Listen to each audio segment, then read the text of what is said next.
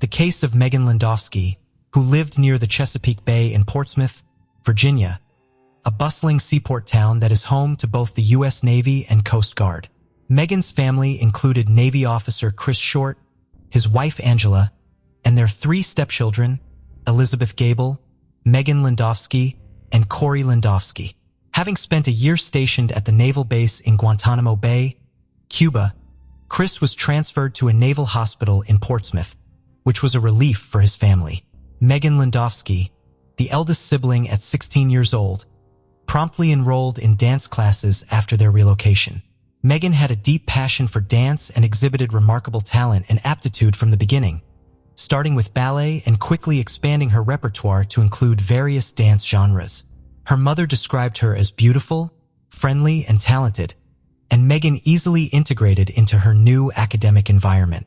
At Woodrow Wilson High School, Megan had a magnetic personality that effortlessly attracted classmates, allowing her to quickly forge friendships. Although she attended a prestigious high school primarily focused on dance, Megan expressed a desire to attend a regular high school in order to be with friends from her neighborhood. Described as vivacious and kind, Megan had a natural inclination for making connections and embracing friendships with everyone she encountered. Thursday, April 10, 2008, dawned like any other bright spring morning. Megan woke up early from school, engaging in a conversation with her mother regarding an impending test before heading off for her classes. After exchanging farewells, they went their separate ways, unaware that this would be the last time Angela laid eyes on her daughter alive. Megan's school day ended early and she went home. Her mother told her to call when she reached home. Upon arrival, Megan left a voicemail detailing how her day went, reassuring her mother of her safe return and ending by telling her she loved her. She then went on to begin preparing lunch for herself. However, things took a dark and disturbing turn around 4 p.m. that afternoon. Chris, Megan's stepfather, returned home to find the front door open. Though initially unconcerned, knowing Megan had been warned about leaving it open, he intended to reprimand her. Calling out her name yielded only silence as he moved through the house. Upon entering the kitchen, he was confronted with a harrowing sight. Megan, lifeless on the floor, a victim of murder. Chris would later recall how he found her, likening her to a porcelain doll, hauntingly still and staring out into the void. Local detective Doug Funkhauser was on his way to celebrate his anniversary with his wife when he received the distressing call about a young girl's murder in town. Rushing to Roberts Court in Portsmouth, he was confronted with a horrifying sight. Blood stains on the door handle caught his attention as he approached the residence. Inside, in the kitchen, he discovered the gruesome scene. The teenager's partially naked body sprawled on the floor. Megan lay amidst a sizable pool of blood, bearing multiple stab wounds across her back, neck, face, and throat, with her mouth sealed shut with tape. For Detective Funkhauser, a seasoned investigator, this case stood out as one of the most brutal he had ever encountered, compounded by the fact that the victim was a young child. The thought of his own 3 children intensified his determination to bring the perpetrator to justice. Despite Megan not inviting the killer into her house, there were no signs of forced entry. However, a leaf found inside, traced back to the bush by the window, showed that the assailant had entered through the first-floor window. The attack started in an upstairs bedroom, evident from the messy bed that indicated a struggle. Her underwear was on the floor, and a tape dispenser under the left corner of the bed matched the tape used to bind her. Blood-stained tape was collected for analysis. Police took pillows, sheets, and blankets for forensic examination. Disturbing evidence was found in the bedroom. Seminal fluid on the duvet and in Megan's underwear suggested she was sexually assaulted before the brutal attack downstairs. Megan had 43 stab wounds, 11 after her death. She was discovered naked from the waist down with her arms bound behind her with tape. The forensic team quickly identified the potential murder weapon. They found a knife missing from the kitchen counter holder, eventually locating it in the sink. Megan was first attacked in her room, but escaped downstairs before being fatally assaulted. The perpetrator moved through the house, leaving footprints and washed their hands in the sink, leaving behind one of the 2 knives used in the murder. The other knife, taken from the kitchen block, was found in a storm drain nearby. Detectives realized they had to apprehend the murderer promptly. The investigation began swiftly, with officers thoroughly searching the area, looking for witnesses who may have seen or heard something suspicious during the crime. Unfortunately, no one provided any useful information, and it seemed like the culprit had fled unnoticed. The town was gripped by fear, with parents worried about their children's safety, many too scared to sleep at night, aware that a killer was on the loose. After their daughter's murder, Angela and Chris quickly told the police they suspected Robert Hickey, a friend of Chris from the Navy who had a troubled past. When Megan was 16, Robert, who also worked with Chris, sexually assaulted her. Megan started acting differently and doing poorly in school. Chris noticed and asked her what was wrong. Eventually, Megan admitted that Robert was abusing her. Chris was angered and disgusted, immediately cutting off all connections with the Hickey family and reporting the abuse. At this point, Megan's parents had initiated legal action just 5 months before her murder, with a trial awaiting. They now suspected that Robert had killed Megan to prevent her from testifying against him, fearing the potential damage to his reputation and the risk of incarceration. Megan had even voiced concerns about him coming after her, and tragically it appeared her apprehensions had materialized. Officers went to Hickey's house looking for evidence related to a murder, but they didn't find anything incriminating. However, when they checked his computer later on, they saw that someone had tried to delete everything on the hard drive. A file that had been recently deleted was found, showing illegal pictures of underage kids. This led to Hickey being charged with having child pornography and made him the main suspect in the murder case. He was brought in for questioning regarding the murder, with authorities hoping for a confession.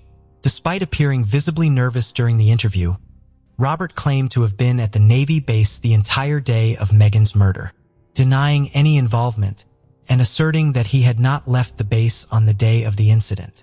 After corroborating his timeline with his colleagues, the police realized that there was a period of time during which Robert hadn't been seen, raising the possibility of his involvement in the murder. Surveillance footage from the base was obtained, but no sign of Robert leaving was observed. Nevertheless, he remained a suspect and couldn't be entirely ruled out. A DNA swab was taken from Robert to compare with the DNA found at the crime scene, and the results came as a surprise. There was no match. Robert was not Megan's killer. This setback left the officers feeling disheartened as they found themselves without any leads or suspects. Attention then shifted towards Chris, who had discovered her body. After obtaining a DNA sample, he was quickly ruled out as a suspect. Additionally, all of Megan's family members, including her younger brother Corey, were also cleared of any involvement. An autopsy later revealed the extreme brutality of the murder, with Megan being subjected to what was termed as overkill. The level of violence suggested intense anger from the perpetrator, raising questions about their motive given Megan's popularity and apparent lack of enemies. It seemed likely that the culprit was someone known to her, but with no apparent enemies, the mystery deepened regarding who would commit such a horrific act. As the investigation yielded no suspects, Megan's parents grappled with the unsettling prospect of her case remaining unresolved, depriving them of justice for their daughter. Detectives decided to delve deeper into Megan's school life, considering the possibility of a clandestine boyfriend, an admirer, or an adversary within her school community. They interrogated Megan's close friend in hopes of uncovering potential leads, but she was unable to provide any valuable insights. Subsequently, police interviewed other acquaintances from Woodrow Wilson High School, revealing that Megan had been involved in a few romantic relationships, but none of them were particularly serious. While none of these individuals emerged as suspects, the authorities decided to collect DNA samples from them as a precautionary measure, to eliminate any potential connections. Forensic experts specializing in biogeographical analysis re-examined the DNA evidence collected from the crime scene in an effort to determine the geographical origin of the perpetrator. Their analysis suggested that they were searching for an African-American male. Despite 6 months elapsing with no significant progress in the case, a breakthrough occurred when a cooperative classmate provided the police with valuable information. A list of boys with whom Megan had occasionally engaged in flirtatious interactions. Upon review, all individuals on the list except one had already been interviewed. This exception was 17-year-old Robert Lee Barnes. In addition to her regular school education, Megan had also been enrolled in a performing arts program at Churchill High School, where Robert Barnes was also a participant. Megan had once told her close friend that she believed Robert had feelings for her, feelings she did not reciprocate. Robert Barnes, a talented violinist, was regarded as a diligent student who never encountered any disciplinary issues at school and was not known to cause trouble. He shared a close friendship with Megan and had even visited her home on several occasions, according to her parents, who described him as always polite and very kind. When the police located him for questioning regarding Megan, the interview followed the standard procedure, just like the other previous interviews they had carried out.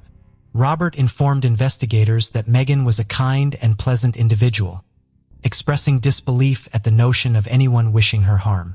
He mentioned their participation in a recital together and their occasional hangouts. The police did not find anything suspicious during the interview until towards the end, when they asked Robert if he would provide a DNA sample. Robert hesitated before refusing, which raised eyebrows among the investigators, since all of Megan's other classmates had been cooperative. Robert politely explained that his mother wouldn't agree to it, but the police clarified that parental consent wasn't necessary, especially considering Robert was now 17 years old. Despite this, Robert declined once again. The investigators couldn't shake the feeling that something was amiss with Robert Barnes. After concluding the interview, they instructed him to seek his mother's consent for the DNA sample and to contact them afterward. Later, the detective received a call from the lab analyzing the bubble gum. They inquired about the sample's origin and, after confirming that he had observed Robert placing the gum into the glove, questioned whether he had been under constant observation. To their surprise, the DNA matched the sample matched that of a female. Robert had switched the gum he was chewing with a different piece that he provided as his sample on October 23, 2008. Robert Barnes was summoned for questioning once more, this time accompanied by his mother. During the interview, when confronted with the DNA findings, Robert inadvertently revealed that the incident had occurred on a Thursday. Up to that point, none of the individuals interviewed by the police had been aware of the exact day and date of the murder. When the officers pointed this out to him, he provided an absurd explanation, claiming that on that particular day, Megan had asked him to come to her home, where he allegedly discovered her being held at gunpoint by a masked individual. According to Robert, the assailant then pointed the firearm at him and forced him to tie Megan up. Robert further claimed that he was compelled to sexually assault Megan under duress. Subsequently, he stated that they all went downstairs where the gunman seized a knife and stabbed Megan. Robert claimed that the assailant then forced him to cut himself, ensuring his blood would be found at the crime scene. Robert had fabricated this narrative in an attempt to present himself as a victim and explain away any potentially incriminating evidence against him. However, law enforcement remained skeptical of his account and did not believe any of his claims. When confronted with the evidence of footprints, they questioned why only his footprints were found and not those of the alleged assailant. Robert's mother intervened, advising him to stop speaking and vouching for his character, claiming he was a good and innocent child. The police collected a sample of his DNA and the analysis confirmed a match between Robert's DNA and the assailant, contradicting his claims. Robert Barnes was arrested for the murder of Megan Landowski. The news left Megan's parents in shock, as they could not comprehend how the quiet boy who used to ride the school bus with their daughter could be capable of such violence. According to the police, Robert likely gained entry to the home through the window that afternoon, surprising Megan in her bedroom before committing the atrocious acts. Megan managed to flee downstairs, but Robert pursued her, stabbing her with a kitchen knife and continuing to do so even after her death. Afterward, he left the scene and carried on with his life as if nothing had occurred. The investigators speculated that Robert had developed an unhealthy obsession with Megan, while Megan only wanted a platonic relationship between them. When Robert's advances were rejected, he resorted to coercion, which ultimately led him down a destructive path that culminated in tragedy. In September 2009, Robert accepted a plea bargain that spared him from being tried as an adult, as he had recently turned 18. He pleaded guilty to charges of first-degree murder and aggravated sexual battery. Robert Lee Barnes was sentenced to 42 years in prison and remains incarcerated at the Red Onion State Prison in Wise County, Virginia. Whether driven by love, desire, bitterness, or the sting of rejection, Robert's actions and atrocious deeds towards someone he claimed to love and care for were not justified. Instead of accepting to move on, he chose a dark path that led to a tragic fate, ending the life of an innocent soul, and in the process, ruining his life and affecting the lives of Megan's loved ones. Megan Landowski's tragic story mirrors countless others, highlighting the perilous consequences that can arise from such situations. We extend our heartfelt prayers and thoughts to her departed soul and the loved ones she left behind. The case of Cody Johnson. At the age of 23, Cody was looking for a long-term partner. He confided in his friends about his desire to marry a woman who shared his values, specifically someone from a religious background. On Halloween 2011, he met Jordan, who would eventually become a pivotal figure in his life. Born in August 1991, Jordan grew up in Kalispell in a deeply religious family. She attended the Faith Baptist Church, where she worked with children and families, and her ultimate goal was to become a stay-at-home mother. When Cody and Jordan first met on Halloween, they quickly formed a connection. Although initially shy, Jordan opened up to Cody about her dreams of starting a family and her love for nature. Cody was smitten, but Jordan, who was only 20 at the time, was not ready for a serious relationship. They went on a few casual dates but maintained a platonic relationship. However, Cody's feelings for Jordan only intensified, and he made a concerted effort to win her over. He joined her church, First Baptist, and began to socialize with her friends and community. Before long, their friendship blossomed into something more. Cody and Jordan officially started dating in November 2011, and Cody became completely enamored with her, wanting to spend all his time with her. Cody was convinced he wanted to marry Jordan just weeks into their relationship, despite her desire to remain chaste until marriage. Those close to them noticed Jordan didn't seem as invested in Cody as he was in her. While some attributed this to her shy nature, others were concerned about the imbalance in their relationship. They rarely showed affection in public, didn't hold hands, and didn't flirt. So, when Cody proposed in December 2012, many of Jordan's friends were surprised she accepted. They thought she wasn't ready for marriage after just a year of dating, but they were happy for her. Jordan eagerly shared her engagement ring on Instagram, captioning the post, "Best early Christmas present ever." The wedding was set for June 29, 2013, and planning began immediately. Cody was heavily involved, along with Jordan's best friend and matron of honor, Kimberly Martinez. However, it was Jordan who seemed most enthusiastic about the wedding planning, even going so far as to perform a song with custom-written lyrics by Elizabeth Shee, which would later seem eerily prophetic. When someone, including Kimberly, brought up the idea of actually being married to Cody, Jordan's mood would quickly deteriorate. She repeatedly questioned Kimberly, her matron of honor, about whether she was making the right decision. On her wedding day, Jordan's true feelings about the marriage were evident. She was anxious and avoided eye contact with Cody, frequently looking down.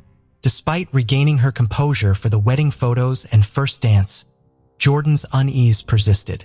The morning after the wedding, Jordan confided in a friend via text from their honeymoon hotel room. She revealed that she had not consummated the marriage and had rejected Cody's advances, not only on their wedding night, but for the next 6 nights as well. Jordan was anxious about Cody's expectations and didn't want to be intimate. She planned to use the excuse that her period had started, hoping it would work, as she feared being forced into something would cause her to panic. Jordan had an intense fear of sex due to her faith and reservations about Cody, causing her to feel anxious about intimacy with him. This anxiety reached a boiling point on July 7th, 8 days after their wedding, when Cody canceled his golfing trip with friends at the last minute, because Jordan had planned a surprise for him. After attending church and spending some time alone on the lake, they had dinner with friends at Dairy Queen. Cody then went home with Jordan, and this was the last time anyone saw him. When Cody failed to show up for work, his coworker Cameron Fredrickson became concerned. As a reliable and punctual employee, Cody's absence was unusual.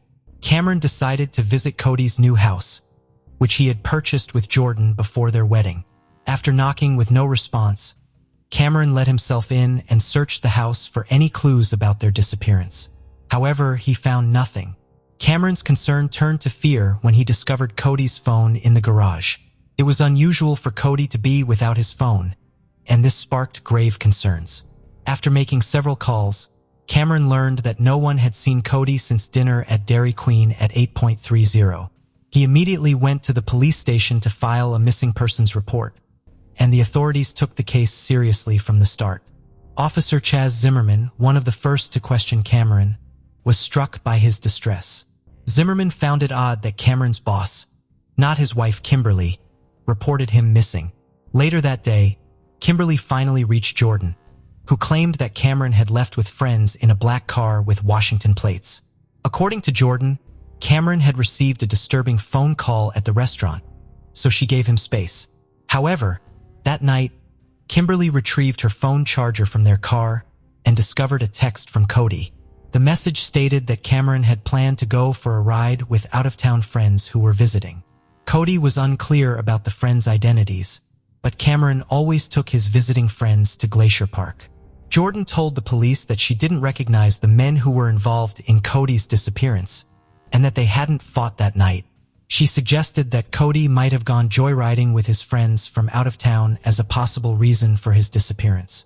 When questioned about why she didn't report Cody missing, Jordan explained that she didn't want to upset him by filing a report if he was planning to return within a few hours. However, as the hours turned into days, Cody's friends and family gathered at the family home, expressing confusion over his sudden disappearance. It didn't seem like something Cody would do, leaving his wife without a word. Jordan maintained her story until Kimberly confronted her about it. As the conversation continued, Jordan became increasingly uncomfortable. Eventually, she became so agitated that she threw her wedding ring across the room.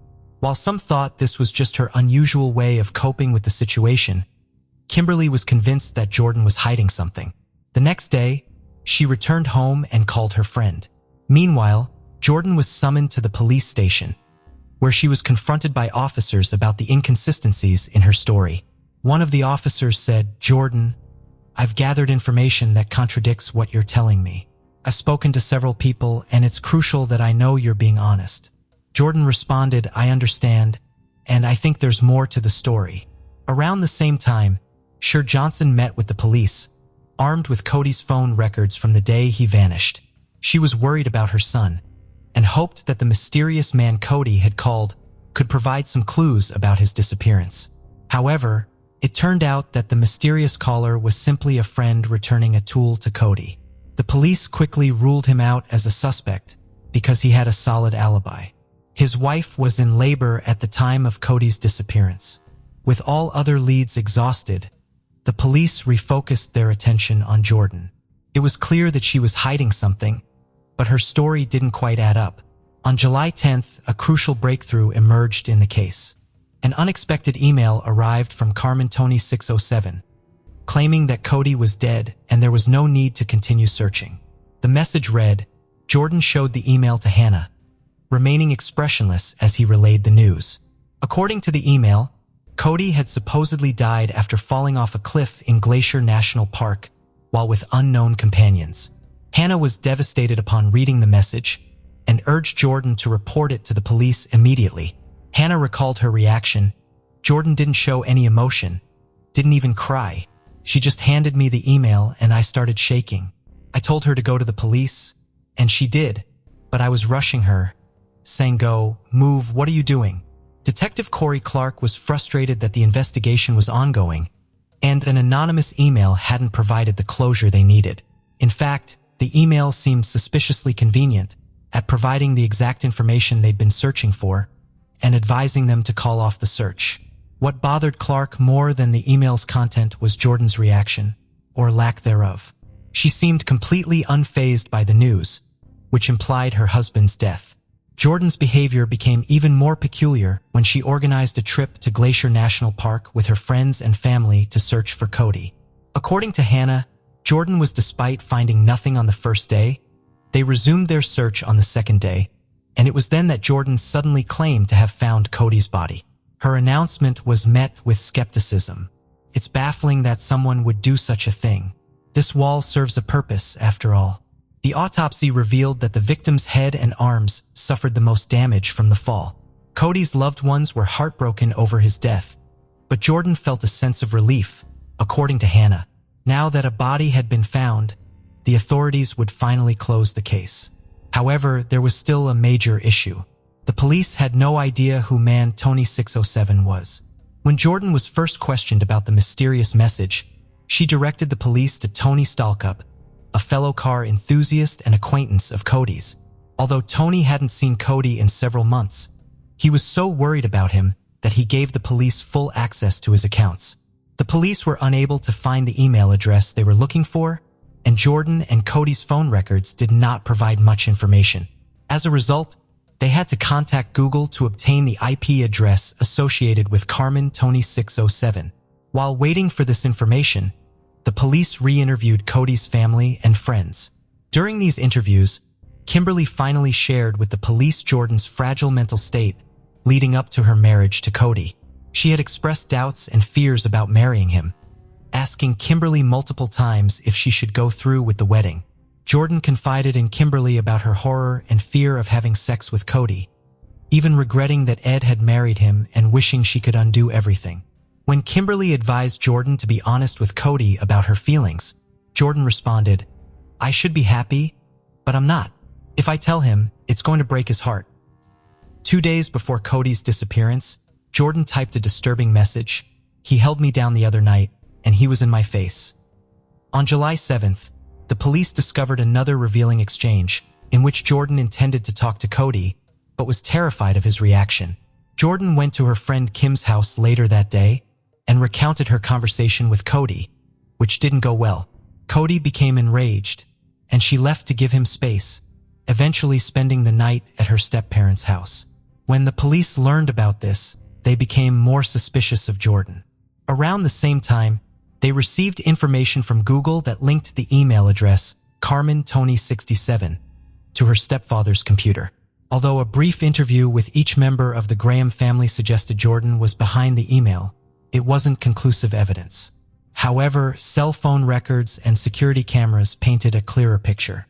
The records showed that Cody and Jordan's phones were in the vicinity of Glacier National Park on the night of Cody's disappearance. Security cameras even captured them entering the park at 9:17 p.m. Despite Jordan's initial denial of being with Cody that night, the evidence suggested otherwise. On July 18, 2013, the police brought Jordan in for questioning and presented her with the evidence. She broke down in tears and finally revealed her version of events from July 8th. According to Jordan, she confessed her marital doubts to Cody, leading to a massive argument. Jordan and her friend decided to take a trip to Glacier National Park and went to the Loop Trail. Jordan explained what happened next in her own words. If her friend hadn't intervened, Cody would have fallen face first down the hill. The detectives asked her, why did she turn around and push him? Jordan believed it was because her emotions were overwhelming at the time. She felt immense pressure, anger, and every other emotion all at once. The detectives were interested in her comment about a blindfold, as they suspected a connection to a stray scarf found near the crime scene. However, Jordan didn't provide any further information, and it was eventually proven to be unrelated. Jordan claimed that Cody's death was an accident, and that she didn't plan the assault in any way. Jordan explained that she hadn't planned to kill her husband, Cody. The situation escalated, and in the heat of the moment, she pushed him off the bridge. When asked about the incident, Jordan admitted that Cody had turned his back to her, facing the cliff, and she pushed him with both hands. She also confessed to creating a fake identity, Carmen Tony, and sending messages from her stepfather's house. Despite her confession, the police didn't charge Jordan that day, and she walked out of the station a free woman. However, they later arrested her at Cody's funeral on July 22nd, after she was seen texting on her phone, displaying a lack of respect that eroded any remaining sympathy for her. Rumors circulated that Jordan had killed Cody to escape their marriage, without the embarrassment of divorce. Her behavior at the funeral, including texting, seemed to confirm these suspicions, implying that she was more concerned about herself than mourning Cody's death. Jordan's motives were called into question, as people wondered if she ever truly loved Cody. She was arrested and charged with first-degree murder and making false statements. After reviewing the evidence, the jury added premeditated first-degree murder to the list of charges. Her trial began on December 9, 2013. From the start, the prosecution aggressively challenged Jordan's story, raising doubts and inconsistencies. They questioned why she lied to Cody's friends and family and whether she was truly remorseful or innocent. The prosecution's questioning was relentless, and Jordan's situation looked increasingly dire. The testimonies from Cody's loved ones further damaged Jordan's case, portraying her as a heartless wife who murdered her husband to avoid intimacy. Her defense team attempted to argue self-defense, but it seemed unlikely to succeed. Faced with the possibility of a worse outcome, Jordan opted for a plea deal, accepting a 30-year prison sentence without parole in exchange for the prosecution dropping the first-degree murder charge.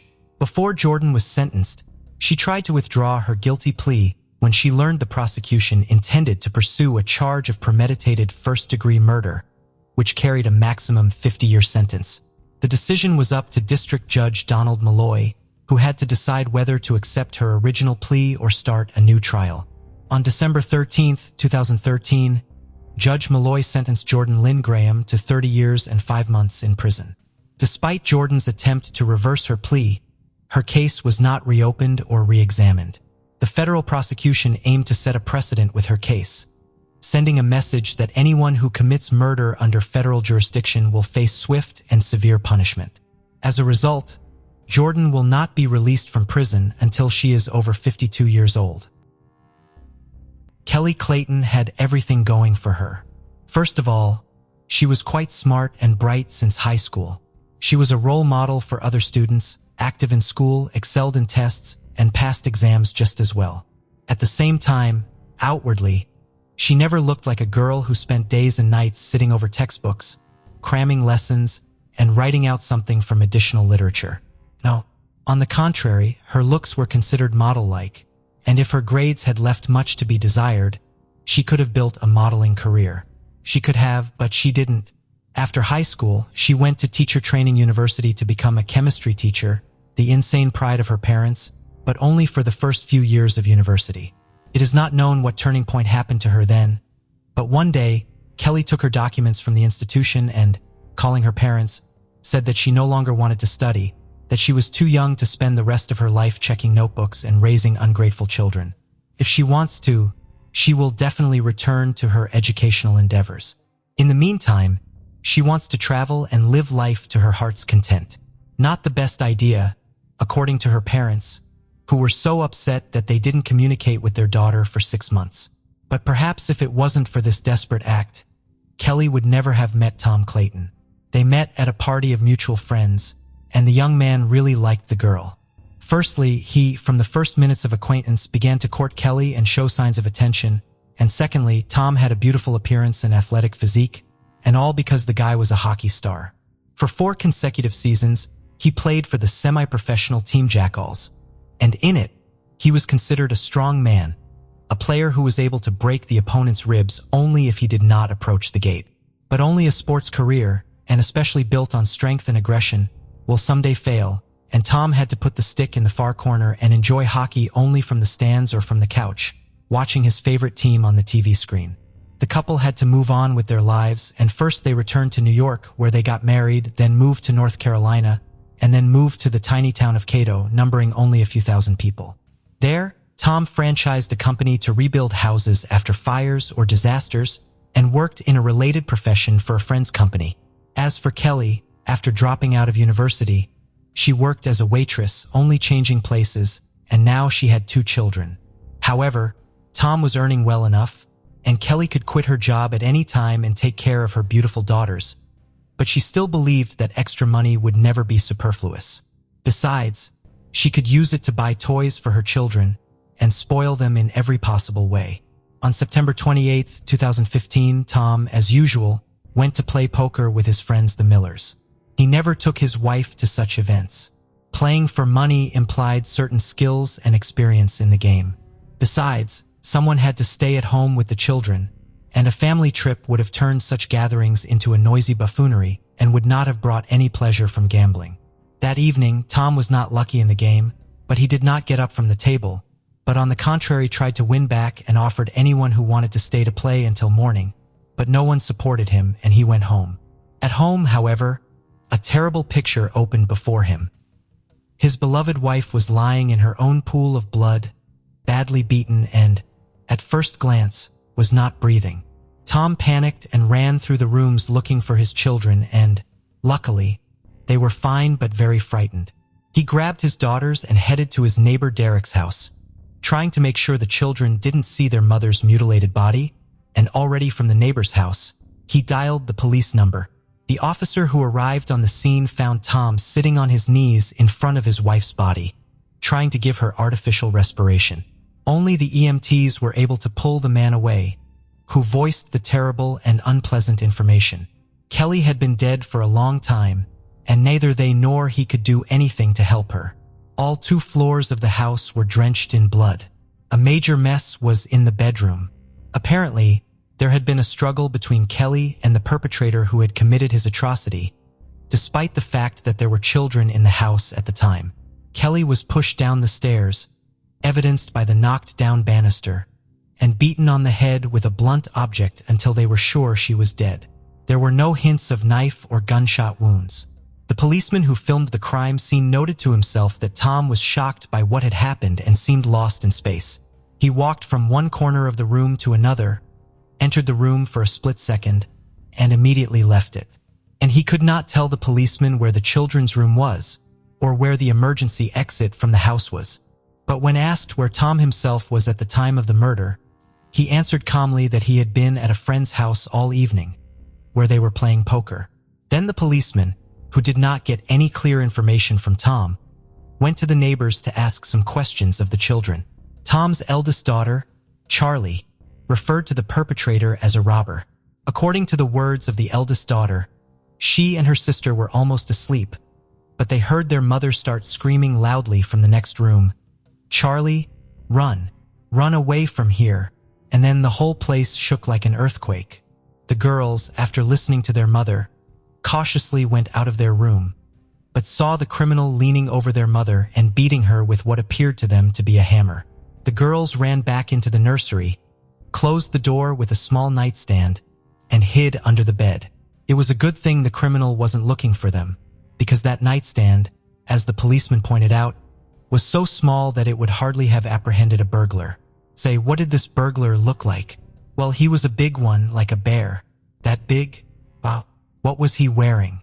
Blue jeans and a black shirt. He was also wearing a mask, like the one Daddy wears when he goes hunting with Mr. Bourne to shoot ducks. So your daddy has a mask like that too? Will you show me? I'd have to ask him where it is. I don't know. What else did you notice when you saw the robber? He had eyes like Dad's, and I don't remember anything else. I saw him literally just a little bit got scared, and we quickly ran back inside. Police officers checking the house were unable to confirm the girl's account that the perpetrator was a burglar. There were no signs of forced entry at either the front or back door, although on the other hand, the gate to the garage was open, and the perpetrator could have entered the house through the garage.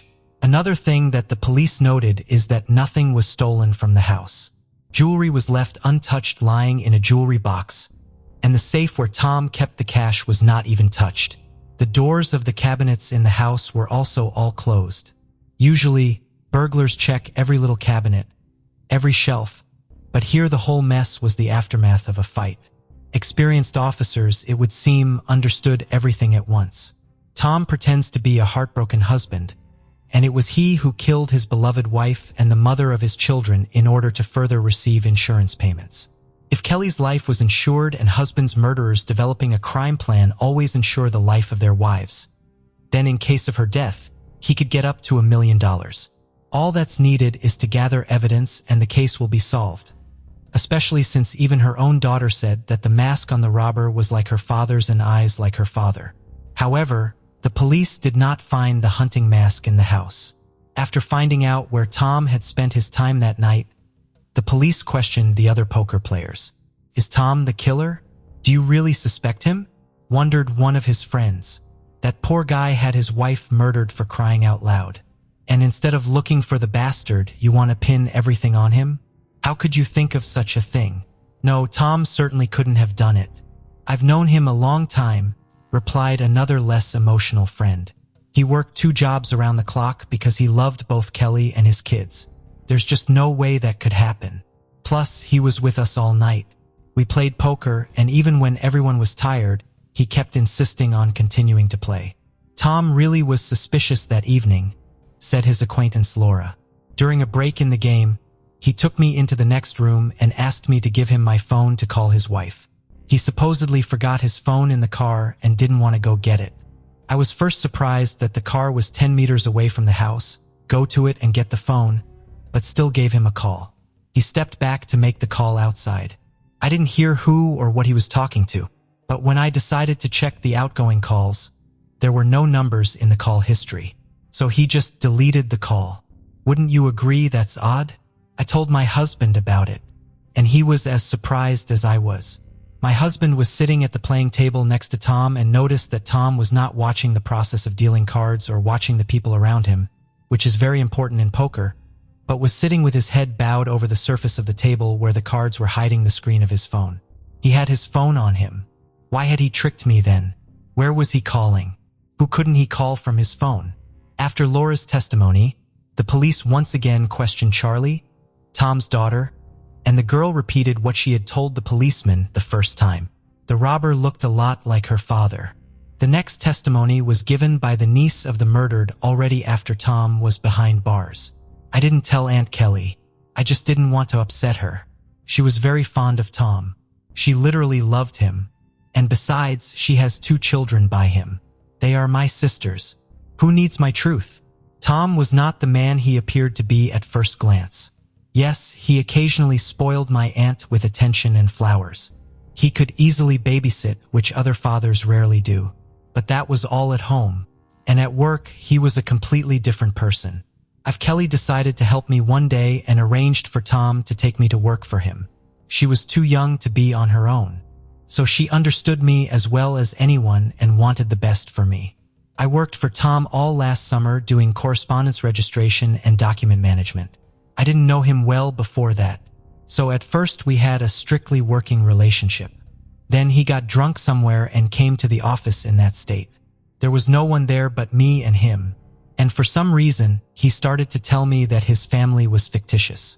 He loves his daughters very much, but he doesn't care about his wife, and he hasn't had any feelings for her for a long time.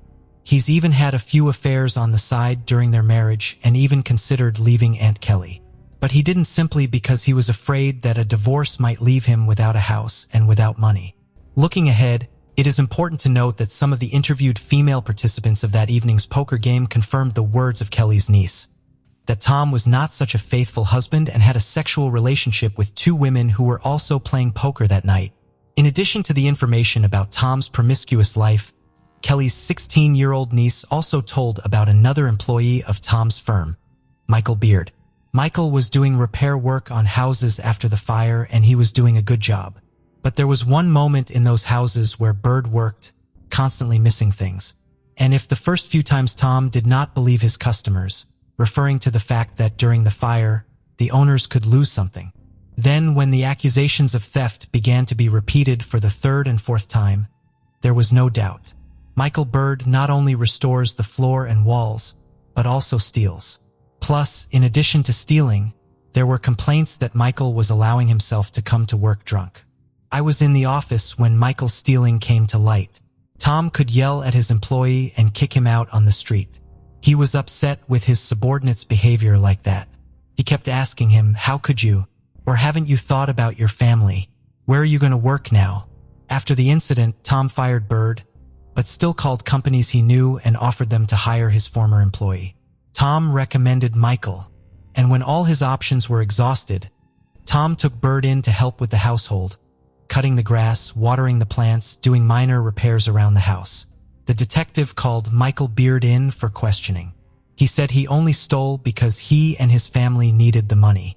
Tom was very good to me, defended me to the end. But I know it was my own fault. He has a very good wife. She fed me when I worked for them, even though she really shouldn't have. She also gave my children clothes that her daughters had grown out of. I am very grateful for all they have done for me. I feel so bad for Kelly. When I heard about her death, I couldn't believe my ears. I felt so bad. I even went to church and prayed for her to go to the best of all worlds. The police did not find anything strange in Michael's story and let him go. But the interrogation of his wife, Mrs. Bird, made the police doubt his words. According to his wife Holly, Tom offered Michael some work, which he did not say. And for this work, he promised to pay him $10,000. Now, that was interesting. Michael was called back to the station and had a lie detector hooked up to him. All questions were failed. Bird was lying and therefore failed the test. Realizing he couldn't get away with it, he began to testify. Indeed, Tom promised Bird $10,000 if Michael, on the day when Tom will play poker, sneak into his house, kill his wife and set a fire in his house. The plan was to strangle Kelly and then make it look like she just burned to death in an accidental fire. Plus, the family home was insured for a very large sum of money. As the police checked, it was true. Kelly's home and life were insured at the highest rate. 2 cans of gasoline were waiting for Michael in the garage through which the house was to be entered. Everything was fine here. Bird entered the house when everyone was already asleep. He quietly began to climb the stairs and reach the bedroom where Kelly was supposed to be sleeping. But the young woman was either awake or awakened by the sound of the open door. And when she saw a strange man in the doorway, she began to scream in fright. Michael was just as frightened and pounced on Kelly, trying to close his huge hands around her neck. But it wasn't that easy. Kelly began to fight back. I had no idea that a seemingly fragile Kelly had so much strength in her, says Michael. A heck of a fight ensued, which spilled over from the second-floor bedroom to the first-floor kitchen. Michael, because of the shock and panic, could not concentrate on the fight, but only waved his arms in all directions or just grabbed Kelly's clothes while Kelly, defending her life, aimed very accurately at Michael's face. And if the police had come to Bird earlier, they would have seen the marks from the beatings on him. But everything turned out as it did. After a long struggle, Michael hit Kelly's head against the wall with all his might. She fell and for a while couldn't find the strength to get up. Michael took out a hammer and began hitting the young woman's head with it until she stopped showing signs of life. Michael, maddened by what had happened, just ran out of the house, even forgetting that Tom asked him not only to kill Kelly, but also to set the house on fire to cover up the crime. Michael had an accomplice, Mark Blanford, who in fact served only as a driver. The day before it happened, I got a call from Michael. I had worked with him on a construction site for a long time and I had stayed with him for a couple weeks last year, so I knew him well. I knew Michael was into petty theft, so when he called me and asked me to drive while he broke into someone's house, I wasn't surprised. I wanted to turn him down, but he offered me $500. I thought long and hard at first, but he talked me into it. He said he just wanted to rob a businessman and he needed help to get out of there before the cops got there.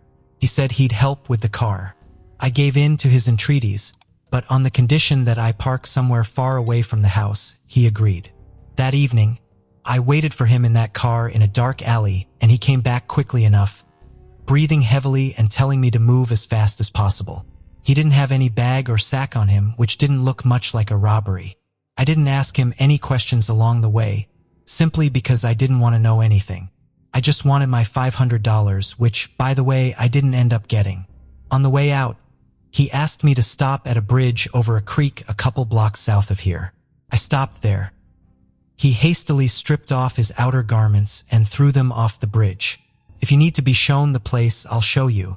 Indeed, police officers who arrived on the scene at Mark's behest found parts of Michael's outer clothing near the creek, as well as the hammer used to kill Kelly. Michael, already in custody on suspicion of first-degree murder, began to change his testimony. According to him, he was indeed hired by Tom, indeed for $10,000, but only to commit arson at the house and nothing more. There was no question of murder. When he went into the house, however, Kelly was already dead. And who killed her? The detective asked. I think it was Tom. He offered me money for murder and arson from the beginning, but I refused the first offer. I'm not willing to kill a man for any money. He said I had nothing to fear, but he never could talk me into it. You may not believe me, but I almost lost my mind when I saw Kelly's body. I knew right then and there that he was setting me up, so I ran out of the house. He's the killer, Michael insisted. Michael spent a very long time assuring the police of his innocence, and all because he did not know that Mark had shown the place where Bird had thrown out his things, and that his clothes, as well as the murder weapon, had already been submitted for examination. And the experts found both on his clothes and on the hammer the blood of Kelly Clayton. And that was the most direct proof that it was him who killed Kelly, not someone else. In turn, Tom also did not admit that it was he who ordered the massacre of his wife from a former problem employee of his company. According to him, Michael knew that he had money, knew that he was not poor, and because Bird lost his job, as well as because of resentment associated with the dismissal, he decided to rob his house, but Kelly was at home that night, for which he paid with his life. It might have been difficult to prove Tom's guilt and his conspiracy with Michael if Laura, the woman who had been playing poker that night, had not told the police that Tom had called from her cell phone. The detective requested a transcript of her calls and expectations were confirmed. Then, on the night of September 28th of 29, Tom Clayton called Michael Bird. Michael was the first to go to trial. He continued to insist that he had been hired to set fire to the house in order to collect the insurance payout. He didn't kill Kelly, and as for the blood on his clothes, it was just because he was touching a dead and mutilated body, that's why he got dirty. He'd thrown his stuff away so no one would think he'd been at Clayton's house that night. His speech sounded convincing. The jury had been deliberating for 7 hours. In the end, they concluded that Michael Bird was guilty on all counts. He was facing life in prison. As for Tom, his lawyers were able to obtain records of conversations and correspondence between him and Michael, and none of the conversations clearly discussed their devious plan. The prosecution's requests for billing transcripts of his movements yielded no concrete results either. All the evidence was circumstantial. If it weren't for one nuance, the car in which Mark had given Michael a ride was registered to Tom's company, and Tom, coming to the office on his personal Toyota, left it in the parking lot, where for some reason moved to the company pickup truck, which later drove to Michael's house and left there, and took back the day after the tragedy. That is, in fact, he gave Michael the car on which he and Mark went to the crime. It was this fact that was testified to at the trial by the jury. The trial lasted 6 days, and the jury concluded that Tom had hired Michael to commit this horrible crime after all. Michael, in turn, filed an appeal. In his defense, he used the words of little Charlie, who said that the eyes in the slit of the mask belonged to her father. However, the court rejected the appeal because the description of the clothes matched the one found under the bridge. As a result, Tom Clayton and Michael Beard received life sentences. As for Mark, he was charged with manslaughter, for which he received 4 years in prison. Tom and Kelly's children were given custody to Kelly's sister Kim. After some time, Charlie has moved on from the tragedy. She occasionally remembers her mom, but absolutely won't talk about her father, who she will never see again. Tia Christine Sharp was born to parents Stephen and Natalie on the 30th of June 2000. Stephen split from Natalie when their daughter was a baby. Despite her parents' separation, her family was incredibly close-knit and they lived in Croydon, South London. Tia had a deep and close bond with her maternal grandmother Christine. Tia, Natalie, and Christine are a tight family unit, with Natalie saying the three of them were friends as well as family. The bond continues as Tia grows up, with Christine saying Tia would occasionally call her mom. The love that Natalie had for Tia was reciprocated as Tia adored her mother in return, and the pair were inseparable. Tia saw her father every holiday until the relationship between Stephen and Natalie soured. As she entered secondary school, Tia was confident, happy, and never afraid to voice her opinion and have herself be heard. She was feisty and brave, with her mom saying she was often the loudest in the room. In 2002, Christine was working as a barmaid in a pub in Rains Park, southwest London. It was here that she met a man named Stuart Hazel. He was 10 years her junior, and they started a relationship in 2007, with Stuart moving into her home in New Addington.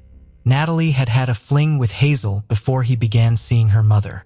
He shared a good bond with Tia, and she called him Granddad, as did Tia's two younger brothers. Although she achieved good grades in school and was popular with her teachers, her attendance was an issue. In 2008, social services became concerned with Natalie and her partner using cannabis, and therefore became involved with the family. A report issued by social services said that while there was no neglect or abuse towards Tia, the family and family dynamic was dysfunctional. After carrying out a probe into Tia's chaotic home life, social workers concluded in November 2011 that no further assessment would be needed. Instead, it was decided that T of schools should be asked to keep an eye on her and report any concerns.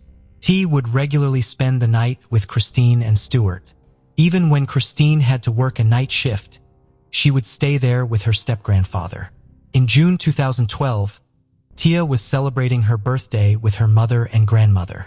She had the option to bring a friend along for the celebrations, and she chose Stuart, illustrating how close she was to him. August 2012. On the notes to Natalie, Tia had messaged her grandmother and Stuart, asking if it was okay if she stayed there for a couple of days. Stuart sent a text message to Natalie saying that Tia was welcome to stay. Christine wouldn't be there, but she could still stay if she wanted to. Tia was excited to go. She ran to kiss her mother goodbye and then set off to her grandmother's house. Thursday, August 2nd. Stuart meets Tia as she gets off the tram at 4:50 p.m., and CCTV follows them as they go shopping in New Addington. Later that night, Christine called the house and spoke to Stuart asking if everything was okay, and he confirmed it was, and they were playing on the PlayStation together. The following day, Friday, August 3rd, Christine returned home from work and Stuart told her that Tia had gone into Croydon to buy some new shoes, 5 miles away in the Wick Gift Center. By 6 o'clock that night, she still hadn't returned home, so Christine phoned Natalie, who confirmed she hadn't seen her either. They tried contacting her via text message and Facebook, but heard nothing back. They decided to go driving around the area to see if they could spot her, hoping perhaps the public transport was running late and that was causing a delay. By 10 o'clock and with still no sign, Christine, Stuart, and Natalie headed to the police station to report her as missing. Stuart told the investigators that he had seen Tia around midday before she headed into Croydon to go shopping. A phone call from a neighbor also suggested that they had seen her leaving the property. They searched the house where she had been staying with her grandmother and Stuart, but no trace of her was found.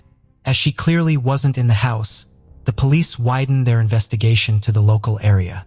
The story of the missing 12-year-old spreads like wildfire, with major news outlets picking up on the story. Stuart Hazel was seen leading one of the searches. Police said that she had only taken a small amount of money with her and did not take her travel card or her mobile phone, adding that this was very out of character for her. Area Commander Neil Bessu stressed the investigation was still a missing persons inquiry and did not suggest there were any suspects in the case. The family were absolutely distraught. Natalie told a local news outlet, "We all feel terrible. We think she's been taken, but we just don't know. There's no CCTV. We know absolutely nothing. I wish to God I could tell you something. My baby girl walked out and she vanished." On August 7th, a press conference was held. DCI Nick Scholar gave the press and public a description of the missing Tia. Tia's uncle David Sharp also made an appeal, begging for her to come home. There were 55 different sightings reported by members of the public, but the police weren't able to substantiate any of them. As Stuart Hazel was the last person to see Tia alive, he felt as if that made him a potential suspect, and so contacted ITV to give an interview and clear his name. On August 9th, he gave an interview to Mark Williams Thomas, an investigative journalist and former police officer for ITV News, denying that he had anything to do with the disappearance of his step-granddaughter. In the middle of his interview, Christine came home and Hazel removed his microphone to pause the interview and offer her comfort. As there was still no sign of Tia, the police decided to conduct another search of the house, this time with the assistance of police dogs. But still, no trace of Tia was found. A week after she had been reported missing on Friday the 10th of August, And a day after he had given the interview with ITV, Stuart Hazel got up early and left the house. When Christine later woke up, she smelt something in her house but couldn't locate where it was coming from. When the police arrived, they asked her to leave the house immediately so they could conduct another search. That afternoon, a fourth and final search was conducted of the house in New Addington. In the attic, they found a body. Due to the heat and the fact the body had been wrapped up and stored in the attic, the body had decomposed to the point where the person was visually unidentifiable. Croydon Central MP Gavin Barwell said, "The police have yet to formally confirm that the body is Tia's, yet this devastating development will come as a huge blow to her family and the community in New Addington, all of whom have worked tirelessly to try and find her over the past week." The postmortem on the body began the same day the discovery had been made, August 10th, and was paused later that day. By the 16th of August, the postmortem still had not been completed. However, at an inquest into the death which opened that day, it was confirmed that the body was that of Tia Sharp. Due to the state of decomposition, dental records had to be used to identify her. The postmortem was later concluded without establishing a cause of death. Experts told This Is Croydon today that the delay in finding the body had made it much harder to determine exactly how Tia had died, and without a cause of death, the prosecution would find it much harder to build. However, detectives suspected, and it was widely reported, that Tia Sharp had potentially been smothered, although this was not officially proven to be the cause of death. Area Commander Neil Bissu said the priority was now to support her devastated family as they tried to ascertain exactly what had happened. With Tia's body now being found, the eyes of investigators quickly fell on one person, Christine's partner, Stuart Hazel. But officers soon realized that Hazel was on the run. He was picked up on CCTV buying a bottle of vodka from a shop on Canning Hill Lane in South London. They warned the public not to approach him if they saw him, and to instead call 999. The police quickly mobilized and launched a search to try and find him. Following a tip-off from a member of the public who had spotted him, he was arrested at 825 on Cannon Hill Common in Morden. As he was taken away in a police van, members of the public hurled abuse as it went past. The police also announced soon after that they had made 2 further arrests. Later that evening at 11:55, Christine was arrested on suspicion of murder, and her neighbor had been arrested on suspicion of assisting an offender. While Christine was being questioned, Natalie had to watch on television as her daughter's body was removed from the home. Due to the state of decomposition, Natalie was not allowed to see her daughter's body. Since news of the discovery broke, several people laid tributes for her near a garage close to her grandmother's house, which still had a cordon in place on the approach to it. Christine was later released on bail but would not be allowed anywhere near Natalie or her other grandchildren. The police soon started to learn the sinister truth about the man Tia had called Granddad. Stuart Hazel came from a highly dysfunctional background and had a troubled relationship with his parents. During his childhood, he was on the radar of social services as his father was in prison and his mother was a sex worker. He would also soon end up in care. He struggled in school and would often skip classes, and according to Dr. Carrie Nixon, it was also clear that he had a low IQ. Hazel would later say that he had been raped when he was 16 years old. He had 30 previous convictions and had been to prison 3 times. His convictions included dealing drugs, burglary, criminal damage, theft, as well as racially motivated violence and grievous bodily harm, also known as GBH. As Hazel was still using drugs, this would often lead him to continued reckless behavior. For example, in 2010, he was convicted of carrying a machete and was subsequently given a 12-month custodial sentence. Despite this, Christine stood by him and said she never saw any violent behavior in the home. She said although he drank and had a criminal record, he was a gentle giant. She was prepared to put his past from before they met behind them. She was unaware of the extent of his drug abuse and his increasingly sinister thoughts. As Tia continued to grow up, little did she or her family know that Hazel was having sexual fantasies about her. He was fascinated and fixated with her and was convinced that she loved him. He became infatuated with her, and as she started to develop into a young woman, these feelings started to intensify. In the last year of her life, he became increasingly more voyeuristic and started filming her in secret. On one occasion, she came home from school and started to put cream on her legs as they were dry, and he started to secretly record her. His filming of Tia was growing increasingly sinister, and he started filming her while she was asleep. Nick Scola, who was the senior investigating officer, described one of these occasions. Hazel had filmed her while she was asleep, getting very close to her but then pulling back when she stirred. He then panned the camera up to the wall momentarily to film his shadow looking over her. He removed the door on the bathroom and messed with the light fitting in her bedroom, which police later believed was so he could use that as a spy hole to watch her.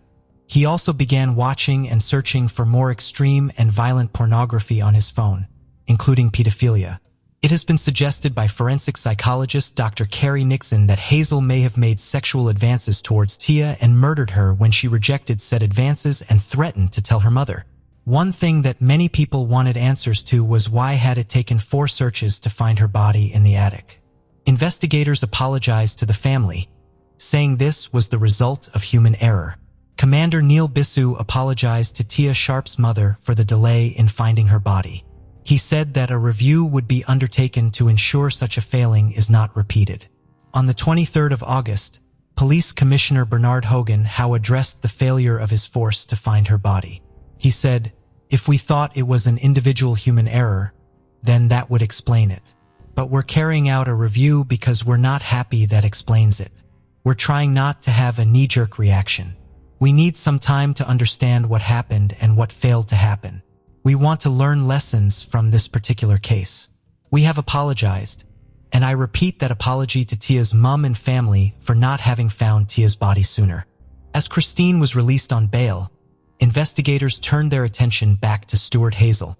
He gave a defense case statement which said that he and Tia had been messing around and playing. During this, he alleged that she had fallen down the stairs, but appeared to be unharmed and okay.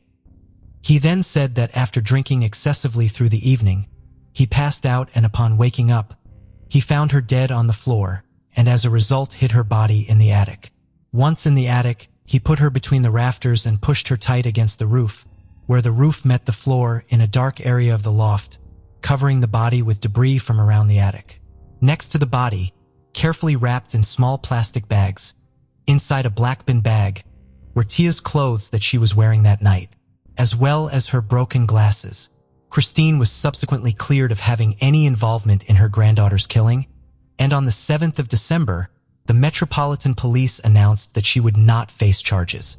In a previous search, officers had found 2 memory cards, one of which was very well hidden in a doorframe of a downstairs room. The memory cards in question contained both deleted and undeleted material, made up of photos and videos. The last shot on the memory card had been deleted, but officers were able to recover it. The image was of Tia, who had been posed in a sexually suggestive position. They showed the image in question to a pathologist, who determined that she was likely dead when the photograph had been taken. Other images showed Hazel posing naked in a similar position to the one she was seen in the photograph. The memory card also contained voyeuristic images of Tia taken when she was alive. In the early hours of the 12th of August, Hazel was charged with murder of the girl who had called him granddad. He appeared before Camberwell Green Magistrates Court on the August 13th via a video link. Dressed in a blue t-shirt, he was seen on the video link sitting at a table with a policewoman standing behind him. He spoke to confirm his name, date of birth and his address as the Lindens, New Addington, South London, where Tia had been found dead. No plea was entered and the case was committed to the Old Bailey Courthouse in London for trial. He was remanded in custody to Belmarsh Prison where was kept in isolation for his own safety. While in prison awaiting trial, Stuart Hazel wrote a letter to his father, and he was sticking to his story. He described her death as an accident and denied there was any sexual motive. His main concern was that his father didn't think his son was a nonce, a slang term for a pedophile. The Sharp was cremated on the 14th of September after a private family funeral.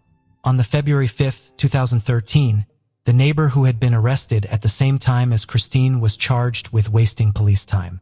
After telling the police he had seen Tia alive on the day she was murdered, he appeared at Croydon Magistrates Court on the February 28, 2013, where he denied the charge against him and was released on bail for a one-day trial on July 29th. On the August 5, 2013, he was found guilty of wasting police time and was sentenced to 5 months in prison. After an agonizing investigation, it was soon time for the trial of Stuart Hazel, and his plea was not guilty. He showed no emotion during his trial and refused to acknowledge any of Tia's family. The courtroom was shocked when they were shown the images that had been taken of Tia. When the photo of her that had been taken post-mortem was shown to the jury, her mother Natalie had to leave the courtroom traumatized and in tears. After 4 days of distressing evidence being given, Stuart Hazel changed his plea to guilty. However, he refused to reveal exactly what happened that night or why he had taken her life in the most brutal way imaginable. When sentencing Hazel, the judge emphasized how the trust Christine and Natalie had placed in him had been shattered. He received life in prison with a minimum term of 38 years that he must serve before he can even be considered for parole. This will mean he will be 75 years old before he is eligible. The judge, Mr. Justice Nickel, said he could not impose a whole life tariff, as he was not sure Hazel's motivation was sexual or that it was premeditated. He said, the aftermath of Tia's death was felt by so many people. The house that Christine and Stuart had lived in and where Tia had been murdered was demolished in 2013. In July 2013, her father Stephen Carter said he backed a plan for websites to block certain search terms and warn people when they try and view illegal content. In November 2013, partly in response to the murders of Tia Sharp and April Jones, a little girl who was abducted and murdered by a stranger, the search engines Google and Bing modified their systems to block results from searches aimed at producing child abuse images. Tia Sharp was a confident, happy, and feisty young girl whose trust was betrayed in the most appalling way imaginable. Those who knew and loved her are determined that she will be remembered for the joy she brought to so many people, and not by the tragic way that she left this earth. The case of Debbie Lynn Randall. Debbie Lynn Randall was born on August 21, 1962, in Marietta, Georgia, to a loving family with 2 older brothers. Her parents divorced when she was young. Her mother later married a man named Roy, who became Debbie's stepfather. The family lived in a small apartment building. Debbie was a cheerful and sociable child. On the evening of January 13, 1972, after dinner with her family, Debbie went to the laundromat to supervise the laundry. Debbie's home was just a short distance from the laundromat, so her mother wasn't overly concerned about her safety when she was sent to do the laundry. The original plan was for Debbie to go with her brother, but he was feeling unwell, so Debbie's mother sent her husband to pick up the laundry. Debbie went with her stepfather, holding a box of laundry detergent. At the laundromat, Roy put the clothes in 2 washing machines and left, leaving Debbie waiting for the cycle to finish. After the wash, Debbie had to walk home and ask someone to pick up her clean clothes because she couldn't carry them herself. However, when the laundry should have been finished and Debbie still hadn't returned, her mother began to feel uneasy. It was getting dark outside, so she and her husband decided to walk to the laundromat to look for Debbie, but she was nowhere to be found. The employee informed them that Debbie had left the laundromat some time ago and had not returned. The news worried her mother, who began searching the surrounding streets with Roy. As they walked, they discovered a suspicious scene. A short distance from the laundromat, in the parking lot next to a car, there was a spilled detergent. Since Debbie had brought a box of detergent with her, her mother suspected that it might be hers. Despite expanding their search to the entire parking lot and the surrounding area, they found no other sign of Debbie. Neighbors who knew the family joined in the search. Debbie's mother decided to call the police for help. The police investigated the parking lot and discovered their first clue: spilled laundry detergent just inches from a parked car and on the car door. They found several clear fingerprints. The police found fresh fingerprints on the car that were located lower than the handle, which seemed unusual. They suspected that an unknown person might have grabbed the girl while touching the car at this spot. The officers collected the fingerprints and sent them to forensic experts for analysis. They also started searching for the car's owner to confirm whether the fingerprints belonged to them. With no other leads, the police began a thorough search of the area, looking for new clues or witnesses. The laundry worker reported that she did not see anything suspicious. Debbie had waited for the laundry to finish, then left the building with the detergent box. It is possible that she went home to ask someone to pick up her clothes. Police discovered the first key witness, 12-year-old Sandra, who said that as she and her friend walked to a laundromat to drop off dirty clothes, they saw a man grab a girl on the street, drag her to his car parked near the laundromat, and drive away quickly while she screamed for help. Sandra and her friend were lucky to avoid the man's car. Debbie screamed in a car, but he did not slow down. At the time, Sandra did not consider what she saw to be a kidnapping. She assumed the man was a family member who had come to pick Debbie up, possibly against her will. So Sandra did not report the incident to the authorities or tell any adults about it. After learning about Debbie's disappearance, Sandra provided essential details to investigators. She described the abductor's vehicle as a dark-colored, likely 1957 model pickup truck. She also described the man as young, white, with thick dark hair, wearing a white t-shirt, jeans, and black work boots. Another key witness, a girl who lived in the same building as Debbie, shared her observations. She saw a dark-colored pickup truck drive past the apartment building on the evening in question. The girl initially thought the driver of the car was her uncle, but when he stopped in front of her and looked at her, she realized it was someone else. She described the driver as a white man with medium-length dark hair and provided additional details about his appearance. She also reported that he parked his car near their building, next to the same car where a detergent spill would later be discovered. Another witness, a man who lived near the girl's home, reported that a dark-colored pickup truck, possibly a Dodge, almost hit him while he was driving to visit his wife in the hospital. The driver appeared to be in his 30s with dark hair, and the witness saw a girl in the car trying to escape while the driver held her with one arm. Based on these accounts, the police believed Debbie had been kidnapped. They circulated the suspect's vehicle to all patrol units and created a composite sketch of the driver based on descriptions from witnesses. Some officers searched for similar vehicles and checked their owners, while others conducted a wide-ranging search for the girl. As the days passed, more volunteers and police from surrounding towns joined the search. Police questioned Debbie's family, and after investigation, they were all cleared as potential suspects.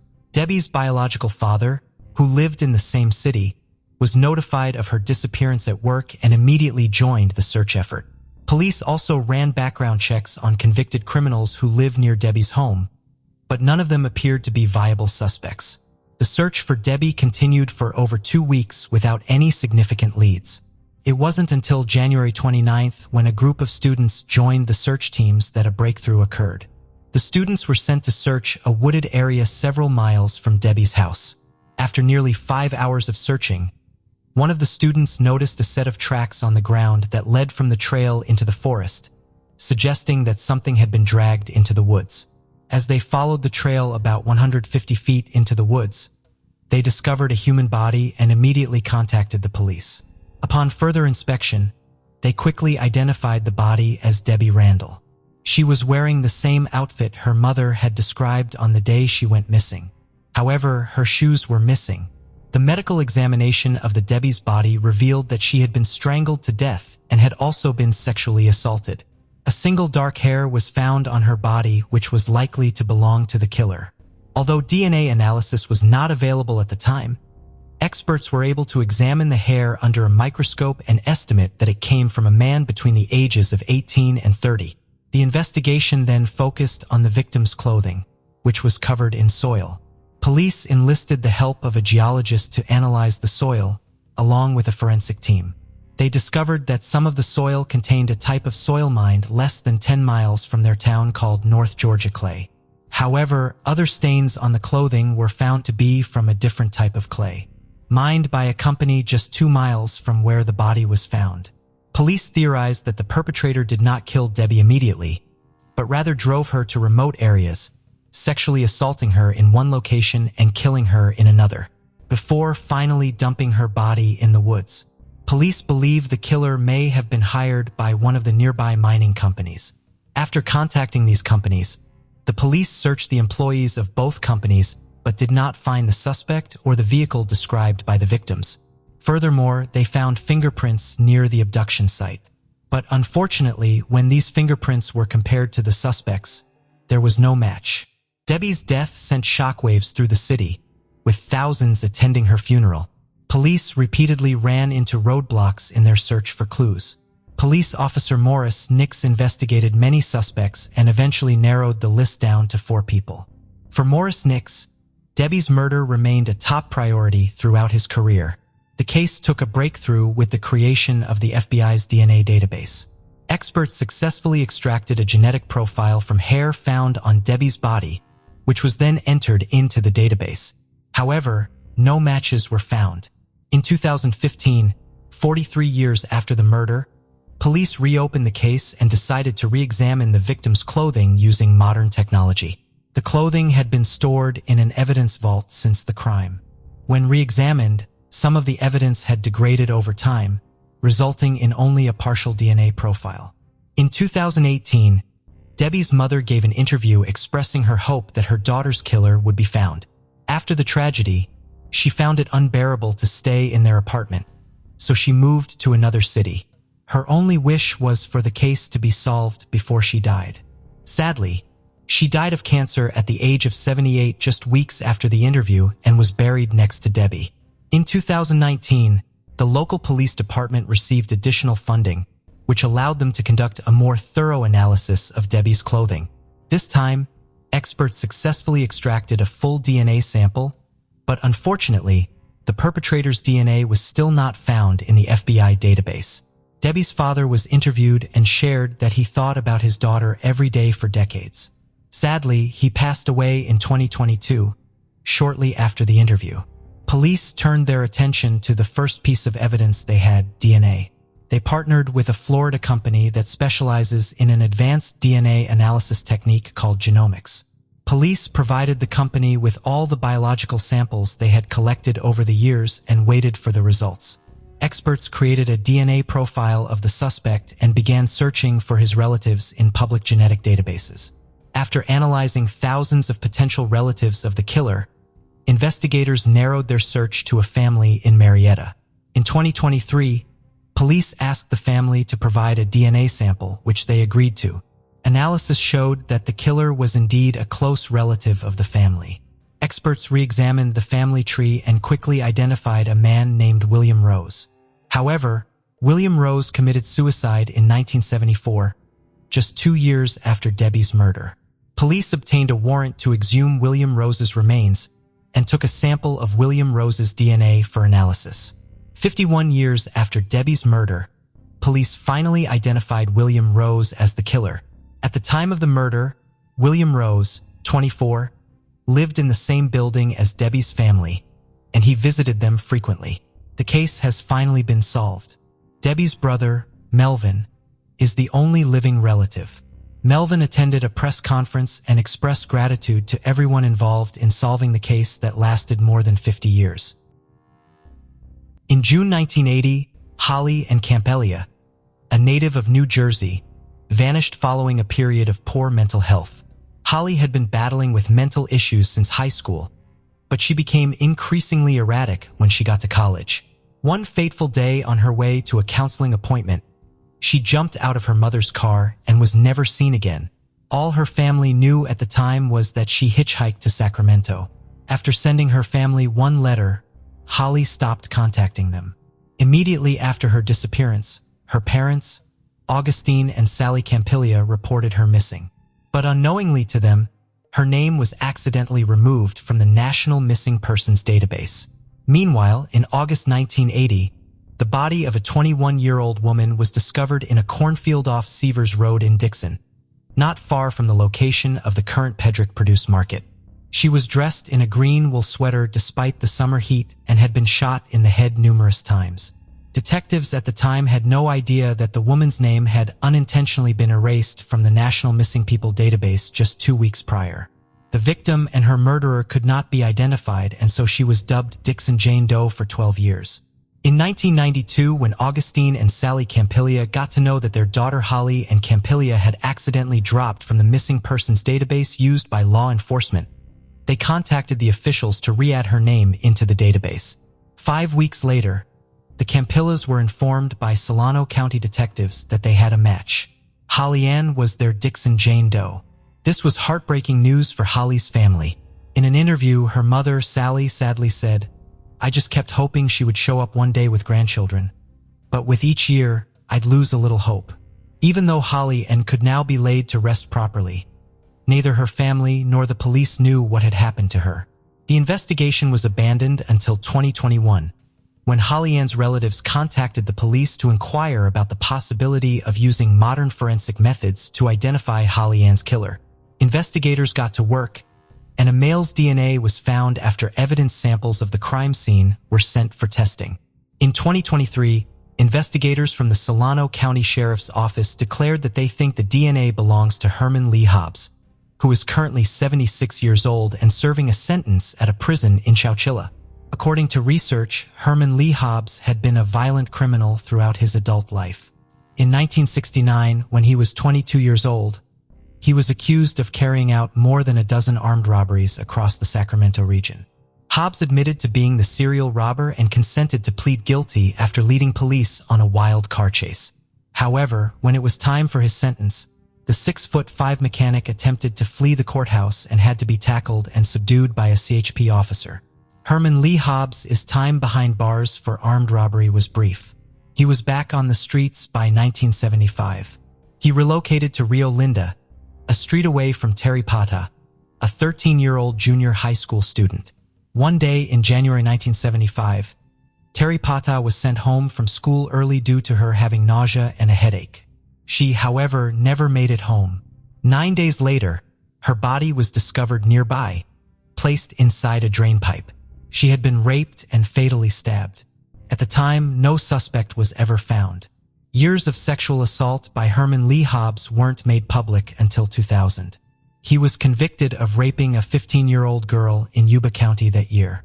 When Hobbs was taken into prison, his niece and daughter came forward to express concerns that he might be responsible for the deaths of numerous children. This tip led investigators to Terry Pata's long-suppressed murder. When DNA from Terry Pata's crime scene was examined, it matched Hobbs. Hobbs, who was already serving a lengthy jail sentence for rape, pled not guilty to Terry Pata's murder and was given a further 25 years to life sentence. This was just the start. That same year, some loggers discovered a woman's skull in the Yuba County foothills.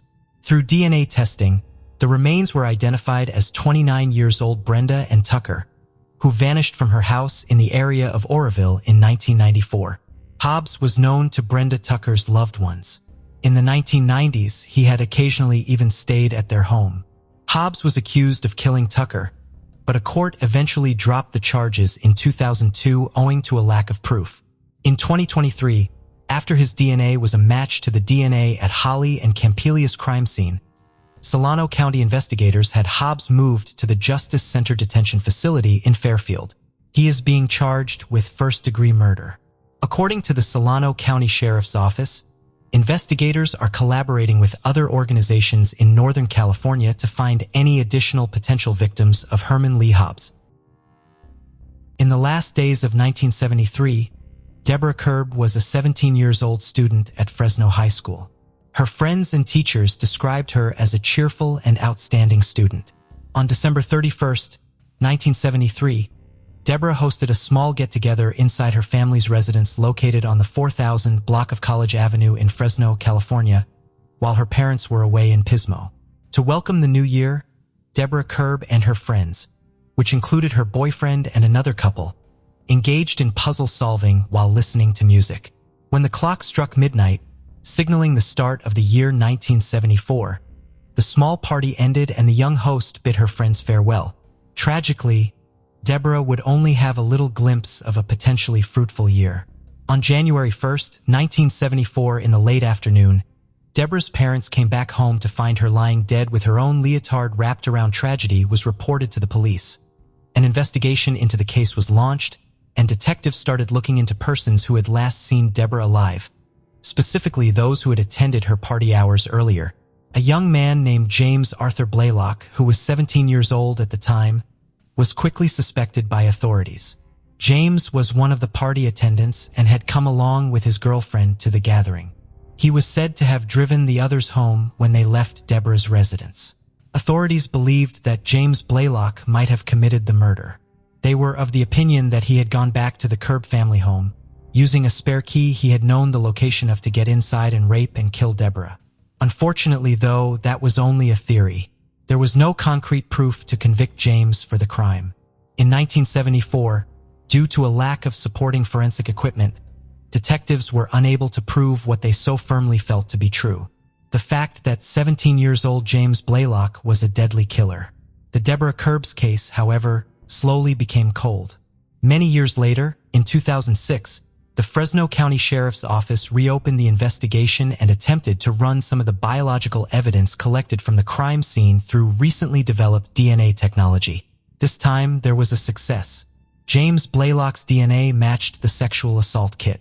To further confirm this, Deborah Curbs' body was also exhumed in 2006 so that a DNA sample from her could be obtained.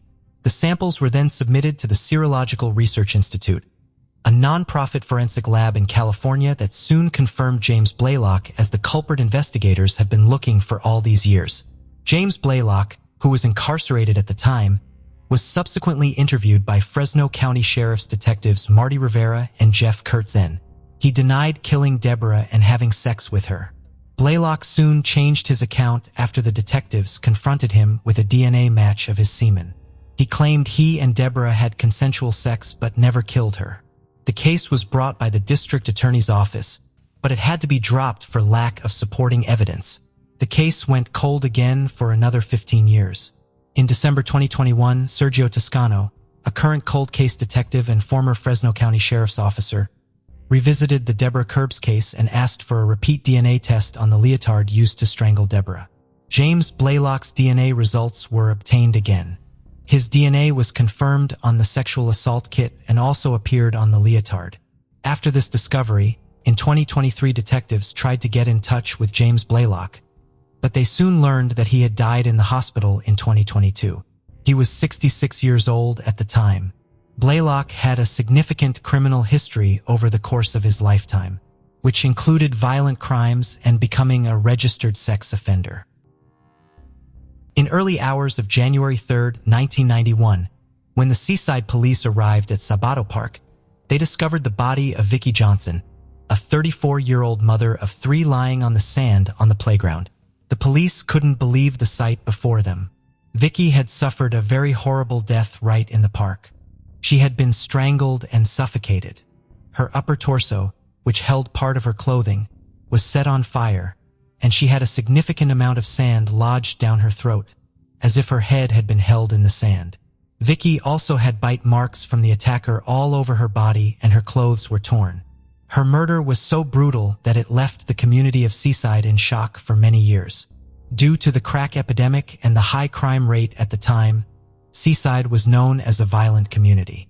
That reputation was only strengthened by Vicki Johnson's brutal murder.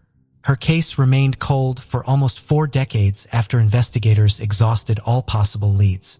In 2021, Vicki's case was reopened by the Monterey County District Attorney's Office when the Cold Case Task Force was launched. After providing additional evidence to the California Department of Justice for DNA testing, investigators were able to identify a suspect in connection with the murder after 2 years of thorough testing. Thanks to the DNA sample taken from Vicki's fingernails, authorities were able to identify her killer as Frank Lewis McClure after entering the DNA into Cody's. Apparently, McClure left significant DNA underneath Vicki's fingernails while she struggled and fought vigorously for her life. Frank Lewis McClure, who had lived all his life in Seaside, had a long list of crimes in his history book. His criminal history dates back to 1990 and includes assault, causing serious bodily harm, and resisting law enforcement. McClure broke the terms of his probation in 1994 by engaging in domestic violence and an assault with a deadly weapon. He received a 4-year prison term afterwards. From 1991 to 2011, Frank Lewis McClure committed numerous crimes involving domestic violence and assault. He received little time in prison and was, however, never charged for murder. It is unknown whether McClure and Vicki were romantically involved. The motive of her murder is still unknown and probably will remain a mystery since Frank Lewis McClure died at the age of 77 in 2021 in his seaside home. Regardless, Vicki Johnson's family is grateful that the murder has been solved. On September 28, 1979, 3 visitors who were out day tripping in Sugar Pine Point State Park called a local news reporter to report finding a body at a picnic area on Lake Tahoe's western coast in California. When the cops showed up, they discovered a terrifying situation. There laid a woman who had been battered and strangled to death. A lost shoe and numerous indications of prior battles suggested the woman had been pursued across the campground before her assailant caught up with her. Detectives assumed that she was most likely a solo traveler because there was no indication of her car or of any other possessions that would have served as identification. Despite the collection of forensic evidence, including a sexual assault kit from the crime scene, the case gradually became cold since neither the murder victim nor her possible killer could be identified. The young woman was reluctantly buried by the authorities in a simple grave with the sign unidentified female. Many years later, in 2015, the El Dorado County Cold Case Homicide Unit made the decision to re-examine the long-dead Jane Doe and provided local Jewish newspapers with images of a particular religious jewelry she had been wearing when she was discovered. This appeared to have been a great move because the daughter of the victim reached out to the police after she recognized the jewelry. A DNA test was conducted and the victim was identified as Patricia Carnahan through a DNA match to her now 61-years-old daughter. Patricia Carnahan was 35 years old when she vanished while traveling throughout California in a red Volkswagen minibus in September 1979. Earlier that month, she had let her family know she was returning home. But after a month of not returning, Patricia's family in Virginia had reported her missing. Even though her Volkswagen was later found abandoned at a car dealership in Venice, California at the time, there were still no leads as to Patricia Carnahan's whereabouts. After her identity has been verified, authorities returned Patricia Carnahan's body to her family for a proper burial. Investigators were now left with catching Patricia's killer. After investigators tested the DNA on a discarded beer bottle that was discovered near where Patricia Carnahan was found, it matched the male DNA found on her body during autopsy. The 3 men who reported finding a body in 1979 were then tested for a DNA match, but they were immediately excluded as their DNA didn't match the one at the crime scene. Investigators uploaded the DNA profile of the suspect into Cody's, but there was no match at the time. In 2022, in order to deal with the state's backlog of testing rape kits, the Washington State Attorney General's office launched the Sexual Assault Kit Initiative Project. Since 1981, the Spokane Police Department has maintained over 1,500 untested kits on hand, some of which were used in a rape investigation involving a man named Harold Carpenter. 1994. A homeless Spokane lady alleged that Harold Carpenter had physically and sexually abused her in April 1994. At the time, Carpenter was arrested and placed into the Spokane County Jail on a charge of second-degree rape. The case was, however, suspended after it was determined to be unprovable, and no official charges were ever filed. The rape kit was nevertheless saved as evidence. After the rape victim's kit was turned in for DNA testing in August 2022, a forensic scientist with the Washington State Patrol Crime Lab notified Spokane Police Department detectives in early February 2023 that the DNA from the 1994 rape kit is connected not only to the DNA in Cody's, but also to the 1979 murder of Patricia Carnahan in El Dorado County, which was a cold case at the time. Based on this evidence, in 2023, investigators from El Dorado County arrived in Spokane to help the Spokane Police Department arrest Harold Carpenter. After his arrest, investigators soon learned that Carpenter had been involved in a handful of misdemeanors over the years, ranging from burglary, sexual assaults, disturbing the peace, possession of drugs, reckless driving, driving under the influence, among many others. However, he was never suspected of killing Patricia Carnahan. He either got away with his crimes or served a minimum time behind bars. Carpenter made his first court appearance in Spokane in March 2023. He remains jailed in lieu of $1 million bail. On July 17, 1968, 13-year-old Jackie Hart from Bergen County, New Jersey was walking home after band practice at her school. Practice finished at 9 p.m. At midnight, she still wasn't home yet and her mother called the police. The next morning, her body was found in a wooded sliver along Gothell Creek. She was punched in the face and strangled with her flag sling. 9 months later, on April 8th of 1969, 18-year-old Irene Blasig's body was found in the Saddle River, also in Bergen County. She too was strangled. On July 14th, 1969, Denise Velasca, 15 years old, left her home to meet a friend. She never made it to her friend and her body was found outside the Saddlebrook Cemetery. Denise was also strangled. This now meant that there were 3 cases of young girls being strangled in Bergen County within 12 months. A man by the name of Richard Cottingham was sentenced to life in prison when he was convicted of taking the lives of 9 people. While in prison, he claimed that he ended the lives of more than 100 women. 3 of those women were Jackie, Irene, and Denise. Police decided to follow up on the lead and came to the conclusion that he was telling the truth. If he was telling the truth about these 3 cases, it makes me wonder if he'll ever come forward about others as well. Cottingham is currently serving more than 200 years. He has been in custody since July. 6-year-old Ricky Neve lived in Peterborough, England. On the morning of November 28, 1994, he left his home to go to school around 9 a.m. His mother still recalls he did not say goodbye to her that day and simply walked out the front door. Ricky never came home that day. The next day, his body was found in the woods nearby. It was clear he had been strangled. His school uniform was thrown in a bin.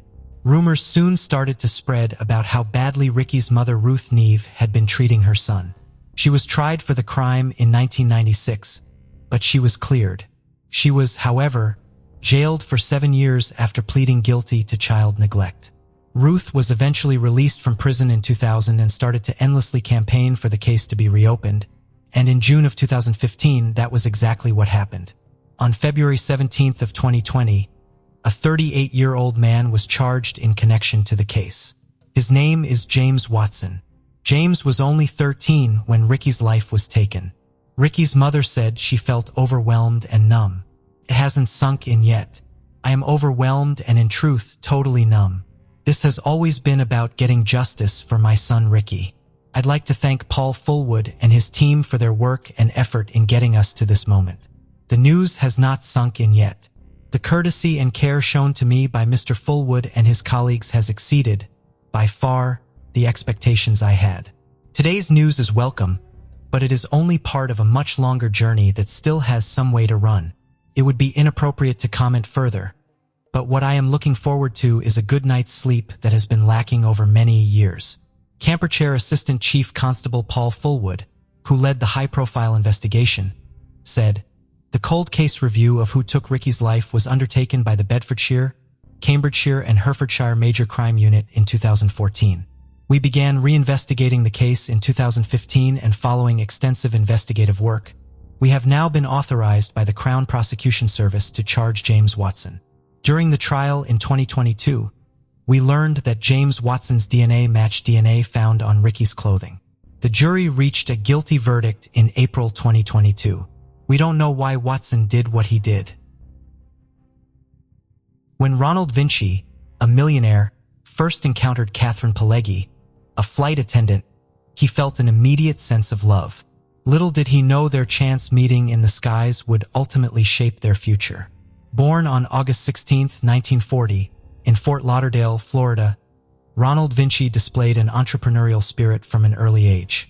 In his 20s, he started his first business venture by renting a space on the Pacific Coast in San Diego to sell Honda motorcycles. Over time, his small shop grew into one of California's largest Honda dealerships. Ron's success didn't stop there. He opened several more car dealerships, steadily increasing his earnings. Those who worked for Vinci often described him as resolute and strong-willed, as well as a demanding employer. Ronald Vinci's personal life included a previous marriage to together. They had a son named Kerry. However, their marriage ended in divorce after several years. Following his divorce, Ron indulged in a lavish lifestyle and spent his wealth on extravagant toys. He developed a passion for collecting airplanes and helicopters, even acquiring a large hangar to house his collection. Ronald resided in a spacious house located in Rancho Santa Fe, California. He went to great lengths to obtain permission from the county commission to construct a helicopter pad on his property, despite objections from neighbors. This allowed him to commute conveniently by helicopter directly from home. Additionally, helicopter pads were installed on the roofs of his car dealerships to further facilitate aerial transportation. In 1990, the paths of 50-year-old Ronald Vinci and 34-year-old Catherine Pileggi crossed unexpectedly in the skies. Catherine was working as a flight attendant when they first met. Catherine Pileggi hailed from a close-knit family and grew up in rural Georgia. During her youth, she participated in beauty pageants and won hearts with her charm and grace. With charisma and a radiant smile, her beauty and pleasant demeanor attracted many admirers and suitors. After finishing her education, Catherine spent several years working as a lab technician in a veterans hospital. However, her aspirations were beyond this job, and she always yearned for more in life. In 1980, Catherine made a significant career change by leaving the hospital and joining Delta Airlines as a flight attendant. At that time, her annual income was $20,000. She enjoyed her new job, tending to passengers' needs and serving meals.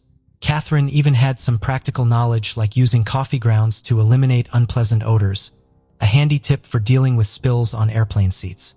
In 1990, a decade after starting her flight attendant career, Catherine had a fateful encounter on a flight. She met Ronald Vinci, a millionaire, who was immediately drawn to her charming and ever-smiling personality. Despite the significant 14-year age gap between them, the two began a romantic relationship. Catherine then left her career as a flight attendant and moved into Ronald's luxurious home in California. They shared a passion for travel, often visiting Aspen, Colorado, a favorite getaway spot for them. Their relationship spanned 10 years, during which Ronald never proposed to Catherine. Eventually, they chose to part ways. Seeking a fresh start and new companionship, Catherine relocated to Florida in April 2001, at the age of 45. She began a relationship with 63-year-old Dilio Carano, an insurance agent who was financially well off. The couple met through mutual friends. Catherine confided in Dilio about her previous relationship with Ronald Vinci, describing it as tumultuous and unhappy. She revealed that during the decade-long relationship with Ronald, she endured insults from him and had to deal with his heavy drinking and public discussions of his affairs with other women, all while hoping for a marriage proposal that never came from Ronald Vinci. On the contrary, wasted no time and swiftly proposed to Catherine. The couple tied the knot in May 2001, just a month after they first met. Catherine seemed very happy with the marriage. After their wedding, they began living together in Miami Beach, Florida. Dilio described Catherine's early demeanor in their shared life as resembling that of a domestic cat, gentle, calm, and quiet, with minimal eating habits. Furthermore, Catherine had a profound fear of water. She couldn't bathe in the ocean or river without experiencing intense anxiety upon entering the water. A few months into their marriage, Dilio began to notice a significant change in his wife's behavior. She increasingly requested money from him, demanding funds for clothes and gifts, while comparing him to her friends' more generous husbands.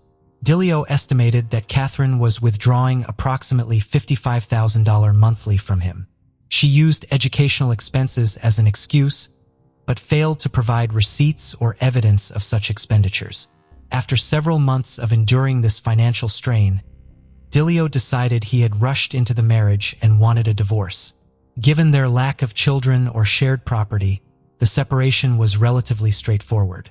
Court documents revealed that Dilio Carano had a net worth of $4.5 million, whereas Catherine had only $8,000 in her accounts.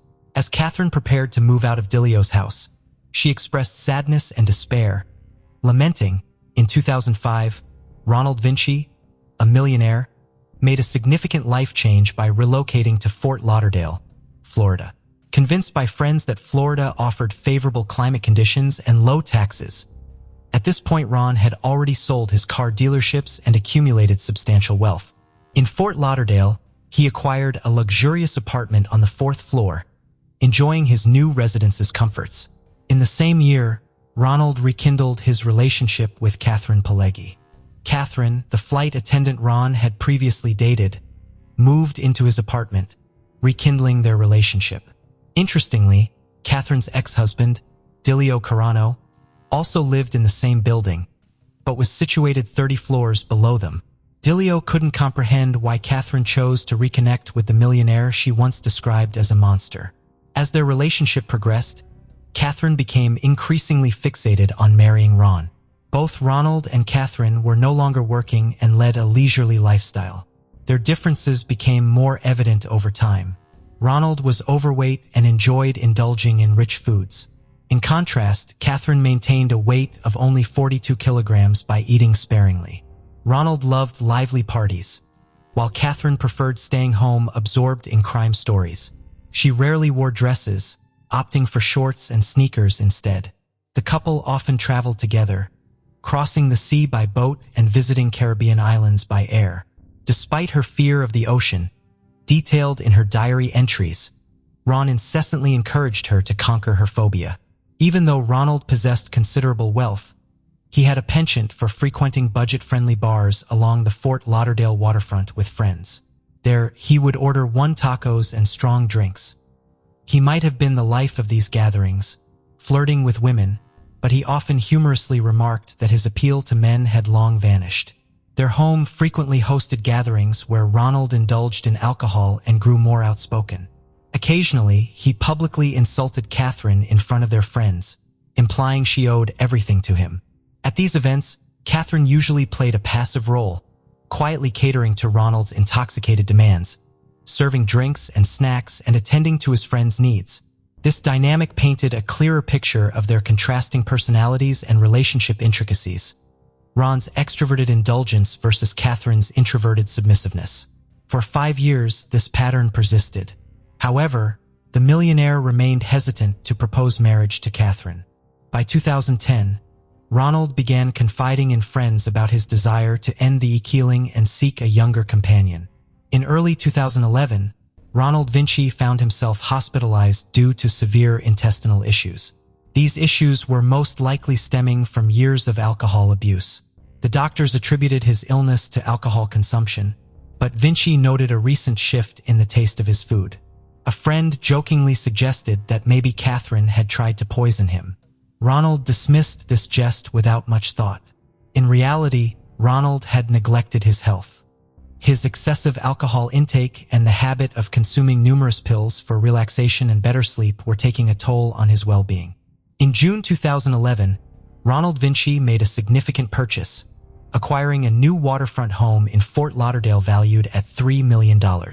Conveniently located just steps away from where his yacht was docked, the property promised comfort. At the age of 70, Ronald looked forward to spending the rest of his life in this residence. He eagerly anticipated visits from his only son, Carrie, and his grandson. Carrie's occupation as a waiter was a subject of jest for Ronald, who humorously claimed that Carrie was eagerly anticipating his father's passing. On the afternoon of June 28, 2011, the gardener of Ronald Vinci made a distressing call to 911, reporting an incident involving his employer. When the police arrived at the scene, they discovered the lifeless body of the millionaire in a guest bedroom. Shockingly, his body had been meticulously wrapped in plastic bags, tightly taped, and placed inside a sleeping bag along with soiled sheets. And on top of it all was a substance resembling wet dirt, later identified as coffee grounds. Further examination revealed a slashed mattress beneath the blanket on the bed. The gardener informed the police that according to Catherine Pileggi, Ronald had fallen down the stairs, suffered a head injury, and subsequently passed away. The officers had deep suspicions that Ronald Vinci's death was not accidental. During police interrogation, the gardener provided a chilling account of the events leading up to the discovery of Vinci's lifeless body. According to his testimony, Catherine Pileggi had called him late at night, urgently requesting his presence at Vinci's residence. Upon his arrival in the morning, he was confronted with the sight of the millionaire's body wrapped tightly in a sleeping bag in one of the guest bedrooms. Catherine, distressed and tearful, implored the gardener to assist her in burying Ron. She revealed that Vinci had expressed a lifelong wish to be laid to rest in the ocean after his demise.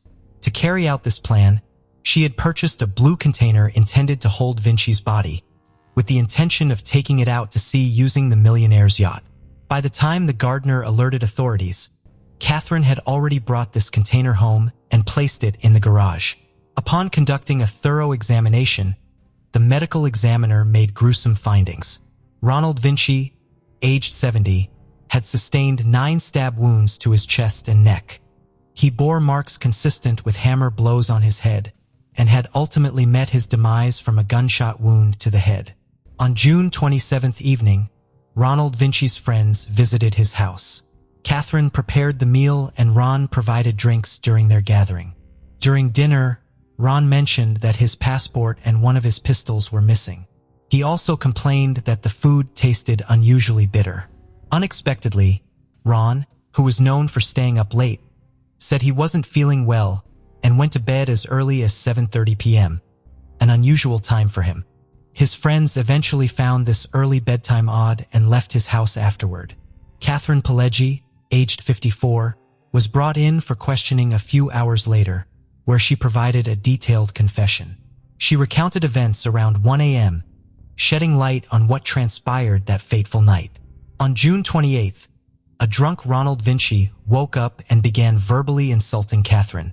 The situation escalated as he chased her down the stairs, stumbled and fell, hitting his head severely. Catherine claimed she helped him up and guided him to a guest bedroom on the first floor. Afterward, she cleaned the bloodstains on the stairs. A few hours later, she entered the guest bedroom to check on Ron, finding him asleep with a loaded gun on the nightstand.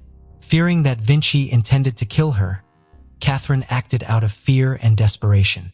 She grabbed the gun and fatally shot him in the head.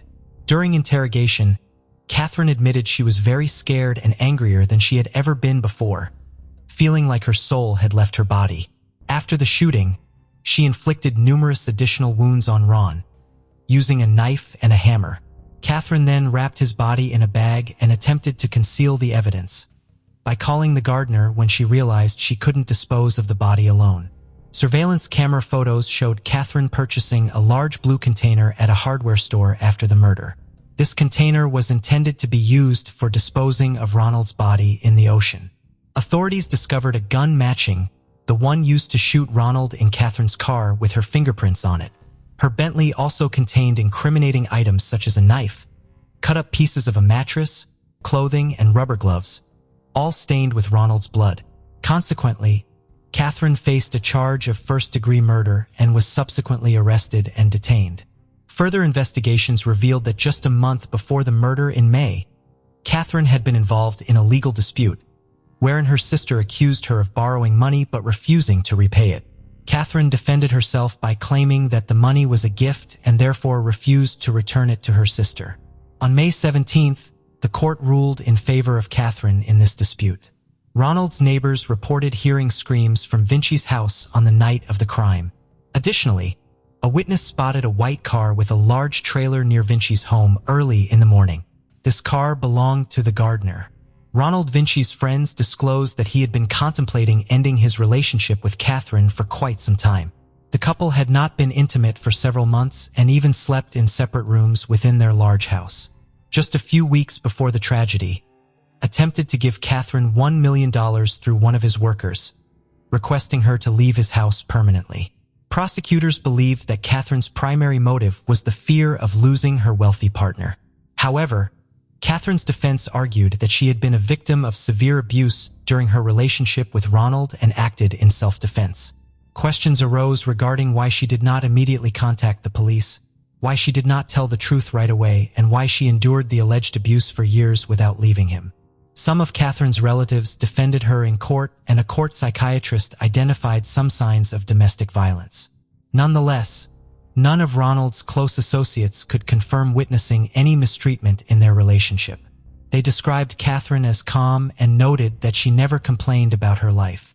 During the court proceedings, Catherine made a startling accusation against Ronald Vinci, claiming he was responsible for the sudden death of her younger sister Angela 3 years prior, in December 2009. Catherine, Ronald, and Angela had embarked on a Caribbean cruise together. Angela had been struggling with substance abuse issues and consumed excessive alcohol during a party on the cruise, leading to severe illness and intense convulsions. In an effort to help her sister, Catherine performed artificial respiration.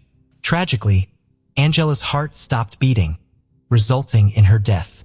It later emerged that Ronald had provided Angela with some pills on the evening of the cruise, presumably to help her relax.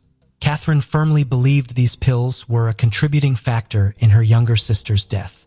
In 2014, a jury found Catherine Pagel guilty of the murder of Ronald Vinci. Consequently, she was sentenced to 25 years in prison. She is currently serving her sentence at the LEL Correctional Institution in Marin County, Florida. Her potential release date is set for January 2034, when she will be 77 years old. The story of successful and wealthy Ronald Vinci took a tragic turn due to his ill-fated relationship with quiet and unassuming flight attendant, Catherine Pagel. Despite his many wise decisions in life, this particular relationship ultimately proved to be a fatal error for the millionaire. Renee Beth Pagel was a 41-year-old mother of 3 in 2006 and lived in Kent County, Michigan. She was a health and nursing instructor at the Kent Intermediate School District's Career Technical Center. She was busy recovering at her home. A few days earlier, she donated a kidney to a father of one of her students. On August 5, 2006, her father discovered her body in her home. Stab wounds were clearly visible. Suspicion fell on her husband, Mike Pagel. They were busy getting divorced at the time. Mike wrote in one of his journals how much he hated Renee. In the week before her life ended, Renee told her friends that if something were to happen to her, it was Mike. There was also no sign of forced entry or anything having been stolen. In April 2005, Mike allegedly vandalized the car of one of Renee's friends.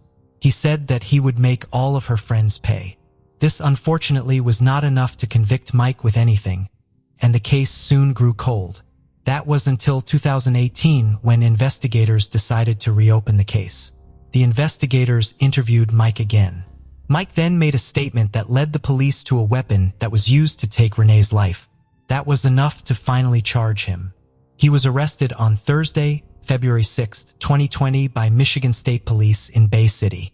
He was then taken to Kent County. In October 2020, Mike Pagel was sentenced to 25 to 50 years in prison. On April 19, 1991, around 1 in the afternoon, David Hibbs arrived at his house eager to tell his mother, Joy Hibbs, that he had made the honor roll on his report card. Unfortunately, instead of finding his family house in Cord in Pennsylvania the way he had left it, he returned to find it in a smoke-filled state. David ran to the back kitchen door after noticing that his mother's car was in the driveway, but heavy smoke stopped him from going through. David somehow managed to observe that the 4 gas stove burners were all lit up. At his young age, the only logical reason to what must have caused the fire was that his mother had been cooking and had forgotten to put out the fire. A helpless David yelled for assistance in panic. He was heard by neighbors doing yard work, and they tried to go in to find Joy Hibbs, but the fire was too fierce. They immediately called the firefighters.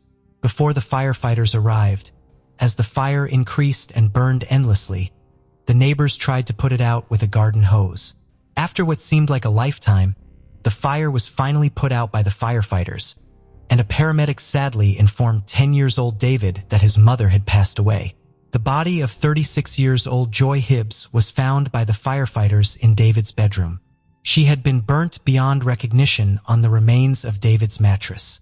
Initially, detectives thought Joy Hibbs had perished in an accidental fire, but an autopsy revealed otherwise. There was no indication that Joy had inhaled smoke. Thus, it was obvious that she had already passed away before the fire was started. Also, Joy Hibbs had been brutally assaulted, strangled with wire cords, and then stabbed 5 times in the chest and neck before her attacker purposefully started the fire to hide every iota of evidence at the scene. This was a clever cover-up approach by the killer, given that the house had been completely destroyed from the fire, and that the neighbors had destroyed important evidence while attempting to put out the fire. According to the findings of the fire marshal's investigation, the fire originated from 4 different locations in the home. 2 in the kitchen, 1 in David's bedroom, and 1 in the corridor.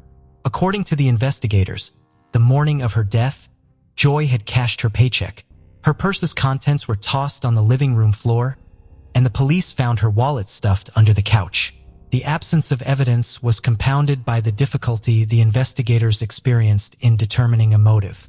Joy was adored by all, worked part-time as a medical assistant, and was committed to her family. David Hibbs described his mother as graceful, polite, and easygoing. Authorities had no leads whatsoever as to the person who would want to kill her. On the day she was killed, Joy had dropped her 2 kids off at school in the morning. She received her paycheck, ran a few errands, and got home shortly after 11 o'clock in the morning. A church pastor and another member of the congregation dropped by for a visit shortly after she returned home. Joy Hibbs had indicated a desire to celebrate Easter in the church. Just before noon, the pastor and a member of the church departed the Hibbs family house. According to eyewitnesses, there was a dark blue Monte Carlo parked across the Hibbs yard shortly after the church pastor and his member left. The car was said to have remained there until 1 p.m. 2 days after Joy Hibbs' murder, former Bristol County Police Chief Tommy Mills, who was also a narcotics detective, reached out to the residence of Robert Francis Atkins in Falls, Pennsylvania. Robert lived about 2 hours away from where Joy Hibbs lived. Joy and her husband would occasionally buy tiny amounts of marijuana from Robert Atkins, who also appeared to have been their former neighbor. Robert resisted letting the detectives into his house. In the driveway, Detective Tommy Mills spotted a dark-colored Monte Carlo that matched a witness's description of a similar vehicle parked carelessly outside Joy's house shortly before the neighborhood heard the fire. However, during further investigation, the witness said Robert Atkins' automobile wasn't the one they saw. Robert Atkins was invited to undergo a polygraph by the investigators, but he refused, explaining that he had damaged his arm and that his lawyer had instructed him to wait since the nerve damage would affect the polygraph results. He further disclosed that he was camping at the Poconos with his family friends and co-workers when Joy's murder took place. Detectives soon verified his alibi. Robert confirmed that he bought a little marijuana for the Hibbs, but he wasn't a dealer. In the weeks preceding his mother's murder, David Hibbs overheard her arguing with Robert Atkins on the phone over the most recent purchase of a baggie of marijuana. Because the baggie was packed with stems and seeds, Joy demanded her money back from Robert. When asked by the police, Robert confirmed these arguments. He, however, stated that he had informed Joy that he couldn't refund her the money. According to him, it was simply improper. Investigators couldn't understand how a few tiny baggies of marijuana could cause someone to die. The couple was only spending $20 to $40 on marijuana at a time, not enough to get the attention of major sellers. On April 27, 1991, a co-worker of April Atkins, the wife of Robert Atkins, came forward to say that on the day Joy Hibbs was murdered, she had called the Atkins residence between 1 p.m. and 1:30 p.m., and Robert Atkins had picked up the call. On hearing this, the police now thought Joy's murder took place between 11:50 and 12:50. The police turned their attention to Joy's private life after determining that Robert Atkins' alibi appeared to be flawless. They questioned Joy's relatives and friends and found nothing unusual, except for the person who had killed Joy. No one seemed to harbor any wicked intentions for her. Robert Atkins was still a person of interest in the case, despite having an alibi, though. 23 years after Joy was brutally murdered, a new Bristol Township detective, Michael Slaughter, was assigned the cold case in April 2014. Detective Slaughter made the decision to visit April Atkins, who claimed that she had never been questioned by authorities regarding the death of Joy Hibbs. She, however, clung to the narrative that her family was on vacation in the Poconos that weekend and hadn't learned of Joy's murder until they returned. A few days later, Detective Slaughter reinterrogated Robert Atkins regarding his movements at the time of Joy's death. He supported his wife's account of going camping and revealed to Slaughter that he had been a secret narcotics informant in 1991, doing drug deals and then reporting them to the police. During an interview with Slaughter in May 2014, a co-worker of Joy claimed that on the Monday before she was killed, a man called Joy at work and threatened to kill her. The coworker decided not to report the call to the police because Joy's husband was now the focus of the investigation at the time. 2 years later, in September 2016, April Atkins, who is now divorced, traveled to the Bristol Township Police Station in order to provide a taped statement regarding her ex-husband's whereabouts during the murder of Joy Hibbs. Detective Slaughter was informed by April that Robert Atkins had returned home covered in blood after allegedly stabbing someone and setting their home on fire. He then instructed her to gather the children, take a few days off work, and travel to the Poconos in the north. Out of anxiety and fear, April remained silent. That day, Robert Atkins took a shower after washing his blood-stained clothing. April Atkins didn't find out about Joy Hibbs' murder until after the family had returned from the Poconos. Even with this revelation, nothing significant occurred in Joy Hibbs for the next 5 years until November 2021, when Bucks County Detective David Hanks located a former coworker of April Atkins back in 1991. The coworker initially denied knowing April, but after the DA subpoenaed her to testify before a grand jury over the phone call she had made to the Atkins house, she changed her story. When he was supposed to be camping at the Poconos, Robert Atkins answered the phone call. The following month, Detective Hanks caught a conversation between Robert Atkins and his ex-wife, April, on tape. Robert was led to believe that April had informed her roommate of his involvement in the murder of Joy Hibbs. Naturally, this raised Robert Atkins' blood pressure. Also, his son testified in court in April 2022 that his father had informed him in December that he was likely going to be arrested soon for something that had occurred many years earlier. Robert first mentioned that a woman had died in a fire to his son before mentioning that she had been stabbed. Finally, 31 years after killing Joy Hibbs, Robert Atkins was arrested in May 2022. He is presently being held at the Bucks County Correctional Facility and faces charges of first and second-degree murder, 7 counts of arson, 2 counts of robbery, and 7 counts of first-degree arson in relation to the death of Joy Hibbs. The case of Nicole Ford. Manipulation is a special psychological technique that allows one to achieve personal goals without considering the partner's interests. Notably, a skilled manipulator keeps people they need close to them for years, using various tactics, methods, and approaches in intimate relationships. Such manipulation usually makes the other party doubt the correctness of their decisions, feel guilty, and can significantly undermine their self-esteem. Typically, relationships with a manipulator start off ideally, as these individuals know how to gain trust, charm, and win hearts. They appear caring, understanding, empathetic, and someone with whom one can share joys and sorrows at any time. Gradually, they probe your weaknesses and begin to exploit them. Sometimes, such individuals even commit serious crimes through others, in such a way that the manipulated person believes they are acting entirely of their own volition, or for the greater good. The case of Nicole is not unique, but it serves as a vivid example of how a man can skillfully manipulate the emotions of women who are in love with him. He kept one lover from leaving for many years, destroying her emotional state with his actions and convincing her that she could not live without him. He persuaded another lover to commit a crime, convincing her it was a righteous act to save a child. He planned everything down to the last detail, but recordings from street surveillance cameras did not allow him to escape accountability. What is known about Nicole, or simply Nicole Ford, was born on July 11, 1989, in the northern part of the U.S., in a small town in Minnesota.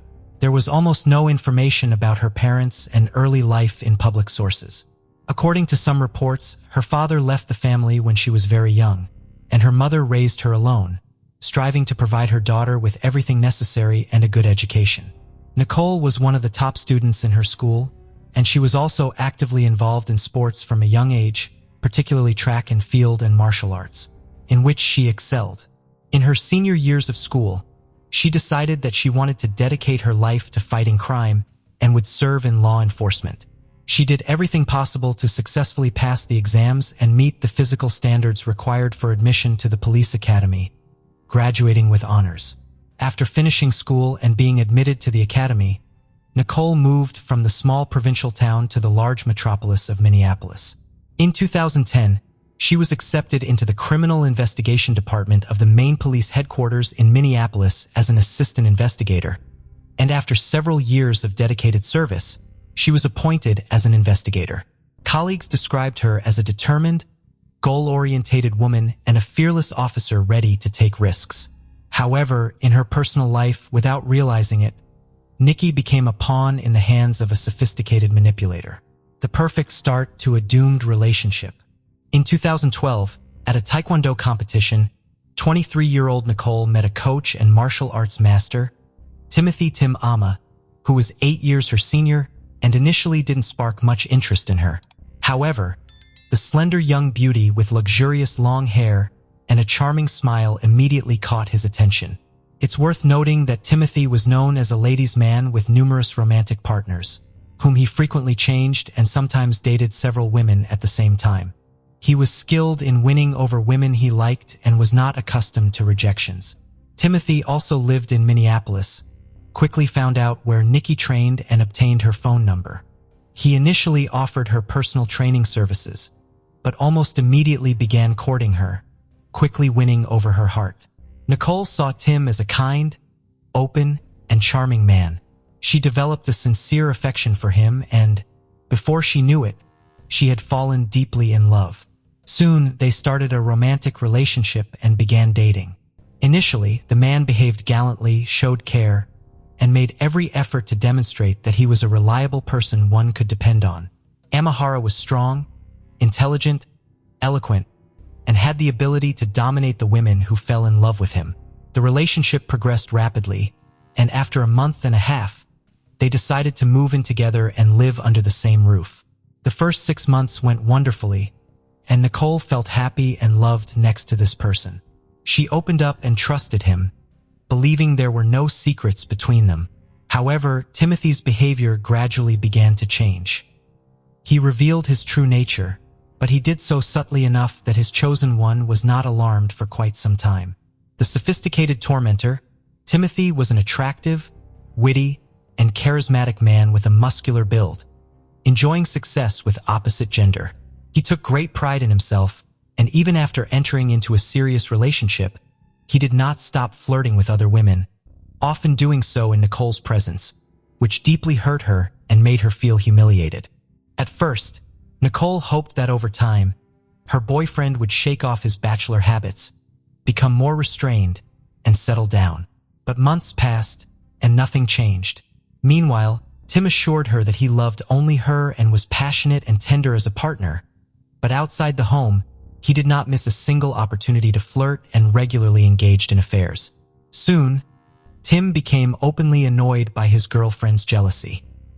He began to snap at her, stating that he would behave as he wanted, and she had no right to tell him otherwise. However, he usually apologized afterward, telling Nicole that no one would ever love her as much as he did, and she forgave him, continuing to make future plans. In the fall of 2014, during a minor domestic argument, Timothy unexpectedly flew into a rage, grabbed Nicole by the throat, and squeezed so hard that she couldn't breathe and almost lost consciousness. Suddenly, he came to his senses, let Nicole go, and pushed her so hard that she fell, hitting a wall. At that moment, she realized that this was an unhealthy relationship that needed to be ended immediately. However, her emotional attachment to the man was too strong, and it only took another apology from him for her to forgive him. In addition to bouts of aggression and infidelity, another extremely unpleasant trait of Tim's came to light. He was extremely jealous and obsessed with control. The man monitored every step his chosen one took her phone without permission, checked her contact lists, messages in messengers and social networks, and kept a close eye on who she talked to and where she was. This continued for several years. Tim could cause a scandal out of nowhere, unjustly accusing his beloved of infidelity, while he himself did not miss an opportunity to be unfaithful. He often resorted to physical violence, but continued to convince Nicole that no one would ever love her as he did if she ever attempted to leave. When ending the relationship, the man resorted to blackmail, claiming that he would end his life and it would be on her conscience. In November 2015, after another argument that ended in violence, Nicole packed her bags and, with a suitcase in hand, left the house. Timothy, who until the last moment did not believe she would do it, saw his partner leaving, chased her down outside, grabbed her by the hair, and dragged her back into the house. But the woman began to scream and struggle, attracting the attention of neighbors, and the man was forced to back down, letting her go. After so many years in an abusive and manipulative relationship, Nicole could finally breathe a sigh of relief. However, Tim had no intention of leaving her alone. He merely switched tactics, moving from threats and blackmail back to romantic pursuits. He met her after work, sent flowers to her home, wrote messages filled with tenderness, and pleaded for a chance to start over. For over a month, Nicole was resolute and had no plans to return to her former lover. But in December of that same year, she unexpectedly discovered that she was pregnant. This was certainly not in her plans, but the thought of not keeping the baby never crossed her mind. She knew that if her ex-boyfriend found out about her pregnancy, it would provide him with perfect leverage for manipulation in an attempt to win her back. So she tried to hide her pregnancy, but was unsuccessful. They still shared many mutual friends and acquaintances, so by January 2016, information about her expecting a child reached Timothy. There was no doubt about who the father was, prompting him to urge her to return to him, arguing that their child should be raised in a complete family. Nicole, who had grown up without a father herself, understood how challenging it would be for her and the baby. But she also realized that a life with a manipulative and cruel person would not lead to anything good. She adamantly refused to return to her ex-boyfriend, though she still had feelings for him, but she noted that she would allow him to participate in the life and upbringing of their child as a nominal father. On June 20th, 2016, Nicole gave birth to a healthy boy whom she named Callahan Amore, as her former lover acknowledged paternity and declared his readiness to raise the child with her. However, it soon became clear that giving the baby this man's surname and registering him as the parent was far from the best idea. Despite Tim's assurances that he would be a good father and his pleas to reunite so that Callahan could grow up into the man had hoped that the child would become a reliable tool for manipulating his ex-girlfriend. But Nicole was no longer susceptible and Amore quickly lost interest in the baby. Nicole took nearly a year of maternity leave and devoted herself entirely to caring for her little son. She hadn't even thought about new relationships, immersing herself completely in motherhood. Meanwhile, Timothy continued his carefree life with numerous lovers and casual connections. It got to the point where he had a signal, a purple light in his bedroom, which meant that the homeowner was alone and expecting company. Any of his lovers could respond to this signal, and after which the purple light would go out, signaling to others that Tim's bed was already taken. It was like something out of a red light district, but the man and his numerous partners were quite satisfied with this arrangement. In the same year of 2016, shortly after the birth of Callahan, 36-year-old Amore moved in and began living with his 18-year-old protege named Colin Eisen. He had been training the young woman since she was 14, and she was deeply in love with her mentor, despite the significant age difference. Initially, the couple hid their close relationship, and to outsiders, they claimed that Colin was just renting a room in his house. However, it soon became apparent to everyone that a fiery romance was unfolding between the coach and his ward. Timothy was thrilled with his young lover, and according to friends, the girl resembled a naive child, trying her hardest to impress the man she absolutely adored. By the summer of 2017, Nicole was forced to return to work. She was raising her child alone, as the boy's father was hardly any help, and the young mother simply ran out of money, prompting her to end her maternity leave early. At that time, she was working as a forensic expert at the main police headquarters in Minneapolis, and her work schedule could be unpredictable. During the day, little Callahan was in daycare, but if his mother was held up at work or called in unexpectedly, she would ask Timothy to look after their son. There were a few reasons for this. First, she believed it was beneficial for the boy to spend time with his father, who had recently vowed to be involved in his upbringing. Second, since her former lover was not helping financially, she thought he could at cost of nanny services. Alma did not enjoy spending time with the child. It was a burden to him, and he was unwilling to take on the responsibility. Thus, he shifted it, along with all related troubles, onto his young lover. Colin quickly developed a fondness for the little boy and loved taking care of him. Thus, the man dumped his parental responsibilities on the girl, explaining it by telling her that Nicole was a bad mother who did not want to care for her child, and was looking for any excuse to offload her son onto them. In the spring of 2017, Nicole, for the first time since breaking up with Tim, entered into a romantic relationship. Her new partner was a fellow police officer named Donovan Ford. He treated his beloved with tenderness and care, and also felt paternal towards Callahan, expressing readiness to adopt the boy. Everything seemed wonderful, but that was until Amar found out about his ex's new relationship. Timothy did not love Nicole and had long stopped trying to establish any relationship with her. But the mere fact that she was now not alone and happy enraged him. It also ignited a furious desire to annoy or completely destroy these relationships. As his main weapon in this endeavor, he decided to use their son as well as the naive Colin, who believed every word he said.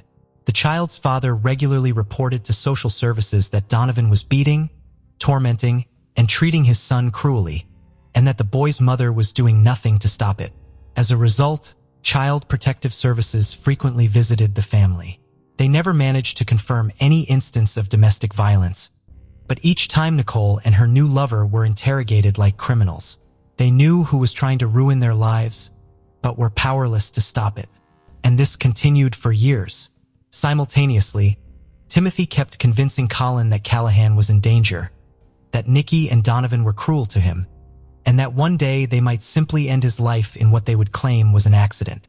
The girl believed her lover, felt terribly sorry for the boy who had literally grown up before her eyes, and was ready to protect him. Timothy literally harassed his ex and her new partner, threatened them, tried to provoke them, and even filed police reports claiming that these law enforcement officers were abusing their official powers, hoping they would be fired. Donovan tried to have a man-to-man talk with Timothy, but it yielded no results. The ex-boyfriend continued to terrorize his former girlfriend and her new boyfriend, turning their lives into a real nightmare. In the battle for the little son, Tim decided not to stop at just threats and harassment, and soon took the matter to court, claiming his rights to the child and his desire for sole custody. Nicole did not anticipate this and was genuinely frightened. Knowing her ex's ability to lie and manipulate, she understood that he didn't actually want his son. He just wanted to get back at her for her happiness with Donovan. At the same time, Nicole finally decided to seek a restraining order against Timothy, citing his erratic behavior and the threat he posed. She was confident that the custody issue would likely resolve in her favor, but she also realized that the legal battles could drag on for years, as Tim was not one to back down easily. Meanwhile, Timothy continued to poison his ex-girlfriend's life, concocting various fabrications. He even tried to accuse her of attempting to take his life, claiming she had tried to run him over with her car. He claimed that he managed to jump away just in time, and that Nicole only ran over his foot. Astonishingly, he took this case to court, but he couldn't prove anything since there were no witnesses, no camera footage, and importantly, no actual injury. In September 2022, the custody case went to court. The man once again tried to slander his former lover, accusing her of and even secured support from Colin, who corroborated his story. He also tried to persuade little Callahan to say that his mom and Donovan were hitting him, but the child not only refused to lie, but also revealed that his father was coaxing him to lie by promising him sweets. The court took the child's account into consideration and awarded sole custody to the Nicole was about to breathe a sigh of relief, but Timothy persisted and appealed the decision.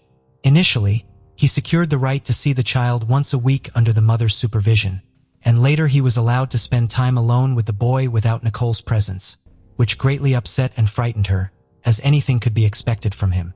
Ultimately, after several more court appeals and to avoid further disputes, Timothy was allowed to see his son at a specialized family center designed to prevent parents in conflict from encountering each other and causing further psychological damage to the children.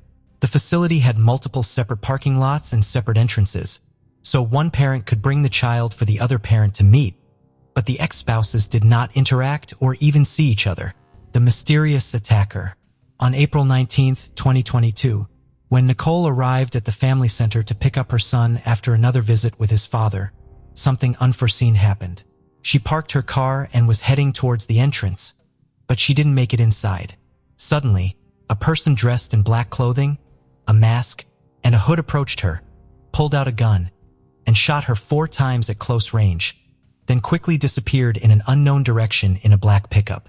Incredibly, Nicole not only remained conscious, but also managed to dial emergency services. However, she couldn't convey anything to the dispatcher. One of the bullets hit her neck, missing the carotid artery by a millimeter and damaging her vocal cords, so she could only make gurgling sounds. At that moment, a woman who happened to witness the event came to her aid. She was just passing by when she heard the shots and saw the fleeing black figure jump into a vehicle and disappear. The woman quickly pulled over, made sure the shooter had left, and then rushed to help the victim. She was the one who explained to the dispatcher what had happened, provided the address, and pressed her clothing against Nicole's wounds to stop the saving her life. The victim spent several days teetering on the brink of life and death in a coma. She lost a lot of blood and her vital organs were affected, but despite the severity of her injuries, doctors managed to stabilize her condition. Medical professionals believed Nicole was incredibly lucky, as death was only millimeters away from 2 bullets. One passed near an artery and the other nearly struck her heart. The woman survived, and now it was necessary to figure out who wanted her dead. Prime suspect, Nicole had no doubt that her ex-lover was the one who had shot her, which she reported to the police as soon as she regained consciousness. Earlier, while the woman was in a coma, Donovan had also informed the police that apart from Timothy, the victim had no other enemies. Timothy was indeed interrogated and checked first, but he had a solid alibi, as he was at the family center with his son at the time of the attack, confirmed by staff and internal surveillance footage. Simultaneously, the theory was investigated that someone among the criminals she had previously arrested and helped incarcerate individuals who might have organized the attack on the police officer and investigator. Undoubtedly, due to her profession, she could have had ill wishes, but Nicole herself was convinced that Timothy was involved in the assassination attempt. At the scene, 4 casings were found, and a camera at the nearest intersection captured a suspicious black Dodge Ram pickup running a red light without license plates. This same vehicle was mentioned by the eyewitness, who had essentially saved the victim's life. Thus, it was necessary to check what vehicles Timothy owned. During another interrogation, the suspect mentioned that he had a Chevrolet Traverse SUV in his garage, and he also owned a Dodge Challenger. However, according to Timothy, he never had a pickup. Yet, the investigation showed that the man was lying, and a black Dodge Ram, identical to the one used by the shooter, was registered in his name. Once the truth emerged, Timothy was arrested pending further investigation. When shown the surveillance footage, he recalled that he did indeed have such a vehicle, but claimed he rarely used it and it mostly sat idle. Moreover, he noted that his pickup had colorful stickers on the doors and hood. This was verified, and indeed his vehicle had stickers, but they looked as though they had been applied just recently. Nonetheless, all the evidence was circumstantial, and law enforcement needed to find the weapon and the actual shooter to fully resolve the case. It turned out that Timothy's vehicle was equipped with a satellite navigation system, which allowed the tracing of the vehicle's entire route on that day. It was discovered that the car was brought to the back entrance of a school on the evening of April 18th. There it remained all night and almost the entire next day. Road cameras traced that the vehicle arrived there with license plates, but by the next evening it left without them. The person who used the vehicle that day was of short stature, slight build, and from a distance the silhouette appeared feminine. As a result, it was decided to immediately detain and interrogate Timothy's live-in girlfriend, Colin Larson. A search was also conducted at the couple's home, and although the weapon used in the crime was not found, law enforcement discovered ammunition of the same caliber used by the shooter. The frightened girl almost immediately began to give confessional testimony, confirming that Timothy was the mastermind behind the crime. However, Colin believed that her lover had acted with good intentions, thinking they were trying to radically save little Callahan from a cruel mother. Timothy had spent years manipulating his trusting young girlfriend, convincing her that the boy was being mistreated and subjected to violence, and she unquestioningly believed every word her lover said. She felt immensely sorry for the child and believed that Timothy wished his son well and wanted to protect him. The trial of the conspirators began in November of the same year.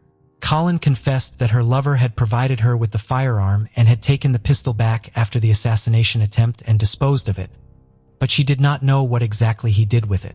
The prosecution was largely built on circumstantial evidence, a point that the defendant's lawyers emphasized. Nevertheless, the decisive factor was Colin's confession, who still could not believe that her lover had deceived her and believed that they were committing a righteous act. The court also considered the testimony of the victim herself about what kind of person Timothy was and how skillfully he had always managed to manipulate the women who loved him. 42-year-old Timothy was found guilty of organizing a first-degree attempted murder as well as incitement and aiding and abetting. He was sentenced to 18 years in prison, the maximum term for such cases. 24-year-old Colin Larson, as the executor, received 16 years in prison. A year after the assassination attempt, Nicole managed to fully recover physically and emotionally. She and Donovan officially legalized their relationship, and the man became the best father Callahan could ever wish for. The now married couple is expecting their first child together, and the woman who saved Nicole's life then will be the child's godmother. Finally, it should be added that Timothy, with good behavior, will be eligible for parole in 2035. However, he will be prohibited from coming within 100 meters of his son, former lover, and her family members and from attempting any form of contact with them. This case takes us back to April 2013, to the most populated city in Yolo County, California, Davis. Oliver Jennings Northup Jr., known to most people as Chip, was born in 1925 in Grand Island, Nebraska. He served in the United States Navy during World War II and also worked as an attorney. He loved law, but people said he was always pulling towards writing. He read a lot and loved memorizing classic passages of literature. Chip loved the arts and had been playing guitar since his 30s, performing in different bands. He was also a founding member of the Unitarian Universalist Church of Davis. Claudia Maureen Maupin, born in 1936, was described by her daughter as a spiritual traveler, moving throughout different religions and denominations. But when she discovered the Unitarian Church, she felt an instant connection, so much so that she said to her daughter, "My husband is at the Unitarian Church." And sure enough, he was. Claudia met Chip there, and they soon fell in love, marrying in 1996. Claudia became a pastoral associate at the church and, just like Chip, she loved performing and was very active in her local theater. Her family said she had such a loving spirit and an ability to make everyone she encountered feel valued. Between the two of them, they had a big and loving family, and Chip's daughter Mary said their families blended together effortlessly. Claudia had 3 children and Chip had 6, along with 2 stepchildren from a previous marriage, and they had 14 grandchildren and 8 great-grandchildren between them. In 2013, the couple had been married for 17 years and were living in a condo in Cowell Boulevard. Their family said they were living an idyllic life, surrounded by so many people that loved them, living in a great community. Tragically, in April that year, Chip and Claudia's family and friends, and the community, would be left shattered by a truly frightening series of events. Daniel William Marsh was born on May 14, 1997. In 2008, Daniel made national headlines. He received an American Red Cross Heroes Award for saving his father Bill's life. Bill had had a heart attack and Daniel had used CPR to save him. But the same year, things would quickly start to unravel for Daniel. His parents began a tough and contentious divorce after it was discovered that his mother had had an affair with Daniel's former kindergarten teacher. Daniel was enraged with the woman his mother had had an affair with, and at 10 years old, he started having dark thoughts. He fantasized about killing his teacher by strangling her or slitting her throat. A year later, he told his therapist about the thoughts that he had been having and how he was fascinated with the idea of torture. He told the therapist he wanted to make these fantasies a reality. He was diagnosed with adjustment disorder with depressed mood, and as he entered 7th grade, he started seeing a clinical social worker. In August 2010, he was prescribed 1 to 2 capsules of Prozac daily. Daniel entered his teenage years going back and forth between his parents' houses, who were now living apart. But when he turned 14, His dad threw him out for good due to his constant drinking and smoking, and he went to live with his mother permanently. In 2011, Daniel developed anorexia and was placed in an intensive outpatient program to help treat him. Following his release, he began taking Celexa, which was then switched to Lexapro, and then back to Prozac. He was also given antipsychotic medication. A doctor noted that Daniel had started having feelings of derealization, with his out-of-body experiences occurring numerous times a week. The more time went on, the more Daniel's violent thoughts manifested. Whenever he looked at a person, he thought about how he would kill them. He developed a fascination with a site called bestgore.com, promoting gore porn and other videos showing gory content, and Daniel started setting fires and harming animals too. He also became interested in serial killers, showing a particular fascination with Jeffrey Dahmer and Ted Bundy. According to one of his friends, Daniel strangled a cat in the street and said to his friends, "I just wanted to. I hated that cat." He then asked his friend if he could kill his dog too. Daniel confided in a school counselor about his thoughts, and as a result, the police were called to the school.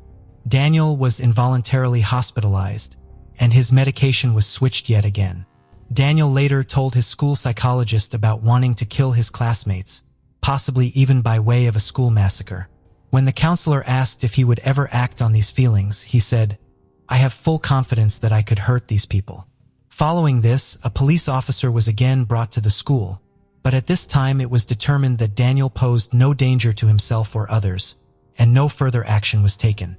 Soon after this, Daniel had another meeting with the school counselor, this time going into even more detail, describing how he wanted to peel people's skin off them and cut off their eyelids. He said that these fantasies only scratched the surface of his thoughts, and that he had given up fighting them. However, Daniel's statements were not disclosed to the authorities, because it was agreed upon that there were no identified victims. Daniel made no attempts to hide his disturbed feelings and impulses, and began divulging his secrets more and more. Friends of Daniel later recalled that he said if he killed anyone and got caught, he would simply claim insanity, but Daniel's dark fantasies would soon manifest in a terrifying way. That morning, Chip and Claudia were unusually absent from their church. No one had heard from them, and their phone was ringing out. Later on, Chip failed to show up for a gig with his band. After nearly 5 decades as the guitarist and lead singer, Chip was never known to be a no-show. Chip's son Robert visited the couple's condo, but soon left, assuming the pair had simply gone out of town. But as the evening came around, and there was still no word from either of them, family members contacted the authorities requesting a welfare check be carried out. Claudia's daughter Laura, along with the police, went to the couple's home again. After ringing the doorbell and getting no answer, Laura went round the back. She and the officers found one of the windows open, with the window screen slashed. Looking through the bedroom window, they saw bloodstains. Police used a flashlight to look into the couple's bedroom, and tragically, the bodies of 87-year-old Chip and 76-year-old Claudia could be made out. They were found with over 60 stab wounds each, and their bodies had been mutilated. Inside Claudia's abdomen was a mobile phone, and a drinking glass had been put into Chip's body too. The Yolo County District Attorney said, "It was the most horrific, depraved murder I've ever seen as the district attorney of this county. The appalling murders of such a beloved couple stunned the Davis community and left everyone in a state of fear and shock. Numerous task force investigators from different areas, including 25 FBI agents, jumped on board the case. However, no physical evidence could be found at the scene. There was no DNA, no fingerprints, and no footprints. Nothing of value appeared to have been stolen, and police weren't even sure if they were looking for one perpetrator or more. No one that knew the couple could think of any possible motive. The crime seemed incredibly personal, and officers wondered if the killer or killers were close to Chip and Claudia, possibly even having a key to the condo and cutting the window as a distraction. Oliver, Chip's grandson, was briefly looked at when police found out he had schizophrenia. Robert, Chip's son, and Oliver's father said as a family they faced 2 days of over 12 hours of questioning. But Robert said he knew his father would have wanted everyone to cooperate as much as possible, so they stuck it out without a lawyer present. When police searched Robert's home, They found that the carpet had been steam cleaned on the same day the couple had been killed, something which Robert agreed, although didn't look good, was nothing more than bad timing. They also found a picture drawn by Tony, Robert's son, which depicted a man holding a knife, standing over two children in a bed. Chip and Claudia's family said that Tony and Oliver were so close to Chip. They both adored him and would never have acted in any violent way towards him or Claudia. The Northup family, Tony in particular, felt incredibly persecuted, and as if the finger was being pointed at him. Even though Tony's name was eventually cleared, he still felt that many people had their doubts about him, and this left him carrying a huge burden following such intense questioning and accusatory comments from so many people. Sadly, 3 years after the couple's deaths, Tony would take his own life. While the police were still working around the clock to solve the crime, the real killer was so proud of what they had done. It didn't take long for them to start bragging about it to people. On the same day the couple were found, Daniel Marsh told a close friend that he had been the one to commit the horrific crime. The following day, he confessed again to more people. He asked his girlfriend if she had heard about what had happened to the couple, to which she said she hadn't. Daniel then also told her that he had done it, smiling and telling her how amazing it had felt, and proudly giving her all the details. Daniel could not stop telling people, and in the days and weeks that followed, he continued to talk about it to anyone that would listen, saying that it was the best experience he had ever had. And if his confession wasn't enough, he showed a friend several items that linked him to the crime scene, including the knife, gloves, and the ski cap, boots and jacket he had worn that night. Daniel's friend and Daniel's girlfriend started speaking with each other about what Daniel had told them. They did not initially report his confessions to anyone else, as they were unsure if he was telling the truth, and if he was being truthful, they were afraid of what Daniel might do. Disturbingly, Daniel's mood appeared to improve after the murders of Chip and Claudia, and he was even named Student of the Month. But just a short while later, one of his friends informed the school that Daniel was carrying a knife around with him. Following this, he was suspended. Daniel's girlfriend broke up with him, and shortly after, Daniel crept into her house, leaving her fearing for her life. His ex-girlfriend confided in one of Daniel's friends about the incident, which prompted him to talk to Daniel's father, Bill. He told him about the murders and what Daniel had said, but Bill believed none of it. His friends finally contacted the police and spent several hours in the station telling them everything. The next day, on June 17th, a high school resource officer brought the now 16-year-old Daniel in for questioning. Daniel was interrogated by Detective Ariel Pineda and FBI Special Agent Chris Campion. Daniel's tune had drastically changed, and he spent 3.5 hours crying and denying any involvement. But when Detective Pineda played a recording of a phone call between two other people implicating Daniel in the crimes, Daniel's denials came to an end, and he started to confess. Daniel admitted to leaving his mother's house with the intention of killing that night. He left between 2 and 3 a.m. armed with a 6-inch knife and spent time wandering around the streets of Davis looking for open doors and windows. Daniel said he had found what he was looking for at 4006 Cowell Boulevard, a residence just 2 doors down from where his dad lived. He could open a window screen and crawled through the window. He waited in the living room until he heard the sounds of snoring coming from the bedroom, and then entered. It was at that point that Claudia woke up and saw Daniel and started to scream. Daniel started stabbing her in the torso, with Claudia begging for her life. Chip woke up too, and Daniel then turned the knife on him. Daniel described continuing to stab the couple even after they had died, saying it just felt right. He told the officers what he had done in gruesome and graphic detail, and told them all the evidence they needed was in his mother's garage. He had kept the bloodied clothing and knife as souvenirs, and it was determined that he had put tape around his shoes to avoid leaving footprints. During his interrogation, Daniel said, "It was pure happiness and adrenaline and dopamine, just all of it rushing over me." He said these feelings were only heightened when Chip and Claudia were conscious and resisting against the attack. Daniel was charged with 2 counts of first-degree murder, with special enhancements for intentionally killing more than one person, demonstrating exceptional depravity in the killings, lying in wait to kill the victims, and inflicting torture. He also faced enhancements for the use of a deadly weapon during the murders. Daniel Marsh entered a plea of not guilty, but later changed this to not guilty by reason of insanity, something officers were already anticipating. Daniel was set to be tried as an adult, although his juvenile status made him ineligible for the death penalty and life in prison without parole. The maximum sentence he faced was 52 years to life. Daniel's attorneys, two of the top public defenders, argued that the maximum sentence would constitute cruel and unusual punishment when imposed on the juvenile, but prosecutors were fighting hard for the maximum possible sentence to be issued, believing nothing else would be appropriate.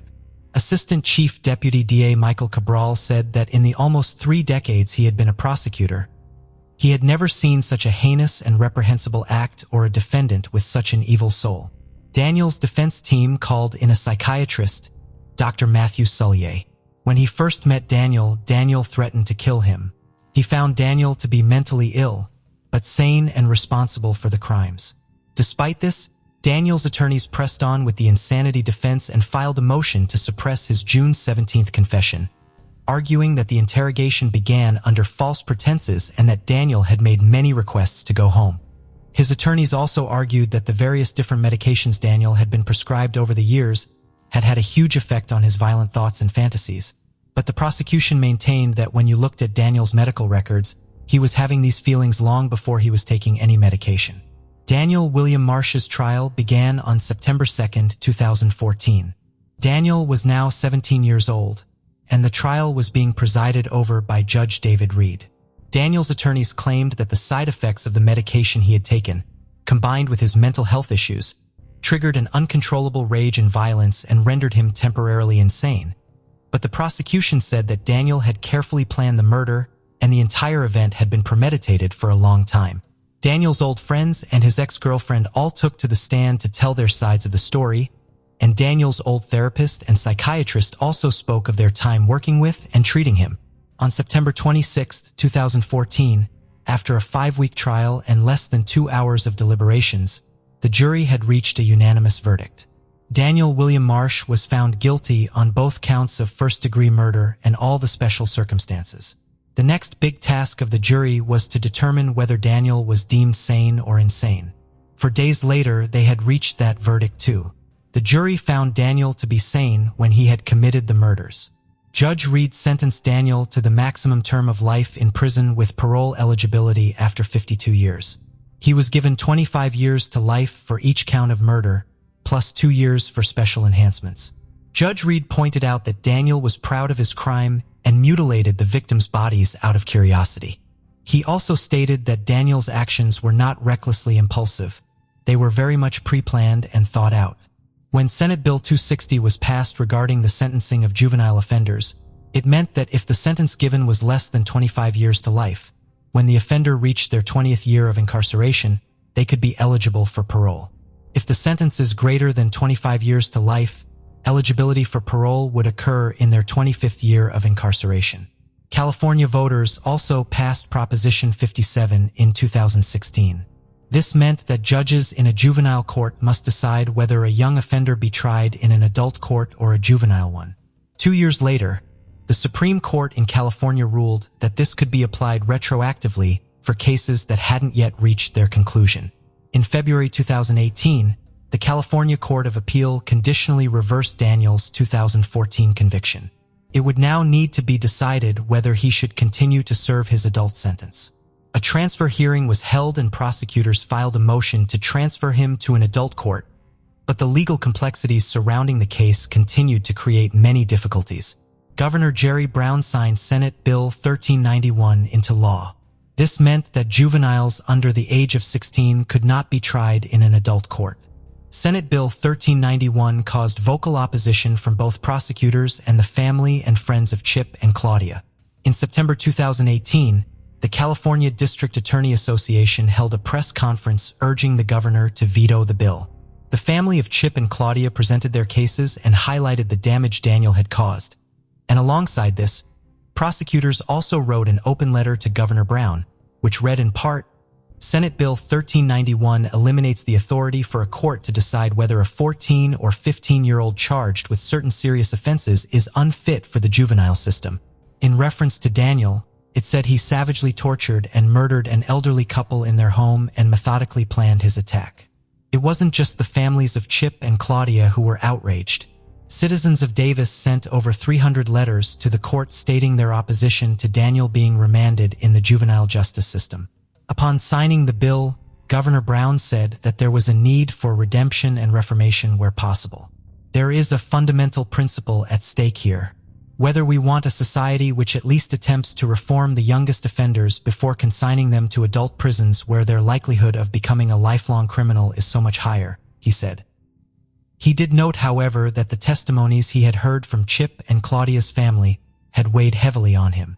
As the legal battles were being fought back and forth, a video was uploaded to YouTube.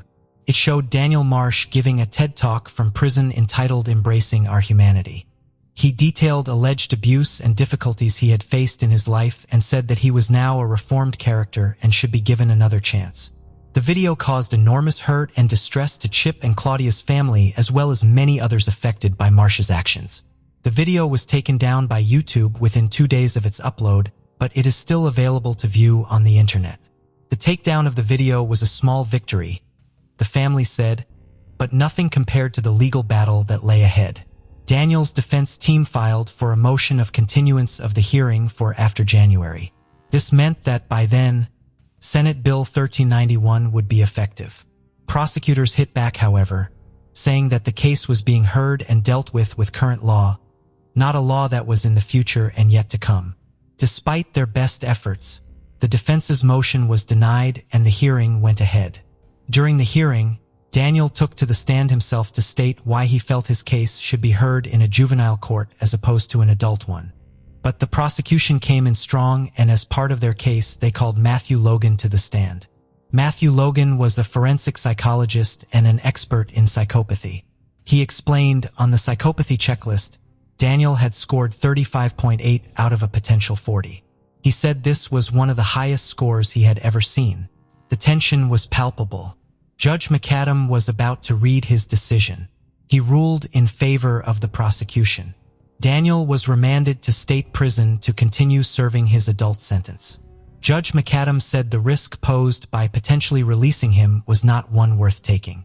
There is virtually no chance that Marsh will be rehabilitated before he turns 25 years old, he said. Claudia's daughter Victoria voiced her relief, saying, "It's not about getting justice for Mom and Chip. We got that in 2014. This hearing was about safety for our family and our friends and the community of Davis."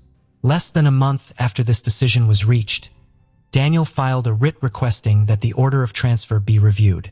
The issue that had to be considered was had Judge McAdam abused his discretion by holding the hearing before the Senate bill went into effect. This writ was declined, but the legal battles did not stop there. On the 14th of December 2018, Daniel's team filed a petition requesting that the order denying the writ was reviewed. The petition raised the same issues as the writ itself, and on the 13th of February 2019, the writ was denied by the California Supreme Court. As the Senate bill was now in full force, his attorneys filed an appeal requesting that Daniel's conviction be overturned retroactively. In September 2021, this appeal was dismissed by the 3rd District Court. Despite the numerous hearings, appeals and changes to the law, Daniel Marsh's sentence of 52 years to life still stands. But because he was convicted as a juvenile, he is still eligible for parole after 25 years. If he is successful, he will be in his early 40s.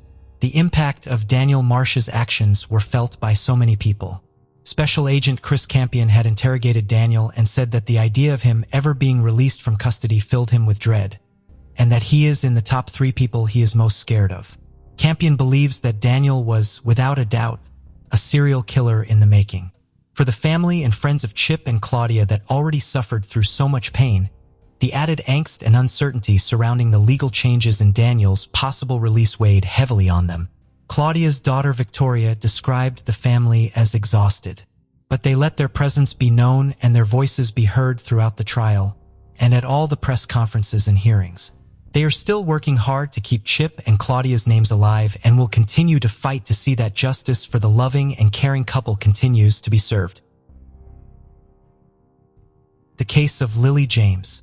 Lily James was born in May 2002 in Yamba, New South Wales, Australia. She was the beloved first child of the close-knit James family, especially adored by her maternal grandmother, Barbara. Growing up by the ocean with her younger brother Max, Lily was known for her active and enduring nature, with a passion for swimming. Her father, who coached water polo at an Anglican girls' school, supported her interest. Her friends remembered her as sociable, friendly, and excelling in her studies, always willing to help others, which made her very popular. In her upper school years, Lily's achievements in academics, sports, and community life were recognized, and she was considered one of the best students. Her incredible talent to excel in all areas of activity was undeniable. She also had a passion for the dramatic arts, which led her to participate in the theater and dance club. She was eventually invited to perform at the famous Woodford Folk Festival, one of Australia's largest annual events. During the event, Lily impressed the audience with her rendition of a monologue from William Shakespeare's Macbeth, showcasing her skills, charisma, and allure, and securing second place in the theater category. In 2018, Lily passed her beginner's driving test, adding to her list of accomplishments. Her athletic successes were also noteworthy, as she began to pursue water polo professionally, earning the title of swimming champion in the under-17 category. Her parents were thrilled with her successes and celebrated each accomplishment grandly. By her senior year, Lily had decided to focus on a sports career, and in 2020, she enrolled at Sydney Technological University to pursue a bachelor's degree in sports business management. In 2021, Lily started a new job as a water polo coach at St. Andrew's Cathedral School to gain teaching experience and spice up her college routine. Thanks to her youth, vibrant personality, and love for sports, she quickly connected with her colleagues, the administration, and her students, trying to find a unique approach to each student and highlight their strengths. It was during this time that Lily met Paul, the new cricket and hockey coach who caught her attention. Initially, their interaction was friendly and limited to mutual greetings, but it later developed into a romance. Lily fell in love, unaware of Paul's true nature. He showered her with compliments, gave her flowers, and organized evenings together. They agreed to keep their relationship private due to school policy and Lily's personal beliefs. However, over time, rumors began to spread, and Lily discovered that Paul had broken their agreement and portrayed her in a negative light. She felt betrayed and humiliated, so she confronted Paul and ended the relationship. On October 26, 2023, the principal of St. Andrew's Cathedral School in central Sydney sent an email to students and parents at 4:30 a.m., announcing that the school would be closed until the end of the week due to a critical incident. 2 hours later, a second notification reassured families that none of the students were involved in the incident. However, graduating students sitting for exams were exempt from the closure. The school provided psychological support to those affected by the situation. A 24/7 consultation center was set up in the school library to provide assistance. On Thursday and Friday, forensic teams thoroughly searched the school building and surrounding area. Access to the gym was restricted and the adjacent shower area was scheduled for demolition. The reason for the school's closure was slowly revealed. On October 25, 2023, around midnight, the body of 20-year-old Lily James, the school's water polo coach, was found in the school shower. She had last been seen alive at 7 p.m. Surveillance cameras showed someone following her around 8 p.m., but the pursuer left alone and exited the school. Lily's parents raised the alarm when she failed to contact them and the police were informed. A night guard discovered her body in a pool of blood with severe head injuries. After recovering from the shock, he called emergency services. Later, detectives invited a family friend to identify the body, which was difficult due to the severity of the injuries. The news of Lily's death sparked an outpouring of grief from the community. Her home was filled with friends, neighbors, and acquaintances offering support to her family. Locals also paid their respects, leaving flowers and toys outside her home, creating a memorial. In a shocking twist, another tragic death occurred on October 27, 2023, at 8 a.m., just 11 miles from the scene of Lily's death. A man's remains were discovered on the rocks of Diamond Bay Reserve, near Vaucluse, an eastern suburb of Sydney. After the police were called, A rescue team was quickly assembled, including a bomb squad, Marine Corps, and a rescue helicopter. At 3:30 p.m., they recovered the man's body and took it to forensic experts for identification. Due to the severity of his injuries from a high fall, visual identification was not possible, so fingerprints were used instead. The experts suspected the man's identity, but they needed confirmation. Eventually, they identified the body as 24-year-old Paul, who was suspected of committing a crime against Lily James. Investigators now had to piece together the connection between the two fatal incidents and uncover what had happened between them. Paul's later attempts to make amends and apologize were rebuffed by Lily, who remained unforgiving. She took comfort in the fact that their brief relationship had at least revealed his true nature to her.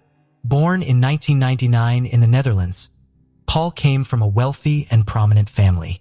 When his father's job required a move to Australia in 2015, Paul and his family relocated. As an only child, he received excessive attention and pampering, which contributed to his selfish and entitled personality. Paul thrived academically and athletically at St. Andrew's Cathedral School, where he excelled in cricket and eventually became team captain. He was also involved in organizing extracurricular activities and festivals. While some of his peers found his confidence off-putting, he was charming and charismatic around girls. After graduating in 2017, Paul landed a job as an assistant coach for cricket and hockey. By early 2018, he took over the management of these sports teams. Despite feeling confident in his new role, Paul suddenly resigned and returned home to his family for unknown reasons. Back home, Paul pursued further education, earning a master's degree in sports management. During a conversation with old friends, he revealed that he had honed his coaching skills, which led to a lucrative job offer from his former employer. By early 2020, Paul returned to his old school. Upon his return to Australia, Paul reunited with a former friend and they decided to split housing costs. Paul preferred shared living despite being able to afford a solo apartment. Their economically priced apartment was in Kensington, a suburb of Sydney. Initially, the friends got along, socializing at bars after work. However, a few months later, tensions arose and Paul decided to live alone due to their conflict. The pheasant's son, Paul, felt isolated despite being constantly surrounded by people. His parents suspected he had not had a serious romantic relationship. In March 2020, an 18-month lockdown in Australia, Paul was stuck in the country, unable to visit his family due to the risk of infection. The strict quarantine measures affected every aspect of life, forcing Paul to rely on himself. By summer 2021, life had returned to normal. However, it became apparent that the isolation had taken a toll on Paul's relationships. When he resumed his activities, people noticed a change in his character and behavior. Paul bounced back, becoming a key player on the hockey team and maintaining an active lifestyle, even appearing in match advertisements. Paul's behavior became increasingly disturbing. Friends and acquaintances reported seeing him lash out in uncontrollable anger, a side of him they had never witnessed before. Rumors also circulated at school that he had an inappropriate interest in his female students, often flirting with them and making them feel uncomfortable. Despite this, Paul was still highly regarded for his coaching skills, which significantly contributed to the team's success in the Australian Hockey League.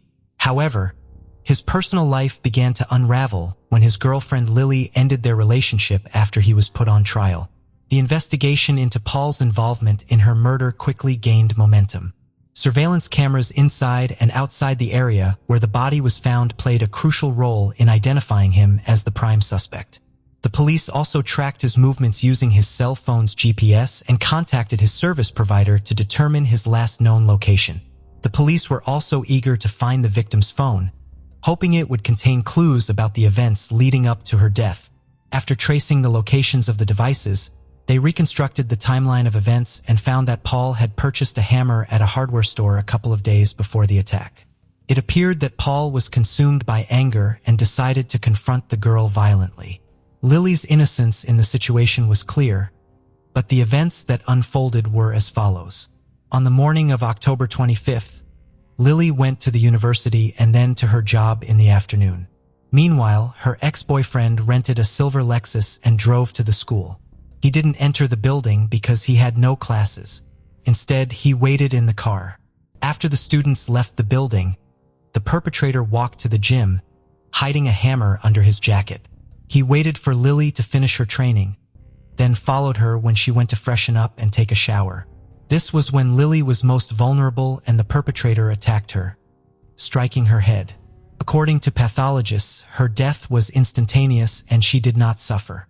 An hour later, he gathered Lily's personal belongings in a backpack and left the building. He got into his car and drove to Diamond Bay, where he disposed of the hammer in a garbage container. Security cameras recorded him at the reserve at 8:47 p.m. Paul's last known location, as tracked by investigators, was the Gap, a cliff in Sydney's eastern suburb of South Head. The Gap is a popular tourist spot, but it's also infamous for its history of suicides. At around 10 p.m., Paul used Lily's phone to send a message to someone called James, which would ultimately lead to the discovery of the girl's body. It's unclear why Paul did this. Possibly he felt remorseful and wanted to ensure the girl received help. Or maybe he was simply telling her parents where they could find their daughter. He made a brief emergency call an hour after the incident, but hung up. He then went to a cliff and took his own life, which had been a decision he had been considering for a long time. When the police arrived, they found the personal belongings of him and his former lover, as well as a rented car parked nearby. It seemed clear that he was no longer alive, possibly due to his inability to cope with his guilt or face the consequences of his actions.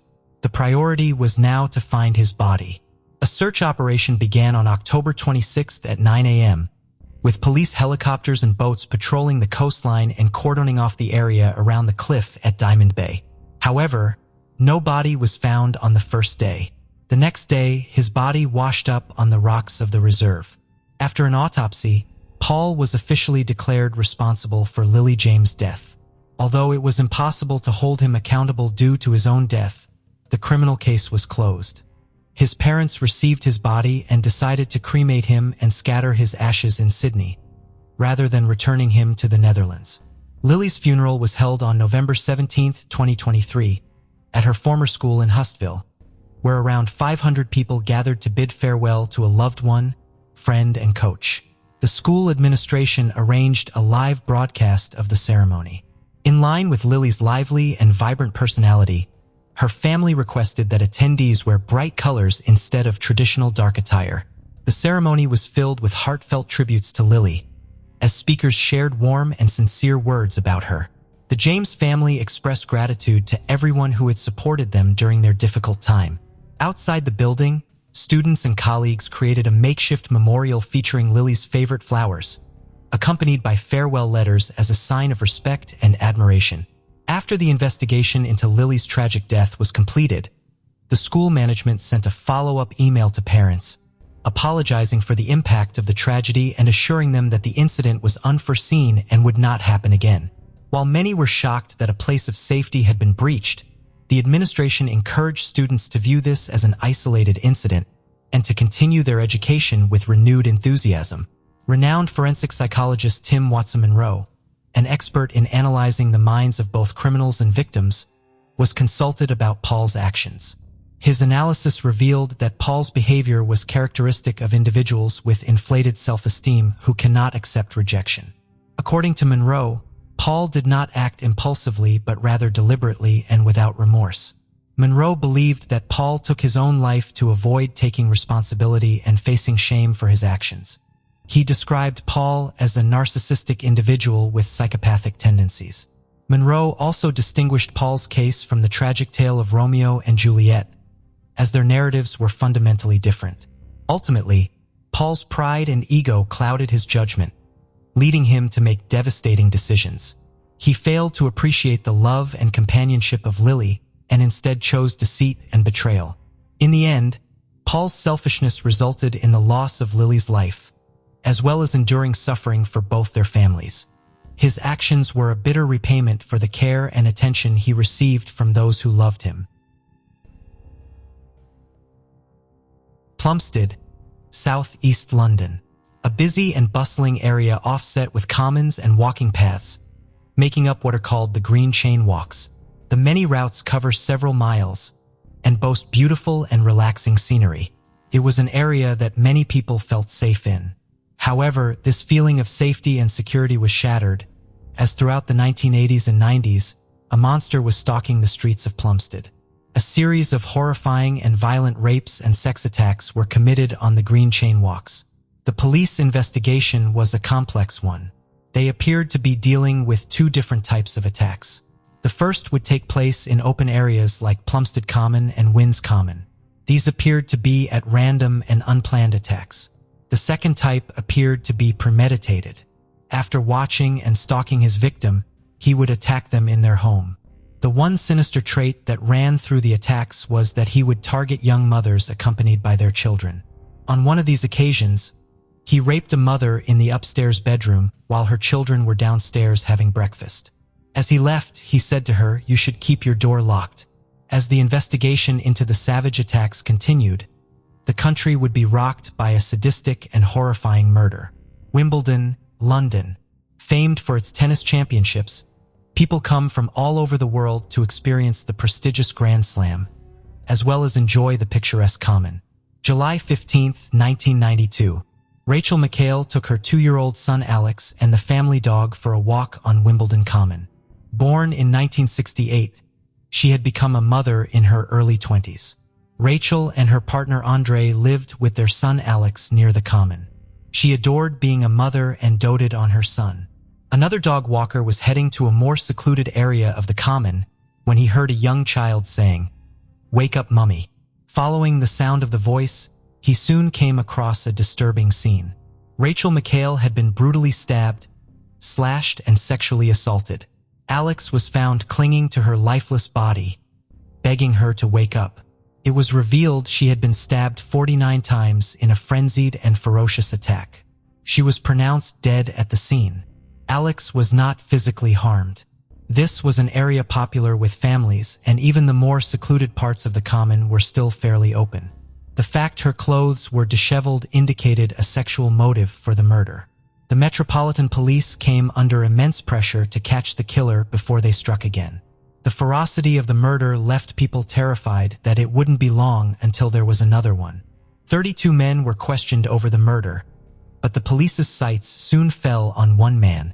Colin Stagg was known for walking his dog on Wimbledon Common.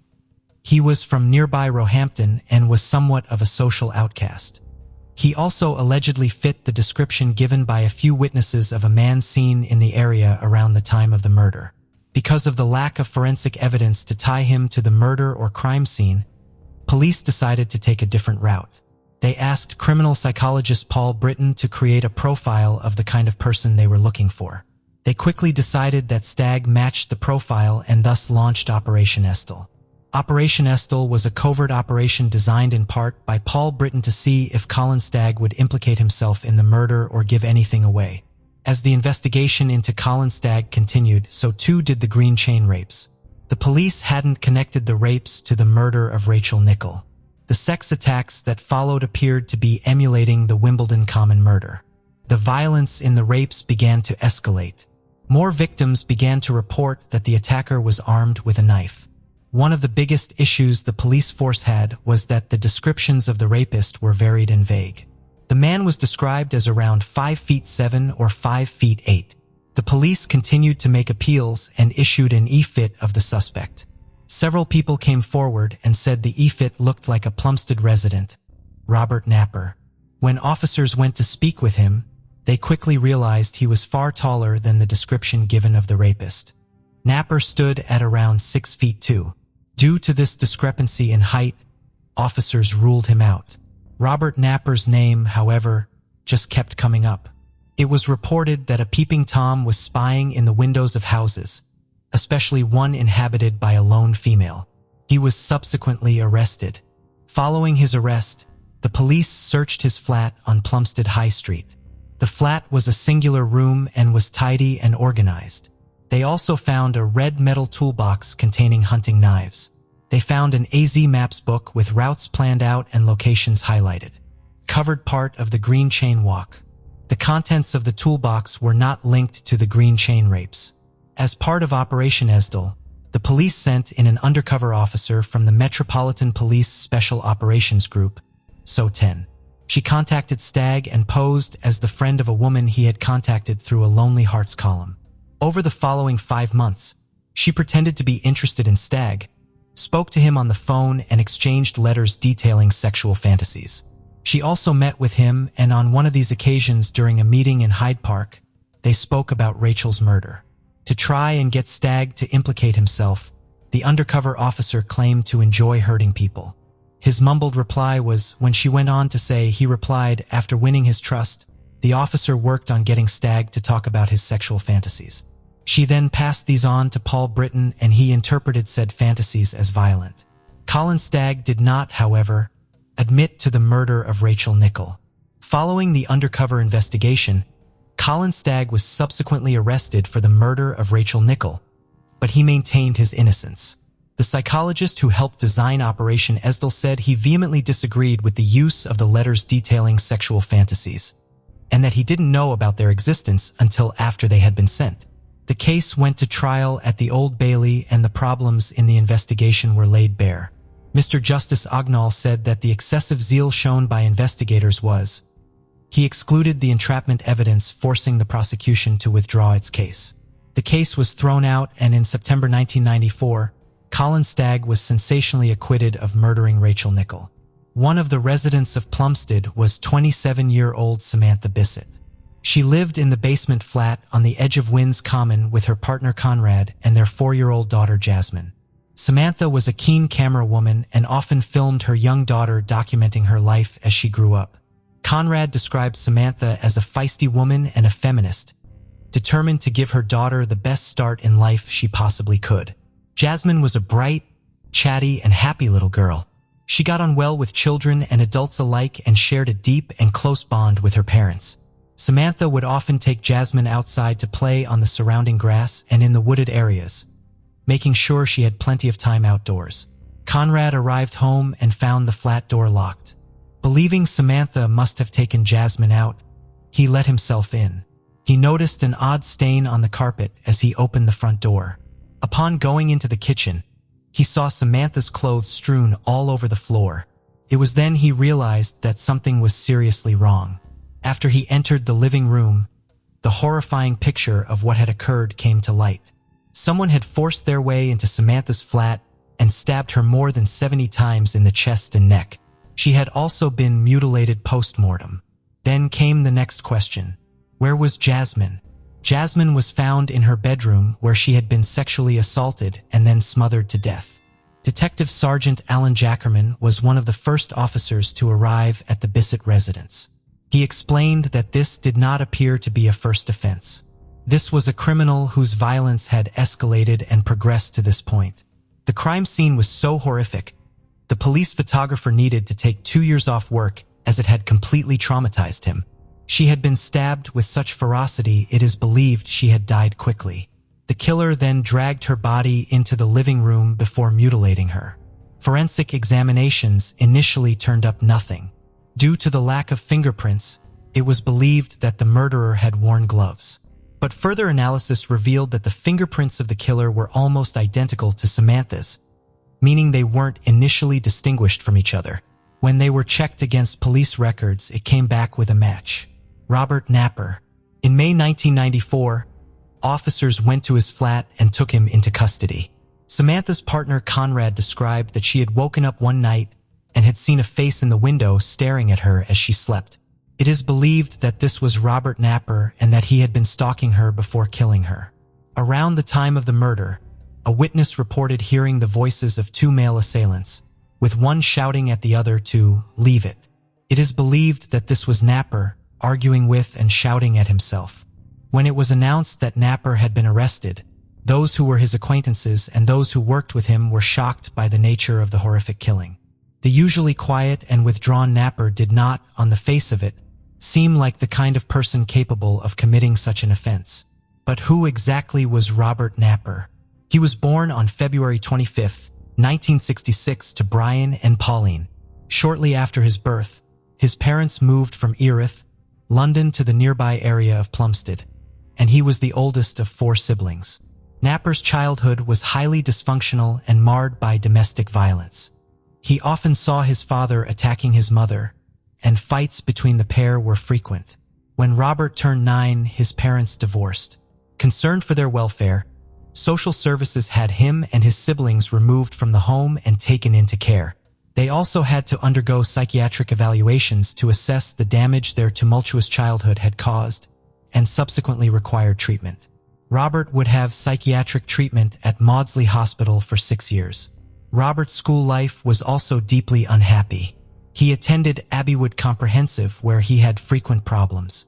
As a result of having undiagnosed autism spectrum disorder, previously referred to as Asperger's, he was socially awkward and struggled to make and maintain friendships in his class.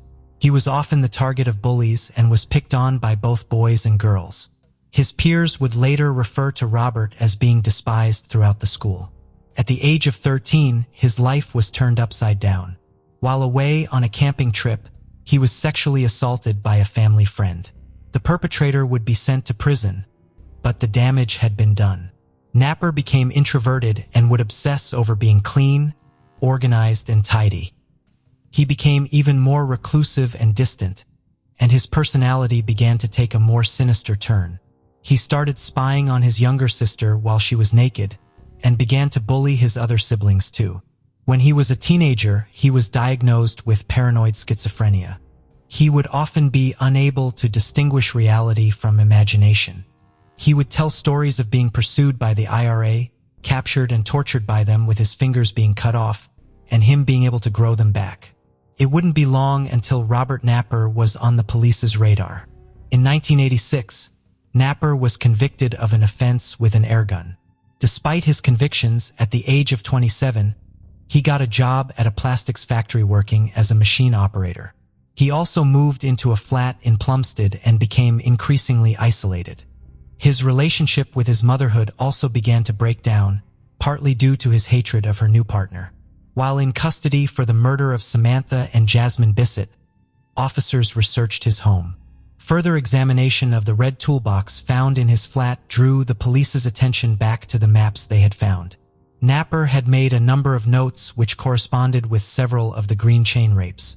The police soon realized that the man they had in custody for the brutal double murder was most likely responsible for the more than 70 rapes and sex attacks that had been committed on the green chain walks. They also realized that the height discrepancy was due to the fact that Napper walked with a stoop, this appearing to be shorter than he actually was. His first rape is believed to have taken place in 1989, in a house that was on the edge of the common. It turned out that he had confessed as such to his mother, saying that he had raped a woman on Plumstead Common and that people were out to get him. She went to the police and told them what he had said to her. No case on file matched what his mother had told them, and no further action was taken. After this, Pauline Napper severed all ties with her son. It turned out that the sex attack had actually occurred on Winds Common, meaning the police records didn't match his mother's report. In October 1995, Robert Napper went on trial at the Old Bailey Courthouse in London for the brutal double murder of Samantha and Jasmine Bisset. Despite the initial concerns that they may not have had enough to convict him, a jury was not required in this case. He pled guilty to manslaughter on the grounds of diminished responsibility, citing psychiatric problems. He was sentenced to be held at the high-security Broadmoor Psychiatric Hospital. Although this case had been solved, there was another that lingered over the heads of everyone. Rachel Nichol. With a botched police investigation and a wrongful arrest, the police needed to find the culprit, but the case had all but stalled. In December 1995, police went to Broadmoor to interview Robert in connection with Rachel's murder. He refused to answer their questions, leaving them back at square one. In the years that passed, and with the police no closer to catching Rachel's killer, on the anniversary of the murder, the public pressure to find the culprit came back into the spotlight. 10 years after Rachel's death, DNA techniques had become more refined and readily available to the police. In 2002, Scotland Yard set up a cold case review team to look into Rachel Nichol's murder and try and unearth any new clues. The team was comprised of both current and retired investigators who pored over witness statements, looked at the files of potential suspects, and also considered the possibility that it may be linked to other crimes. When looking at the injuries that Rachel had sustained during the frenzied attack, and compared it with other attacks, they consulted those on the forensics team about the improvements that had been made in the science of DNA. They were able to lift the blood from Rachel's clothing and, underneath, lay the breakthrough they were looking for. In July 2003, it was reported that after 18 months of testing on the clothes worn by Rachel, a microscopic sample of male DNA, which did not belong to either her boyfriend or young son, had been found. The sample was enough to rule people out, but not enough to confirm the identity of the killer. A sample had been taken from the hair of Rachel's son Alex, and, upon reanalysis, it was found to contain samples of paint that they were able to trace to a metal toolbox.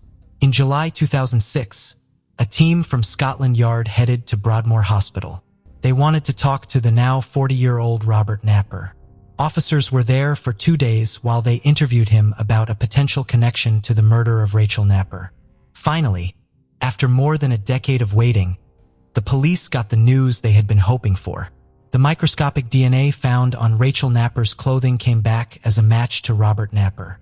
The paint from the toolbox found in Alex's hair also matched the toolbox used by Napper to hide his knives and maps. When looking at the map found in Napper's toolbox, police found something of interest. The map showed he had ventured out of his comfort zone. The distance between Wimbledon Common and Plumstead had led to him being ruled out initially, despite the similarities in the cases. On one of the pages, Isabella Plantation in Richmond Park had been heavily marked. This was within a walking distance of where Rachel had been murdered. On the 28th of November 2007, Robert Clive Napper was charged with the murder of Rachel Nakel. On the 4th of December that year, he appeared at the City of Westminster's Magistrates' Court. He was subsequently granted bail on the condition he be returned to Broadmoor. It would soon be time for him to enter his plea, and on the 24th of January 2008, he pled not guilty. His trial started in November that year, and the following month, he changed his plea. He entered a plea of guilty to the manslaughter of Rachel Nakel on the grounds of diminished responsibility. When sentencing Napper, Mr. Justice Griffith Williams said that it was vital he be detained indefinitely for the protection of the public, saying he was a very dangerous man. It is highly unlikely that Robert Napper will ever be released. When Napper was sentenced, Colin Stagg received a public apology from the Metropolitan Police for his wrongful arrest. Keith Preda, the detective who headed the investigation into Colin Stagg, received intense public scrutiny. Despite the judge condemning their actions and Colin Stagg being acquitted, in the years that followed and before Napper was caught, Preda continued to press the idea that Stagg was guilty of Rachel Nakel's murder. In 2001, he told the ITV program Real Crime, "Colin Stagg has been through a version of justice, albeit truncated, and he has been found not guilty, but I wonder whether he can actually say hand on heart that he believes people will meet him in the streets and believe that." After Stagg was acquitted, Preda retired from the police force.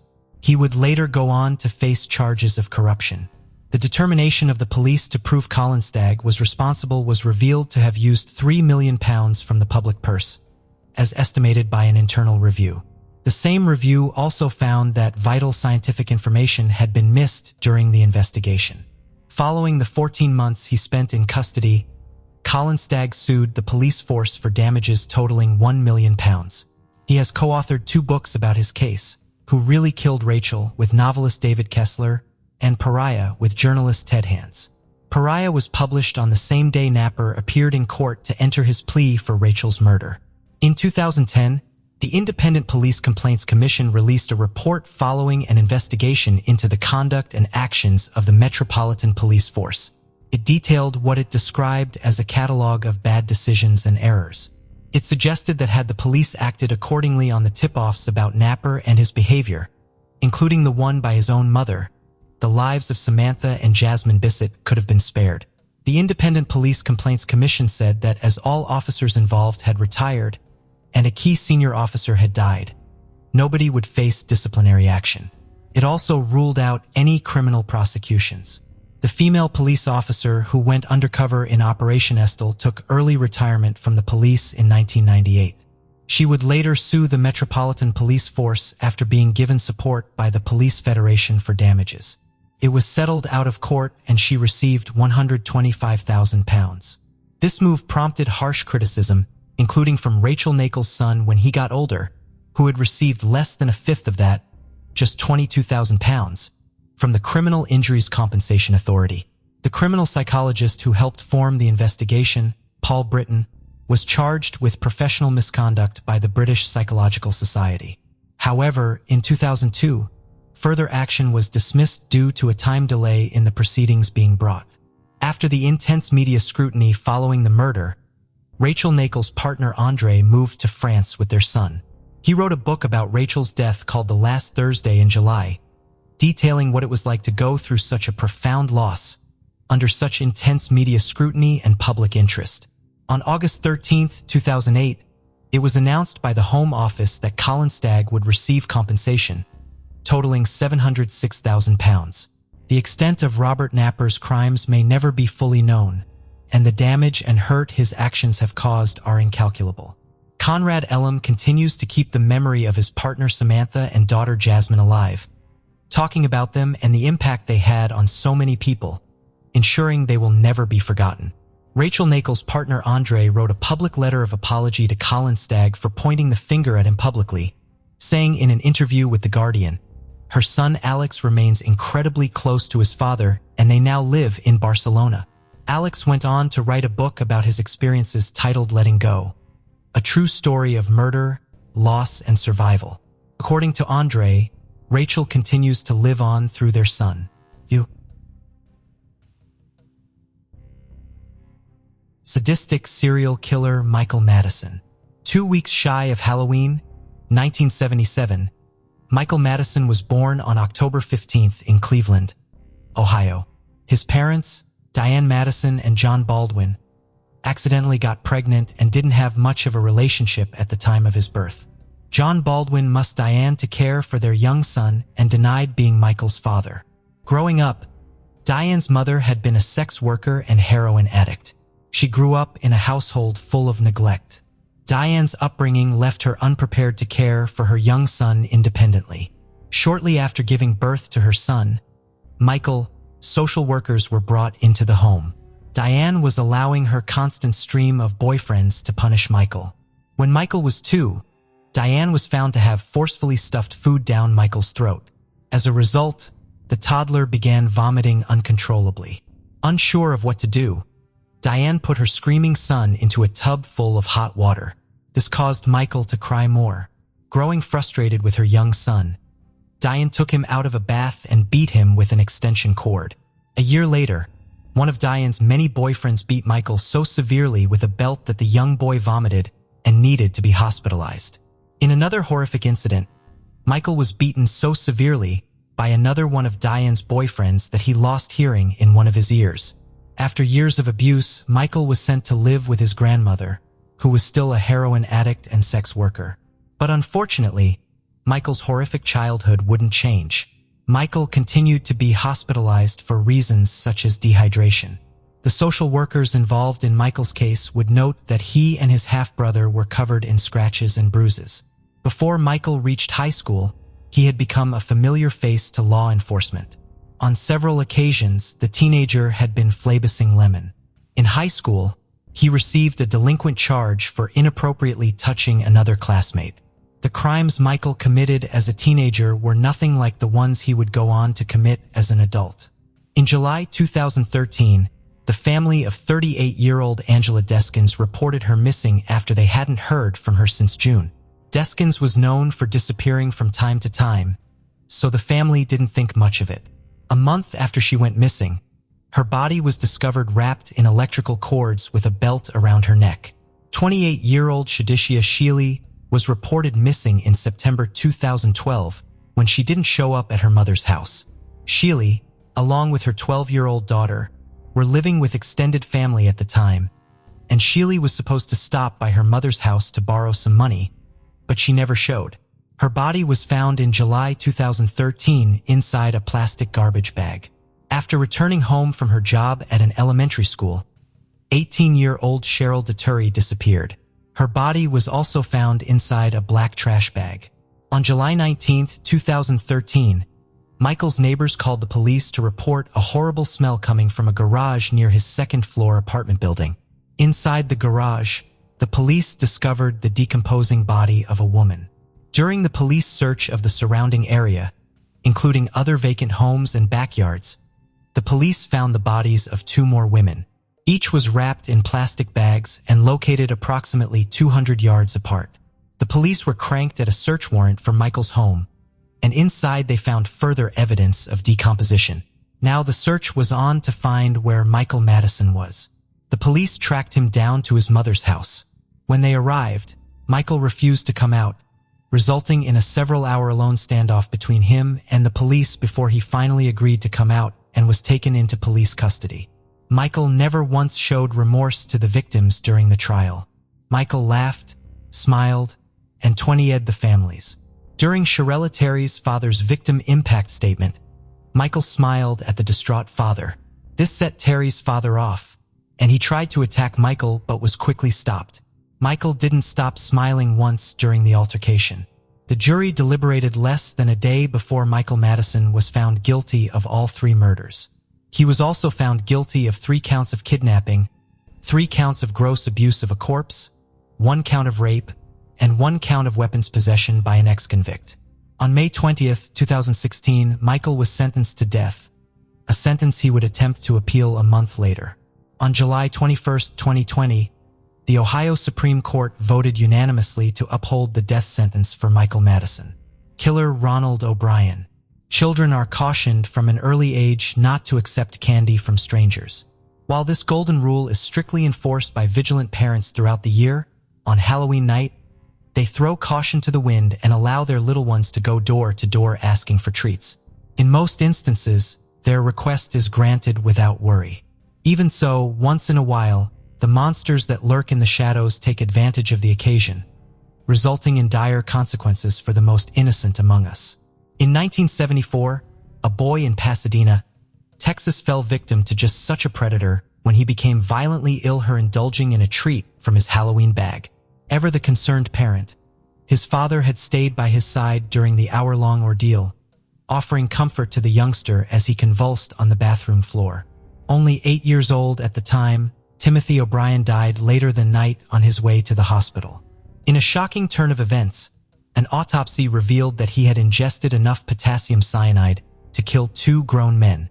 As difficult as it was to believe, all signs pointed to the fact that someone had deliberately laced candy with a colorless compound before randomly handing it out to unsuspecting children. Investigators were convinced that a cold-blooded killer was hiding somewhere in the suburbs of Houston, and they intended to find him.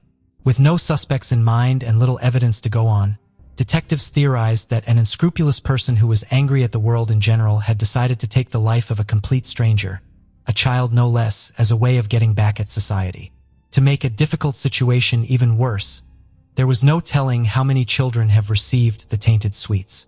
Although authorities had put out an emergency news bulletin requesting that all Halloween candy be brought to the police station for inspection, they feared that there would be other victims before all was said and done. While they faced an uphill battle to be sure, investigators did have a few things working in their favor. For one, it had been raining heavily on the evening of Trick or Treat, which had limited the number of houses that Timothy and his sister Elizabeth had visited. More importantly, a chemical analysis of the contents of the boys' treat bank and enabled them to pinpoint the carrier of the poison. Lab tests revealed that the killer's lethal weapon of choice had been the sweet and sour powder contained inside of a straw-shaped pixie sticks. After meeting with the residents of the houses where the O'Brien children were known to have gotten candy, detectives were confident that none of them had given up pixie sticks. However, during the course of their interviews, they learned that someone had been witnessed doling out that particular trick and that someone had been Timothy's father, Ronald O'Brien. When he was brought in for questioning, O'Brien claimed that a man he had never seen before had emerged from a darkened home and given him several pixie sticks to hand out on his behalf. He added that after consuming a small amount of the sugary powder, Timothy had complained that it tasted funny. Instead of telling him to throw it out, he had given his son a soft drink to help wash it down. Under the pretense of helping police solve the case, he had readily provided them with the address of the house where the exchange had taken place. Upon speaking with the mystery man, who turned out to be an air traffic controller named Clarkney Melvin, officers learned that he had an alibi for the night in question. According to him, he had been at work and had not returned home until after midnight. When they visited his place of employment, his supervisor confirmed his story and had the paperwork to prove it. In a stunning show of support, 200 of Melvin's co-workers came forward to vouch for his character. Realizing that they had been duped, investigators quickly concluded that this man was not their killer, something that Ronald O'Brien had known all along. Bit of digging into his past uncovered that Ronald O'Brien, who had trained as an optician, was not nearly as respectable as he wanted others to believe. "I'm not content who couldn't hold a job." He was drowning in a sea of debt. Not above taking what he wanted, he had been accused of stealing on numerous occasions, usually by former employers.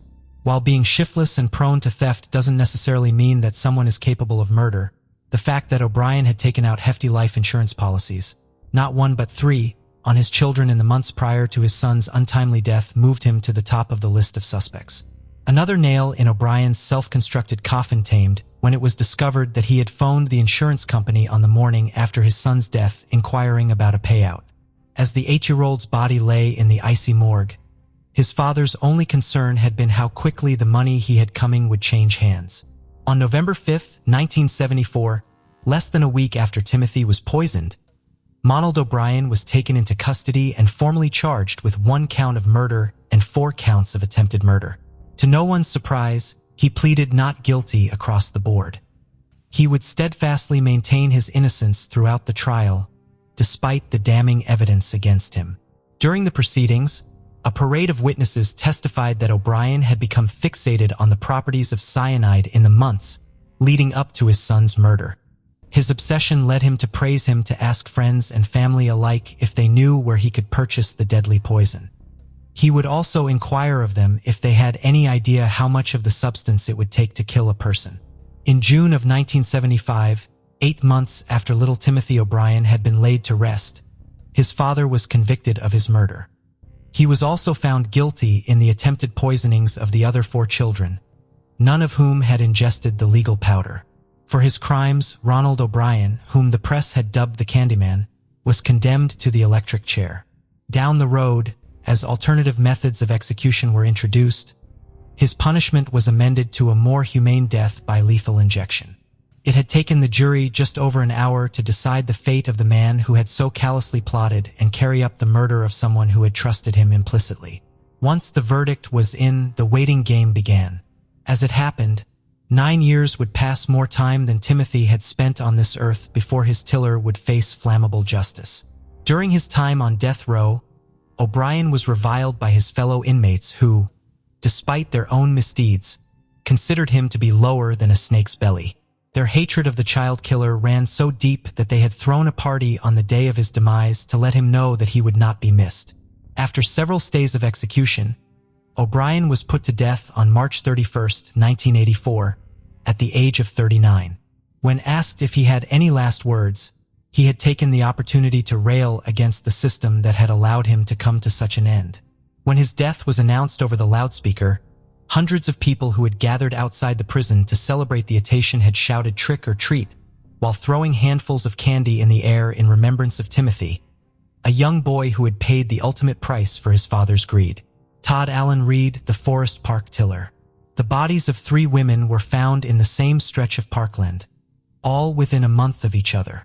It was not long before police had their man. But is he responsible for more than the 3 murders they convicted him for?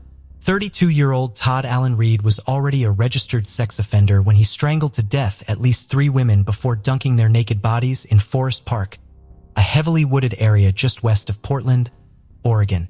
From 1992 to 1995, he had served a measly 2.5 years of a 12-year sentence for the sexual assault of Shelley Harding, who was 7 months pregnant at the time of his cowardly attack. She had been walking home from work when he approached her and forced her into his car at knife point. Ree was involved to him and fled the scene of a minor crash with another vehicle on his way to the secluded spot where he sexually assaulted Shelley. After he had assaulted her, he attempted to strangle her with a seat belt and began to cry. Shelley was strong and she was calm. She had been talking to Ree constantly like he was a friend, almost building a rapport.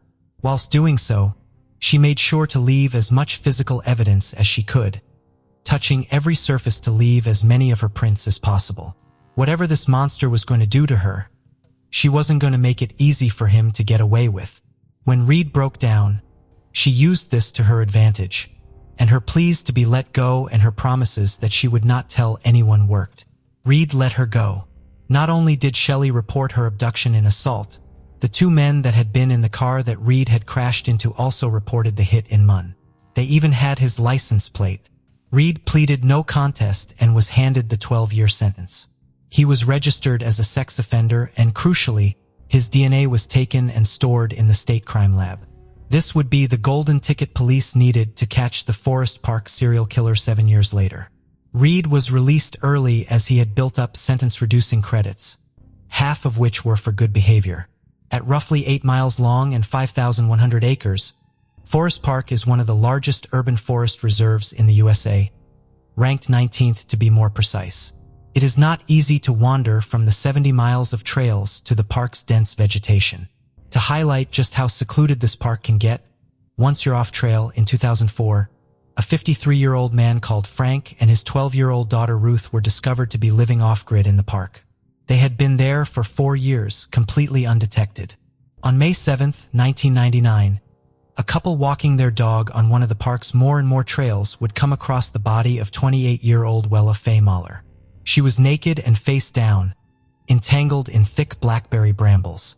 She had been strangled, and it was determined that her body had been there for around 2 months. Police would find a used condom merely 28 feet from her body. They were able to extract DNA from this vital piece of evidence. The next day, May 8th, police themselves would discover a second body whilst they were searching the immediate area. The body of 26-year-old Stephanie Lynn Mussel was found around a quarter of a mile away from where Lilla had been discovered. She too was found naked and had been strangled. Tests would determine she had been left there less than a week before she was found. They would also recover traces of DNA on her thighs. A group of hikers would find the third body, that of 18-year-old Alexandria Eisen, in the early evening of June 2nd. Alexandria had been reported missing sometime in May. Police were unable to reach her body until the next day. Due to the location, she'd been dumped down an extremely steep slope just off of a deer path. She was found naked, and she too had been strangled. Her body was around 1/4 of a mile away from Lua and Stephanie's. After the discovery of Alexandria's body, Police Chief Charles Moves admitted that investigators had concluded they were looking for a serial killer due to the similarities of the crimes. Physically, all 3 women resembled each other, but they also had very similar life experiences. They were all homeless at the time of their deaths and had cocaine and heroin addictions, although Stephanie had just completed a detox program before her murder. Lila and Alexandria, or had been at some point, engaged in prostitution to pay for these addictions. All 3 women were known to frequent West Burnside Street. It's also been claimed that Lila and Stephanie knew each other. Although this has not been proven either way, it was determined that all 3 of the women had been murdered elsewhere and their bodies were taken to Forest Park afterwards. Toxicology all showed that they had taken heroin sometime before their deaths. The police response was immediate and it was impressive. A specialist task force consisting of 16 individuals was formed and they set about scouting bars, reaching out and offering protection to the community being targeted, and 30 additional beds were made available for homeless women during the investigation. Although residents were not happy about the lack of information they were receiving, the police kept their investigation tightly under wraps. Such was their determination to catch this killer. The task force would use the physical similarities of the 3 women to their advantage. A female officer of a similar appearance posed as a prostitute in West Burnside Street to see if they could reel the killer in. And sure enough, Reed took the bait. On the July 7th, the same day a vigil was being held for Lilla, Stephanie and Alexandria, approached the undercover officer. And it was not long before his suspicious behavior flagged him to police. At about 5:20 a.m., he was approached by a member of the lookout team, Sergeant John Botchlet. Regrettably admitted that he was a sex offender and agreed to a search of his vehicle. They found in a used condom a book entitled The Killing Gift about a woman who can kill men by merely looking at them and some yellow strapping. There was nothing incriminating to be found, and the police had to let him go. He was not the hook, however, far from it. Another lookout that night, Detective Sergeant Dave Schlegel, recognized him from the 1992 sexual assault case. He had, in fact, been the arresting officer. Police began 24-hour surveillance of both at his home and at his place of work. At least once during this surveillance, he was observed driving in circles around West Burnside and Sandy Boulevard. The police web results came back and confirmed that the DNA from the condom at the Moore crime scene and the DNA found on Stephanie's thighs matched the DNA that was on file for Todd Allen Reed. At around 7:30 p.m. on July 18th, after Reed had left for work, police executed a search warrant at his address where he lived with his girlfriend. Once the police had left the premises, his girlfriend phoned him to let him know the police had been there. He attempted to make a getaway in the middle of his shift, but it was too late. The police had already arrived. At 11:30 p.m. on July 18th, 11 days after police had questioned him and only 1.5 months after the task force was set up, Reeve was arrested outside of Renella Produce, the warehouse where he worked night shifts unloading the delivery trucks. On July 27th, he was indicted on 7 criminal counts in relation to 3 homicides. It emerged that Reed, who had been ordered to serve 8 years post-prison supervision and actually been kicked out of a sex offender treatment program 2 weeks before his arrest for failure to attend. On February 23, 2001, he pleaded guilty and received 3 consecutive life sentences with no possibility of parole. Reed had been facing the death penalty, but his plea deal took this off of the table. Reed is also the prime suspect in 2, possibly 3 other murders in the Portland area. The cases being referred to by Reeves are the 1987 cold case murders of 15-year-old Jennifer Lynch, her and 12-year-old Mindy Colleen Thomas, and the 1999 disappearance of 19-year-old Amava Sines. In regards to the murders, Gresham Police Sergeant David Lerwick has been quoted as saying, "Always suspect that he was the person who killed both those girls. We didn't have enough evidence to convict him." Jennifer had gone missing on July 3, 1987, and her skeletal remains was found on July 8, 1988. Minky went missing from the apartment complex where she lived on August 3, 1987, and her body was discovered on October 4, 1988. Both of the children had been strangled and dumped in wooded areas on the eastern side of Gresham, about 3 miles apart, and they were both last seen in the company of Gail Bennett, Reed's then-girlfriend and later wife. They married in 1988 and divorced in 1997. Gresham police said Bennett, who has a police record of her own, might have information about the killings but has been uncooperative. Bennett has denied any knowledge. At the time, police were operating under the assumption that they had both been killed by the same man and that this man was known to them. They had questioned Reed at the time of the investigation due to the fact they had both been seen with Gail, but he was never charged or arrested. Police renewed efforts to solve the Gresham cases after his arrest in the Portland killings, but attempts to compare DNA from the old crimes with Reed's DNA have been inconclusive. Alma the witness seen on June 30, 1999 and has not been seen since. She was working as a prostitute at the time of her disappearance, and it has been claimed she knew / was friends with Alexandria Eisen. No charges have been brought forward in her case, although it is impossible to downplay the likelihood that they already had something to do with Ametha's disappearance. As of June 2020, Oat Prison Reed is in his not known, and as of June 2021, he was no longer listed as inhumate and may be dead. Marcelina Liza was rushed to a Pensacola, Florida hospital without knowing what had happened. Unfortunately, it was too late because she passed away the next day, which was December 31st, according to an autopsy. The young child had sustained a head injury, but what actually transpired on that terrible night, and what caused poor little Marcelina to suffer such tragedy? Niceville, Florida is a place renowned for its cozy small-town atmosphere. There, residents can explore a variety of recreational and historic sites in a generally tranquil environment. Imagine taking a stroll through a park or stopping by a historical site that has been preserved. The locals are typically friendly and hospitable, which frequently contributes to the town's reputation as being nice, not just in name, but also in spirit. The city's peace is somewhat counterbalanced by the crime rate, which, while not alarmingly high, is present. In this ostensibly tranquil setting occurred the tragic case of Marcelina Liza. On December 15, 2000, the world welcomed Marcelina Liza into it. She entered Mary Jean Liza's life and brought the happiness. Marcelina developed into a lively young girl in her brief existence. Her dark hair and chubby cheeks framed her wide, inquisitive eyes. As of 2002, she was living in Niceville, Florida, in her mother, Mary Jean Liza's tundra care. Her father's identity is still unknown. Marcelina, a cheerful toddler, resided in a tight-knit neighborhood with her mother. Unknown to anyone, young Marcelina will unfortunately soon face darker times. Life appeared to be a routine for Marcelina Liza and her mother, Mary Jean, in their Niceville, Florida home on the morning of December 30th, 2002. Routines for a 2-year-old typically revolve around the little pleasures in life, like breakfast and playing with a favorite toy.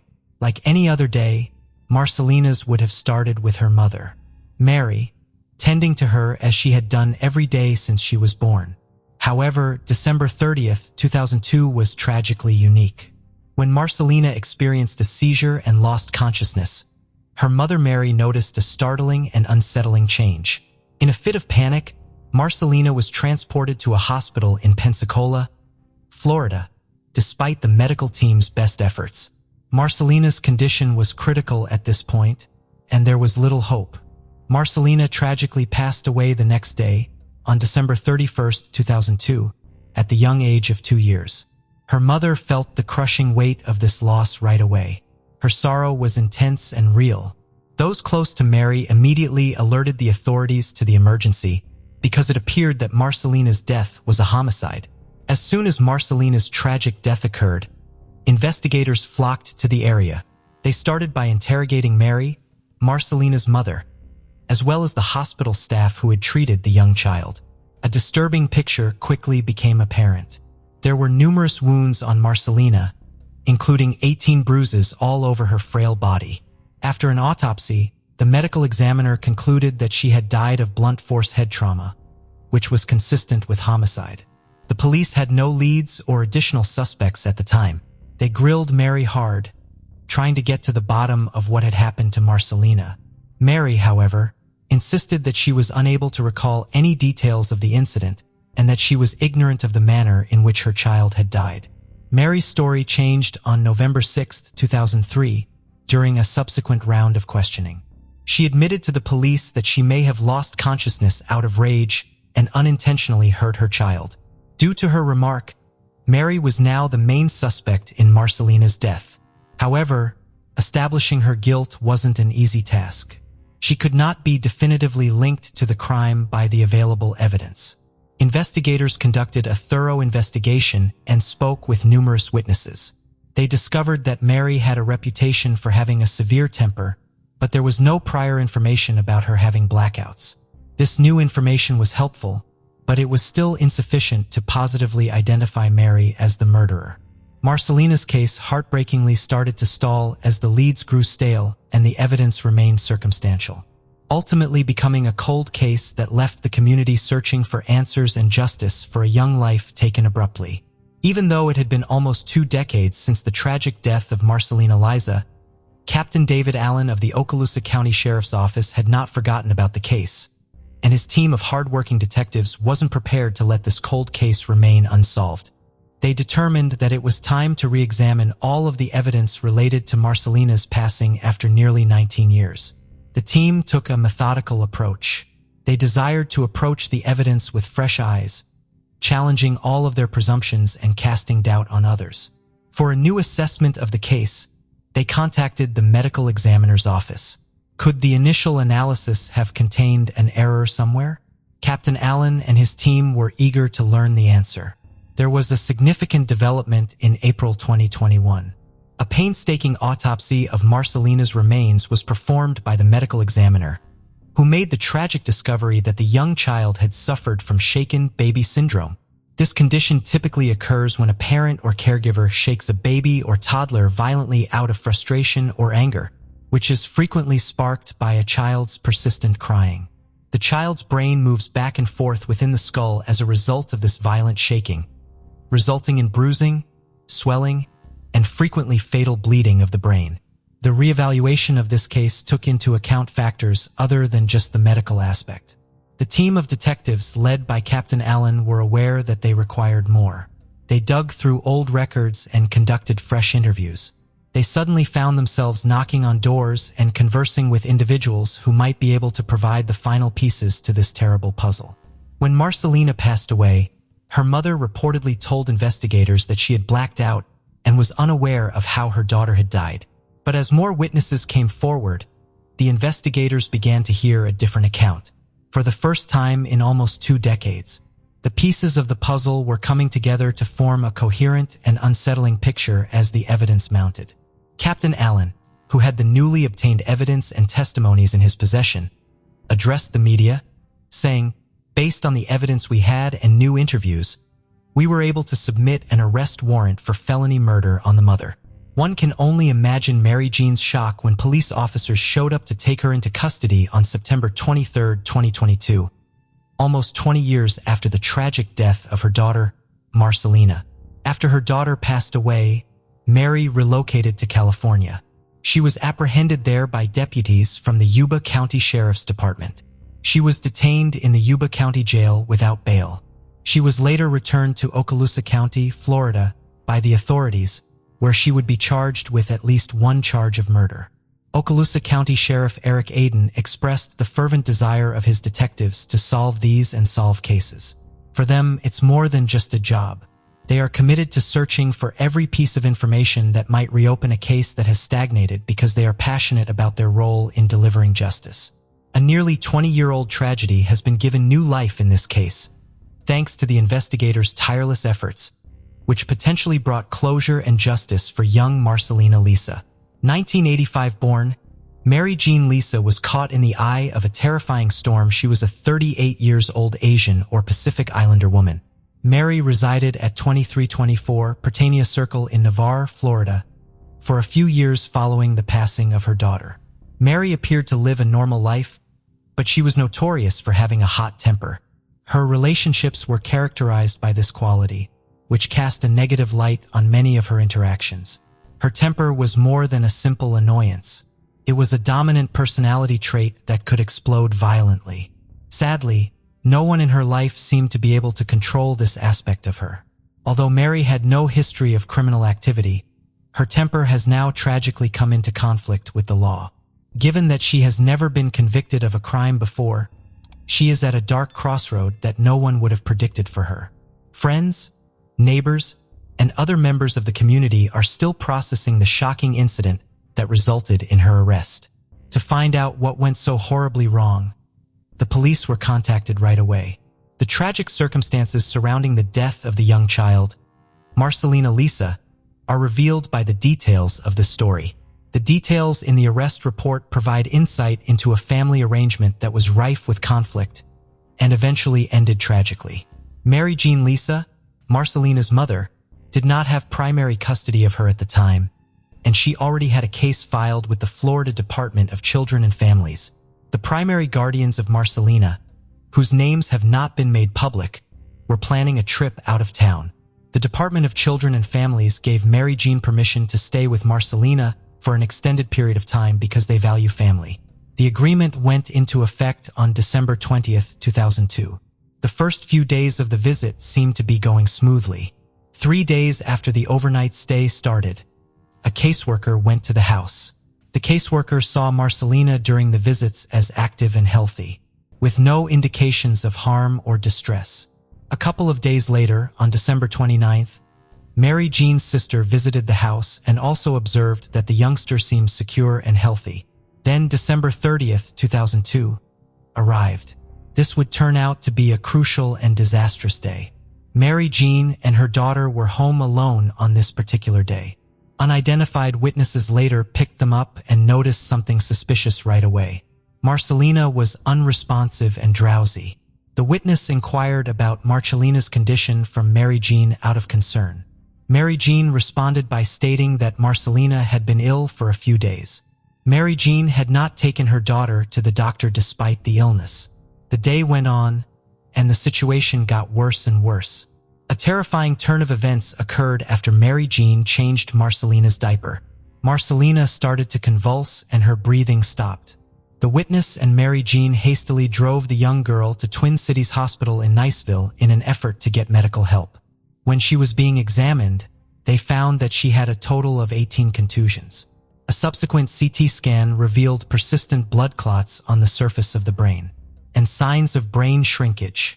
She was consequently transferred to Sacred Heart Hospital in Pensacola, but tragically she did not survive. Mary was detained without bail while she awaited her court date and was forced to spend time in the bleak Yuba County Jail. There, she was listed under the official name Mary Jean Lisa. She was given a date to put on her calendar, February 13, 2023. As the seriousness of her predicament grew more and more apparent, the date was supposed to be a pretrial conference rather than a trial. It was a significant stage in the legal procedure. The prosecution and defense would meet before the judge during this crucial pretrial conference. Usually, they talked about the evidence, thought about possible plea deals, and set the stage for how the trial might proceed. This conference would be a turning point in Mary's life, possibly determining the course of her future. The specifics of what happened during Mary's pretrial conference are currently being kept a closely guarded secret because they have not yet been made public. Sheriff Eric Aiden didn't think twice about taking a few minutes to address the neighborhood about the unsolved murder of Marcelina Liza. He acknowledged the investigators at the Okaloosa County Sheriff's Office for their unwavering commitment. He specifically expressed his appreciation for the Criminal Investigation Division's steadfast dedication to the case. Sheriff Aiden emphasized that he and his coworkers have a strong desire to re-examine old cases. They take a firm stance. Even if there isn't a quick fix, they are committed to looking, learning, and probing. Their goal is to gather any piece of knowledge or tiny piece of information that could bring them one step closer to solving the cold cases. This spirit of tenacity is best exemplified by the Marcelina Liza case. It was evidence of the lengths the teen would go to see that justice was served. Families, neighbors, and friends felt compelled to reach out as details emerged and the community sought resolution, reaffirming their faith in the police and their pursuit of the truth. On the morning of February 24, 2023, the Banfield home was peaceful until it suddenly wasn't.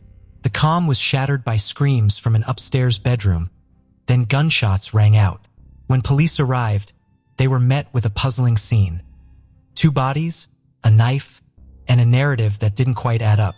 What truly happened inside that house? How did events escalate so violently? As investigators looked closer, disturbing truths emerged, transforming the case into one marked by betrayal, conspiracy, and murder. In 2003, at just 18 years old, Christine began her studies at Quinnipiac University in Connecticut, pursuing a nursing degree. During her first year in 2004, she met Brendan Robert Banfield, and the two quickly formed a relationship. After graduating in 2007, their relationship continued to grow, and in 2008, Brendan proposed. Following a nearly 2-year engagement, the couple married on June 12, 2010. Christine was a dedicated nurse who took great pride in her work, often enduring demanding 16-hour night shifts. Despite the physical toll, she found deep fulfillment in her career. She occasionally shared glimpses of her fitness journey on social media, posting from a local gym where Brendan would sometimes work out alongside her. Friends described Brendan as consistently supportive, encouraging her efforts and praising her progress. Christine once wrote about how much his motivation meant to her, especially after he noticed the positive impact her healthier routine had on her life. Brendan, by contrast, kept a much lower profile online and rarely shared personal details. He worked as a federal agent in the tax division, where he investigated cases involving fraud and tax evasion. Together, Christine and Brendan built a life rooted in mutual effort and a strong bond. They spent their time attending football games, hosting gatherings, going on vacations, and traveling abroad. To those around them, they appeared to be the image of a typical American couple, meeting young, growing together, and envisioning a promising future side by side. The couple first resided in New York before moving to Herndon, Virginia, where their home, worth over $1 million, was located in one of the city's most sought-after neighborhoods. Financially secure, they enjoyed high-paying careers and a comfortable lifestyle. Their work sometimes required travel, leaving them apart on occasion. Christine once shared on social media that she had to leave their dog at a pet hotel because both she and Brendan were traveling for work at the same time. In October 2017, Christine, then 32, announced on social media that she was 3 months pregnant. On March 30th, 2018, she gave birth to a baby girl. From then on, Christine's social media posts reflected her joy as a mother, sharing pictures of her family. In 2019, the Banfields decided to join the Cultural Care Au Pair program. For those unfamiliar, the program facilitates cultural exchange, allowing au pairs to live with families abroad, care for their children, and study, all while receiving accommodation, meals, and a stipend. In April 2019, Amanda, a young Brazilian woman, joined the family through the au pair program. Over the next 2 years, Amanda developed a close bond with the family. She shared photos of their trips, celebrations, and everyday life, showing a strong relationship with the Banfields. Christine even referred to Amanda as part of the family. Amanda's time with the Banfields ended in 2021, but she extended her stay for 6 months due to global travel restrictions. Encouraged by their positive experience, the Banfields sought another au pair, specifically someone Brazilian. They met Juliana Perez Magalhães, a 23-year-old nurse from São Paulo, Brazil. Juliana arrived in late 2021 after completing the au pair application process. Like Amanda, Juliana developed a good relationship with the family. While not as close as Amanda had been, her connection with the Banfields seemed strong enough for them to extend her stay for another year. However, everything changed on February 24, 2023. At approximately 7:50 a.m., a brief 911 call was made from Juliana's phone, but it ended abruptly. 13 minutes later, another call came through, during which Juliana reported that a friend was injured. Moments later, Brendan took the phone and told the dispatcher he had found his wife, Christine, with stab wounds in their upstairs bedroom and had shot a man named Ryan.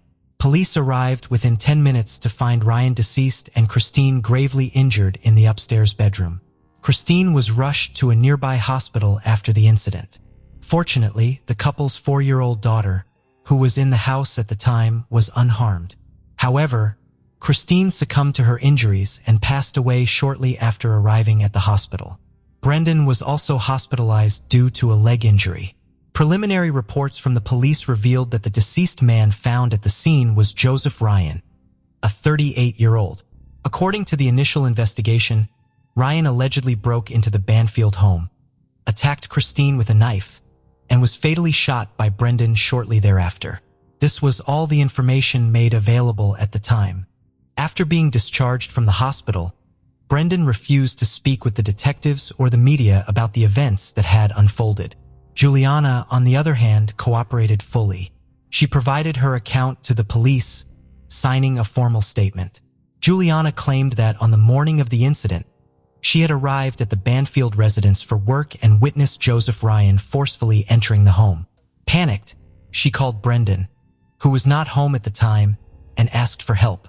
Brendan reportedly advised her to stay calm and assured her he would be there within minutes. Juliana stated that she waited outside the house for her safety until Brendan arrived. Once he got there, the two entered the home together and found Christine gravely injured. They also came face to face with Joseph Ryan, who was still inside. According to her account, a physical altercation ensued between Brendan and Ryan, during which Brendan managed to grab a firearm kept in the house and fired multiple shots at Ryan, killing him. Brendan later corroborated Juliana's account, claiming he acted in self-defense. However, one puzzling detail emerged from Juliana's statement. She mentioned arriving at the Banfield home early that morning to start her work. This raised questions, as au pairs typically reside in the homes of their host families.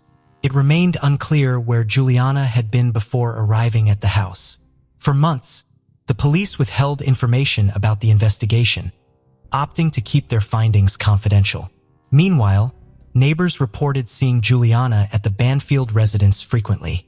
Though it was uncertain whether she was still living there, she was often seen with the couple's daughter, leading to speculation that she might still be working as her nanny.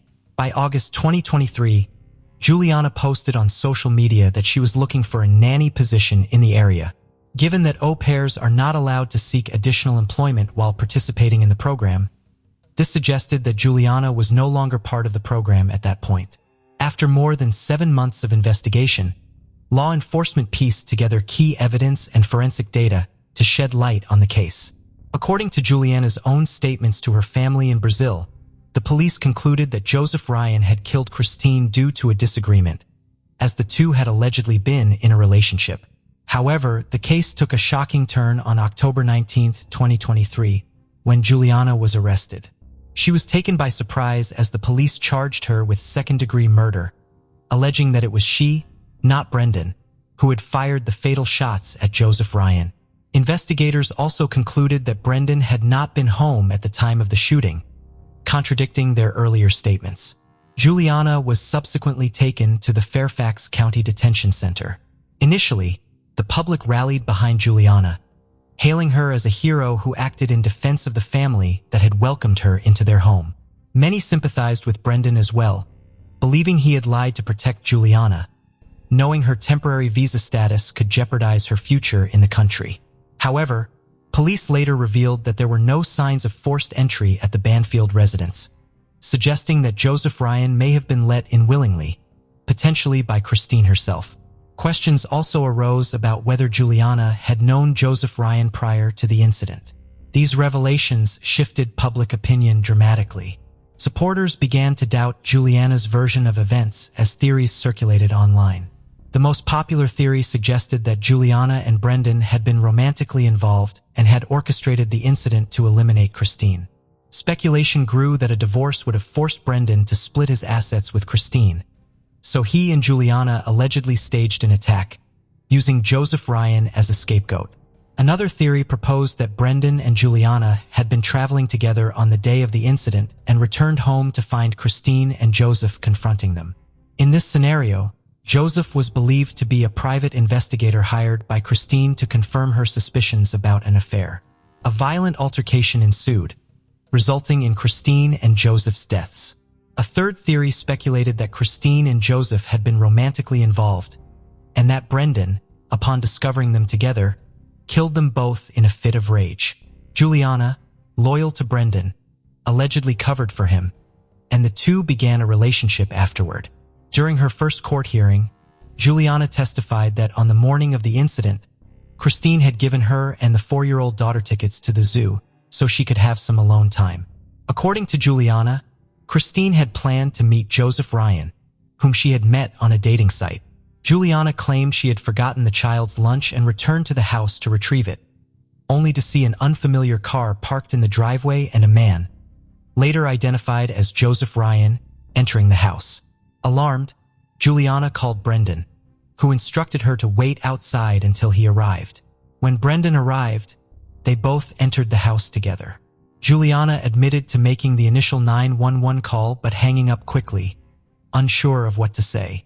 Juliana took the Banfield's young daughter to the basement for safety, while Brendan grabbed his firearm and prepared to confront the situation. Moments later, noises from the upstairs bedroom caught their attention. They rushed to the room and found Joseph Ryan standing over Christine, who was lying naked on the bed, while Joseph, still dressed, held a knife. Brendan pointed his gun at Joseph, demanding he drop the weapon, but Joseph threatened to harm Christine if Brendan didn't lower his gun. What happened next was a chaotic and horrifying series of events. Joseph began stabbing Christine as Brendan fired his gun. Most of the shots missed their mark, failing to incapacitate Joseph, who continued attacking Christine. Desperate, Brendan yelled to Juliana to retrieve another firearm stored in a safe in the bathroom. When Juliana returned, instead of handing the gun to Brendan, she fired a fatal shot into Joseph's heart, ending the attack. The two then called 911 to report what had happened. Juliana's defense relied on this account, arguing that she acted purely in self-defense. However, the prosecution painted an entirely different picture during the hearing. They alleged that Brendan and Juliana had been romantically involved for months, and that the entire incident had been premeditated. According to the prosecution, Brendan pretended to leave for work that morning but stayed nearby, waiting for a call from Juliana. The prosecution claimed that Joseph Ryan was lured to the Banfield home under false pretenses, believing he was meeting Christine for a romantic encounter. Allegedly, either Brendan or Juliana had created a fake profile of Christine on a dating site, communicating with Joseph to arrange the meeting. Friends and family of Christine, who later saw these conversations, described them as odd, claiming the writing style didn't match Christine's. On the day of the crime, Joseph reportedly arrived at the house and was greeted by Juliana, explaining the lack of forced entry. Shortly after, he was ambushed by Brendan, according to the prosecution's theory.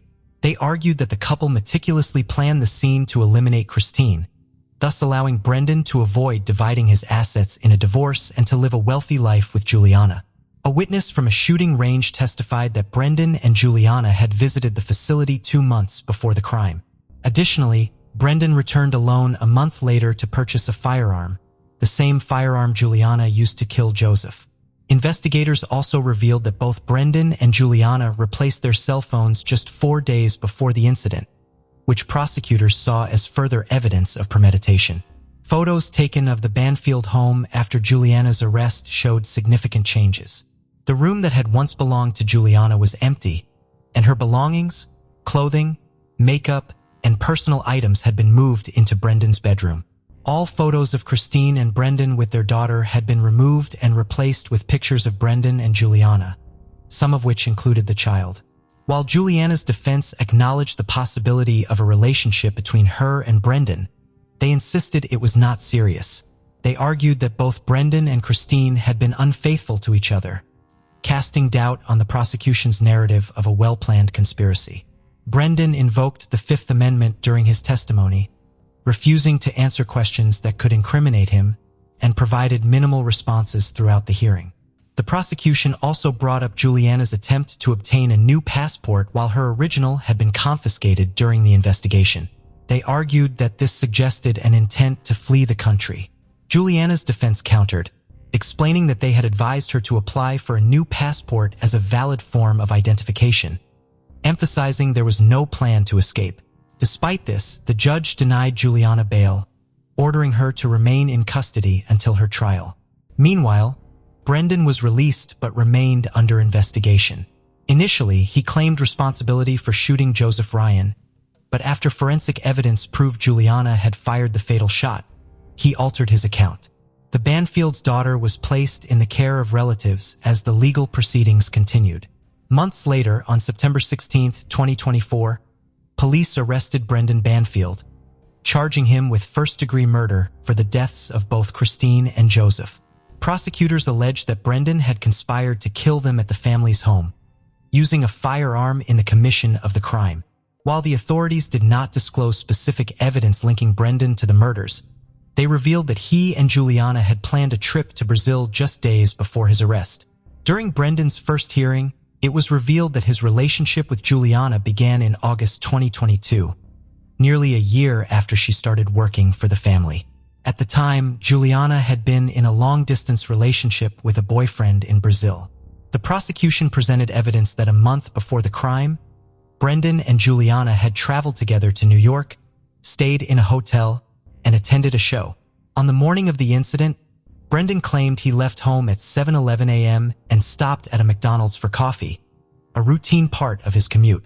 He said he received a call from Juliana around 7:37 a.m., reporting that an unknown man had entered the house. Brendan said he rushed home, leaving his breakfast unfinished. However, during the hearing, prosecutors played the recording of Juliana's initial 911 call, which lasted only 8 seconds. In the background, Joseph Ryan could be heard groaning in pain before the call abruptly ended.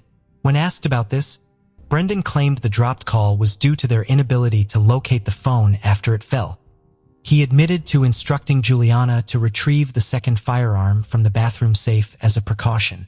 However, instead of handing him the gun, Juliana used it to shoot Joseph in the heart. The timeline of events raised significant questions. Authorities noted a 13-minute gap between Juliana's first 911 call and her second. Joseph Ryan was already injured by the time of the first 911 call, raising questions about why it took Brendan and Juliana 13 minutes to make the second call. Authorities believe this time was used to stage the crime scene. According to the prosecutor, Joseph's body was repositioned to make it appear as though he had been actively attacking Christine. Investigators revealed that the knife found at the scene belonged to Joseph Ryan and had been brought by him in a backpack. In conversations with the person he thought was Christine, Joseph had been encouraged to bring the knife due to a shared interest in certain fantasies. The website where Christine and Joseph communicated was geared toward casual encounters with a focus on fetishes involving pain and pleasure. This detail, authorities argued, conveniently supplied Brendan and Juliana with a prop to frame the scene. Paramedics who responded to the incident noted several inconsistencies. Both Christine and Joseph's bodies appeared to have been moved and repositioned. Joseph's arms were crossed and stained with Christine's blood in a way that would not have been possible given the fatal shot he sustained to the chest. Additionally, while paramedics worked to save Christine, Brendan reportedly showed little concern for her condition, asking repeatedly whether Joseph was still alive. Authorities believe this indicated Brendan's fear that Joseph might survive and reveal the truth about what happened. Blood spatter analysis further supported the theory of staging. Reports from forensic investigators finalized in August 2023 confirmed that both Christine and Joseph had been moved after sustaining their fatal injuries. This evidence, along with text messages and witness statements, began to piece together the chain of events leading up to the crime. Before the incident, Joseph had confided in a friend about his communications with Christine. He mentioned that she claimed her marriage was open and that both she and her husband pursued relationships with others. Based on their online conversations, Joseph shared explicit details, including photos of the items he planned to bring to their encounter: a knife, cuffs, and belts. He also mentioned plans to cut Christine's pajamas with the knife, which matched the discovery of a torn pajama set in the bedroom. However, police found that Joseph had never spoken with Christine over the phone or through video chat. This detail became critical to the case. Authorities suspected that the person behind the profile was either Brendan or Juliana. If Joseph had spoken to Juliana, her distinct Brazilian accent would have raised suspicions. Yet none of Joseph's friends mentioned him bringing up such a detail. Investigators speculated that Brendan might have fabricated a backstory to explain any discrepancies, such as claiming Christine had lived in Brazil for a time, accounting for the accent. Joseph's friends, who were interviewed by police, described him as a peaceful individual and expressed disbelief that he could have harmed Christine. They believed he had been manipulated into the situation, which ultimately led to his death. Between Juliana's arrest on October 19, 2023, and Brendan's arrest on September 16, 2024, the two maintained consistent contact. In a recorded conversation, Juliana questioned Brendan, saying, "I hope you're not staying with me just because you're afraid I'll turn on you." Brendan responded by telling her to be quiet. This exchange, among other pieces of evidence, raised further suspicion of their involvement in the crime.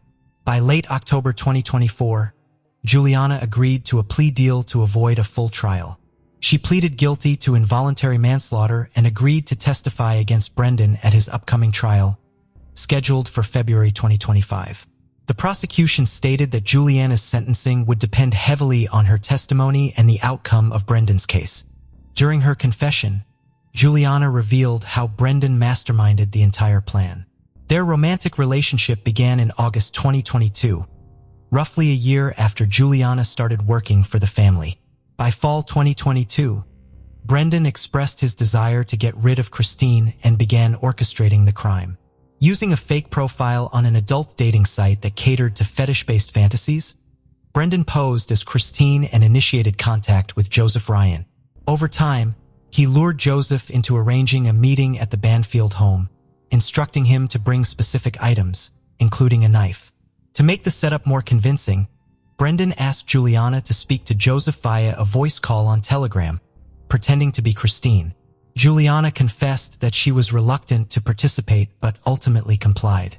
On the day of the incident, Brendan waited nearby after leaving the house under the pretense of heading to work. He instructed Juliana to handle Joseph's arrival and to play along with the charade. Juliana admitted to feeling trapped and fearful, but said Brendan's control over her left her with little choice. Juliana followed the plan and made the calls as instructed. However, Christine's phone went straight to voicemail because Brendan, before leaving that morning, had turned it off and hidden it in a kitchen drawer. Brendan, waiting at a nearby McDonald's, received Juliana's call and pretended to attempt to call Christine, knowing full well it would also go to voicemail. He then returned to the house, picked up Juliana and the couple's daughter, and entered the home through the basement. They left the child there before heading upstairs to the bedroom Brendan shared with Christine. Brendan carried his service weapon, and Juliana had the firearm Brendan had given her earlier that morning. When they entered the bedroom, they found Joseph holding Christine, who was naked. Brendan shouted, "Police!" before shooting Joseph in the head, causing him to fall away from Christine. Juliana then made the first 911 call, during which Joseph could be heard groaning in pain. Following Brendan's instructions, Juliana ended the call prematurely. Afterward, Brendan grabbed the knife Joseph had brought and stabbed Christine multiple times. Meanwhile, the 911 operator attempted to call back, but Juliana did not answer. Then Juliana noticed Joseph was still moving. She fired the fatal shot into his heart, as later confirmed by the medical examiner. Brendan then staged the crime scene, moving Christine and Joseph's bodies closer together to make it appear as though Joseph had attacked Christine. Once the staging was complete, Brendan instructed Juliana to make a second 911 call, in which she reported that an intruder had broken into the Banfield home and attacked Christine. When the police and paramedics arrived, Brendan accompanied Christine to the hospital, while Juliana went to the police department with the couple's daughter. The events that followed became the subject of widespread public scrutiny. Juliana's confession left little doubt that the crime was a conspiracy orchestrated by her and Brendan to murder Christine and begin a life together. Brendan's trial is set for February 2025, with Juliana's sentencing scheduled to follow shortly thereafter. Joseph Ryan's mother has avoided interviews to respect the investigation but made a poignant social media post after Brendan's arrest, stating that living without her only son has been unbearably difficult. She added that her hope for justice is the only thing keeping her going. Both Christine's and Brendan's families have expressed deep shock and sorrow over the events. Christine was laid to rest at Queen of All Saints Cemetery in Suffolk County, New York. Meanwhile, the couple's 6-year-old daughter is reportedly under the care of close relatives. As for Joseph Ryan, no information about his funeral has been made public. The families involved remain haunted by the tragedy, while the nation watches closely for justice to be served.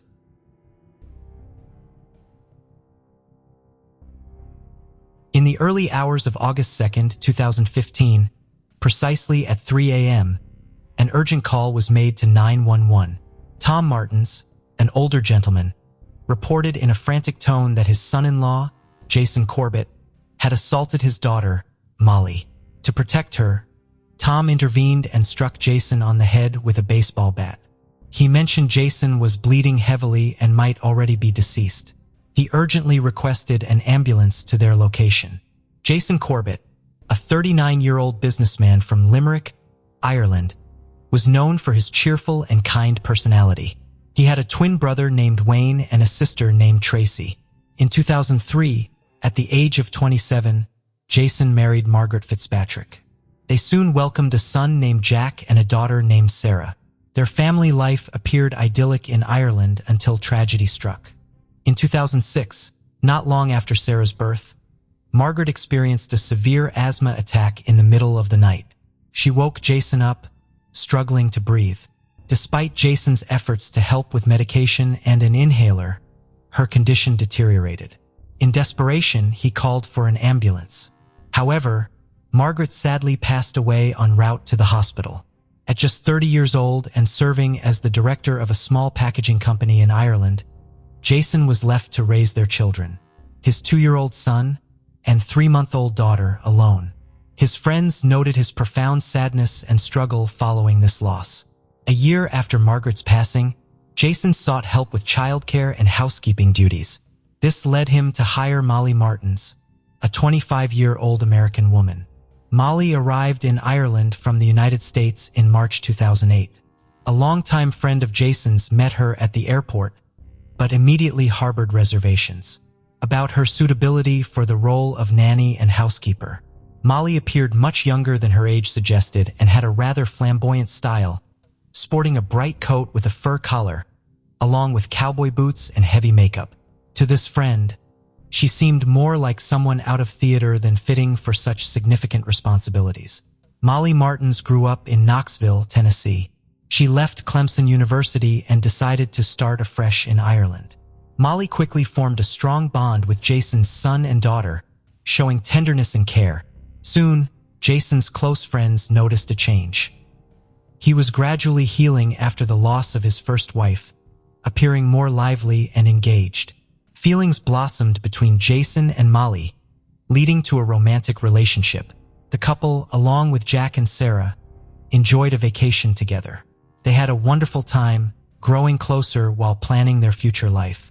2 years later, on Valentine's Day 2010, Jason invited Molly to a cafe where he proposed with a ring.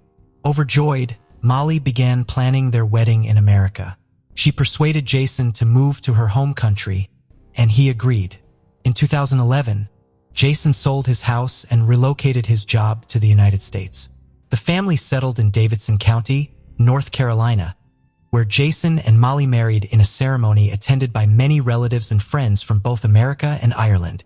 After their marriage, Molly worked as a swimming instructor, but mainly focused on caring for Jack and Sarah.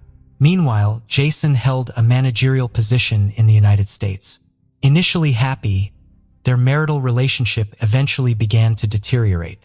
This growing tension peaked on August 1, 2015, when Molly's parents, Tom and Sharon Martins, visited the Corbett family's home at around 11 p.m. Jason welcomed them in the driveway and helped with their luggage. Tom brought a baseball bat as a gift for Jack, Jason's son, who was out at a party with friends at the time. That evening, Jason, Molly, her parents, and Sarah had dinner together. They opted for pizza. Jack returned home close to midnight.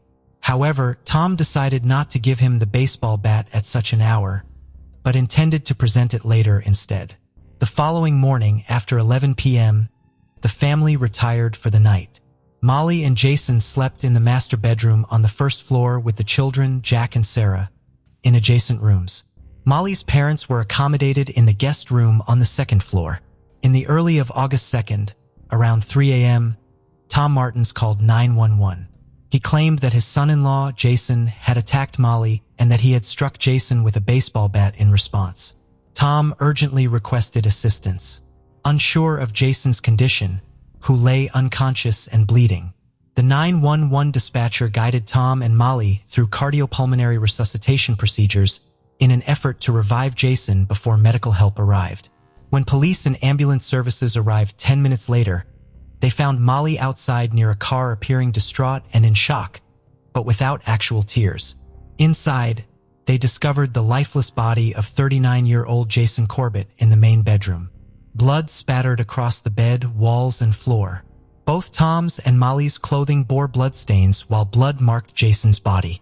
Near Jason lay a baseball bat and a large cobblestone, both with traces of blood, as well as an overturned lamp. Throughout this ordeal, Jack and Sarah remained asleep in their rooms. Tom and Molly did not deny their involvement in Jason's death, asserting it was self-defense. They were taken to the station for questioning. At the police station, 66-year-old Tom Martins, an FBI veteran with 30 years of experience, stated that his son-in-law was insane and constantly tormented his daughter. According to Tom, Jason was drunk that evening. Everyone went to bed, but Tom woke up at night because he heard screams and loud voices on the first floor of the house. He jumped out of bed, grabbed a baseball bat, and ran downstairs. Tom entered the main bedroom and saw Jason holding Molly by the throat with both hands. He yelled at Jason to let her go, to which Jason turned to him and said he would kill her. Tom claimed his protective instincts kicked in instantly, so he hit Jason with the baseball bat, but noted that their forces were unequal. Jason didn't appear to feel the blow as he tried to drag Molly into the bathroom and shut the door. However, Tom intervened. Jason pushed the elderly man, making him fall, and causing his glasses to fly off. Tom confessed that at that moment he believed he was going to be. Jason spotted the bat on the floor and reached for it. At that point, Molly grabbed a stone and shouted, "Don't touch my dad." Then she struck her husband on the head with all her might. Following that, Tom seized the baseball bat and began hitting Jason until he fell to the floor. During questioning, 32-year-old Molly Corbett recounted the same story to investigators. She explained that her daughter Sarah woke up during the night screaming from night terrors. This woke Jason, who became very angry and lashed out at his wife. He started strangling her, threatening to kill her. Her father came to Molly's aid. Molly admitted hitting her husband on the head with a heavy stone to save her father. When asked where she got the stone, Molly replied that it had been on her bedside table. They had planned to paint cobblestones with their children for decorating flower beds with colorful stones. The woman couldn't recall how many times she hit her husband. She only mentioned it was a desperate fight for survival. Midway through the interrogation, Molly expressed enduring pain from being choked by her husband. Investigators photographed her neck, which bore a red mark in its center. Later, police compared these photos with those taken during her arrest and found no red marks on Molly's neck at detention time. She confessed that while there had been a fight between herself and her husband the day before the tragedy, it was then when Jason grabbed her by the arms and neck. Throughout questioning, she frequently complained of throat pain. Both Tom and Molly claimed in unison that Jason Corbett had been treating his wife brutally. However, his family provided conflicting accounts. Tracy Lynch, Jason Corbett's sister, shared insights about what she described as an unusual relationship between them.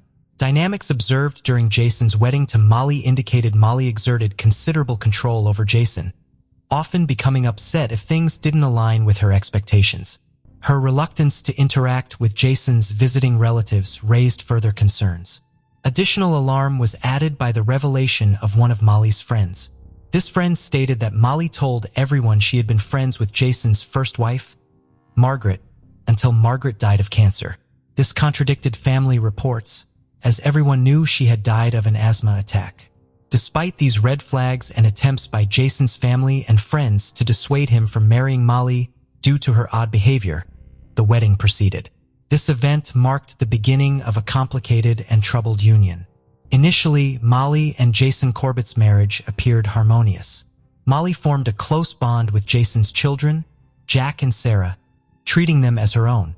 However, as their first wedding anniversary approached in 2012, Jason expressed a desire to return to Ireland, his homeland, citing unhappiness in a foreign country. This disclosure marked the beginning of a decline in the couple's relationship. Despite Jack and Sarah referring to as their mother, Jason resisted Molly's intentions to legally adopt them. He wanted to preserve the memory of their biological mother. During this period, Molly's behavior started to change noticeably. Jason grew increasingly concerned about her mental well-being, suspecting she might have a psychological disorder. He observed a stark contrast between her initially sweet demeanor and subsequent behavior, which he perceived as more manipulative and controlling. Molly began isolating Jason from his family, often curtailing his phone conversations with them to mere seconds. Following the untimely death of his first wife, Jason Corbett designated his sister Tracy Lynch as the legal guardian for his children, Jack and Sarah. In the event of his own demise, Tracy was well aware that if something to Jason, Molly would strongly contest the custody of the children. When Jason passed away, Tracy promptly traveled to North Carolina to file for custody, anticipating a legal battle with Molly, who also sought custody rights. During their strained marriage, Molly had sought legal counsel to understand her rights over Jason's children in the event of a divorce. Her lawyer advised her to document their disputes and accumulate incriminating evidence against Jason. Consequently, Molly began secretly recording their conversations. In these recordings, Molly appeared disengaged, often ignoring Jason's repeated questions while he escalated his voice. A close friend of Molly's disclosed that although Molly rarely discussed her marital issues, she began to express negative sentiments about Jason following his death. Molly confided in her friend that Jason was domineering and abusive. She accused him of forcing her into intimate acts, verbally abusing her. and progressively worsening in his treatment towards her. Despite these allegations, Molly did not report these incidents to the authorities. For days after Jason Corbett's tragic demise, his children Jack and Sarah, aged 10 and 8, were interviewed by a child welfare professional. In this interview, they shared observations about the relationship between their parents. Notably, they mentioned their mother Molly being cautious about not waking their father Jason, fearing it might anger him. Jack specifically talked about a cobblestone kept on the bedside table. He clarified that they had brought the stone inside due to rain, intending to decorate it later. Regarding their parents, both Jack and Sarah described incidents where they witnessed physical altercations initiated by their father against Molly. They recounted occasions where Jason physically assaulted Molly, including hitting and pushing her, and frequently snapping at her over minor issues. Subsequent to these revelations, Jack and Sarah were temporarily placed under the care of their biological relatives. Aunt Tracy Lynch, who had traveled from Ireland, stayed in a North Carolina hotel during the unfolding custody battle. By the time Jason Corbett's autopsy was completed, it revealed the grim details of his demise. The cause of death was a traumatic brain injury. Jason had suffered approximately 12 strikes to the head with both a baseball bat and a brick. These blows were concentrated on the same area, leading to his scalp being severely torn from his skull and his skull itself being fractured. Notably, the medical examiner concluded that at least one of these strikes was inflicted after Jason had already passed away. The toxicology report provided additional insights. It indicated that Jason's blood contained slightly higher than normal levels of alcohol. Additionally, traces of trazodone, an antidepressant medication commonly prescribed for insomnia, were also found in his system. Jason Corbett was laid to rest in his hometown Limerick, Ireland, alongside his first wife, Margaret. Their shared tombstone is adorned with a wedding photograph, serving as a poignant reminder of their lives and the bond they shared. 16 days after Jason Corbett's passing, his sister Tracy Lynch took his children Jack and Sarah to Ireland, separating them from their stepmother Molly. Molly was left in a state of shock and despair upon discovering that Jack and Sarah had been taken to another country. She attempted to reach out to them through phone calls and social media posts, hoping these messages would somehow reach the children. Meanwhile, Molly and Tom consistently maintained that their actions against Jason were in self-defense. However, the investigation into Jason's death was ongoing. Tracy Lynch believed in a different motive. She speculated that Molly was aware of Jason's plans to leave her and take their children with him. Tracy surmised that on the night of the incident, Jason had informed Molly of his decision. Out of fear and loneliness, Molly reacted violently. In Ireland, Jack and Sarah received psychological support and gradually adapted to their new environment. 9 months after their father's tragic demise, they admitted they had been coerced into lying about the alleged domestic violence at home. They revealed that Molly had manipulated them into fabricating stories about their father's behavior, threatening them with the loss of contact with her if they refused to comply. Contrary to their earlier statements, the children clarified that their father had never been abusive toward Molly. During the course of the inquiry, investigators discovered Molly Corbett's past connection with her ex-partner, Keith Megan. He provided several insightful details regarding her earlier life. Keith and Molly initially connected through a dating website, quickly falling for each other at their first meeting. They moved in together just 6 weeks later. Keith acknowledged Molly's independent spirit, jovial nature, and unique personality. However, she eventually disclosed her struggle with bipolar disorder to him. Keith wasn't overly worried about this revelation, since Molly was on medication and generally stable, except for occasional shifts in behavior when she missed her doses. She wasn't violent or prone to outbursts, but would insist on not letting Keith leave during disputes.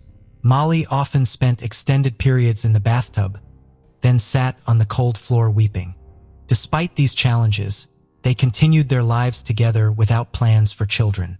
Molly informed Keith she was on contraceptives, but unexpectedly declared they were expecting a child. At this point, Keith, the family's sole earner, faced financial strain and felt unprepared for parenthood. His discovery of an unopened pack of contraceptives in Molly's wardrobe led him to realize her deceit. Yet Keith, being an honorable man, proposed to Molly, who accepted joyfully. Undeterred by her health issues, she maintained her regimen of antidepressants and other medications, sometimes taking up to 16 pills daily, which caused Keith concern for their unborn child's well-being.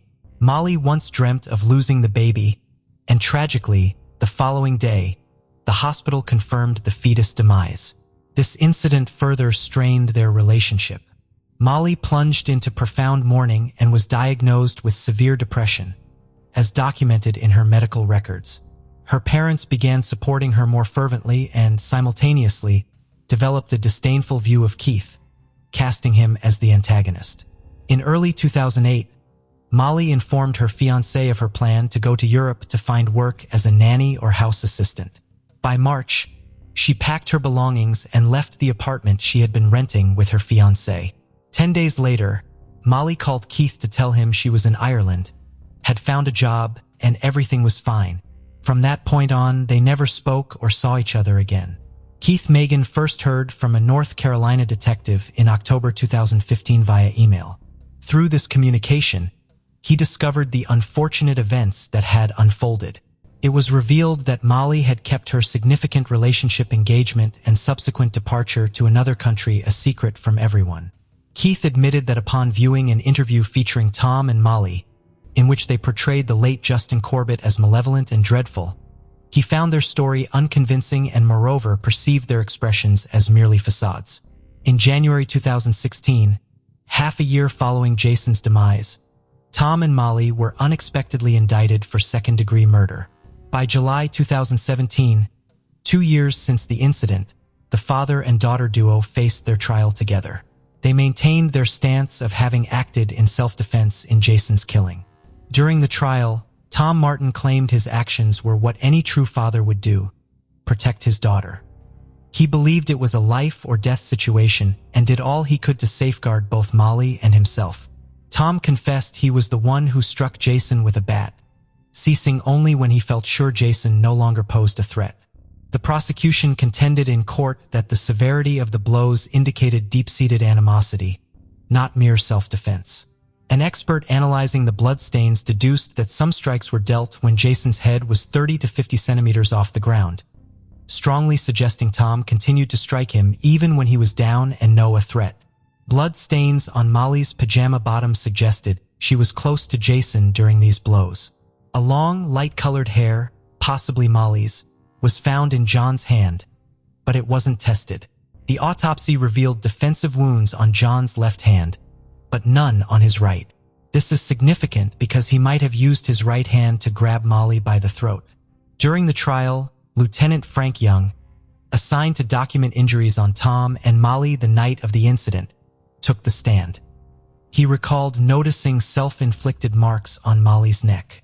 Lieutenant Young repeatedly told her to stop and noted that except for dried blood on her cheek, forehead, and hair, she had no other injuries. Similarly, Tom had no injuries on the front of his shirt, but blood was found on his watch dial and under his fingernails. His glasses remained intact. Paramedic Mamanda Hackworth also testified. When she arrived at the scene and examined Jason's body, she found his torso already cold with patches of dried blood. This contradicted Molly's claim that they had immediately called 911 after Jason lost consciousness and collapsed. The trial further revealed that Jason Corbett had a life insurance policy, naming Molly as the beneficiary. It was also disclosed that Jason often sent money to Molly's parents during his lifetime. For instance, in 2011, he sent $50,000 to Tom, supposedly for wedding expenses. A neighbor came forward during the trial, recounting how he and Jason spent an evening together, drinking beer from about 3:30 p.m. to 8:30 p.m. The neighbor described Jason as very relaxed and noted Jason's calm interactions with his in-laws when they arrived at the Corbett residence. He witnessed Tom and his wife arriving with Jason welcoming them and helping carry heavy bags from their car into the house. Finally, a nurse testified about her observations of the couple before this incident occurred. The tragic event unfolded when it was reported that trazodone had been prescribed to Molly a few days before the incident on July 30th, 2015. Jason had visited the hospital 2 weeks prior to his passing, expressing concerns about frequent dizziness, tension, and unprovoked anger. After 9 days filled with witness accounts, debates, and distressing crime scene photographs, the jury reached a verdict in merely 3 hours. Molly Corbett and her father, Tom Martins, were convicted of second-degree murder and received sentences of 20 and 25 years in prison, respectively.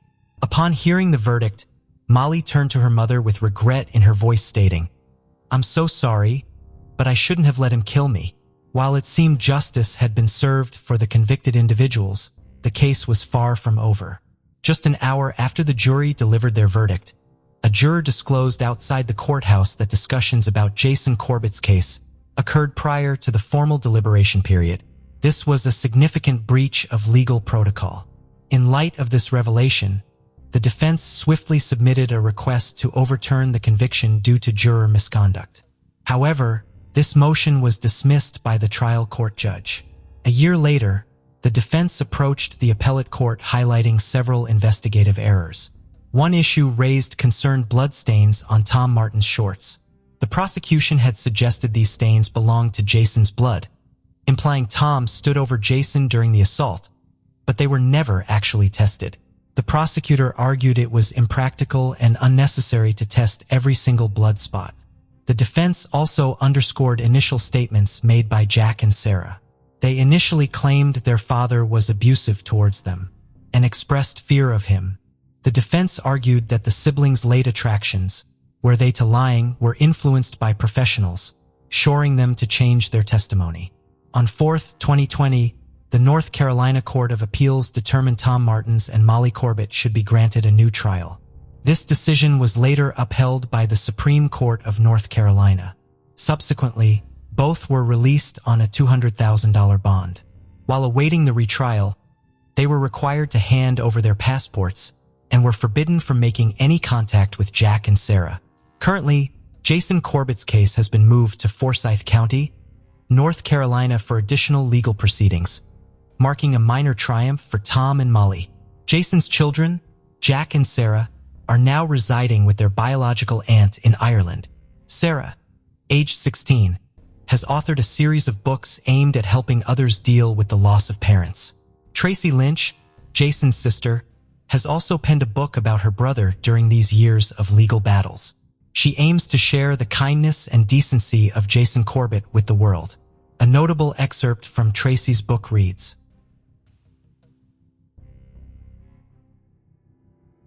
"On January 12, 2018, a little boy named Cody Bisbee was born to parents Dina Abdul Karim and Corey Bisbee in Hampton, Virginia. Cody had a bright personality and a warm smile that revealed his deep dimples. With his curly black hair and brown eyes, he loved Spider-Man and brought joy to those around him. His arrival made him the second of what would eventually become 4 children in the Bisbee family, including a set of twin boys born after him. Cody's parents separated in 2019, and by 2020, Dina faced serious health challenges. This led to an agreement where Corey would take custody of their children. However, Dina claimed Corey hesitated to take Cody, calling him a mama's boy. Despite this, Dina handed over the children to Corey on November 1st, 2020, during a meeting halfway between Hampton and Washington, D.C., where she had relocated. Dina alleged that Corey refused to share his address, preventing her from visiting her children afterward. On January 31st, 2022, reported 4-year-old Cody missing. He told police that he last saw Cody around 2 a.m. after putting him to bed. When he woke up, Cody was gone. Officers arrived at Corey's residence at the Buckrow Point townhomes and began investigating. Cody was described as being about 3 feet tall and last seen wearing a black bomber jacket, black sweatpants, and Spider-Man flip-flops. Authorities quickly issued a public alert, and the FBI joined the search effort alongside 50 volunteers. Police focused their search on areas near Corey's residence, including waterways and the nearby Hampton NASA steam plant. Questions circulated online as police sought tips from anyone familiar with Cody's family or living in the area. During a press conference, Hampton Police Chief Mark Talbot confirmed Cody's parents were persons of interest, stating that inconsistencies existed in Corey's account of the events. Despite this, no evidence suggested Cody had been abducted, which would have triggered an Amber Alert. Chief Talbot expressed hope, saying they would continue to search as though Cody was waiting to be found. Meanwhile, Corey's sister defended him, insisting he was a loving father who would never harm his children. She firmly stated, "I know my brother and I know it's not true." As the investigation progressed, troubling details emerged. On February 3rd, Corey was arrested on 7 counts of child neglect, stemming from incidents before Cody's disappearance. According to reports, Corey admitted to leaving his children alone on multiple occasions, including a December 2021 instance when he went to Norfolk to purchase a vehicle. On another occasion, just days before Cody's disappearance, Corey left his children unattended while running errands. Corey's attorney, Jeff Ambrose, emphasized that the neglect charges were unrelated to Cody's disappearance. He also criticized how Corey's requests for legal representation were handled, a claim Chief Talbot disputed, highlighting Corey's military background and his capability to understand his rights. Nearly a week after Cody Bisbee vanished on February 5, 2022, volunteers gathered once again to aid in the search. A bitterly cold Saturday morning saw community members scouring a wooded area near Cody's home. They trudged through thorny underbrush and muddy terrain, some equipped with machetes to clear the dense foliage. Others operated drones, while a few focused their efforts on nearby water bodies and an abandoned storage unit.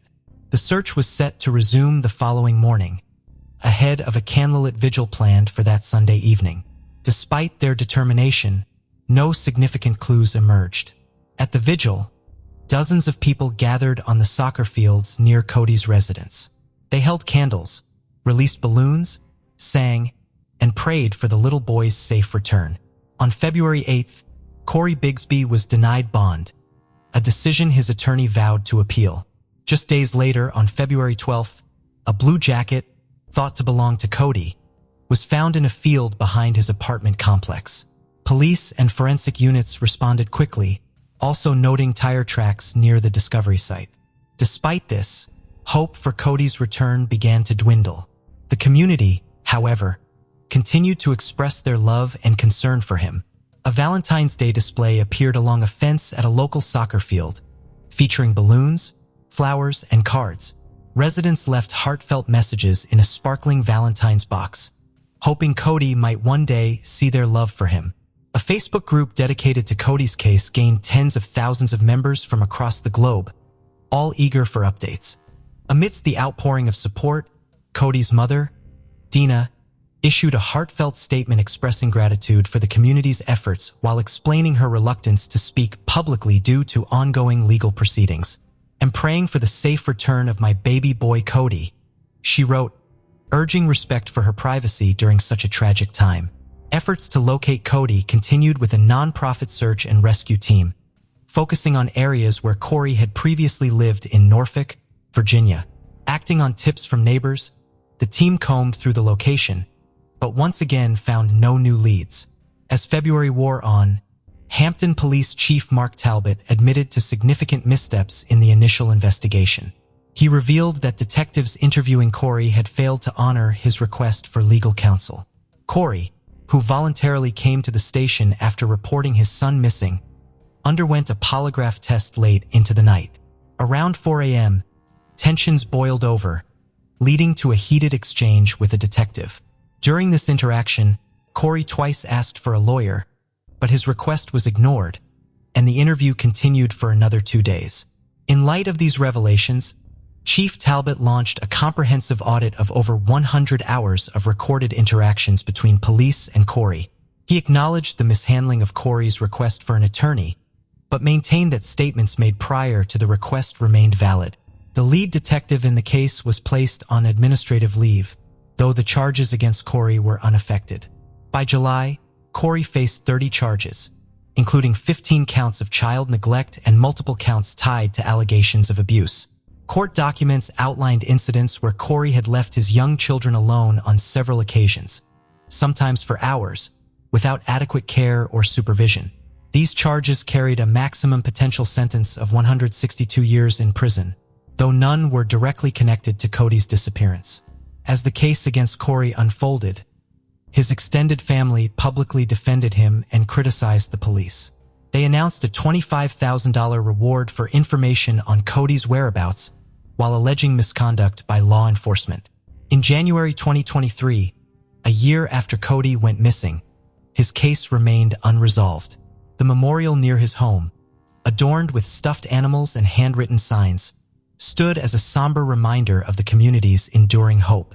Reflecting on the case, Chief Talbot shared that it had deeply affected him, saying, "Became intimately familiar with how Cody lived his life.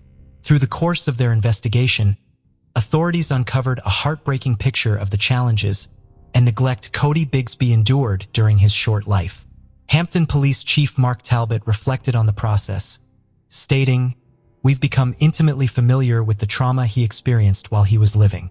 The kind of deprivation he endured is deeply traumatic." While the community remained hopeful, Talbot acknowledged a grim reality, explaining, "Each day it becomes harder to believe Cody is alive. If he were, we'd see traces, photos, phone calls, something. Yet, there's no evidence of him being cared for or alive." Despite the growing uncertainty, the investigation pressed on. Volunteers continued their search with the same vigor as they had a year prior. Chief Talbot noted that their work included following a statement Corey made while incarcerated, leading investigators to search an area in Maryland near Washington.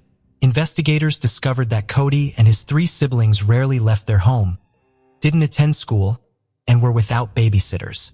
The last confirmed interaction anyone had with Cody outside of his father was in late 2020, when an aunt spoke with him by phone during the holidays. In March 2023, Corey was transferred to Eastern State Hospital for mental health treatment after a court-ordered psychiatric evaluation yielded mixed opinions about his competency to stand trial. Corey's family attributed his mental decline to the stress of his incarceration and the conditions he faced in jail. They maintained their belief that Cody was alive and had been trafficked, with Corey's sister stating, "I believe in my heart Cody is alive. I think he's been trafficked, and one day he'll be returned to us." In June 2023, a grand jury indicted Corey Bisbee on charges of homicide and concealment of a body. The indictment alleged that Cody had died around June 18, 2021, 7 months before he was reported missing. Investigators did not immediately disclose the evidence supporting this timeline, which Corey's sister disputed, claiming she had last seen Cody alive in the fall of 2021 at a family gathering. Surprisingly, Corey was granted bond on June 21, 2023. His defense argued that without a body or concrete evidence of homicide, Corey was entitled to bond. The court imposed strict conditions, including house arrest with his adult daughter in Norfolk and a ban on contact with his younger children. Later in November 2023, a hearing was held to determine the admissibility of critical evidence. Confessional letters Corey allegedly wrote while in prison. In one letter, written with the assistance of a corrections officer, Corey described finding his son unresponsive, unsuccessfully performing CPR, and ultimately placing Cody's body in a trash bag and leaving it in his car for 3 days. He claimed to have later driven the body to a location in Maryland.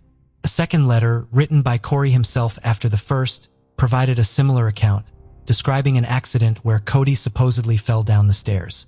Both letters expressed Corey's panic, prayers, and ultimate decision to dispose of Cody's body.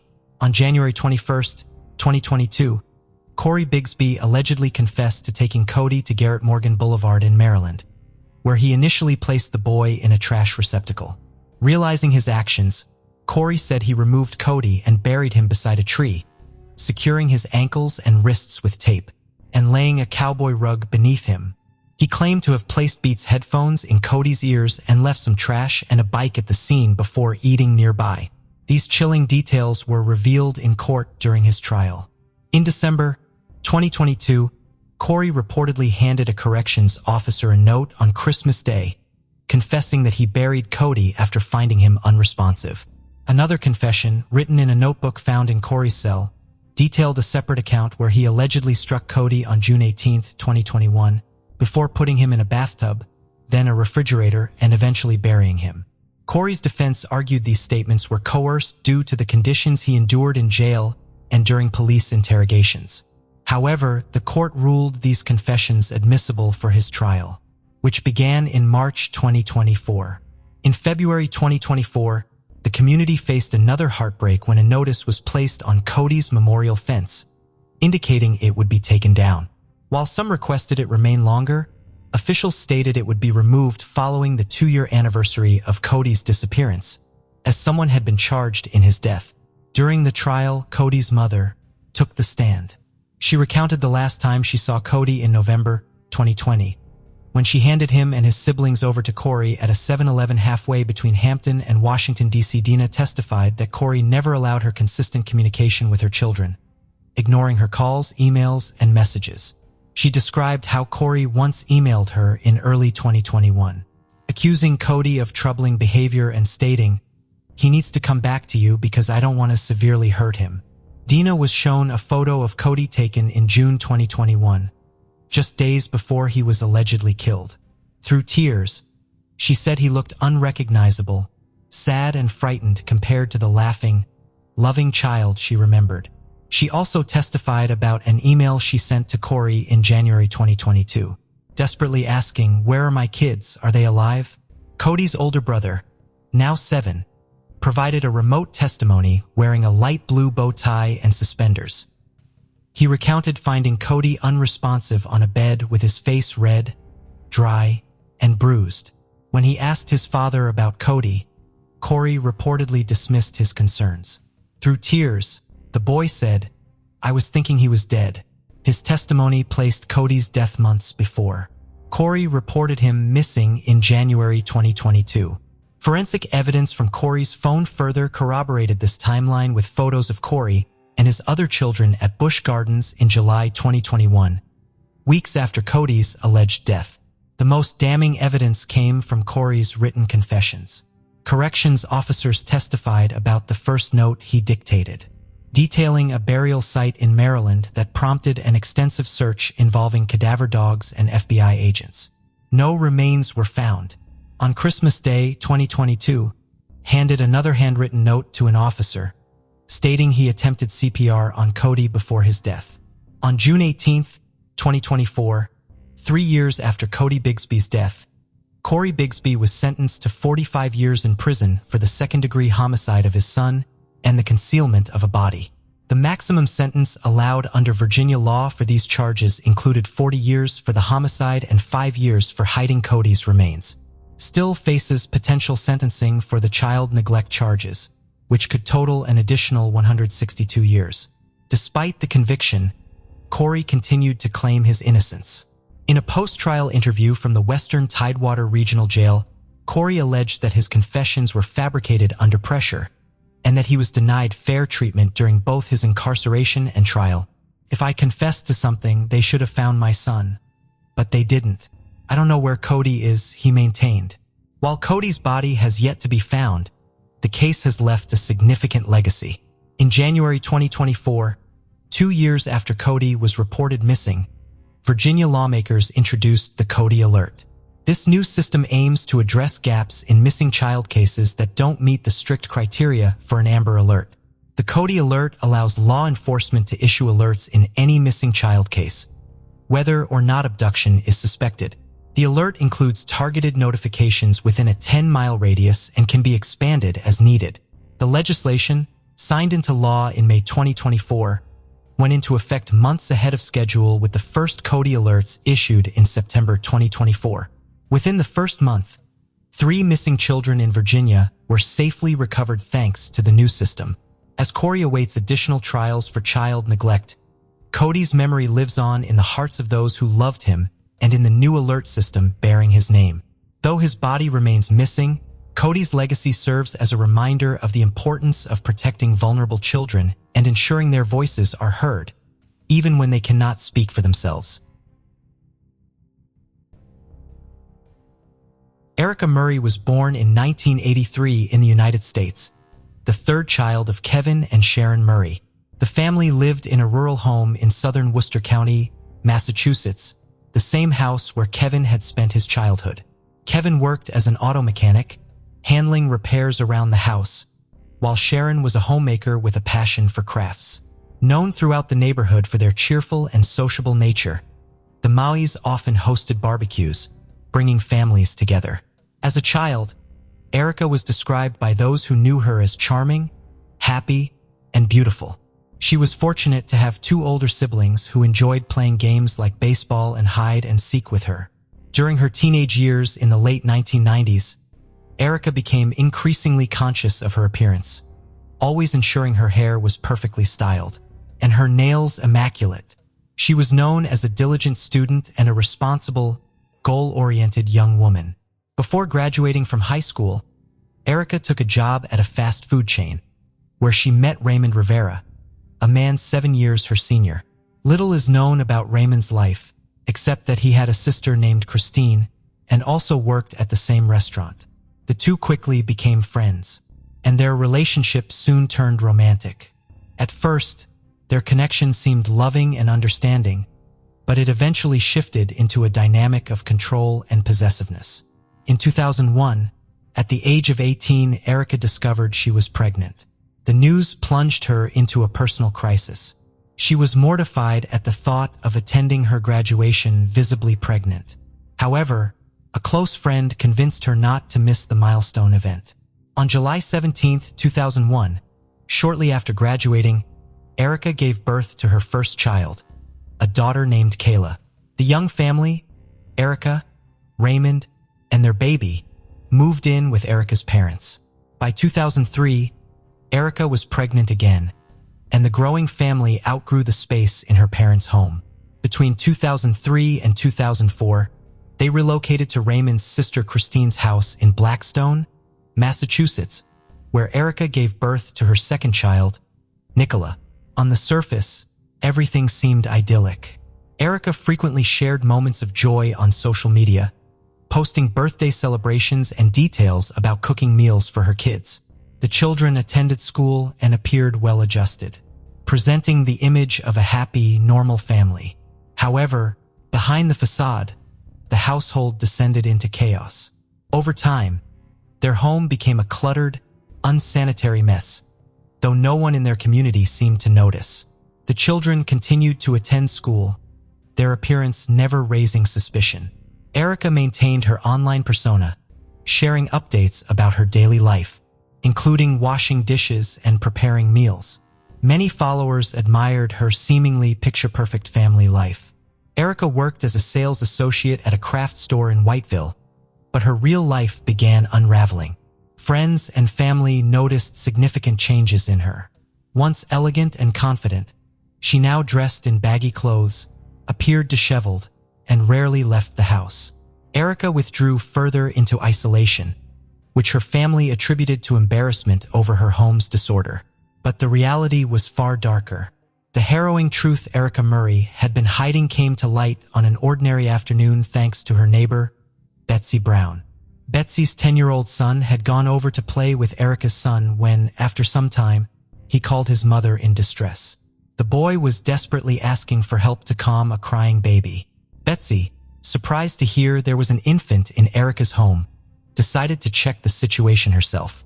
As soon as Betsy stepped inside the Murray household, she was struck by a nauseating stench. The scene before her was shocking. The house was in an extreme state of filth and decay. The windows were covered with blankets and sheets, casting the home in darkness. Trash was piled everywhere, rats and insects scurried in plain sight, and maggots infested various corners. Clothes and human waste were scattered across the floor. Following her son's cries, Betsy made her way to a room where she expected to find a single baby, but the reality was far worse. Inside, she discovered not one, but two children. One was an infant around 5 months old, and the other was a toddler about 3 years old. This revelation was shocking to Betsy, who had always believed Erica only had two children, a 13-year-old daughter and a 10-year-old son.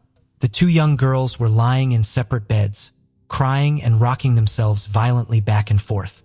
Their frail bodies were covered in filth and maggots, and they appeared to have been abandoned.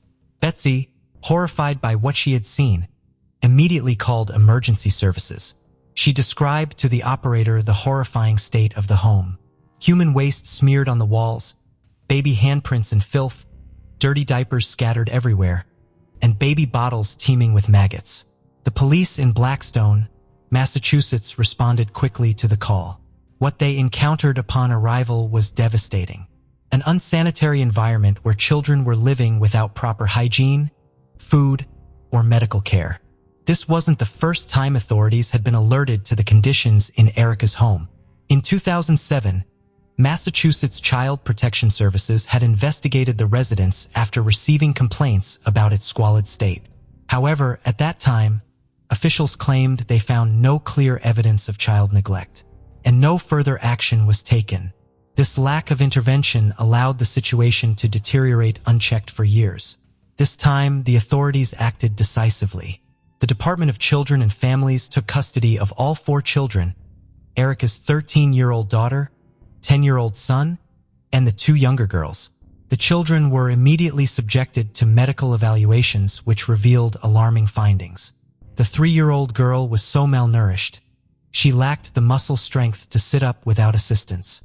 She was also highly sensitive to light. The 5-month-old infant had a flattened head, a condition caused by being left lying down for extended periods. Neither of the younger girls had birth records, and both were severely underweight, stark evidence of prolonged neglect. The older children's conditions were equally troubling. Both the 10-year-old boy and the 13-year-old girl were found to have severe ear infestations of maggots, and the buildup of earwax was so extreme that their eardrums were obscured.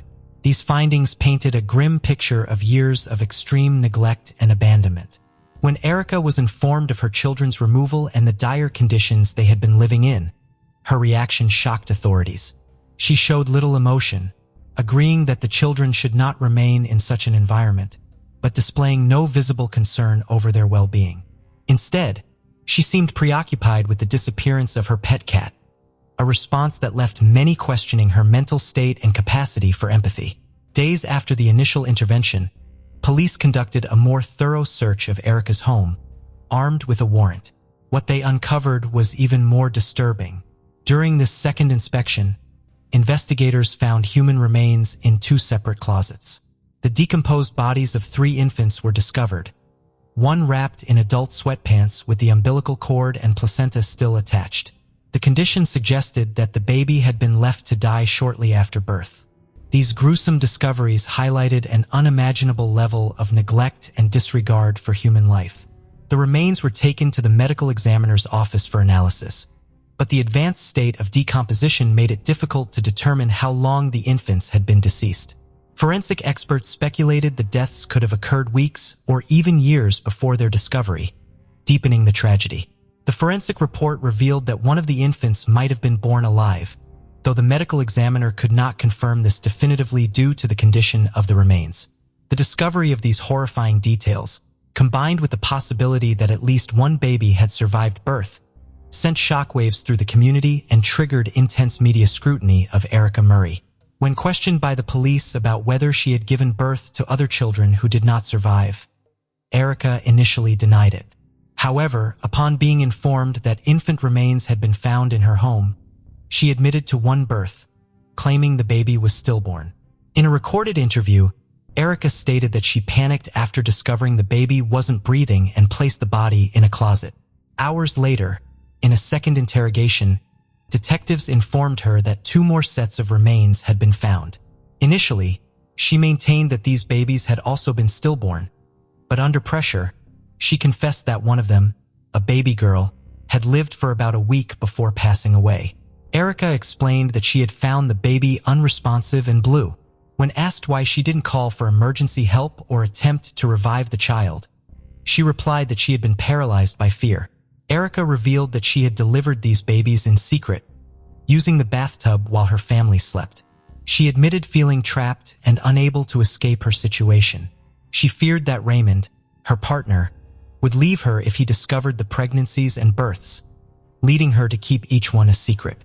This fear underscored her inability to seek help or face the reality of her actions. DNA analysis confirmed that all 7 children were Erica and Raymond's. Both were arrested, Raymond, visibly distraught, claimed he had no idea that the two young girls were his daughters or that 3 infants had died and been hidden in the house.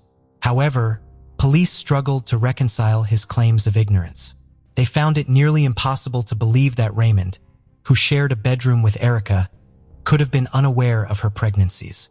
Furthermore, they questioned how he could not have noticed the presence of the 2 young girls in their home until Erica supposedly revealed she was caring for them.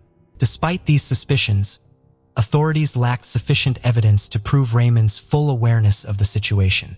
Initially, he was charged only with drug-related offenses after investigators found a marijuana-growing operation in the basement. Erica faced a slew of charges, including second-degree murder, concealing a death, assault and battery on a child causing significant injury, reckless endangerment of a child, and 2 counts of animal cruelty related to a dog and a cat removed from the property. As the grim details of the House of Horrors, as it came to be known, emerged, Erica's neighbors began sharing their own observations. One neighbor recalled a foul odor emanating from the house, but dismissed it at the time. Another regretted not reporting seeing a dog tied up with a very short leash in the yard.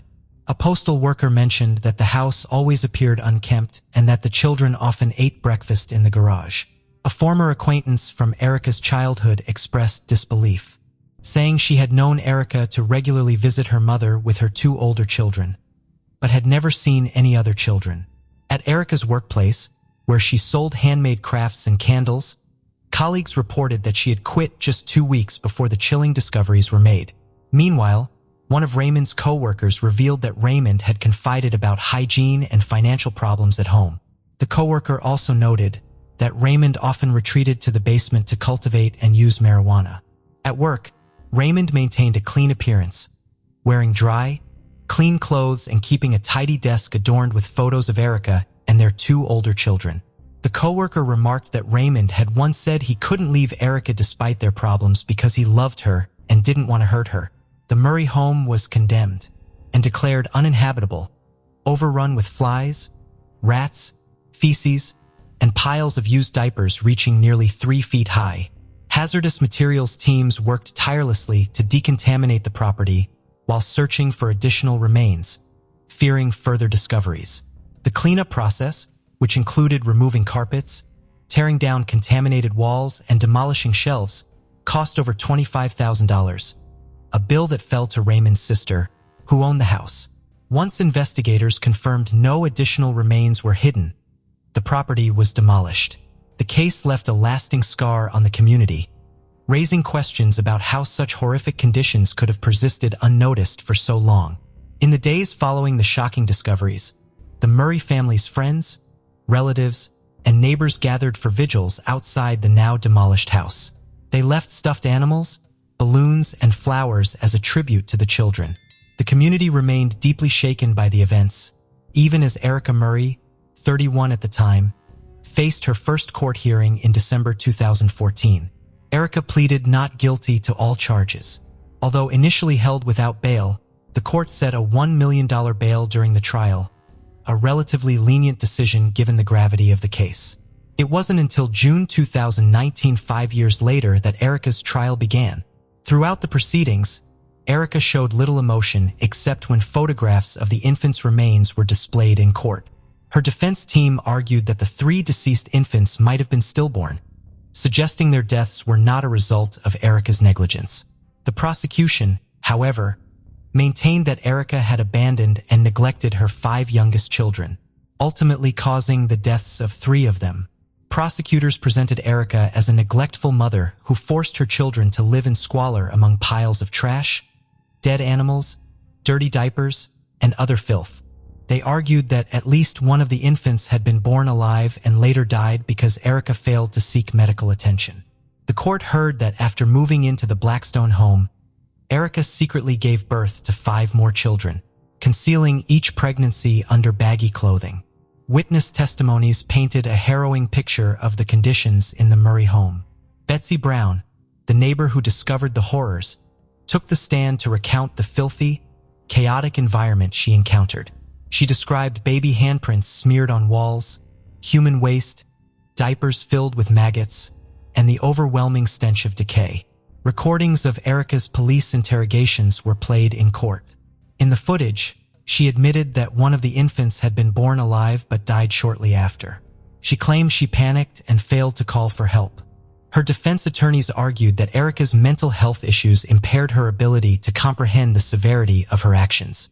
Forensic psychologists testified that Erica suffered from a personality disorder and had been emotionally abused by her partner Raymond.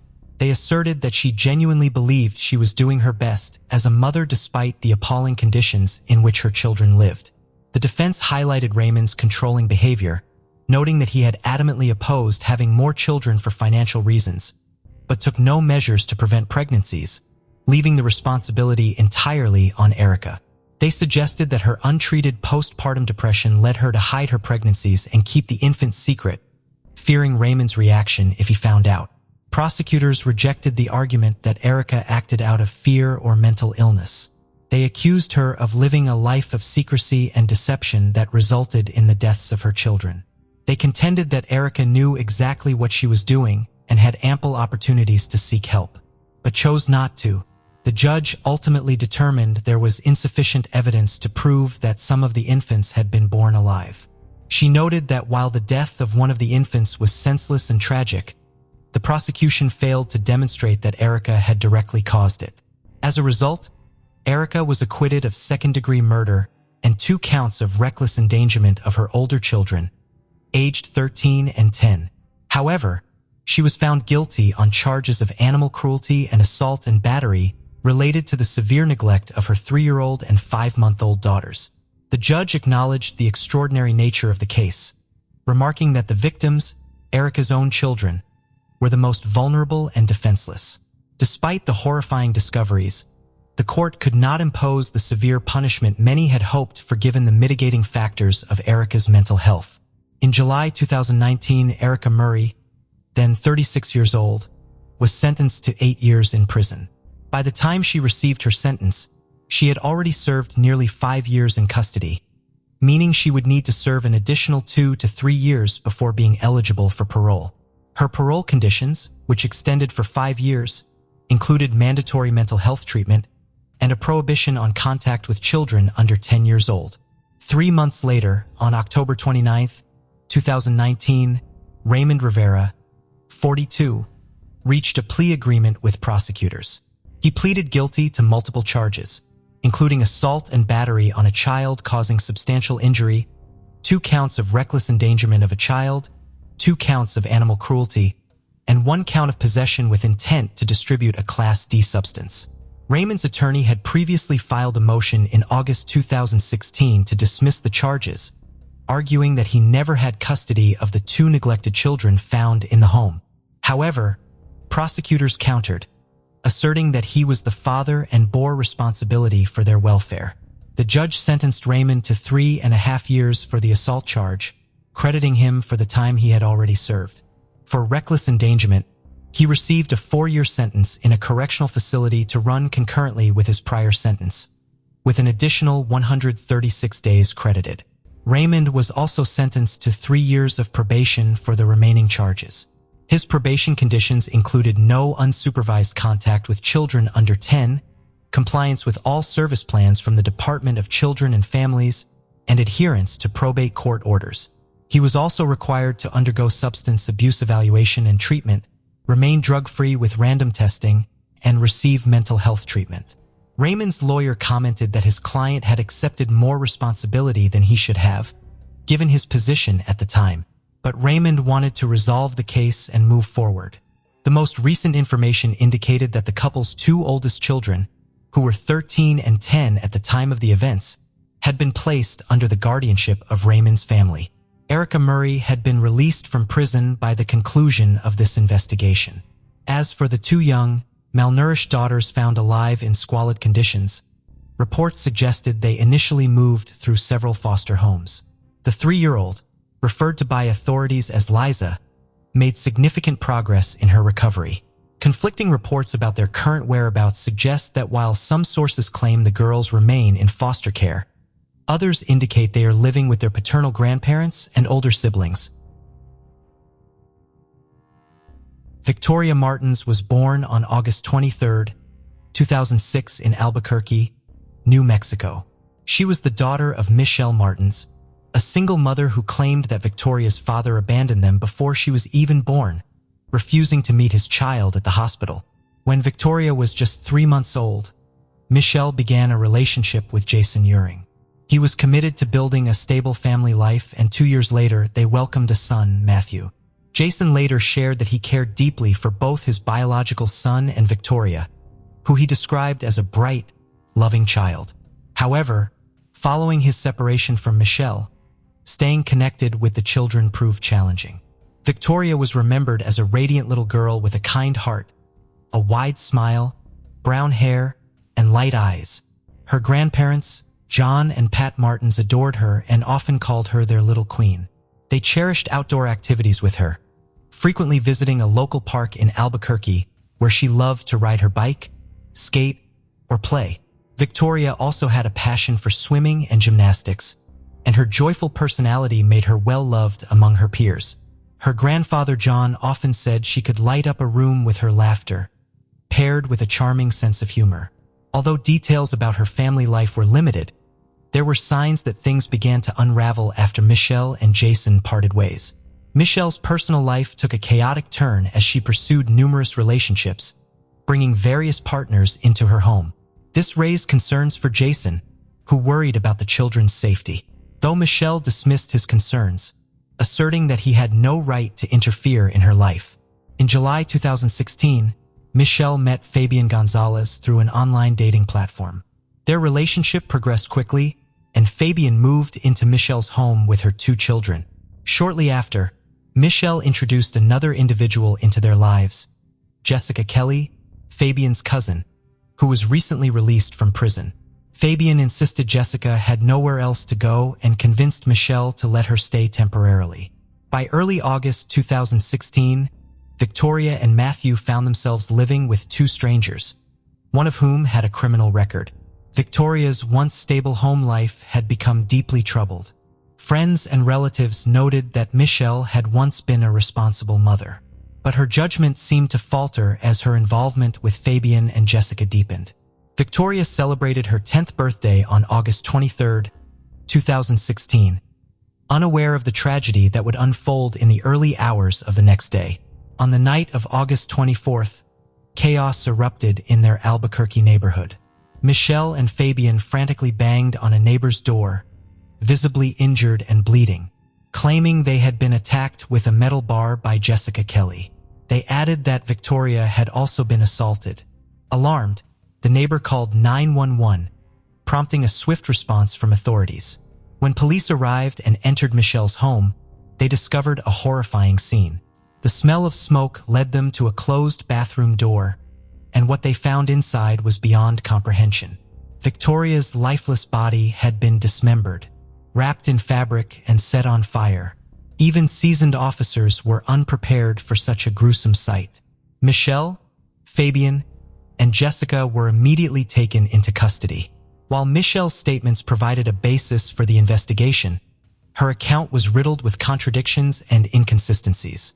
As detectives pieced together the events, one fact remained undeniable. Each of the 3 detainees had played a role in the horrific events that led to Victoria's death. Michelle's ever-changing stories added layers of complexity to an already devastating case, leaving authorities to sift through a web of lies and half-truths to uncover the truth. Initially, Michelle claimed that she and Fabian Gonzalez were attacked by Jessica Kelly, who allegedly stormed into their bedroom shouting and repeatedly asking if they believed in God. According to Michelle, it was only when she tried to flee the house to get help that she heard Jessica scream that Victoria was no longer alive. However, her story began to shift as the hours passed. In a new version, Michelle stated that she and Fabian had left the house that night, leaving Victoria alone with Jessica, since Matthew was not home. When they returned, Michelle claimed to have found Victoria dead after accidentally ingesting methamphetamine that Jessica had left out on a table. According to this account, Fabian and Jessica then threatened to kill her if she tried to escape or report what had happened before deciding to dispose of Victoria's body. Given the glaring inconsistencies between her statements, detectives applied additional pressure, telling Michelle that Fabian was confessing everything in another interrogation room, a tactic designed to elicit a reaction. While Fabian was being questioned, he had not actually admitted to anything yet. Under mounting scrutiny, Michelle changed her story again, revealing a disturbing history of abuse toward her children. Over the course of 8 grueling hours of interrogation, she confessed that, in the months leading up to Victoria's death, she had brought men into her home to harm her children. She admitted that she derived a twisted satisfaction from witnessing these acts. According to Michelle, this pattern of abuse began with an ex-partner she discovered attempting to assault Victoria. Although she ended the relationship, she continued arranging encounters with other men, often drugging the children to keep them subdued during the assaults. She stated that she met these men through a dating platform, using coded language to identify individuals with similar interests. This was also how she had met Fabian. Jessica's arrival in the household only escalated the violence. Initially, Michelle denied knowing about Jessica's role in the abuse, but she eventually admitted that both Fabian and Jessica had assaulted Victoria on multiple occasions in the days leading up to her death. Michelle also confessed that she had witnessed both Fabian and Jessica giving methamphetamine to Victoria on the night of her death as she begged them to stop. She further admitted to watching Jessica attack Victoria with a knife, but did not intervene. Chillingly, Michelle revealed that she and Fabian had sex approximately 20 minutes after Victoria's death. They then began cleaning up the scene before running to a neighbor's house to seek help, with Fabian closely following her. These revelations painted a picture of incomprehensible cruelty and left investigators grappling with the sheer horror of the events. Fabian, questioned twice by police, provided fragmented and contradictory accounts of what had occurred. In his first interview, he claimed that Jessica had only planned to stay one more night with them. He admitted that family members had warned him about Jessica, advising him not to let her stay in the apartment, especially with 2 young children living there. Despite being aware of the risks, Fabian said the decision had already been made, and they felt they couldn't turn back. As the interrogation progressed, detectives noticed inconsistencies in Fabian's behavior and statements, which raised further suspicion. For example, Fabian described how he and Michelle fled the apartment after being attacked, without making any effort to rescue Victoria or return for her, despite claiming to be concerned for her safety. Instead of asking about Victoria's well-being, Fabian seemed preoccupied with whether the police had spoken to Michelle. In his second interview, Fabian gave a different and less detailed account of the events, which not only contradicted his earlier statements, but also failed to align with Michelle's evolving narrative. After continued questioning, Fabian eventually admitted to witnessing Jessica attack Victoria with a knife, while Michelle allegedly pleaded with them to stop. Fabian eventually admitted, seemingly with remorse, that he should have intervened to protect Victoria. However, he justified his earlier lies as a reaction born out of fear. He also claimed that the injury to his eye was caused during his alleged fight with Jessica. Later, this was proven false. The injury had resulted from an unrelated incident, further undermining his credibility. Investigators noted that Fabian's ever-changing statements and omissions hindered their ability to reconstruct the events, pointing to an attempt to manipulate and evade responsibility. Jessica Kelly's testimony, on the other hand, shocked investigators due to its stark contrast with the accounts of Fabian and Michelle. She claimed that while she and Victoria were in the apartment, under the influence of drugs, an unknown man with a Mexican accent broke in. According to Jessica, this man was responsible for Victoria's death before fleeing the scene, but not before threatening her life if she didn't dispose of the body. Some media outlets speculated that the man had warned her to handle the body or face severe consequences. Other reports suggested that he might have been someone Fabian had met in prison and who had come to settle a score. Jessica claimed that Fabian and Michelle returned to the apartment after the incident, and it was then that she and Fabian began cleaning up and disposing of the remains. However, this account introduced a new, unidentified suspect whose existence could not be corroborated. Efforts to verify Jessica's story revealed that no neighbors reported seeing a stranger that day. Moreover, evidence from the crime scene did not support the presence of this mysterious man. Jessica's credibility deteriorated further when neighbors reported seeing her carrying Victoria down the stairs and hearing screams from the apartment at around 3 a.m., coinciding with the suspected time of the incident. As the investigation continued, authorities uncovered disturbing details about the dynamics within the household. Among the evidence seized was a video camera, which investigators suspected might have been used to record abusive encounters involving Victoria and Matthew. Additionally, forensic evidence pointed to the active involvement of all three adults, Michelle, Fabian, and Jessica, in cleaning the crime scene and attempting to conceal the evidence. Fingerprints and other physical traces tied all three to the efforts to cover up the crime. With mounting evidence against them, Michelle, Fabian, and Jessica were formally arrested. Each faced a $1 million cash-only bail. Michelle was charged with child abuse resulting in death, while Fabian and Jessica faced not only the same charge, but also additional allegations of sexual abuse and murder. At their preliminary hearing on September 16, 2016, all three pleaded not guilty to the charges. The judge ordered them to have no contact with one another, ensuring that no collusion or interference could take place as the case moved through the courts. Detectives continued their efforts to piece together the tragic chain of events leading to Victoria's death. Evidence was closely guarded to protect the integrity of the investigation and the judicial process. In November 2016, an autopsy report was revealed during another preliminary hearing, sending shockwaves through the community. The report confirmed that Victoria's cause of death was asphyxiation caused by pressure applied to her neck. Additionally, she had suffered sexual assault and multiple stab wounds. Toxicology tests, however, showed no presence of illegal substances in her system, directly contradicting Michelle's earlier claims that Victoria had been forced to consume drugs that night. DNA analysis of samples taken from Victoria's body, clothing, a trash bag, sheets, and a knife yielded surprising results. While male DNA was detected, it was insufficient to identify a specific suspect. The testing did confirm that Fabian's DNA was absent, which led investigators to believe that the thorough cleaning carried out by the suspects had effectively destroyed critical evidence. This lack of conclusive forensic results caused significant delays in the case. In January 2017, a new prosecutor took over Victoria's case, expressing concerns about the mishandling of the initial investigation and subsequent legal proceedings. Determined to ensure no stone was left unturned, the prosecutor assembled a new team of investigators to re-examine the case. This renewed effort aimed to uncover overlooked evidence and finally bring clarity to the events that led to the heartbreaking death of Victoria Martins. In the months following the tragedy, investigators conducted hundreds of interviews, meticulously piecing together every detail in an effort to understand how events unfolded and what could have been done to prevent them.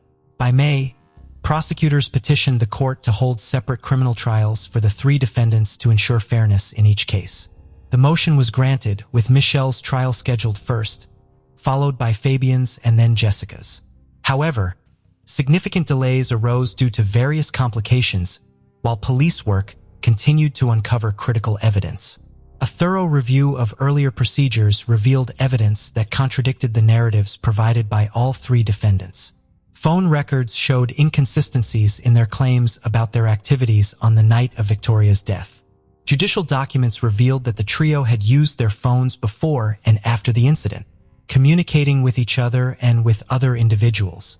GPS analysis further demonstrated that neither Fabian nor Michelle was in the apartment at the estimated time of the crime, casting further doubt on their statements. Authorities reconstructed the timeline of events leading up to Victoria's death, analyzing movements between the afternoon of her 10th birthday and the fatal early morning hours. Victoria arrived home by bus around 4 p.m., at which time Fabian and Michelle were not at the residence. The couple returned briefly and left again multiple times throughout the evening. Their final return occurred shortly before their confrontation with Jessica. Detectives concluded that at least one of their outings was to purchase drugs, explaining why Victoria had been left alone with Jessica. This new information prompted investigators to send DNA samples to an advanced laboratory in Florida for a more precise analysis.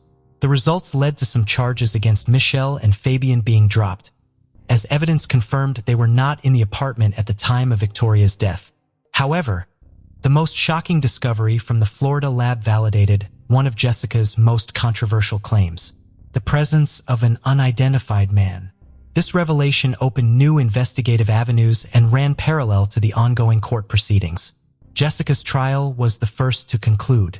In September 2018, a judge rejected a proposed plea deal. By January 2019, Jessica was cleared of sexual abuse charges due to a lack of forensic evidence. However, fingerprints found at the crime scene tied her to key actions, including handling items used in the aftermath of Victoria's death. Jessica admitted to cleaning up and trying to flee the scene, attributing her actions to guilt and paranoia fueled by drug use. She even described waking Fabian in the middle of the night to read Bible passages to her in an attempt to calm her hallucinations. In a surprising turn, Jessica accepted a plea agreement in which she admitted to reckless child abuse resulting in death. In exchange, other charges were dropped and she agreed to testify against Fabian and the unidentified man if he were ever brought to justice. In April 2022, Jessica was sentenced to 50 years in prison with 6 years suspended, leaving her to serve 44 years behind bars. Upon release, she will face 5 years of probation. Fabian's trial faced repeated delays and an unusual development. In November 2019, he was released on probation. The court determined there was insufficient evidence to prove he posed a societal danger. His first hearing took place in July 2022. During the trial, Jessica testified against him as part of her plea deal, recounting the entry of the unidentified man into the apartment and Fabian's subsequent role in cleaning and dismembering Victoria's body. She revealed that, in her drug-induced panic, she had even considered killing both Fabian and Michelle before burning down the apartment. The prosecution focused on proving Fabian's role in tampering with evidence. A forensic scientist was called to testify, presenting findings from over 80 pieces of evidence. Although Fabian's fingerprints were only found on a mop, suggesting his involvement in cleaning the scene, prosecutors argued he bore responsibility for Victoria's death. Jessica's testimony and the physical evidence painted a picture of Fabian's participation in the aftermath, though questions remained about his precise role in the crime itself. As a result, prosecutors requested that the charge of child abuse be classified as a violent felony, which would require Fabian Gonzalez to serve at least 85% of his sentence before becoming eligible for parole. The defense argued against this, claiming that Fabian should not be held responsible for the crime. They emphasized that the initial accusations were based on Michelle's false confession and pointed out that the true perpetrator remained at large. In late 2022, Fabian Gonzalez was sentenced to 37.5 years in prison. However, under the terms of his sentencing, he could apply for parole after serving 50% of his sentence. During the hearing, John Martins, Victoria's grandfather, delivered a victim impact statement, pleading with the judge to impose the full weight of the law. He expressed his anguish over losing the chance to see Victoria grow up, graduate, or walk down the aisle, moments he and his family had dreamed of for years. Michelle Martins was the last of the 3 defendants to be sentenced, and her case presented unique challenges. Due to her numerous conflicting accounts and the lack of evidence supporting key parts of her statements, including claims of sexual encounters with unnamed individuals, authorities deemed it necessary to conduct a psychological evaluation. The results revealed that Michelle exhibited personality traits that made her highly susceptible to providing false confessions. A specialist who interviewed her testified in court describing Michelle as one of the most easily manipulated individuals he had ever encountered. This led prosecutors to propose a plea agreement, which Michelle accepted in June 2018. She admitted her responsibility for leaving Victoria in Jessica's care, an action that ultimately resulted in her daughter's death. Though her admission of guilt occurred in 2018, her sentencing was delayed by 4 years. Finally, in November 2022, was sentenced to 12 years in prison, with 6 years credited for time already served. Victoria Martin's case is a heartbreaking reminder of the vulnerabilities children face in unsafe environments. Throughout the lengthy legal process, the community came together to honor Victoria's memory and push for meaningful change. They also rallied to support the law enforcement officers who had witnessed the harrowing crime scene, ensuring they receive recognition for their difficult work. On August 7, 2009, A married couple was walking under a bridge near Lakeside Road in Greenville, South Carolina, looking for wildlife. They then stumbled upon a nude body of a woman in a creek. The woman was quickly identified as 24-year-old Allison Sutherland Crane, who was a Greenville native. An autopsy revealed that she had multiple blunt force trauma injuries. There was no DNA belonging to a possible suspect on her or at the crime scene. There was also no witnesses. Investigators located cell phone records that helped them make a connection between Allison and 38-year-old Jeffrey Phillips. Phillips was a frequent cab driver in the area and had driven Allison around before. Investigators were able to uncover that Phillips owed Allison money. Recently, investigators were able to locate more cell phone records where Phillips revealed he was the one that took Allison's life. Investigators also found that Phillips is currently incarcerated in Sullivan County Jail in Tennessee. He is awaiting trial for taking the life of his roommate back in 2017.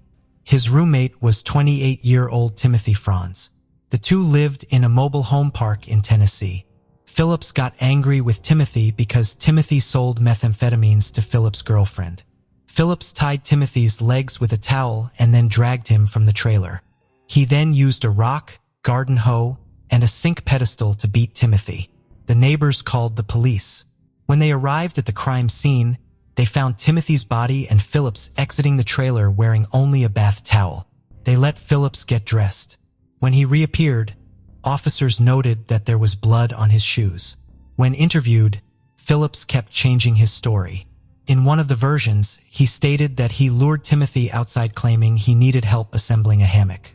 Phillips allegedly said that he remembered punching Timothy in the face before he blacked out due to his anger and couldn't remember what happened. Back to Allison's case. Investigators have not stated specifically what was said in the cell phone records that led them being convinced Phillips is responsible for what happened to her. Phillips is now awaiting trial for both crimes. Greenville County Sheriff Hobart Lewis said, "This is a prime example of the vision we had for the unit coming to life, to bring resolve and justice for the family and friends who tragically lost their loved ones. It is hard enough to lose someone you love, but having unanswered questions in their case go cold elevates the level of difficulty. I'm so blessed to work alongside these dedicated investigators who work tirelessly in their pursuit of justice. We have so much more work to do, but this is another tremendous step in our agency's pursuit of unwavering commitment to solve cold cases." Lewis also said there were still about 90 cold cases in their county dating back to 1967 that they are still trying to solve. Allison's mother Tammy Morrison had this to say, "Allison was loved by so many people. She was loved by her daughters, her sister, me, other family members, her uncle Stevie, and a lot of people that's not here that's passed on since this." Allison's sister Ashley Simmons also spoke to the media. "We always said from day one that we would never give up on finding who took my sister away, and we never did." 39-year-old Sherry Huss lived in Desert Hot Springs, 1994. She had moved there after divorcing her husband Jeff Huss, who lived in Cathedral City, California. They shared custody of their children, aged 14, 13, and 8. By April 1994, Sherry was settling into her new life. It had been 2 months since she divorced Jeff. She found an apartment in the 12,900 block of Parma Drive. On the evening of April 23, 1994, Sherry sent a message to her parents. She told them that someone had been taking photos of her. She also received strange phone calls when the other person would hang up without saying anything. Sherry's parents decided to leave their San Fernando Valley home to check on their daughter. They got an ominous feeling when they arrived there. Sherry's porch light was on and her dog was outside. Her front door was unlocked and her car was parked on the street instead of the driveway. When the couple went inside, they found the unimaginable. Their daughter's partially clothed body was lying lifeless on the floor. She had multiple stab wounds and was also bitten by the person that took her life.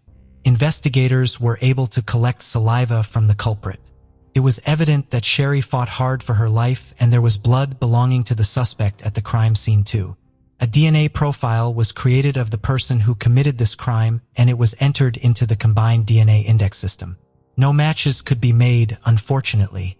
Investigators tried to find the person who took the photos of Sherry, and the person responsible for the strange telephone calls, but wasn't able to.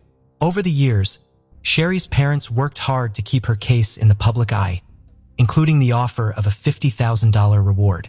Every few years, investigators entered the DNA profile into the combined DNA index system, but there was never a match. Thus, the case went cold. Recently, with the advent of genetic genealogy, things quickly changed. In February of 2022, the Riverside Regional Code Case team was able to use the technology to identify a man as a potential person of interest. That man is 48-year-old Sharon Eugene Gadlin, who lives in Gardena, California.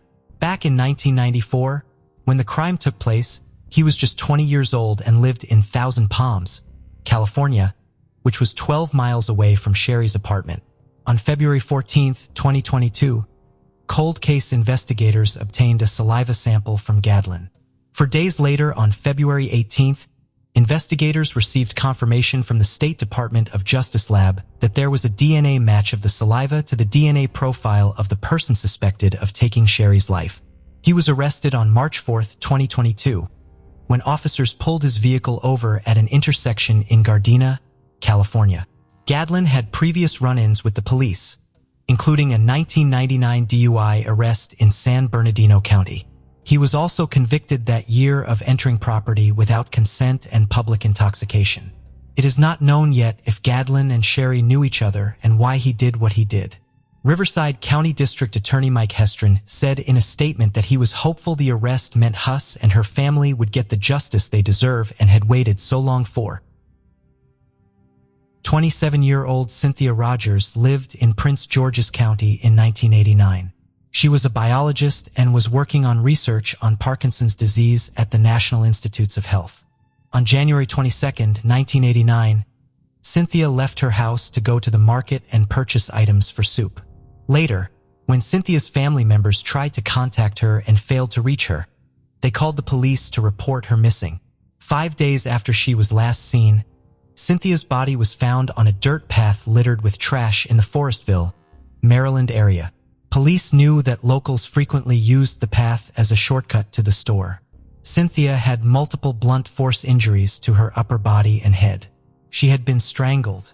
After the autopsy was done, it was determined that she had been assaulted as well. The DNA belonging to the man who committed this crime was taken from her body and stored so it could be used later when DNA was more advanced. Detective Bernie Nelson started working on the case. The DNA collected from the crime scene was then used to rule out several suspects. At the time, however, it wasn't a strong enough sample to run through the federal database. The profile that the FBI was able to develop from the sample wasn't strong enough to meet the standards to enter into the database, said Nelson. But it is something we can work with if given the name of someone who we can approach and obtain their DNA and compare it directly to the sample. More recently, with DNA technology that's even more advanced, investigators could enter the DNA sample from the suspect into the FBI database. It matched to James Clinton Cole. Cole had several charges filed against him. This includes a misdemeanor assault in 1984 and a charge of destruction of property just days before Cynthia's disappearance. When interviewed, Cole denied ever knowing or meeting Cynthia 33 years ago. It has not yet been indicated when Cole is scheduled to appear before a judge in the case. He is currently incarcerated at the Western Correctional Institution in Cumberland, Maryland for an unrelated crime. Cole is 64 years old and would have been 32 at the time the crime was committed. It is not believed that he and Cynthia knew each other. Cynthia's brother, Philip Rogers, had this to say, "But we have some relief." Cynthia's mother, Rosia Rogers, said, "This makes us feel better. My heart is feeling lighter."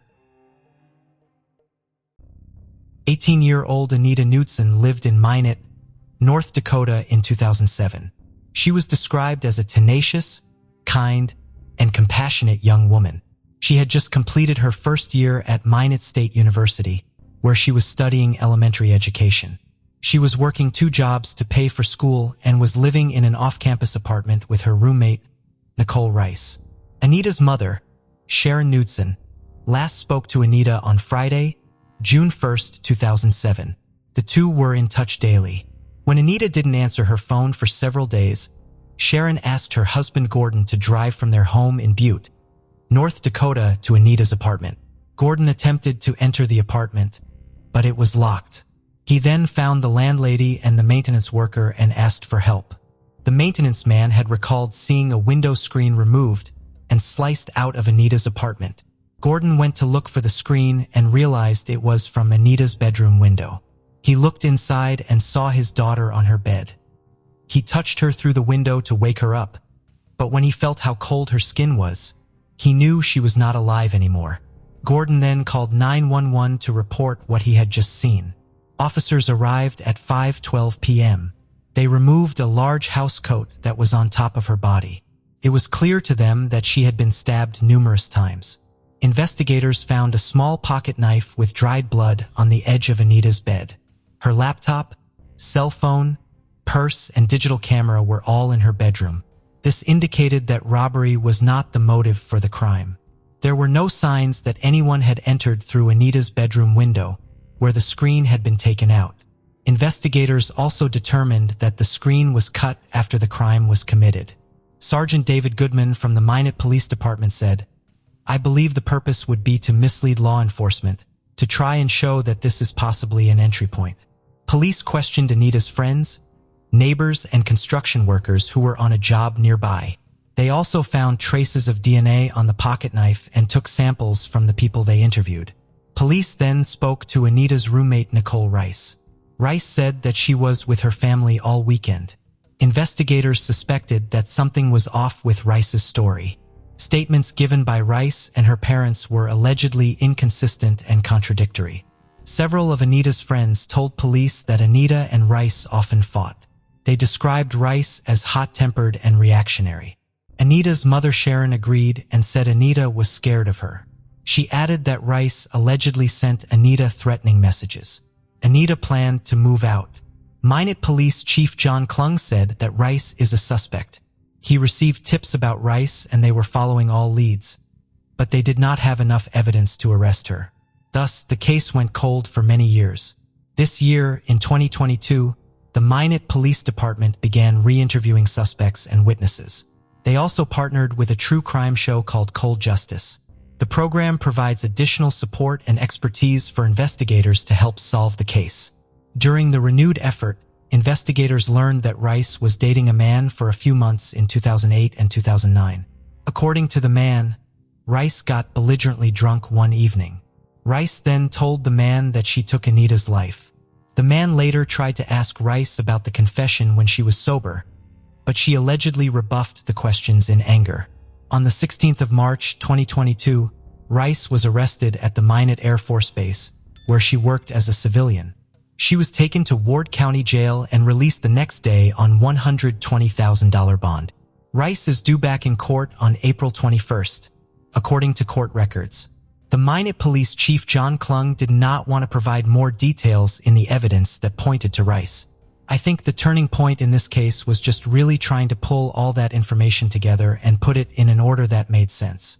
It just took a little bit of refocusing and a lot of paying attention to the finer details. My heart goes out to the family. I wish we could have solved this sooner, but at the same time, I'm glad to say that we have the person responsible in custody. The case of Isabella Rodriguez. Isabella Rodriguez was born in Colombia in 1975 and moved to Florida with her family in the 1990s. They obtained U.S. residency and eventually citizenship in 2002 when Isabella was 27. She married William Helman, but they divorced in 2015 after a decade together. Isabella then met Louis Bennett online, and they began a romantic relationship. In 2016, Isabella and Louis had a daughter named Amelia. 6 months later, they purchased an apartment in Delray Beach, a city on Florida's Atlantic coast. They married the following month in February 2017. At the time, Isabella worked as a real estate agent and Louis owned a small solar panel company. On April 30th, 2017, Isabella flew to the Caribbean island of St. Martin to meet Louis, leaving their 9-month-old daughter with relatives. They planned to spend a week on the water, returning home to Florida on Louis's sailing catamaran. After stopping in the British Virgin Islands and Puerto Rico, they arrived in Cuba, where they stayed for a few days. On May 14th, the catamaran set sail from Veradero, Cuba, bound for Florida. Isabella called her sister 3 hours later to say she would be home the next day. At around 1 a.m., Lewis sent out a distress signal to the U.S. Coast Guard, reporting that his ship had collided with an unknown object and was sinking. He also reported that his wife, Isabella, was missing. A Coast Guard helicopter crew located Lewis in a life raft around 4 a.m. and took him to Key West Island, the southernmost part of Florida. The catamaran was found floating upside down at dawn, but had not yet sunk. During an interview with investigators, Lewis explained that he and Isabella took turns keeping watch. At the time of the accident, it was Isabella's turn, and Lewis was asleep in his stateroom. He woke up to the sound of the collision and rushed on deck, but couldn't find Isabella. He called out her name, but she didn't respond. Lewis suspected that the loose mast might have knocked her overboard. Lewis also stated that the last time he saw Isabella, she was wearing a life jacket. When he was rescued, a Coast Guard rescue swimmer noticed that Lewis's backpack was unusually heavy. Upon inspection, officers found 225 collectible coins in the backpack, but their origin was unclear. Isabella Helman went missing on May 15th, prompting a 4-day search and rescue operation by the Coast Guard. As no signs of her were found, the operation was officially ended on May 18th. The authorities were suspicious when Lewis Bennett, Isabella's husband, requested a letter from the Coast Guard stating that his wife was presumed dead just 24 hours after the search had ended. The Coast Guard denied the request as it was outside their jurisdiction to issue such a certificate. 6 days later, Luis announced on TV that he was traveling to Cuba to rent a boat and continue the search for his wife on his own.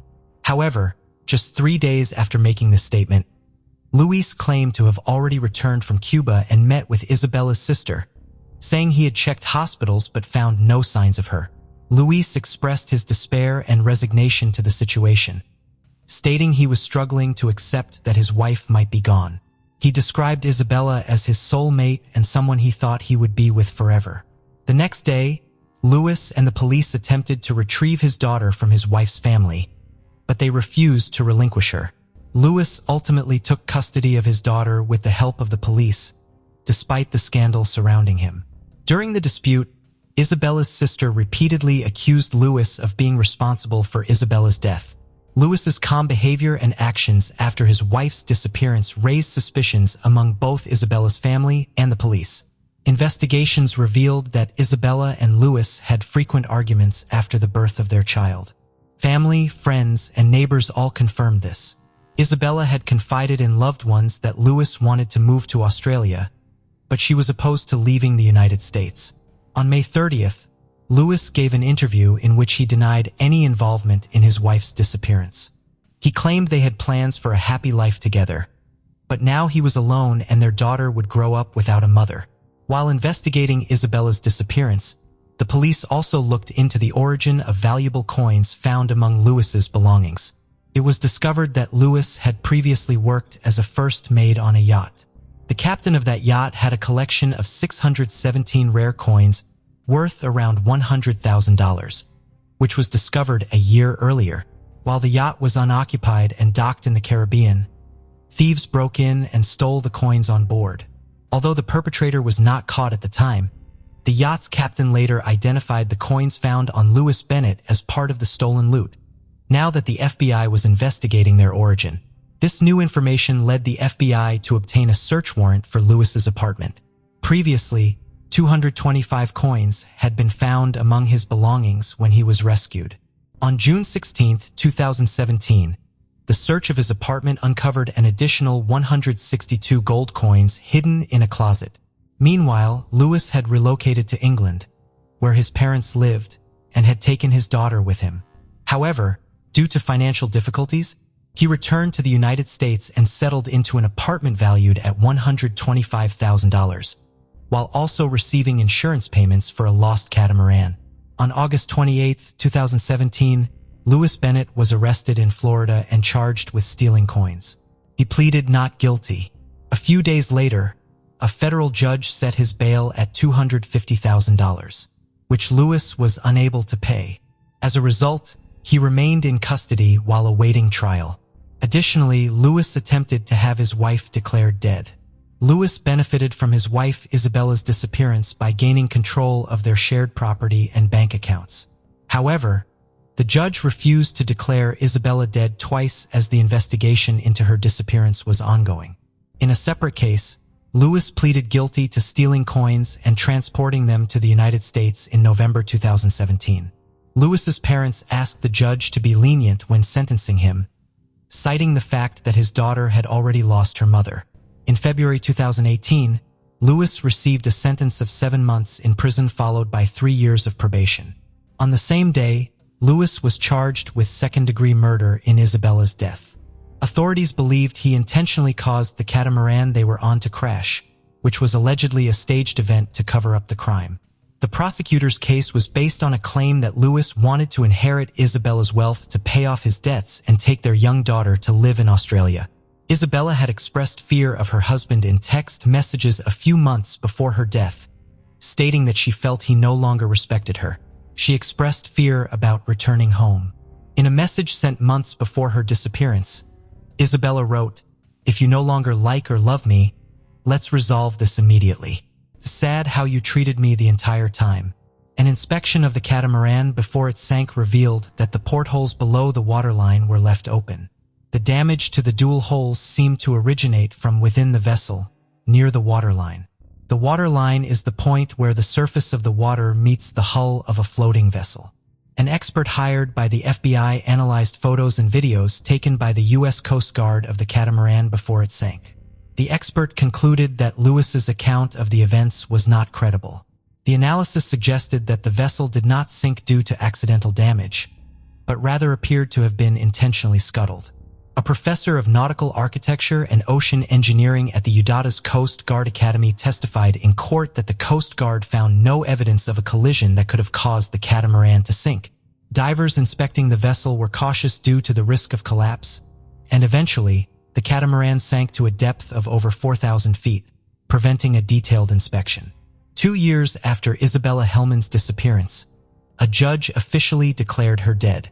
Palm Beach County Circuit Judge Scott Suskauer issued a series of orders stating that Isabella was presumed to have died on May 14, 2017. Despite the passage of time, Isabella's body has not been found and she has not contacted her family. Based on the available evidence, it is presumed that Isabella is deceased. The statement said, in January 2019, U.S. District Judge Federico Moreno suspended Lewis's February sentencing hearing in Miami and rescheduled it for May 28, saying he would not act until Isabella's family could personally visit her daughter Amelia, who turned 3 in July. In November 2019, Lewis pleaded guilty to manslaughter and the second-degree murder charge against him was dropped. Before the plea deal, he faced a possible life sentence for second-degree murder, but the new charges limited his maximum sentence to 8 years in prison. According to a document filed with the court, Lewis claimed he didn't remember what he was doing when he discovered his wife was missing. He didn't search for her on the catamaran or in the water, nor did he use flares to signal for help. Instead, Lewis packed his belongings onto a life raft and then intentionally damaged the catamaran to make it flood, allowing him to escape on the raft. Prosecutors stated that Lewis waited 45 minutes after realizing his wife was missing to call for help. Notably, the U.S. Attorney's Office pointed out that Lewis was an experienced sailor with training in emergency procedures, having previously sailed from St. Martin to Australia. Don't understand why he failed to use his knowledge to respond to the emergency situation.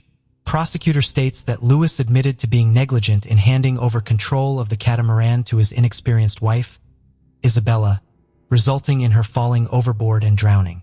Despite being an experienced sailor with a Royal Yachting Association certification, Lewis failed to ensure Isabella wore proper safety gear. In contrast, Isabella had no formal sailing training or experience, and Lewis knew it.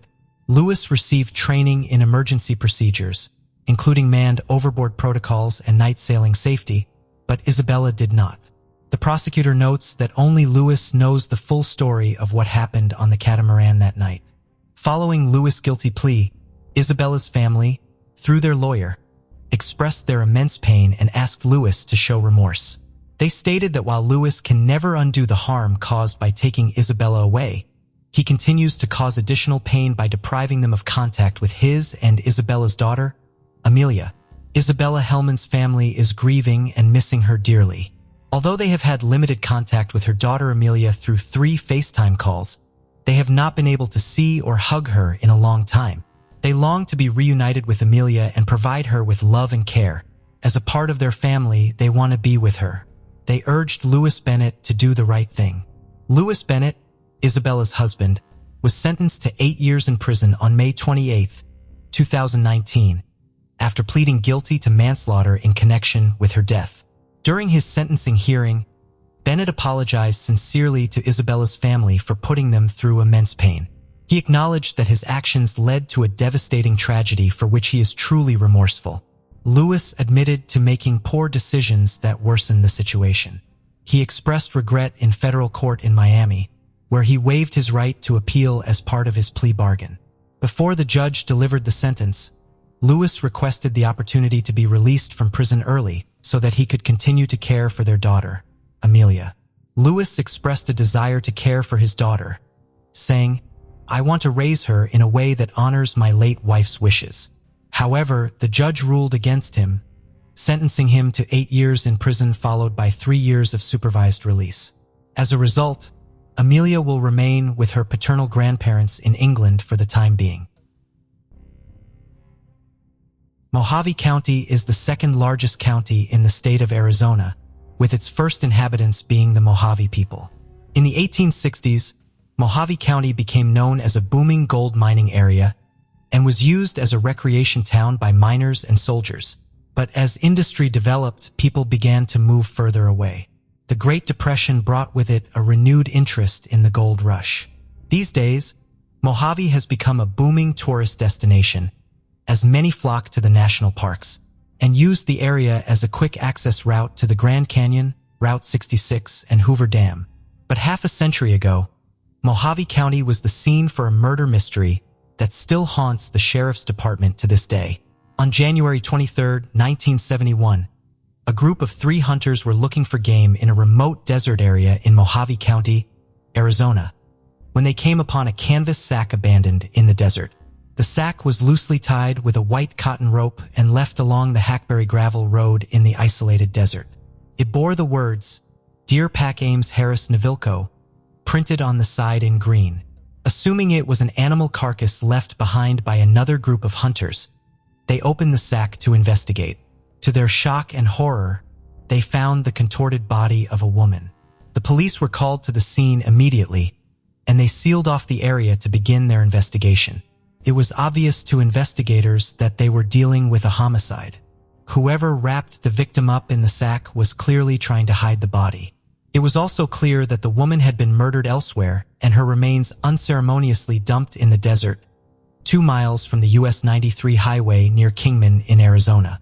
It was becoming apparent that the case was going to be an uphill challenge for investigators, and firstly, they needed to determine who the victim was, and secondly, where the actual crime took place. Having canvassed the immediate area for any clues or possible belongings of the victim, investigators came up empty-handed. No identification, no bag, and no purse were found anywhere near the crime scene. It seemed like whoever killed her had made sure not to leave any incriminating clues behind and made a clean getaway. Investigators sent her body away to the Mojave County Coroner's Office for a post-mortem, while they continued to question the hunters about any suspicious activity in the area. It was obvious from the beginning that the woman was a victim of homicide, as she had been stuffed into a canvas sack. Her cause of death, though, baffled investigators. Although her neck was broken, decomposition had already set in, making it difficult to determine if there were any ligature marks around her neck.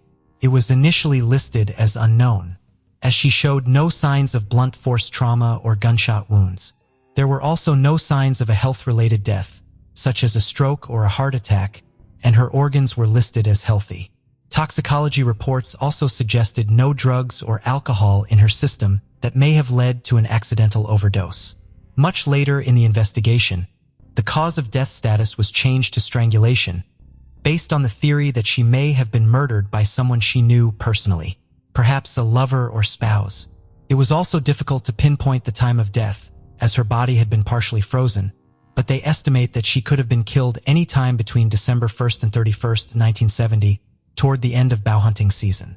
They began working on creating a workable profile for investigators to use to solve the mystery.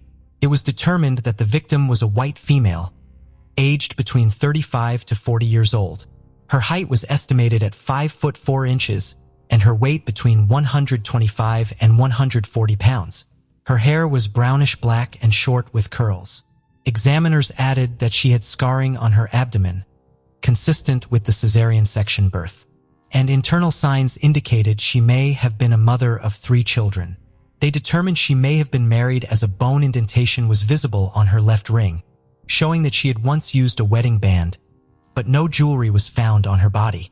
She did not smoke, and lima beans were discovered in her digestive system as the last meal she had eaten. Her clothes were added to the description and included a multicolored size 14 blouse with 5 brass buttons and the paulets, and a long-sleeve black cardigan. She wore size 12 burnt orange stretch pants, with the label "Symphony is What's Happening" stitched on the inside. On her feet were pixie-style black leather boots that were a size 5.5 and bobby socks that were possibly white at some point. Her hair was described as being salon-styled, and her appearance clean and meticulous. Her nails were evenly manicured and clean. What stood out was the extensive dental work she had done. She was missing 2 molars and had a $500 Maryland bridge for dental implants fitted in. It was estimated she had work done on her teeth to the value of almost $2,100. She was given the placeholder name, the Mojave Jane Doe, and kept at the county mortuary until her identity could be determined. A composite drawing was made of the Jane Doe by a Flagstaff police sketch artist, but it remained businesslike and unflattering. This was given to investigators, along with the descriptions from the medical examiner. Using this information, investigators worked tirelessly to identify the woman. The first thing the investigators did was place a report in both the local and national papers with the description, composite sketch, and area the victim was found. It did not seem to bring in any promising leads, so they turned their attention to other methods of identification, given that she seemed to be well-groomed. Without any signs of neglect, investigators canvassed motels, hotels, and local stores in the area that catered to the upper middle class. Although they questioned people extensively, no one could remember such a woman crossing their paths. Investigators then looked at her clothing and tried to determine from where she had bought her clothes. A visit to all possible clothing outlets produced negative results. Investigators then turned to airports and conducted searches of flight manifestos, questioning staff about any person who had not been accounted for on any flight and followed up with those leads. This too led nowhere. Next, investigators took to placing a missing persons advert in dental magazines, explaining the scope of the work she had done on her teeth. This, they hoped, would jog the memory of the dentist who performed the surgeries, and they would come forward with her identity. When this option failed, they went through the filing system of a dentist lab in Phoenix, Arizona. After searching through files of over 8,000 patients, they had still come up short. Investigators widened their nets and set out the missing persons bulletin to Arizona, California, Nevada, and Utah. 23 women had been reported missing during that time period, but all were eventually found alive. The Jane Doe, however, was not among any of those reported missing. Investigators made a request for the fingerprints that were taken for record purposes during the autopsy. These were then sent off to the Federal Bureau of Investigation in Washington to be checked against the national database COIDUS. But still there was no trace of her on any system, missing or criminal. Investigators eventually turned to looking for a suspect among the hunting community, especially those who applied for hunting licenses during that particular season. Over 5,000 applications had been made, and each and every person was tracked down and questioned. Sheriff Floyd Sisney, Sergeant Don Parrish, and Detective Joe Chapin surmised that their Jane Doe may have been murdered by a spouse. Each applicant who was married was asked to produce their wife for questioning. This too ended up producing no results. The 3 men strongly believed that the murder was what they called a mama-papa killing, by an enraged husband. In speaking with local reporters, Sisney said he believed that eventually her identity would be revealed, as she may have children according to the autopsy reports. And somewhere out there, her children are missing their mother and being stalled by their father in search for her. But they'll start worrying before long. Time has a habit of solving murder mysteries, he said. The extensive investigation had covered every possible avenue, but investigators remained hopeful. Said Cisney, "We're still no closer to finding this woman's identity. But somebody out there must have seen her, may even know her, or may remember a small thing that could help us." Although the search for the identity of the Mojave Jane Doe continued in earnest with nationwide interest, no new leads developed. Given all the clues and descriptions, no one ever came forward to claim the victim or report her missing. After 3 months of waiting, authorities eventually buried the Mojave Jane Doe at the Mountain View Cemetery in Kingman, a county cemetery used by the Department for Unclaimed Bodies within Mojave County. Her headstone was simply marked Jane Doe, with her date of death as January 29, 1971. Months turned to years, then to decades. 30 years later, in 2001, Lori Miller, an investigator for the Special Investigation Unit SIU, was given the task of identifying the Mojave Jane Doe. The SIU was formed in 1999 as a part of the Mojave County Sheriff's Department initiative to investigate, solve, and eventually close cold cases that had been piling up over the years. By that year alone, there were over 60 unsolved cases, the oldest being the Mojave Jane Doe. It was a painstaking process for Miller and her team as they began the investigation. Like their predecessors, Miller, along with several other investigators, reviewed old case files and reports. They re-interviewed possible witnesses, hoping to refresh their memories and maybe pick up some new information and clues. They resubmitted the fingerprints and once again went back to the dental records to find the dentist possible for working on the Jane Doe.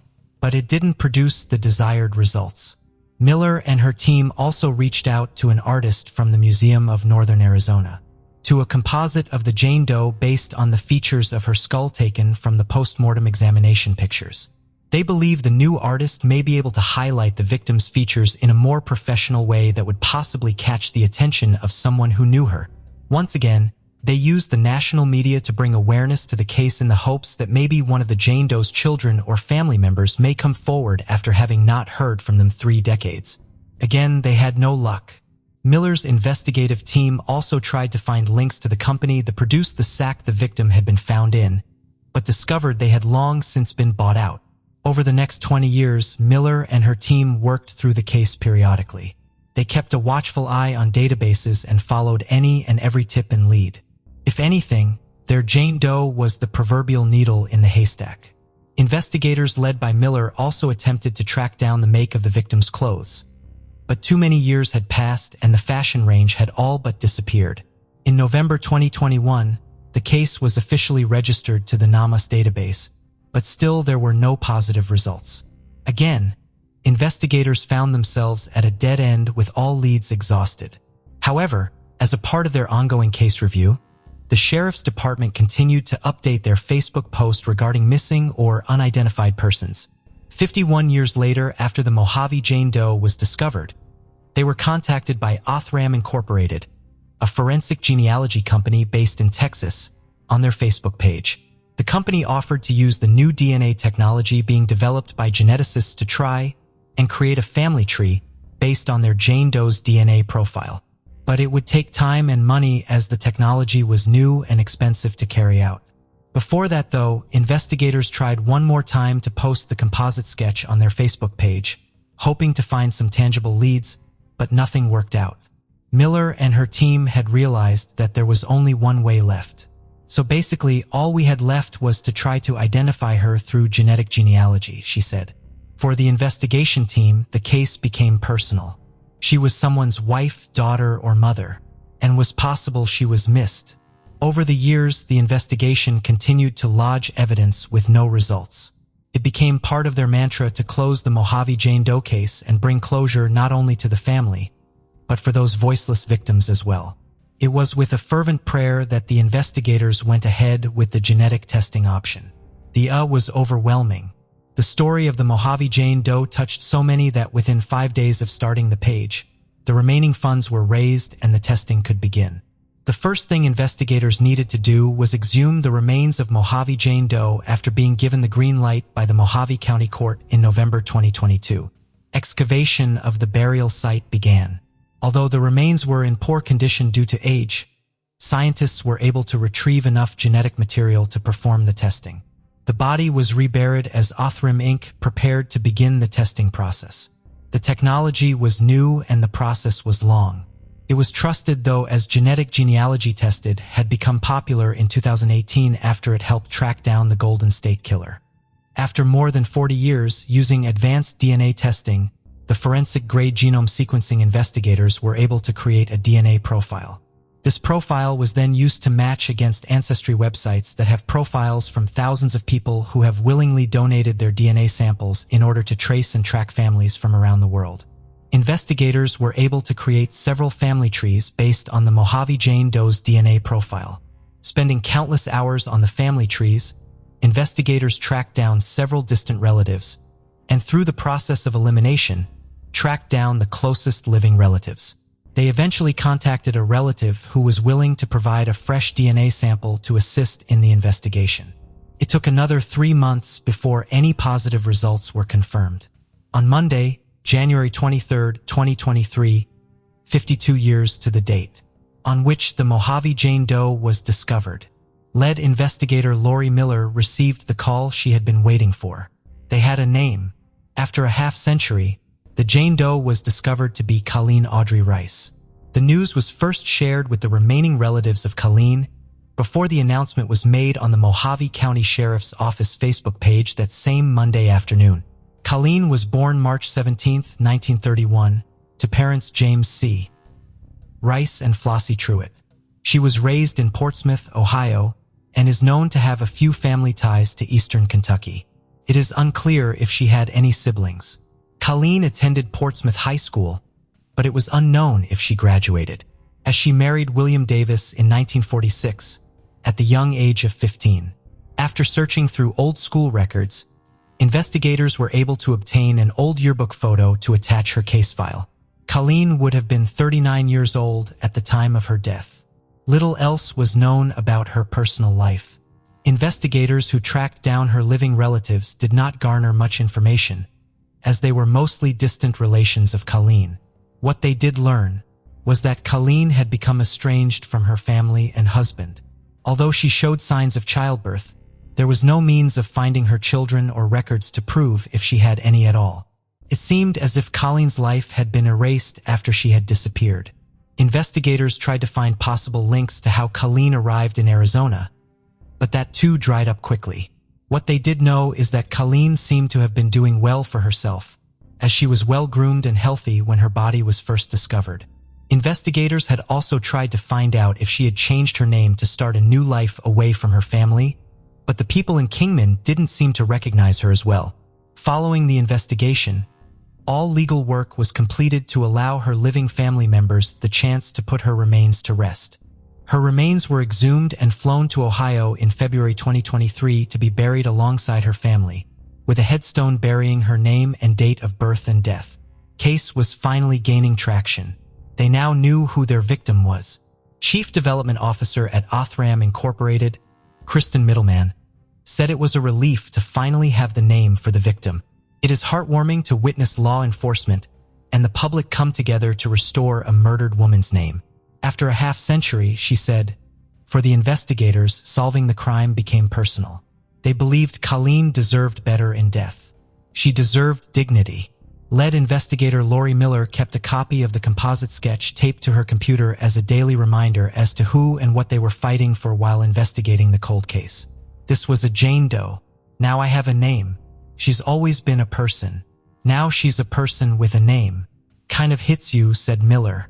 According to news reports, Miller said that one of the challenges they faced in the investigation was finding people who were still around from when the incident first happened. It became quite daunting in the fact that we were trying to locate people that were still alive, she said. WOWK 13 News was able to find a distant relative of Colleen's, who also happened to be a genealogist himself. Eli Allen is related to Colleen from his mother's side of the family and currently lives in Ohio. Allen said that when he first heard about the case and discovered the name of the victim, He realized they were related when I saw rice, which is in my mother's line. I had to know we were related because it was that much more intimate, he said. Mother's line have to know how we're related because it was that much more intimate. Identifying Colleen after more than 50 years is a testimony to the work he and so many others are doing. The more baffling question for investigators now is who killed Colleen and discarded her body in such an undignified manner. Autopsy reports did not find any foreign DNA on the victim's body at the time, and the possibility of assault was ruled out entirely. The theory of her being murdered by her husband was also ruled out as interview with a family suggested that Colleen had left of her own volition. No one who knew her personally at the time had seemed particularly interested in finding her, as there has never been a missing person report filed. The 50-year period of the investigation, Colleen's murder had not been linked to any possible murderers, who may have been active in the area around the 1970s. Her manner of death did not provide many clues either for investigators to determine patterns related to known serial killers at the time. Even though Colleen had been identified, the case remains ongoing. The SIU is still investigating in the hopes of finding the suspect or suspects responsible for Colleen's untimely death. Investigators are appealing to the public to come forward with any information regarding Colleen's murder and information about her life, since she left her family behind in Ohio to start afresh in Arizona. The public is urged to contact the Mojave County Sheriff's Office Special Investigation Unit. The numbers will be provided in the description box below. In covering cases such as Colleen's, we hope to highlight not only the dedicated work of investigators, but the truly amazing advances in technology that are now making it possible to solve cases that many believe could have remained cold forever. But apart from that, we also hope that these cases keep our community informed. If you have faced a similar situation or have information regarding this case or any other unsolved cases, please reach out to the relevant authorities. You may just be the key to cracking the case. So looking back at today's case, which part did you find the saddest? The fact that it took decades to find her identity, or that no one really looked for her when she went missing? The case of Christy Lynn Mullins. Christy Lynn Mullins was born on August 28, 1960, in Columbus, Ohio, one of 6 children in a large family. They lived in a quiet neighborhood, away from the noise and chaos of the city. In the summer of 1975, 14-year-old Christy spent most of her days socializing with friends and family, often going to the local neighborhood swimming pool. In late August, Christy babysat for a family friend on the evening of August 22nd. The next day, August 23rd, she woke up around noon and decided to go swimming to cool off. She invited her sister Kim to join her, and they went to the residential area. While Kim went swimming, Christy relaxed on a deck chair.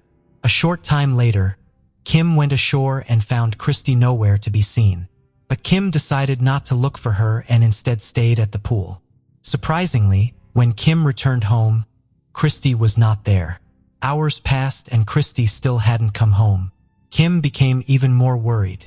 She decided to look for Christy and ran into a neighbor who told her that the police had found the body of a young woman a few miles away, but they had not been able to identify it. Kim rushed home to tell her parents, who immediately called the police to report Christy missing. It was very likely that the body found belonged to Christy, so the police directed them to the morgue for identification. Although it was difficult to recognize the identity of the body due to the severely bruised face, Christy's mother eventually accepted that the body was Christy's, her beloved daughter, thanks to the birthmark on her leg. Police later explained to the family what had happened.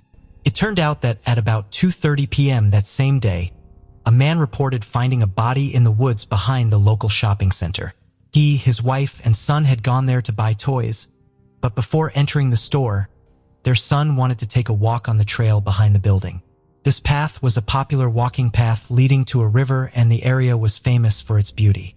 Together with his parents, the son went for a walk on this trail. During their hike, they came across a disturbing scene about 10 yards down the trail. A man was kneeling on top of someone and repeatedly beating him with a wooden object. When he saw the family, he immediately ran away. The father rushed to the scene and found a seriously injured little girl covered in blood. His wife, who had medical training, checked the victim's pulse, but there was none. The father quickly went to a nearby shopping center and called the police from a store. He and his wife provided investigators with a detailed description of the suspect, who was a tall, slim young man with long black hair, wearing jean shorts and boots, about 20 years old. Police created a sketch of the suspect based on their description and distributed it to patrol officers. However, the investigation of the crime scene yielded no results. The wooden object used as the murder weapon was found, but they discovered no other evidence linking the perpetrator. Notably, the victim's hands were tied with a telephone cord and her bikini top was pulled down. Her t-shirt and shoes were found next to her body. Despite these signs, forensic experts found no evidence that a sexual assault had occurred. Luckily, detectives were able to continue their investigation thanks to new information from Kim, who told them about a conversation between Christy and a friend, Carol. The police summoned Carol. Carol recounted to police a suspicious phone call she had received from a stranger claiming to be a local DJ. The man had called her to talk about a fake cheerleading competition at the state fair, which was supposedly being held behind the local shopping mall. He announced the event would start at 1:45 p.m. and had told Carol to wait for someone at the entrance to the forest trail. The police were skeptical about Carol's story, and when they dug deeper, they discovered many inconsistencies. According to Carol, she had originally planned to attend the event with her sister, but they had run into Christy and her sister on the way. Carol then invited Christy to join her, and they left their sisters behind to go to the mall. However, when they arrived at the entrance to the woods, no one appeared and Carol claimed that she had gone to the shopping center to ask for the time. When she turned around, Christy was gone. The police investigation revealed that there had been no cheerleading competitions in town, casting doubt on the reason for Carol and Christy's trip to the woods. Police suspected that the mysterious phone call might have been a ruse to lure Carol into the woods, but they were unable to trace the call to identify the caller. Further investigation revealed discrepancies in Carol's story. She claimed to have met Christy and her sister on the street, but Kim said they had been at the pool and Carol had come to meet them there. Additionally, Christy's mother reported a strange conversation with Carol later that evening, which raised further suspicions. Carol apologized to Christy's mother and revealed that she had been the intended target of a murder involving two people. However, she quickly retracted her words and left. Christy's mother reported this to the police. The police questioned Carol again, but she denied making a statement and stuck to her original story. Carol was then given a polygraph test, which did not reveal any signs of deception when Carol answered key questions. As a result, investigators shifted focus away from Carol and pursued other leads. Police intensified their search for the killer 3 days after Christy's murder. A police officer patrolling the streets of Columbus spotted a man who bore a striking resemblance to a sketch of Christy's killer. Patrol officers quickly called detectives to the scene and asked Jack to accompany them to the station for questioning. The man, Jack Carmen, 25, agreed to go with them. However, the police soon realized that Jack was severely mentally disabled with an IQ of about 50 points. Results based on many different tests. As a result, Jack had limited communication skills and could not read or write. He was cared for by a specialist medical facility and lived in a supervised apartment. Despite these challenges, detectives could not ignore the striking resemblance between Jack and the composite sketch of the suspect in Christy's case. The interrogation process was extremely difficult due to Jack's limited ability to understand and answer questions. Most of the time, he just answered with one word or stayed silent. The detectives began to question whether Jack was capable of fully understanding their questions. To improve the situation, they had to ask very simple and specific questions. After 6 hours of questioning, detectives were finally starting to get results. They were finally able to extract a confession from Jack. According to his testimony, on the day in question, he had left his apartment, taken the bus to the shopping center, and bought a shirt and pants. As Jack walked through the parking lot, he saw Christy sitting on a fence near the entrance to a wooded trail. He approached her, tied her up by tying her hands, and then dragged her into the woods where he carried out the assault. After the attack, Christy tried to run away, but Jack quickly caught up with her. He picked up a nearby piece of wood and repeatedly hit her in the head. Jack then ran to the main road in front of the shopping center and boarded the bus. The next day, police took Jack to the forest where he allegedly committed the crime. There, he pointed out the exact spot and provided specific details that only the perpetrator would know, including the fact that the piece of wood used to strike the victim broke in half. Investigators also verified the testimony, asking the couple who found Christy to identify the person they had seen on the day of the incident. Both identified the man they had seen as Jack. As a result, Jack was charged with multiple offenses, including assault and murder. They chose to include it in the charges. The prosecutor initially sought the death penalty, but Jack's lawyer negotiated a deal. In exchange for a life sentence, Jack would plead guilty before the judge, thereby avoiding execution. The case moved swiftly with thousands of people following. Just 11 days after the murder, on September 3rd, Jack was sentenced to life in prison. However, after the trial, public opinion began to shift and many people started to question Jack's guilt. As more details about his confession and his background emerged in the media, people began to wonder whether he was truly capable of committing such a heinous crime. Those who knew Jack found it hard to believe that he was capable of the crime. He was a passive, timid, and compliant person who would agree to anything if pushed hard enough. In the past, he had even taken the blame for something he didn't do, like the time he claimed responsibility for breaking a boiler at a charity center when in fact someone else was to blame. This behavior raised doubts about his ability to make a genuine confession to the crime. His supporters felt that the police must have manipulated him into confessing by feeding him information and asking pressured questions. For instance, if the police asked him if he hit the victim with a piece of wood, and he answered yes, they could use that as a confession. However, this approach can be unreliable, especially considering Jack's tendency to confess to anything when under threat. Even the mention of the electric chair was enough to make him agree to whatever the detectives wanted. Furthermore, the police took Jack to the crime scene at the same time as the witnesses, a married couple who later identified him at the police station. This raised concerns that the witnesses had been biased, as they had already seen Jack and knew he was a suspect, despite the police's claims that they never crossed paths. There were several red flags surrounding Jack's alleged involvement in the crime. For instance, the police failed to locate the bus driver or any passengers who claimed to have seen Jack on his way to the city center, which contradicted his own statement. Moreover, multiple people at the charity organization building where Jack lived and worked said to have seen him at around 1:30 p.m. This created a major timing issue. Even if Jack had left immediately after being seen by these witnesses, the bus ride to the shopping center on the outskirts of town would have taken at least 40 minutes. Given the crime was committed at 1:50 p.m., it was logistically impossible for Jack to have made it on time. This cast serious doubts about Jack's guilt and raised suspicions that the police may have coerced his confession. Christy's parents, too, began questioning whether Jack was the true culprit. At the height of the controversy, approximately 70 individuals gathered in front of City Hall on September 9th to draw attention to the case and advocate for a comprehensive investigation.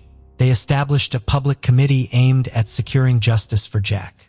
As a result, Jack was assigned a new lawyer who swiftly petitioned for a case review. After several months, a judge dismissed Jack's original confession and ordered a new trial, putting the onus on the prosecution to establish his guilt from the beginning. This marked a daunting challenge for the prosecution, making their case almost unviable. Norman Mills, Christy's father, began his own investigation while preparations for the new trial were underway. Dissatisfied with the way the detectives had worked, Norman took matters into his own hands. Immediately after the murder, Norman and several neighbors searched the area where Christy was found. They discovered a bloody pair of jeans shorts and men's underwear in the woods. They turned the items over to the police, who had initially missed them. It was unclear whether these items were related to the case or if they had been examined for evidence. Jack's new trial began in 1977, 2 years after the murder. The defense had two tasks: first and foremost, to prove Jack's innocence and also to try to identify the real killer. In fact, they already had a pretty strong candidate for the role, who they considered to be the prime suspect. The man who found Chris's body along with his wife was Henry Newell, who was 25 years old at the time of the murder. At the beginning of the trial, Jack's lawyers had amassed an impressive list of reasons to suspect Henry of murder, and during the trial, the list grew even longer. Initially, Henry attracted attention because of his criminal record. Beginning in his teenage years, he had been arrested multiple times for various crimes, serving 3 prison sentences. He had successfully escaped from prison twice before being captured and brought back. At the time of Jack's trial, he was serving his 4th sentence, this time for burning down a house to collect insurance money. Lawyers also reviewed evidence from Christ's case and found some very suspicious details in his testimony. Henry said he had found her body, ran over, and threw a bloody piece of wood aside.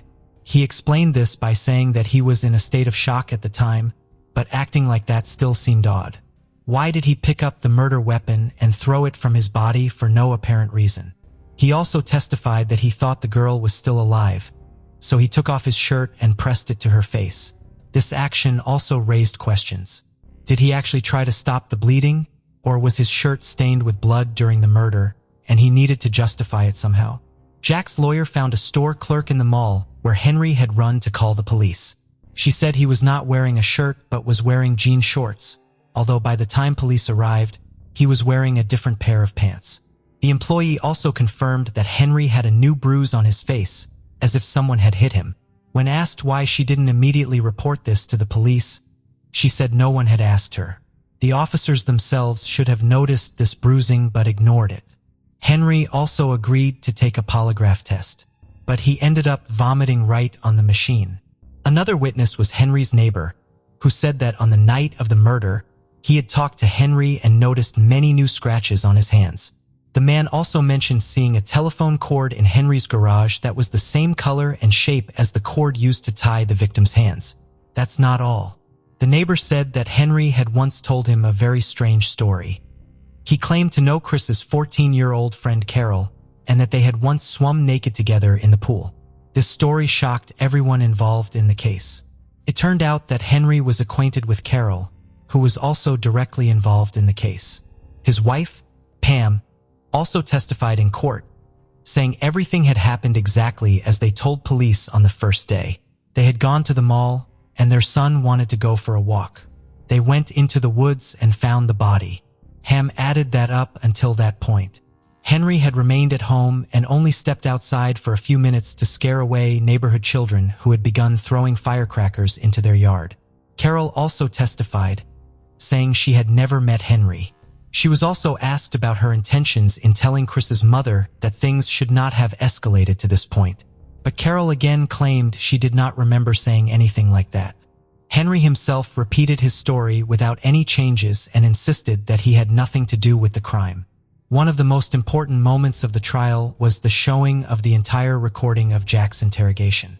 After watching it, it became clear to everyone that Jack had simply been forced to confirm the detective's words that he had committed murder. Jack barely said anything and didn't seem to fully understand what the police wanted from him. But that was not the most important moment of the trial. On the 5th day, another unexpected witness appeared. It was Bobby, Henry's stepson, and his testimony truly shocked everyone following the case. Bobby revealed that that day, Henry had indeed gone out of the house to chase away the children who had thrown firecrackers into the yard.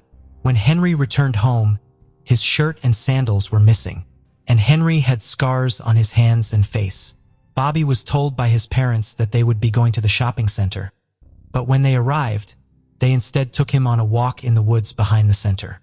Bobby claims he never asked to go for a walk, which contradicts what his parents initially said. During the walk, they found Henry's torn sandal and then Christie's body. Bobby's mother instructed him not to tell anyone about what he saw. At the trial, Bobby's grandmother testified about a disturbing comment made by Henry during Christie's farewell ceremony. After expressing her sadness about Christie's death, Henry replied, "It will teach her to keep her mouth shut." Another witness, Henry's friend, came forward and said that Henry had confessed to him that he accidentally killed Christie. Although the evidence clearly pointed to Henry's involvement, the prosecutor surprisingly announced that they would not pursue a case against Henry. The prosecutor also claimed that the initial investigation was handled correctly despite acknowledging that the police missed or ignored many clues from the beginning. The The public was outraged by this decision, leading the prosecutor to change his mind 2 days later and agreed to reopen the investigation into Christie's death. Christie's father refused to give up on seeking justice and filed a civil lawsuit against Jack, but not because he believed Jack was involved in the murder. Rather, he hoped to gain access to the case files and gather more information. Unfortunately, this effort also proved unsuccessful. The case had remained stagnant until 2013 when Henry died of terminal cancer. Despite this, in the same year, former attorney John Aller became interested in the case and conducted his own investigation. He contacted all parties involved in gathering new information. Christie's relatives had provided John with a box of records that Christie's father had collected. After reviewing the records and talking to dozens of people, John believed that Henry was the culprit behind Christie's murder. John's investigation revealed that Carol had bought marijuana from Henry, which made him suspect that Henry was involved in the crime. This new discovery created a possible connection between Henry and Carol, which could explain why Carol brought Christie to the forest. One theory is that Carol planned to meet Henry in the forest to buy an illegal substance. It's possible that Carol invited Christie along, using the DJ story as a cover. A more sinister explanation suggests that Carol brought Christie to the forest at Henry's request, intending for him to harm her. However, Christie resisted, as evidenced by Henry's injuries, and he ultimately killed her. When John took over the case, Henry had passed away from cancer at the age of 63. However, John continued his work and released a book about Christie's murder. The release of the book sparked a new wave of interest, and Christie's relatives demanded that the investigation be reopened. Some of Henry's relatives also confirmed that Henry was the one who killed the girl. This led to the reopening of the murder investigation in May 2014. Detectives re-examined the evidence, interviewed dozens of people, and reassessed Henry's confession. They re-examined Christie's clothes and found traces of semen, but they were too small for DNA analysis. The investigation lasted until late 2015, when detectives announced that Henry was the one who had committed the crime. But because he had passed away, the case could not go to court. The investigation ended with the conclusion that Henry had left home, gone to the road behind the shopping center, seen Christie alone, and decided to assault her with a telephone cord, taking her deep into the woods. Henry had attacked Christie, injuring her. Then he killed her with a piece of wood. Returning home, Henry recounted the incident to his wife, and the two began to make plans to avoid punishment. For many years afterward, never revealed the truth. Police later apologized to Christie's family for their careless handling of the incident.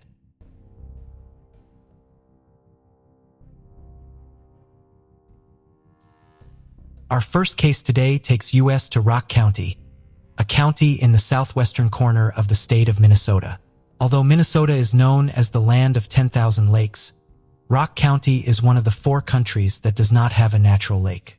On March 13, 1981, while on a routine city cleanup, a Department of Transport worker was busy clearing out the concrete culverts along Interstate 90, off Highway 23, and Beaver Creek Township as he raked away the debris. He was shocked when he came across some skeletal remains. The worker immediately contacted his supervisor, who called the police. When police arrived, the area was sealed off and all present were questioned regarding the discovery. The supervisor explained that the culverts were cleared out annually and the last cleanup occurred on October 21, 1980. Investigators surmised that the body may have been dumped in the culvert any time between October 1980 and 1981. Forensic technicians and crime scene investigators removed the body in work to collect any possible clues that may have been left behind. The body was transported to Ramsey County Medical Examiner's office. Identifying the John Doe proved to be a difficult task for the medical examiner. The body had been badly decomposed and was barely recognizable. From what remained of the near-complete skeleton, the coroner determined the John Doe to be a white male between the ages of 30 to 50 years old. His estimated height was between 5 feet 6 inches to 5 feet 8 inches. There was no way to determine weight, hair, or eye color, given the condition of the body, nor were there any distinguishing birthmarks or tattoos. The cause of death was listed as a homicide, with the coroner remarking that there was a possibility the victim had been shot. There had been a wound to the skull that was consistent with a small caliber gun, but no gun or shell casing was found in the area. Plaster casts of his teeth were taken for dental record purposes and DNA samples were extracted from the remains. Getting fingerprints have proved impossible as his fingertips had disintegrated with decomposition. The victim was found clothed in green cotton work pants, a leather belt, and boxer shorts. He wore either light tan or white slip-on engineer boots size 8 to 9 and 2 pairs of green socks on each foot. In his possession was a black plastic comb and a locket with a baby's picture on the inside. Using this vague description, investigators began an extensive search on the area, questioning the workers from the Department of Transport who had worked the area since the previous October. A rough sketch was developed by a police artist, along with details provided by the medical examiner. Hostas were made and circulated in and around Beaver Creek Township. They also questioned motorists who used the road frequently about any unusual activity in the area. Locals to the area were questioned regarding the John Doe, who was found in the culvert, but no one seemed to recall anyone fitting his description. A search of missing persons databases in and around Minnesota yielded no results, and it seemed as if no one knew who this man could be. A lack of leads ultimately led to the case growing cold. No one had come forward to report anyone missing in the area. Although police periodically looked over the file, nothing new came of the information. As technology advanced, DNA profiles of known criminals were becoming digitized in order to allow law enforcement to have quicker and easier access to records. A profile had been developed of the Rock County John Doe back in 1981 and was used to search for him on national criminal databases. However, this too proved futile as there was no records of the victim found. The case lay cold for decades without any new information. In 2018, genetic genealogy began changing the face of criminal investigations. Having used this new technology to track down and capture the infamous Golden State Killer, other law enforcement agencies soon took notice. This technology, they believed, would surely be a game changer in identifying unsolved cold cases. The Rock County Sheriff's Office partnered with the nonprofit agency, the Doe Network, in August 2022 and reopened the Rock County John Doe case. They developed a digital composite sketch from the autopsy photos of the John Doe that was uploaded to their site and all other missing person databases. The next task was to raise enough funds to pay for DNA testing. Through community initiatives and fundraisers, the sheriff's office were able to reach their target and pay for all the tests needed to perform the task. Working with the genealogy websites, volunteers from the Doe Network used the DNA samples provided by the sheriff's office to start tracing familial connections. After a few months of poring through thousands of family trees, they were able to find a familial mat in Omaha, Nebraska. The team then made contact with the woman who said she didn't know of any relative who had lived in Rock County or went missing but was willing to meet with them. After contacting agents from the Minnesota Bureau of Criminal Apprehension and investigators from the Rock County Sheriff's Office, officials made their way to Omaha. In early November 2022, in Omaha, investigators met with the members of the Gattiano family and the woman who was the closest match to John Doe's profile. The family members volunteered their DNA for testing. On December 20th, 2022, investigators discovered that 2 of the profiles matched the strongest against their John Doe's profile. They returned to Omaha with the results and met with the woman who uploaded her profile to the genealogy website, along with her aunt and uncle. During interviews with the family, detectives discovered that the woman's aunt actually had a brother who had gone missing in 1971 named Luis Anthony Gasciano. When they showed investigators a picture of Luis, they knew they had found their John Doe. The family could not provide much information about Luis' life, as many of their family members had since passed. Luis would have been born sometime in 1946. What they did reveal to investigators was that Luis had been a notorious bank robber in the 1960s. According to his family and archived news articles, Luis had first been accused of robbing a bank in his hometown of Omaha. He was eventually caught while trying to rob a First National City Bank in New York on January 25, 1966 for $96,400 when he was 20 years old. According to reports, Luis was overpowered by the bank teller and ended up shooting the counter instead. He had injured his hand in the scuffle. The article states that Luis told detectives he had been desperate and depressed and wanted his life to be over. Luis was charged with attempted robbery, felonious assault, and weapons possession. Since then, family members heard from him infrequently, but all communication had ceased from 1971. He was not reported missing at the time because he had a strained relationship with his family. They were just as baffled to hear he had been murdered 10 years after losing contact with his family. No one had ever come forward looking for Luis since he had been missing. For investigators, half the battle has been won, as they know their John Doe's identity. Rock County Sheriff Evan Verbrugge said the moment was bittersweet. While it's not news anyone wants, Luis Gasciano's family, at long last, has some answers. And while there is still much more to be learned about Mr. Gasciano's death, knowing his identity, even decades after he died, is a critically important new clue in this case, he said. For Brooks said the case will remain open, despite the uphill challenge. It's going to be difficult for us to find out, but our job is to try and get answers and the cost is minimal, he said.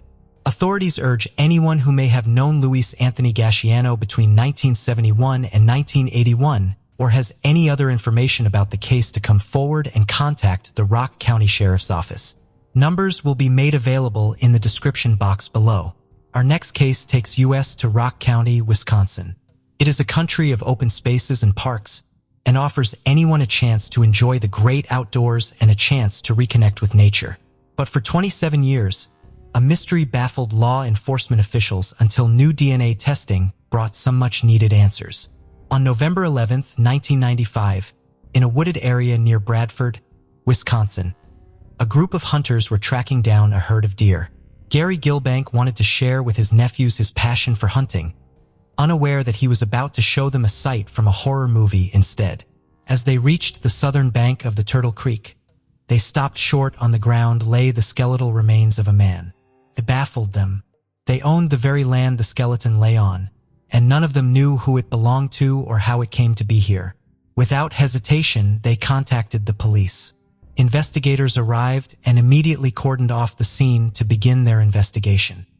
He appeared to be laying on his belly, with his hands over his head. His head and back were partially covered by a denim jacket, and he had been wearing a t-shirt with the name of the British band Venom on it, and a plaid shirt. He also wore gray camouflage pants, and there was one Nike sneaker next to the body. The other was not found. Investigators collected a chrome pendant of a horned goat, a Budweiser lighter, an Aquatech wristwatch, and a tube of Carmex lip balm from the scene. The remains were removed and transported to the coroner's office for further examination. The coroner began an extensive examination of John Doe. There had been no signs of trauma visible on the remains. His height was estimated to be between 5 feet 4 inches and 5 feet 6 inches, with his weight at 140 pounds.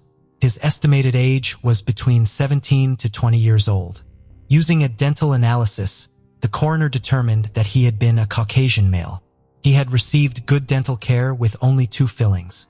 He still had his wisdom teeth intact, with 2 having partially erupted and 1 being impacted. Samples of hair were taken for a toxicology analysis.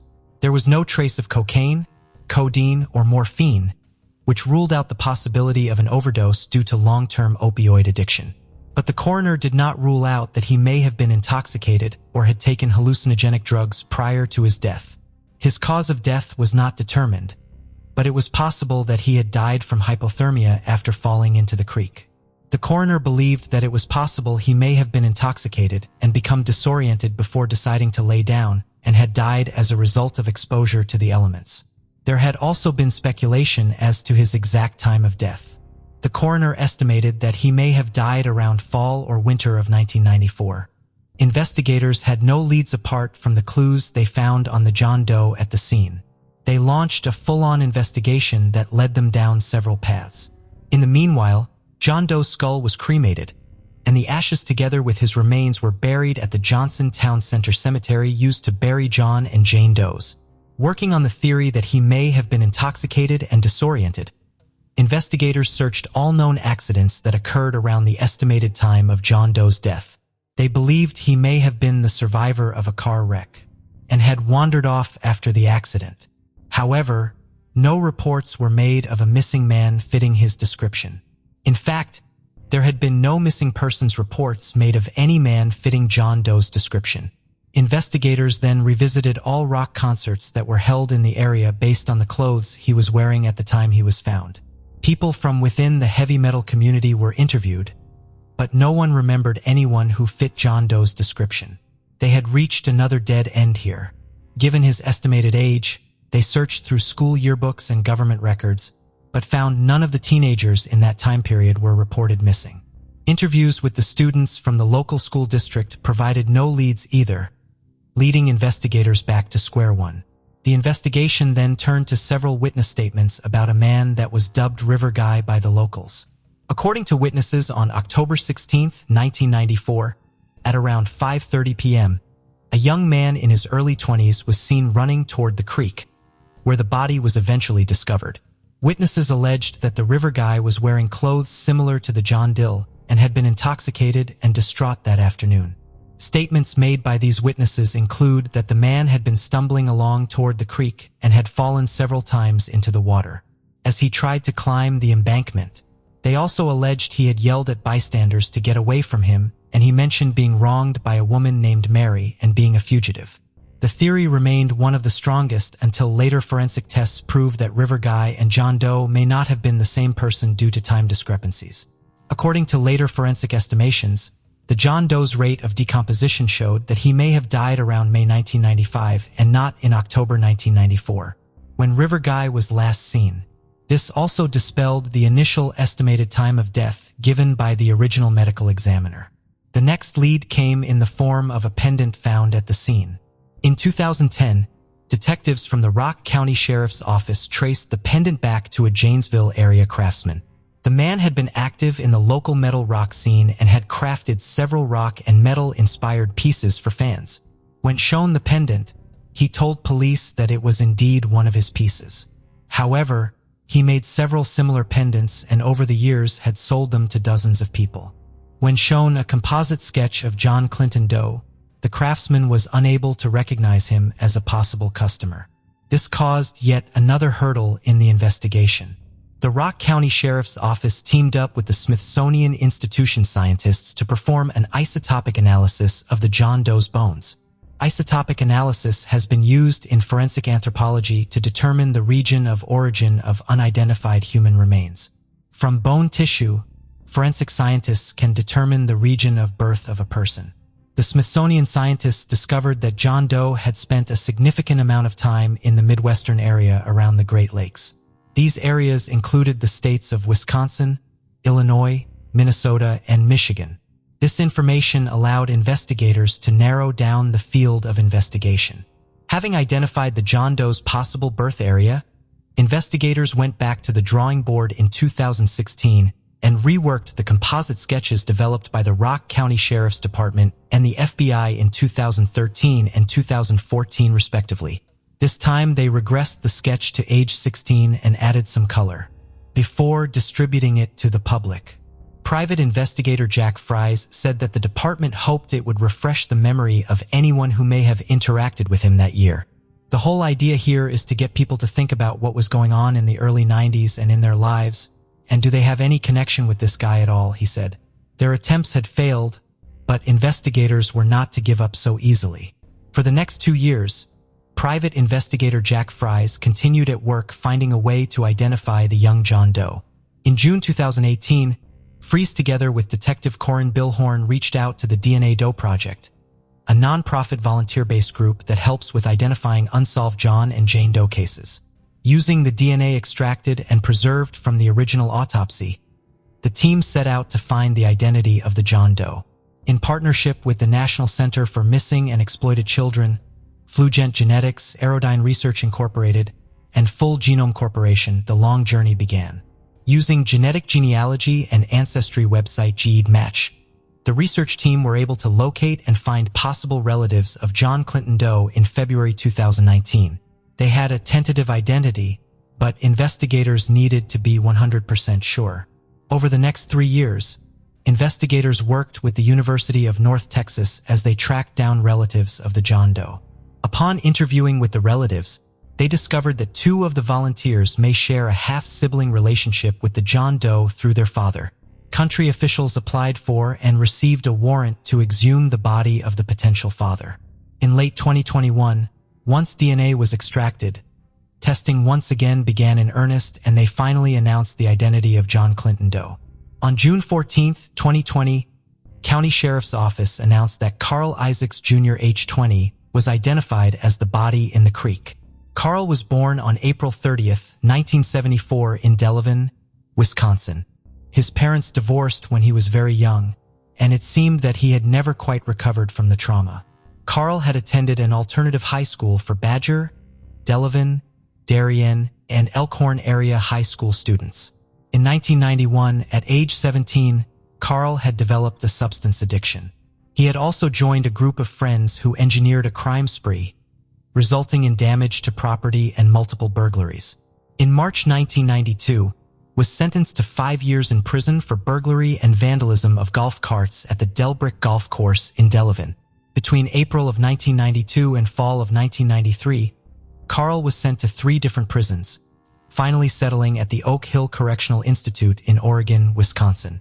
While there, he had been released to undergo a substance abuse recovery program at a halfway house in Madison.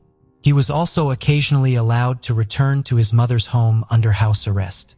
Carl sometimes played the role of informant to authorities in drug-related cases. In April 1995, he had been on one of his house arrest visits. On April 16, 1995, he had suddenly disappeared. He was never heard from or seen again. A county judge immediately signed an arrest warrant for Carl for probation violation. That had been renewed annually until April 2018. Investigator Jack Fries pointed out that no one had really come forward reporting Carl Isaacs as missing during the time he disappeared, which complicated their investigation. In this case, mom and dad were divorced. He was kind of living with his mom, although I don't think he stayed there very often. He was kind of on the streets, basically homeless. I don't think he had a friend, nobody at all, who would have missed him to the point where they tried to find him, he said. Fries believed that something drove Carl to break the rules of his probation and leave his house. During the announcement of the identity of Carl Isaacs Jr. at the press conference held on June 14, 2022, Rock County Sheriff Troy Nudson said that it was a sad moment, but also a resolution to a decades-long mystery. I'm kind of sad to have to get together and discuss the untimely death of a young individual in our community, but I'm glad to finally be able to bring a little bit of resolution to the individual's identity. Nudson declined answering any questions as to why family never reported him missing or any details about them. He did, however, indicate that the family had been bracing for the news following the discovery of the DNA matches and the investigation. Instead, he reminded all those present that the case was still ongoing. We're really looking to flesh out exactly who he was and how he found himself in that particular location. That's where we're looking to the community to help provide some of those details for us, he said. Nudson added that the investigation was a lengthy process, but with the help of technological advancements, it made the identification possible. He thanked and credited Jack Fries, who was a former employee of the Rock County Coroner's Office, who assisted voluntarily on the case. He also thanked the DNA Doe Project, which provided police with investigative breakthrough that helped identify Carl Isaacs. Nick Gilbank, who was the man that discovered Carl's body, still remembers the moment he found the body in the creek. I walked over to see what I was looking at, and there next to a garbage bag of his belongings was a clothed skeleton. I remember kneeling down and picking up the shirt, and there was a skull, completely decomposed. Although he still has some questions, he is glad that there's some kind of closure in knowing John Doe's identity. I guess I'm glad they finally identified the remains, he said.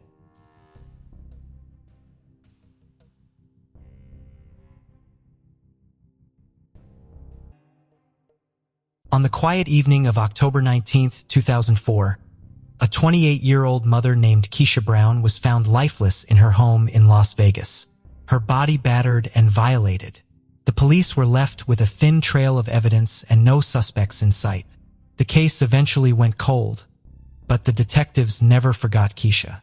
Several years later, the hunt for her killer reignited and DNA technology helped shed new light on the investigation. So who was this ruthless murderer and what was their motive behind this killing? Las Vegas is a city that never sleeps. It is the most populous city in the state of Nevada with its iconic casinos, world-class entertainment, and endless nightlife. It's no wonder that this desert oasis has become a playground for adults seeking thrills and excitement. But beyond the glitz and glamour lies a fascinating history. From the early days of mobsters and showgirls to the modern-day transformation into a global entertainment capital, it is within this fascinating city that a brutal murder case unfolds. Keisha was born in the mid-1970s, but much of her life is shrouded in mystery. There is not much known about her early years, as there is scarce information about her parents, the schools she attended, or whether she had any siblings. But what is certain is that she was a young mother living in a modest apartment on the bustling East Flamingo Road in the year 2004. Her daughter Kalia was her pride and joy, and she would do anything to ensure her little girl had a better life. What exactly Keisha did to make ends meet is also unknown, but what is evident is that she was a survivor, a woman who refused to let life beat her down. At the time, Keisha was also in a relationship with a man who was only identified as her boyfriend and whose connection to Kalia remains unknown. The events of October 19, 2004, which was a Tuesday, would forever be etched in the memories of those who knew Keisha. That day, witnesses saw a stranger arrive in a red sedan and park outside her apartment. No one knew who he was or what his intentions were, but he wasted no time in entering Keisha's apartment. It is not clear where Keisha's daughter was at the time, but she was not around and was safely away from the apartment. For several minutes, the man was inside, and then he finally emerged with a duffel bag in his hand. He darted back to his car, started the engine, and sped away into the night, leaving a trail of speculation in his wake. Those who saw him would later describe him as a black male with a stocky build. Some 7 minutes before 7 p.m., Keisha's boyfriend made his way to her apartment, eager to see his beloved. But when he knocked on the door, there was no response. Frowning, he tried the doorknob, and to his surprise, it turned easily in his hand. With a sense of foreboding, he pushed open the door and entered the apartment. Silence greeted him, and his voice echoed through the empty apartment as he called out for Keisha. But there was no response, and this was when his anxiety began to mount. With each passing moment, he searched the apartment, moving from room to room. It was in the bathroom that he found her, lying motionless in the bathtub, concealed beneath a pile of clothes. With a jolt of shock, he realized that something was very wrong. She wasn't moving, and as he leaned in closer, he could see that she wasn't breathing. He could also see blood and realized that she had been stabbed. He checked for a pulse, but there was none to be found. Keisha's boyfriend's heart raced as he realized the gravity of the situation. He knew he had to act fast if there was any hope of saving her, and so he raised an alarm. Within moments, concerned neighbors started streaming into the apartment, alerted by the commotion. The minutes that followed were a blur of chaos and confusion as multiple people frantically called the emergency line to report what had happened, seemed to stand still as they waited for help to arrive. At 7:13 p.m., the Las Vegas Metropolitan Police Department was informed of the incident and rushed to the apartment. They were joined by paramedics who arrived at the scene, but it was too late. Keisha was beyond saving. Her body was carefully removed from the apartment and taken for an autopsy. The moment detectives arrived at the crime scene, they knew they had their work cut out for them. They meticulously collected DNA evidence from the scene, which they stored away, knowing it could be the key to unlocking the mystery. They also began questioning anyone who might have seen or heard something, including Keisha's boyfriend. It was during one of these interrogations that they heard about the strange man in the red sedan who had been seen visiting Keisha's apartment from eyewitnesses who had seen him. The detectives couldn't shake the feeling that this man was involved in Keisha's death, but all they had was a vague description of the man's appearance. No one had been able to get a good look at him, and there was no surveillance footage in the area to help them identify him. But the detectives refused to give up. They combed the neighborhood, knocked on doors, and talked to anyone who might have information. They knew that every lead, no matter how small, could be the key to solving the case. The results of Keisha's autopsy were soon revealed, and the findings were nothing short of disturbing. The Clark County Coroner's Office, which conducted the autopsy, concluded that she was strangled to death in a brutal homicide. But that wasn't all. The autopsy also showed that Keisha had been assaulted, stabbed, and beaten. The news sent shockwaves through the community as people tried to come to terms with the brutality of the crime. The hunt for the perpetrator continued, with law enforcement leaving no stone unturned in their pursuit of justice for Keisha. As they worked tirelessly day and night to solve the case, the detectives couldn't help but wonder who the mysterious man was and what he knew about Keisha's untimely demise. Despite their relentless efforts, the case remained unsolved, leaving Keisha's family to mourn their loss and grapple with the question of who had taken her life so viciously. As time went on, the case went cold. After years of gathering dust, Keisha's unsolved case finally got a second chance when it was assigned to the Las Vegas Metropolitan Police Department Homicide Cold Case Unit. In August of 2022, the department decided to do a review of the case, bringing together some of the most experienced detectives to work on it. As the team began to sift through the details of the case, Detective Dan Long discovered a new lead that had previously been overlooked. He recognized a pattern that he had come across in some cases he had investigated back in 2005. Detective Dan had previously worked on a case that involved the murder of 3 unrelated young women on different occasions. The 3 women were murdered in a similar manner and their bodies had been left in the same way. A man by the name of Norman Flowers had been the culprit in all 3 cases, and he was currently serving 3 life sentences in prison. Norman's criminal history was a chilling and gruesome tale of terror. During the first few months of 2005, he embarked on a spree of burglaries that turned into violent attacks. His first known victim was 18-year-old Sheila Quarles, the daughter of his ex-girlfriend Deborah Quarles. Norman had spent a total of 10 years in prison and had been paroled twice. It only took him about 20 days after his last release to murder Sheila. On March 24, 2005, he barged into Sheila's apartment and viciously assaulted her in the bathroom. He brutally beat and then strangled her to death. To add insult to injury, he left her body face up in the tub, which was filled with scorching hot water. Before fleeing the scene, he took her cell phone, bank card, and jewelry. In the weeks that followed, Norman played the role of the supportive ex-boyfriend, even going so far as to recommend counseling to the bereaved Deborah. Little did she know, the monster responsible for her daughter's murder was right under her nose.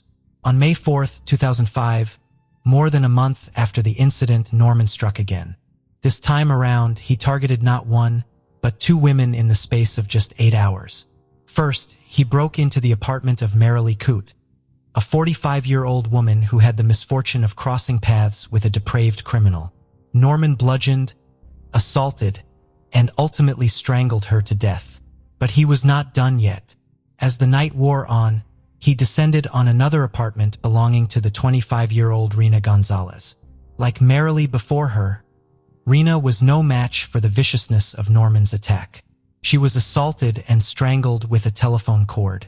Norman was interviewed by the police a few days later, but he denied any involvement in the gruesome murders. His lies, however, were no match for the power of forensic evidence. With the help of DNA that was found on Marilee's body, detectives were able to catch him. On June 6, 2005, his reign of terror came to an end and he was arrested and charged with the murder of Marilee. The evidence against Norman was overwhelming and the authorities were also able to link him to the murders of Sheila and Rena. In 2008, Norman went to trial for the murder of Sheila. Prosecutors pushed for the death penalty against him, but Norman's family members pleaded with the jurors to spare his life. They testified that Norman had suffered physical and sexual abuse as a child, which had left him traumatized and unstable. Despite his family's testimony, the jurors found Norman guilty and sentenced him to life imprisonment without the possibility of parole. In August 2011, he received 2 more life sentences. For the murders of Marilee and Rena, Detective Dan's heart raced as he pored over the details of Norman's grisly crimes. He felt deep down that Keisha's unsolved murder was somehow connected to this man. He knew that he needed concrete evidence to make an arrest, and DNA testing was the only way to confirm his suspicions.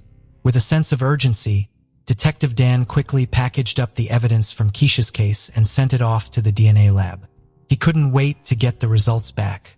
The thought of finally bringing closure to Keisha's family after all these years drove him forward. It's not been disclosed which pieces of evidence were sent for testing. The days turned into weeks, and Detective Dan and the rest of his team grew increasingly restless. They knew finding Keisha's killer was crucial, not just for justice but for their own peace of mind. Finally, on December 21st, 2002, the call they had been waiting for came in. The results were in, and they were conclusive. The evidence from Keisha's case was a match for Norman's DNA. After years of searching, they had finally caught their man, and they could hardly believe that he had been right under their noses all the while. With the available evidence, it also became clear that Keisha had been Norman's first victim.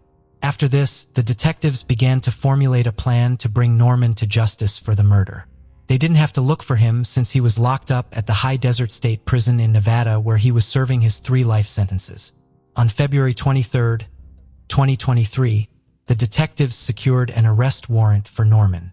The charges were severe, and this included open murder with a deadly weapon, sexual assault with a deadly weapon, and burglary with a deadly weapon. The detectives were determined to make sure that Norman paid for his crimes against Keisha, no matter where he was. As the news of Norman's arrest spread, a police briefing was held on the same day.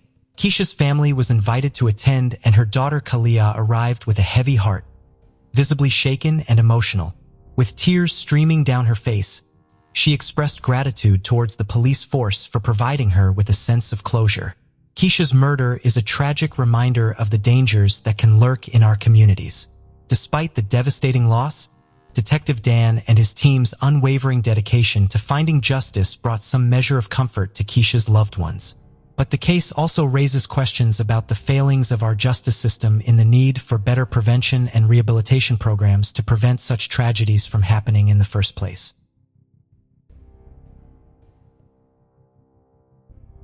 The case of Corey Richins. Eric Richins was born on May 13, 1982, and left a lasting impact on those around him. As a child, Eric was passionate about sports, actively participating in basketball, baseball, and soccer, which showcased his athletic talent and enthusiasm for staying active. Eric's true passion, however, was anything that involved being outdoors. He was an exceptional hunter, known for his impressive marksmanship, and had amassed an impressive collection of trophy animals from around the world. With his vibrant personality, Eric had the ability to light up any room he entered, spreading joy and laughter through his storytelling, playful pranks, and contagious laughter. As an adventure seeker, Eric lived life to the fullest in Utah, where he owned a wide range of motorized vehicles, including trucks, four-wheelers, and snowmobiles. He loved exploring the outdoors and relishing the thrill of adventure. Despite his love for fun and adventure, Eric was deeply committed to his faith, being a devoted member of the Church of Jesus Christ of Latter-day Saints. Eric's family supported him on a 2-year mission trip to Mexico City, where he became fluent in Spanish. After high school, he attended the University of Utah, earning a degree in international studies with a minor in Spanish in 2009. While working in construction, Eric frequently visited Home Depot, where he met Curry Darden. Over time, they developed a friendly connection, and Eric found himself attracted to her charming personality and beauty. However, he was too shy to approach her directly, so Eric asked a friend to help him get her phone number. One day, while Eric was shopping at Home Depot, his friend discreetly asked Curry for her number, telling her that Eric was interested in getting to know her better. Eric anxiously waited to see if his plan would work. Eric took the next step and called Curry to set up their first in-person meeting, unaware that it would be a life-changing event. As soon as they met, they clicked, and their first date marked the start of a romantic journey. As they introduced each other to their families, their bond grew stronger. Curry's family welcomed Eric with open arms, and Eric's family was equally impressed by Curry's character and how well she fit with him. Although Eric's sisters, Katie and Amy, were initially cautious, they soon warmed up to Curry and accepted her into their family. In 2013, Eric and Curry got married in an intimate ceremony, making their relationship official. After their wedding, Curry gave birth to their first child, Carter, followed by Ashton and then Weston, completing their ideal family. Eric naturally took to being a father, and his boys looked up to him. Eric took great pride in his son's accomplishments, whether they excelled academically, athletically, or artistically. He consistently showed his support by attending their events and celebrating their successes. Later, Eric established a successful stone masonry business, which flourished due to his exceptional craftsmanship and attention to detail. Clients sought him out for his expertise in creating beautiful stonework. The business provided Eric and his family with financial security. Additionally, Curry, who worked in real estate, contributed to the family's income. Her entrepreneurial spirit, coupled with her knowledge of the local market, made her a valuable asset. She would buy homes, renovate them, and sell them for a profit. The Richens family enjoyed a wealthy lifestyle, symbolizing the epitome of success. However, their seemingly perfect life came to a sudden end on March 4, 2020, when Curry called 911 to report that her husband Eric was unresponsive. When paramedics arrived, they determined that Eric had already passed away. Devastated, Curry called her mother Lisa, who rushed to be by her side. Curry's brothers, DJ and Ronnie, were present too, overcome with tears and shock. The three of them struggled to come to terms with Eric's passing. Curry recounted that the evening had begun on a happy note as they celebrated her latest real estate business milestone, the purchase of a luxurious mansion. Before retiring to bed, Curry had even prepared Eric's favorite drink, a Moscow Mule, mixing ginger beer with vodka. Curry went to bed around 9 p.m., but ended up sleeping in her 9-year-old son's room because he was having nightmares.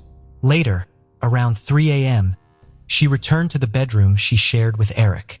When she touched him, she was alarmed to find him ice-cold and unresponsive. Despite trying to wake him, she couldn't rouse him and knew something was seriously wrong. As she waited for the paramedics to arrive, Curry remembered the dispatcher's instructions to perform CPR on Eric, which she claimed to have followed. The paramedics were baffled by Eric's cause of death, speculating that it might have been an aneurysm, given his apparent good health and lack of known medical conditions. However, further investigation revealed that Eric had complained to Curry about chest pains the night before his death, which initially reinforced the aneurysm theory. But the autopsy results were shocking. Eric's cause of death was ultimately determined to be a lethal dose of fentanyl.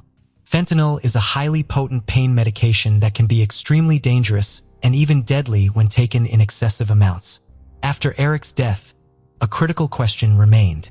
How did this substance end up in his system? From the start, Curry and her family quickly blamed Eric's recreational drug use as the reason fentanyl was present. Curry explained that Eric would take a THC-infused gummy every night to relax, as he preferred THC, the psychoactive ingredient in cannabis, to unwind.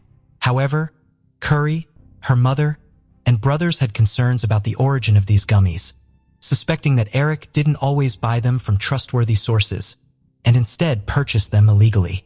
Eric's family strongly disagreed with these claims, believing there was more to the story, and urged investigators to explore other possibilities. Despite trying to move on, Curry faced significant challenges, according to her brother Ronnie, as the absence of their husband and father left a huge gap in their lives, leading their 3 sons to act out due to the uncertainty surrounding his death. Curry, grieving and seeking comfort for her children, turned to a creative outlet to cope with her emotions. She wrote and self-published a children's book on Amazon, titled Are You With Me?, which aimed to help kids understand and deal with the loss of a loved one. The book tells the story of a young boy struggling to come to terms with his father's death through illustrations and narrative. In the book, Curry portrayed Eric, her late husband, as a protective angel always watching over their son. Her mother Lisa praised the book, saying it brought some comfort to Curry and her grandchildren, as they navigated their emotions and rebuilt their lives. However, detectives investigating Eric's death soon uncovered evidence suggesting foul play. Just weeks after Curry appeared on local Utah news stations promoting her book and sharing her grief, she was arrested and charged with her husband's murder on May 8, 2023. The community was stunned by the arrest, and the tragic turn of events transformed what was initially a heartwarming story of a grieving wife and mother into an unbelievable tale of betrayal and tragedy. Curry is accused of murdering Eric by poisoning him. Eric's family believes Curry deliberately put a lethal dose of fentanyl in the Moscow Mule she made for him on the night he died. However, Curry's lawyer claims that no fentanyl was found in the glasses at their home. Curry denies any involvement in Eric's death, saying she had no reason to harm him. Her mother, Lisa, was shocked to hear about her daughter's alleged involvement and told investigators that the couple was happy and had no reason to kill each other. But as detectives dug deeper, they found that Curry and Eric's relationship was not as perfect as they seemed. The couple had disagreements, and Curry, who had given up her career to be a stay-at-home mom, wanted to be independent. She was also growing increasingly frustrated with Eric's frequent hunting trips. According to Lisa, Eric was unfaithful in his marriage, and he confided in her about the affair, along with Curry. To address their marital issues, Eric and Curry sought counseling. However, Eric's family denies that he ever cheated on her. Eric genuinely loved his sons and wanted to save the marriage. Despite his efforts, Eric was preparing for a potential divorce. He set up a secret trust with his sister Cody without revealing his intentions. The investigation uncovered that Eric had 6 life insurance policies worth $3 million. Furthermore, Curry forged Eric's signature on an additional $100,000 policy just 2 months before his death. It was also discovered that Curry allegedly stole money from Eric's personal accounts and misused business funds over several years. Contrary to her claims, Curry's house flipping business was failing, according to Eric's family representative. Curry's company was deeply in debt, with millions of dollars owed.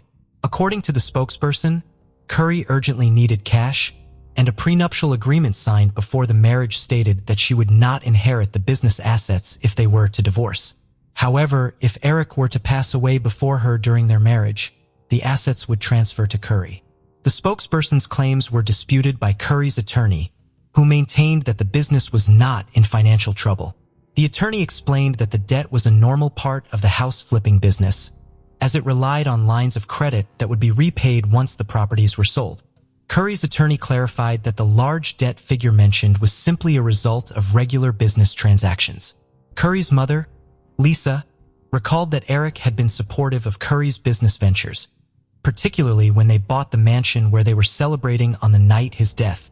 In Heber Valley, Utah, a 10-acre estate with a mansion sat vacant since its construction in 2017, despite being close to popular ski resorts and Deer Creek Reservoir. This prime location offered endless opportunities for outdoor recreation. Curry, with the help of investors, bought the mansion with plans to renovate and transform it into a recreational hub. Her goal was to sell the property at a significant profit. After consulting an accountant, Curry and Eric discovered that they could potentially make a $12 million profit from the sale of the property, a substantial return on the initial $3 million investment. However, there's a discrepancy in Eric's involvement. While he seems to be on board with the purchase, his family claims he was against it and had a heated argument with Curry about buying the mansion. Eric's family spokesperson claims that Curry gave Eric a drink containing fentanyl on the night of his death, and they believe this was not Curry's first attempt to harm Eric. They allege that in 2019, during a trip to Greece, Eric became violently ill after Curry gave him a drink, but Curry's brother Ronnie denies this, saying Eric was mistakenly given an alcoholic drink by a bartender while taking antibiotics. Eric's family also claims that Curry tried to kill Eric again on Valentine's Day 2022, a month before his death, when she brought him a sandwich that caused him to break out in hives and struggle to breathe. After Eric's death, Curry's behavior was questioned, including an incident where she allegedly attacked her sister Amy when she tried to open a safe containing a large amount of cash. Curry claimed she was defending herself to retrieve important documents, but was charged with assault and pleaded no contest in June 2023.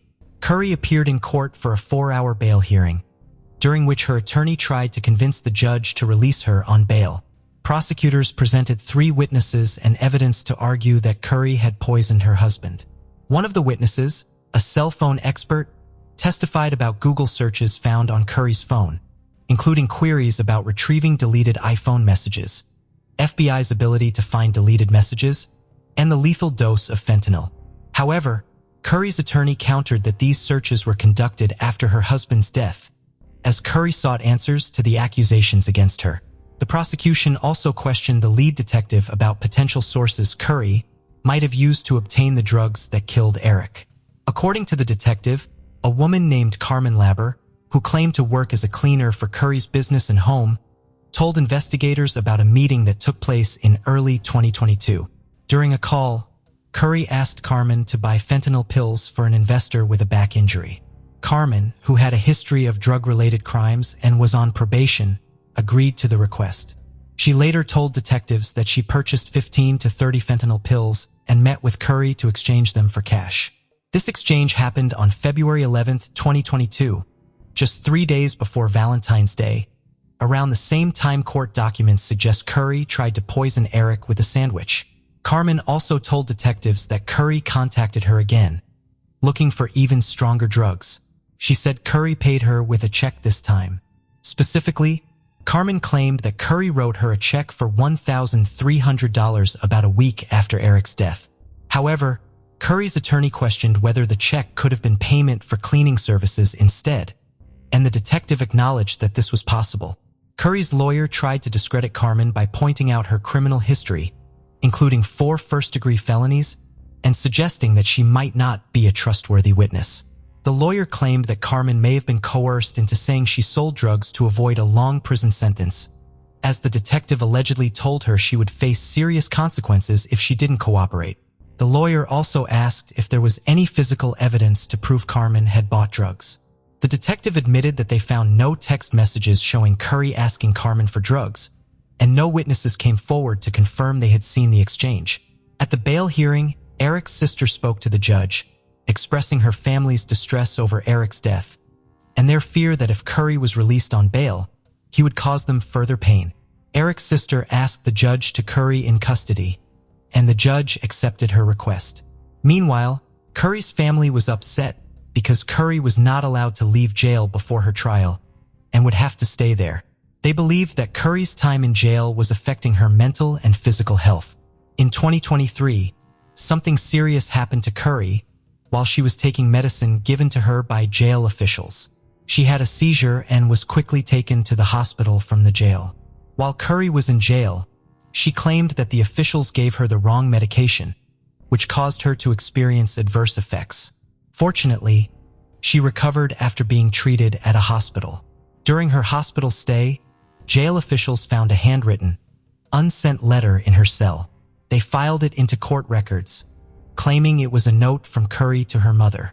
Prosecutors argued that this letter provided additional evidence of Curry's intentions and motivations. In November 2023, they requested a no-contact order to restrict Curry's access to her mother and brothers, mainly due to the letter. Prosecutors claimed that the letter was evidence of witness tampering. According to prosecutors, the letter instructed Curry's mother on how her brother Ronnie should testify in court. Specifically, Curry allegedly wanted Ronnie to claim that Eric had admitted to obtaining pain pills containing fentanyl from Mexico during his trip abroad. The letter also instructed Ronnie to obtain text messages from Eric discussing his drug use. Curry stressed the need to link Eric's Mexico activities to his alleged drug involvement.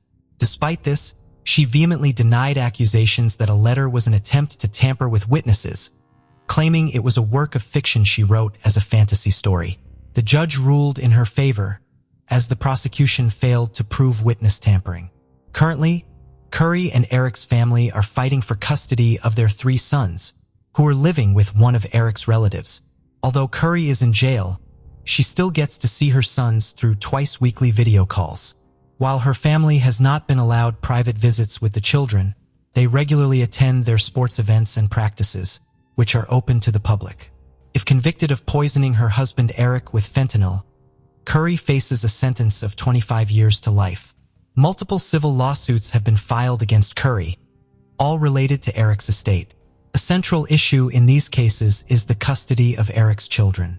Eric's family thinks that Curry's family is motivated by a desire to control Eric's assets, as whoever gets custody of the children will also gain control of his money. Curry's trial is scheduled to start in 2025. On a cold winter morning on January 2, 1983, 28-year-old Nancy McEvers, née Pepper, died in her home in the Durham neighborhood of Washington County in Oregon. No foul play was suspected, and it was believed she took her own life. The case went cold as it was believed to be a suicide, and the family tried making their peace with Nancy's death. After 40 years, new evidence came into light that changed the entire course of the case. The mystery of Nancy McKever's case finally reached its conclusion in 2023. What had happened to Nancy that day? What new evidence led police to find the answers after 4 decades? Welcome back to Mysterious Hook, where we shed light on under-the-radar cases across the country. Today, we are looking at the 40-year-old cold case of Nancy McKever's that has finally received closure in 2023. Washington County makes up the Portland metropolitan area and is the second most populous county in Oregon, which has 36 total counties. Away from the bustling cities, the breathtaking scenery and the lush greenery that surrounds the area is one of the main reasons why people find comfort in the Washington County of Oregon and like to settle here. The hills and mountains that envelop the majestic landscape, friendly people, and the old-fashioned homes are the charm of this region. Home to about 600,000 people, it is the most populous Washington County in America. With a culturally vibrant community and a myriad of options for recreational activities like hiking, nature walking, and fishing, it offers a haven for people seeking to get away from the rush of daily life. But sadly, it also holds dark secrets, and it is here that our case takes place today. Nancy McKever's, née Pepper, was born in Oregon in 1955. Nancy's mother, Lenore Pepper, now 97, was used to hearing the words sweet and beautiful when people spoke about her daughter. Everyone, whether they knew her for years or had just met her, referred to her as a friendly person. Nancy was close to both of her sisters. Being the middle child, she was loved by both her elder sister, Janet Iglesias, and her younger sister, Diane Grill. She often acted as a mediator between her mother and the sisters. Her loving and caring nature, coupled with her outgoing personality, was why people loved interacting and spending time with her. She had always been the caring one among her sisters, and her maternal instincts were really strong. So when she got married to Randall Randy McKever's and had a son, she really enjoyed being a mom. It was one thing that everyone knew about her. She loved being a mom. Nancy's love towards her own child and for her sisters carried the sisters' dreams forward. All the 3 sisters had planned on raising their kids together. Coincidentally, the 3 sisters had their first children within 18 months of each other.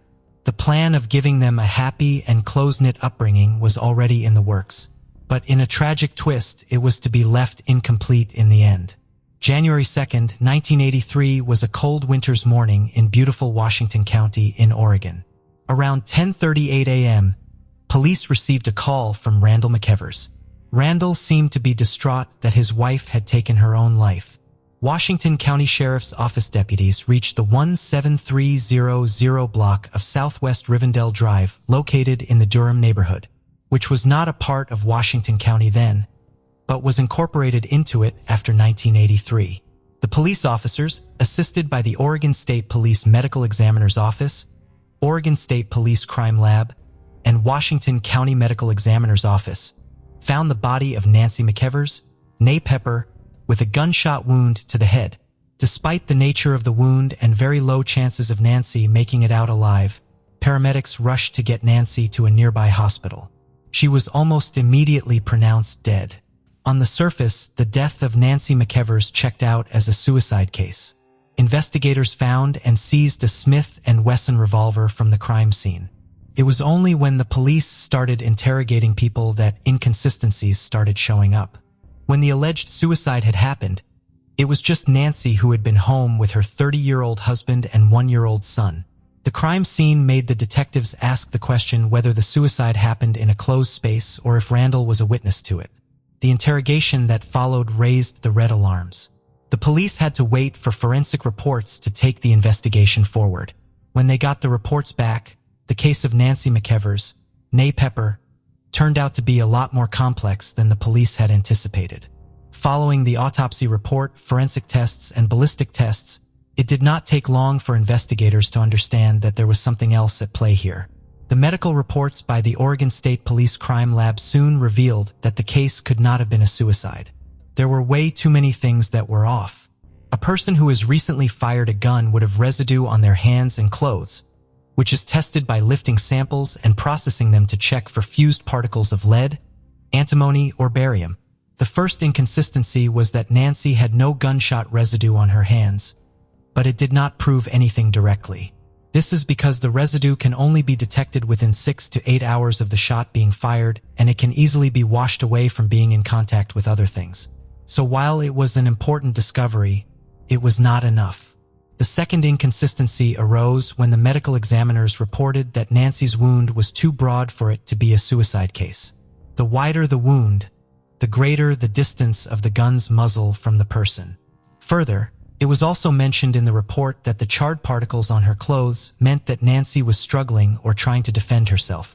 Nancy had been home alone with her husband Randall and her 1-year-old child. Randall had not mentioned the presence of any other person or instances of forced entry, so naturally the police had found their prime suspect. Detectives initiated their interrogation with Randall.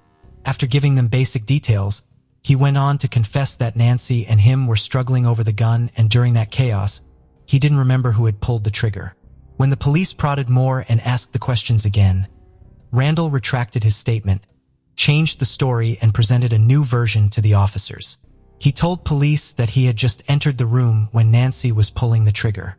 There was no struggle possible, as she had already shot herself by the time Randall walked into the room and realized what was happening. Both these versions were exactly opposite to one another. It was important to find out what had really happened. So the detectives approached the people who were close to Nancy, including her relatives, friends, and co-workers.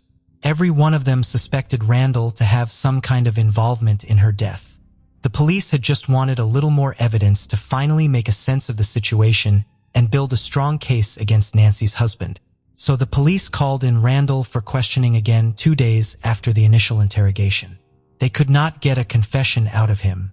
Randall's parents then showed up at the police station and assured them that their son was ready to go through a polygraph test to highlight his innocence. But Randall was a no-show for the scheduled test. By April, he had entirely stopped cooperating with the police. Without any other leads and new evidence, the police marked the case of Nancy McKever's alleged suicide as cold. A week after Nancy's funeral, her family members were informed that no foul play suspicions had led anywhere, and there were no further leads in the case. So the family tried their best to put this dark chapter behind them. After her death in 1983, not only was her son deprived of all the love that Nancy had to give, but also her entire family changed forever. They were deeply affected by the news. Nancy was such a huge part of their lives that they were never the same after she was gone from their lives. When Nancy's family found out about her death, they could not believe it. She was a cheerful and easygoing person who loved every bit of raising her child. To think that Nancy shot herself dead with her son still in the house was unbelievable to her family. She would never have done anything like this, which would separate herself from her son in such a final manner. Lenore Pepper, Nancy's mother, had her doubts about Nancy's death. She suspected Randall but could not say anything about it. She had already lost her daughter, and after the police officially told them that there was no foul play suspected, Lenore Pepper let her suspicions die. With no charges against him, Randall was responsible for raising his 1-year-old son. Lenore did not want to stir up something she did not know how to handle. She had strong doubts about Randall but stayed silent to protect her grandson just in case her confusions and questions turned out to be false. Not just Nancy's mother, but everyone who knew Nancy thought that it could not have been a suicide. But without any confirmation from the investigators, their doubts remained doubts. Nancy's sister believed that it was a terrible accident that was never meant to happen. She was just 28 when she died. Her dreams, her aspirations, and her entire life disappeared in a second. The case of Nancy McKever's had been closed for so long that no one expected it to be reopened by the detectives in August 2022. The officers assigned to the Violent Crimes Unit were in charge of the cold case investigations. When they went through the file of Nancy McKever's, they knew that justice had to be served. The world did not even know that Nancy hadn't committed suicide. She was murdered in cold blood. Before moving forward, the police went over the previously collected evidence. Detective Anil Cherik, part of the investigation team, called the case poorly investigated. The police work of the officers in the 80s was not thorough, and since the detective in charge from 1983 had already passed away, there was no way of knowing why the officers let this case go cold for so many years. The evidence taken in 1983 was retested by the Washington County Sheriff's Office Forensic Science Unit, and the forensic report came out to be exactly as similar to the previous one. The possibility of Nancy's death being a suicide was completely ruled out. The police now believed that this case had an angle of domestic violence that resulted in the death of Nancy McEvers. Investigators did not release a description in the media detailing which new leads were explored due to concern for the family's privacy. The police carried out interviews with around 20 people, some of whom were deputies, detectives, firefighters, and family members who were either present at the scene in 1983 or were closely involved in the case. Even after 40 years, Nancy's story was alive. It became evident as additional evidence came to light after all these years. Nancy's file mentioned that when the police were interviewing people who knew Nancy and Randall, they revealed that he had been planning to kill Nancy because she wanted to get a divorce and leave him. Anil Cherik, one of the investigators on the case, showed his confusion about no action being taken in the 80s despite direct evidence. He said, "Why they did the things they did, I can't tell you." But finally, everything was falling in place and Randall was slowly but surely turning out to be the prime suspect in the murder of Nancy McEvers. At this time, Randy was living in Tigard, a city in Oregon, 10 miles south of Portland. The police approached him at his house in January 2023 and questioned him about the incident. He told the detectives that he had gone through hypnotherapy to make him forget everything related to that day.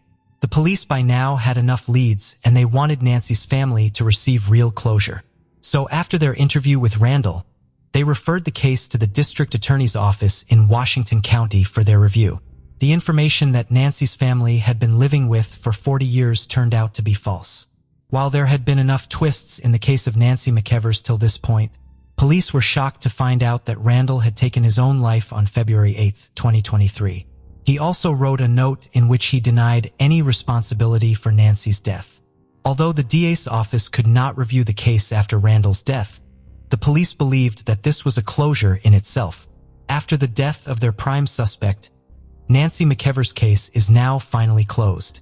It came as a shock when the police reached out to Lenore in August 2022. She could not believe that her suspicions about her daughter's death had been true all along. Nancy's mother Lenore showed her gratitude to the police officers for being able to see it through to the end. She wished Nancy's father had been alive to finally witness their daughter's story get in closure. Getting to know about Randall's suicide, Lenore Pepper said, "I feel like we got justice, but like I said, in a very strange way. But at my age, I don't know if I could have gone to a trial every day, so we have to accept that. That's all we can do." Nancy was loved by all, so the news of her vicious murder stirred multiple emotions.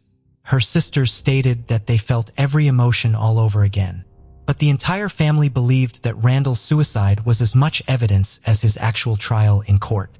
He denied having any involvement in Nancy's death. But his own death turned out to be an acceptance that Nancy's family had been waiting for 4 decades. "We're exempt from going through a trial and being drugged," said Nancy's younger sister Diane Grill. "It was hard. It's been tough for 40 years. As my sister said, we've got the answers now because we need to finish it." Nancy's family is sharing the news with more of her loved ones and they are planning to conduct a memorial service for her. After the shock of learning that their beloved Nancy had been murdered after 40 years, they have developed new grief and trauma. Nonetheless, the entire family was grateful to the investigation team who served justice to her. For 40 years, Nancy's family believed that she had ended her own life. Little did they know that their initial doubts about her death were all valid and led directly to the answer that Nancy's husband had killed her. Although the case has been closed now, Washington County Sheriff's Office deputies are still open for more information on Nancy McEvers' death. They want anyone with new and relevant information to step forward and call detectives at 503-846-2700 to serve justice to Nancy, who was believed to be dead by choice for all these years. Shadrach Tyrion was born on September 7, 1997, in Green Bay, Wisconsin. His parents were Tara Pinich and Michael Tyrion. Following his parents' separation, Tara started dating a man named Steve. Shad's family consisted of his parents, two sisters named Ava Weoj and Svea Sunartirian, and a brother named Bo Smith. During his childhood, Shad attended Howard and SWO schools before eventually joining the family business with his father and grandfather. Shad was a lively person who loved camping, gaming, and spending time with his family. He had a talent for wood carving and was recognized for his kindness and compassion, always putting others' needs first. His tragic end is particularly poignant considering his empathetic nature and tight-knit family. On February 23, 2022, as night fell, Shad told his family he was going out to meet two friends. His parents bid him goodbye around 9:30 p.m. Unbeknownst to them, danger awaited. Later that night, Shad's mother Tara returned, went to bed, unaware that Shad had already come home with Taylor and was in the basement. Early in the morning, Tara woke up to the sound of the front door closing as Taylor left. Worried, she went downstairs, called for her son, and, getting no response, decided to check the basement. Inside, she found a bucket covered with a rag. Removing it, she made a horrifying discovery: her son's head was inside. Shocked, she called police immediately. Upon deeper investigation, authorities found Shad's body parts in a bucket. Detectives checked Shad's phone records and discovered that on February 23rd, he had planned to meet two people, Taylor Schabeisnes and Alexander Gannon. Taylor had picked up Shad to hang out at her place. After receiving a statement from Shad's mother, Tara, the police questioned Taylor Schabeisnes and Alexander Gannon at their homes. Taylor resided in a house owned by her friend, Scott Thomas, which they shared. Bloody footprints near Taylor's minivan at her place led the detectives to her apartment, where they decided to question Taylor further. Taylor complained about the dirty environment on camera, showing her indifference towards her actions towards Shad. The detective then asked her about her relationship with Shad, to which Taylor revealed he was her ex-boyfriend. She admitted to meeting Shad on February 23rd in her apartment, where Scott was also present. Scott was there when the police came to arrest Taylor, and she mentioned that the minivan belonged to Scott.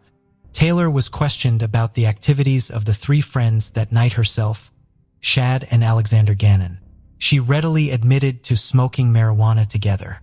She said that she was giving Shad a haircut while the three of them smoked. But after some time, Alexander Gannon decided to go home, saying it was late.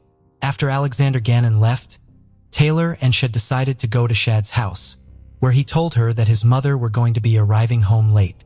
They went to Shad's house and consumed crystal methamphetamine. She also confessed to stealing trazodone from her friend Scott's drawer, and they both injected it using a needle.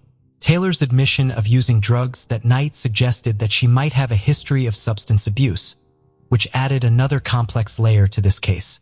The detective recognized that Taylor was under the influence of drugs during the questioning, but continued with the interrogation without hesitation. Taylor confessed to detective that Shad's remains were still in the basement. The detective further pressed her, asking for details about what exactly happened to Shad, but Taylor replied that she had blacked out after drinking and smoking for some time. This time, even though Taylor tried to find a way out by attempting to lie, she quickly realized that her tactics weren't working, and she had no other option except to confess. Later in the interview, Taylor admitted that she and Shad had been intimate that night, and there were also toys and other props involved, including a choke collar. As the interrogation continued, detective questioned her about the chains and other toys that they had found at the scene. Taylor admitted that she loved to strangle Shad, and he enjoyed it too. This reveals her sadistic and violent tendencies. When the detective continued asking Taylor where the other body parts were, she displayed a slight sense of regret for not bringing Shad's head with her. However, Taylor was not remorseful for her actions.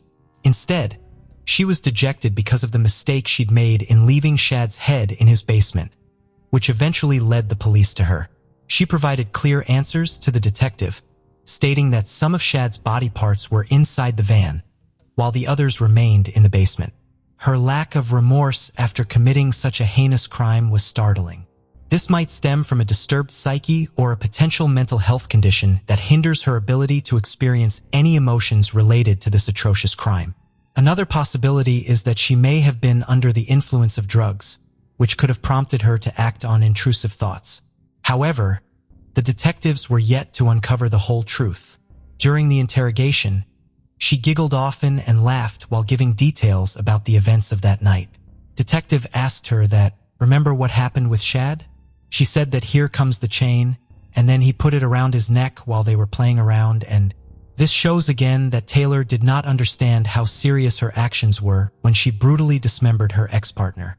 The detective saw Taylor's brutal and sadistic side when she said that she loved watching Shad's internal organs as she dismembered him with kitchen knives. She also added, in an almost casual tone, that she got lazy that night and didn't bother dismembering and moving all the body parts to her apartment. Taylor's casual behavior and detachment from the crime she just committed made the detective question whether she had intended for Shad to die from the beginning. When questioned about this, Taylor answered no, but there was no hint of remorse or repentance in her voice. She continued to describe the events of the night as if she were having a casual conversation, which slowly started to suggest that she may be dealing with mental health issues. Taylor confessed to strangling Shad with chains, finding pleasure in the act, and continuing even after Shad's death. She claimed an irresistible urge to kill those she loved too much, proving her awareness of Shad's murder. Taylor also admitted to engaging in sexual acts with Shad's corpse, displaying necrophiliac tendencies. Taylor expressed regret for not taking any drugs after the process, as she knew it would have helped her calm down. She admitted to feeling frustrated while dismembering Shad and cleaning up the mess, but she said she enjoyed the process. After confessing to the crime, Taylor briefly diverted the conversation by saying she messed up and didn't intend for those things to happen.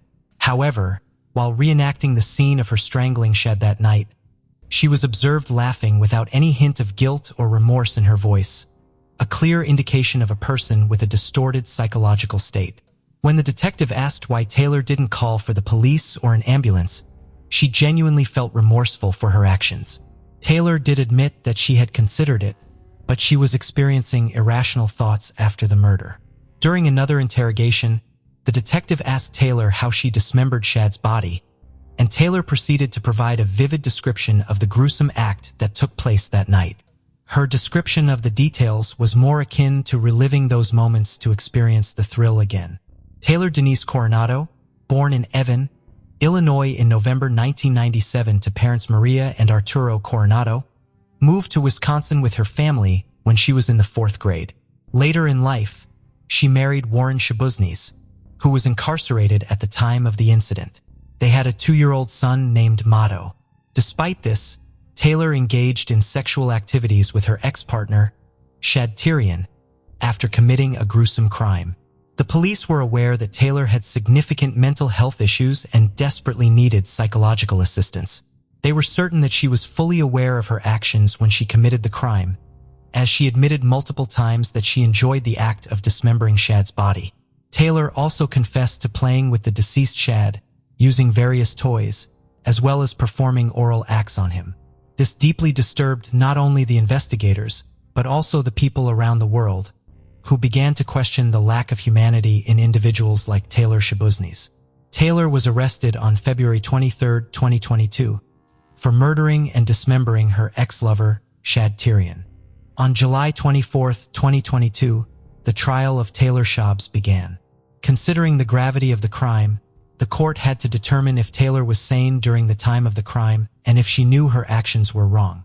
During the trial, Taylor's grandmother testified that Taylor had a very difficult childhood. She lost her mother at an early age and her father remarried. Taylor also lost her brother, Arturo Coronado Jr., in a motorcycle accident in 2021. Her husband, Warren Shabuznes, who also defended her in court, was already in for illegally distributing meth. Taylor's grandmother added that 24 hours after Taylor's son was born, he was taken away by Child Protective Services, but she and her husband were fighting for custody of their grandson Mato. Growing up in such a toxic environment, Taylor had dealt with depression and bipolar disorder. The grandmother stated that Taylor needed psychological help and another chance to live her life. When Taylor's 51-year-old father, Arturo Coronado, came to give his testimony, he too had to be transported from prison. where he was serving a sentence for second-degree assault of a child. His testimony revealed that Taylor had some issues during her high school years. As a way to address these issues, her father sent her to live with her grandparents in Texas, where she eventually graduated. He also stated that shortly before Mata was born, Taylor was admitted to the Nicollet Psychiatric Center due to hallucinations and suicidal thoughts. The father added that Taylor was doing relatively well until her husband came into the picture and got her addicted to drugs. Similarly, when Taylor and Shad's mutual friend, Alexander Gannon, came to testify, Taylor continued to giggle and laugh throughout his testimony. Alexander confirmed that he had known Taylor and Shad since they attended Bellevue Middle School together and that the two were dating back then. He also provided his account of the day of the murder, stating that he was with them at Taylor's apartment, drinking, and left around 1 or 2 a.m. as it was getting late. Alexander further mentioned that he had tried to contact Shad the next day, but received no response. Taylor was seen wearing a spit guard, usually used for those attempting to spit on officers or court personnel during his next court appearance. Taylor's second cousin, Valerie, and some of his more distant relatives showed up to testify that while Taylor needed psychological treatment at the moment, he should be given another chance in the future. Shad's uncle, Kelly Tyrion, made a rather emotional statement. He emphasized the point that everyone goes through tough times in their lives, but that's no excuse for murdering someone so brutally, and her mental health issues shouldn't be a reason for the possibility of parole. When it was Shad's father, Michael Tyrion's turn, he made a surprising statement by forgiving Taylor for his actions. Michael expressed his forgiveness towards Taylor, acknowledging that he had made a regrettable decision that he now had to live with. He also shared fond memories of Shad, describing him as a kind and happy child. Despite the gravity of Taylor's actions, Michael extended forgiveness and expressed hope for Taylor's future. He mentioned the possibility of requesting the judge to consider allowing Taylor to re-enter society at some point, emphasizing that everyone makes mistakes and has the potential to change for the better. Michael chose not to harbor hatred towards Taylor, recognizing his humanity and wishing him well. Finally, the assistant district attorney, Caleb Saunders, concluded that what Taylor did to Shad was not due to substance abuse or mental health issues. She simply committed the crime because she enjoyed it. He added that Taylor's lack of remorse should earn her the highest possible sentence for this terrible crime. The defense attorney, Christopher Frolick, said that Taylor was not a lost cause or a monster, and despite having committed this irreversible and horrible crime, she should be given a second chance. He also classified the entire murder as an honest mistake. However, when he asked for a possible extension of the trial, the outburst displayed by Taylor in the court provided a clear indication to everyone that she was not merely a victim of substance abuse, but rather someone who was dealing with significant issues that required immediate attention. The trial concluded on September 26, 2022, where Judge Thomas Walsh sentenced Taylor Shabs to life imprisonment without the possibility of parole.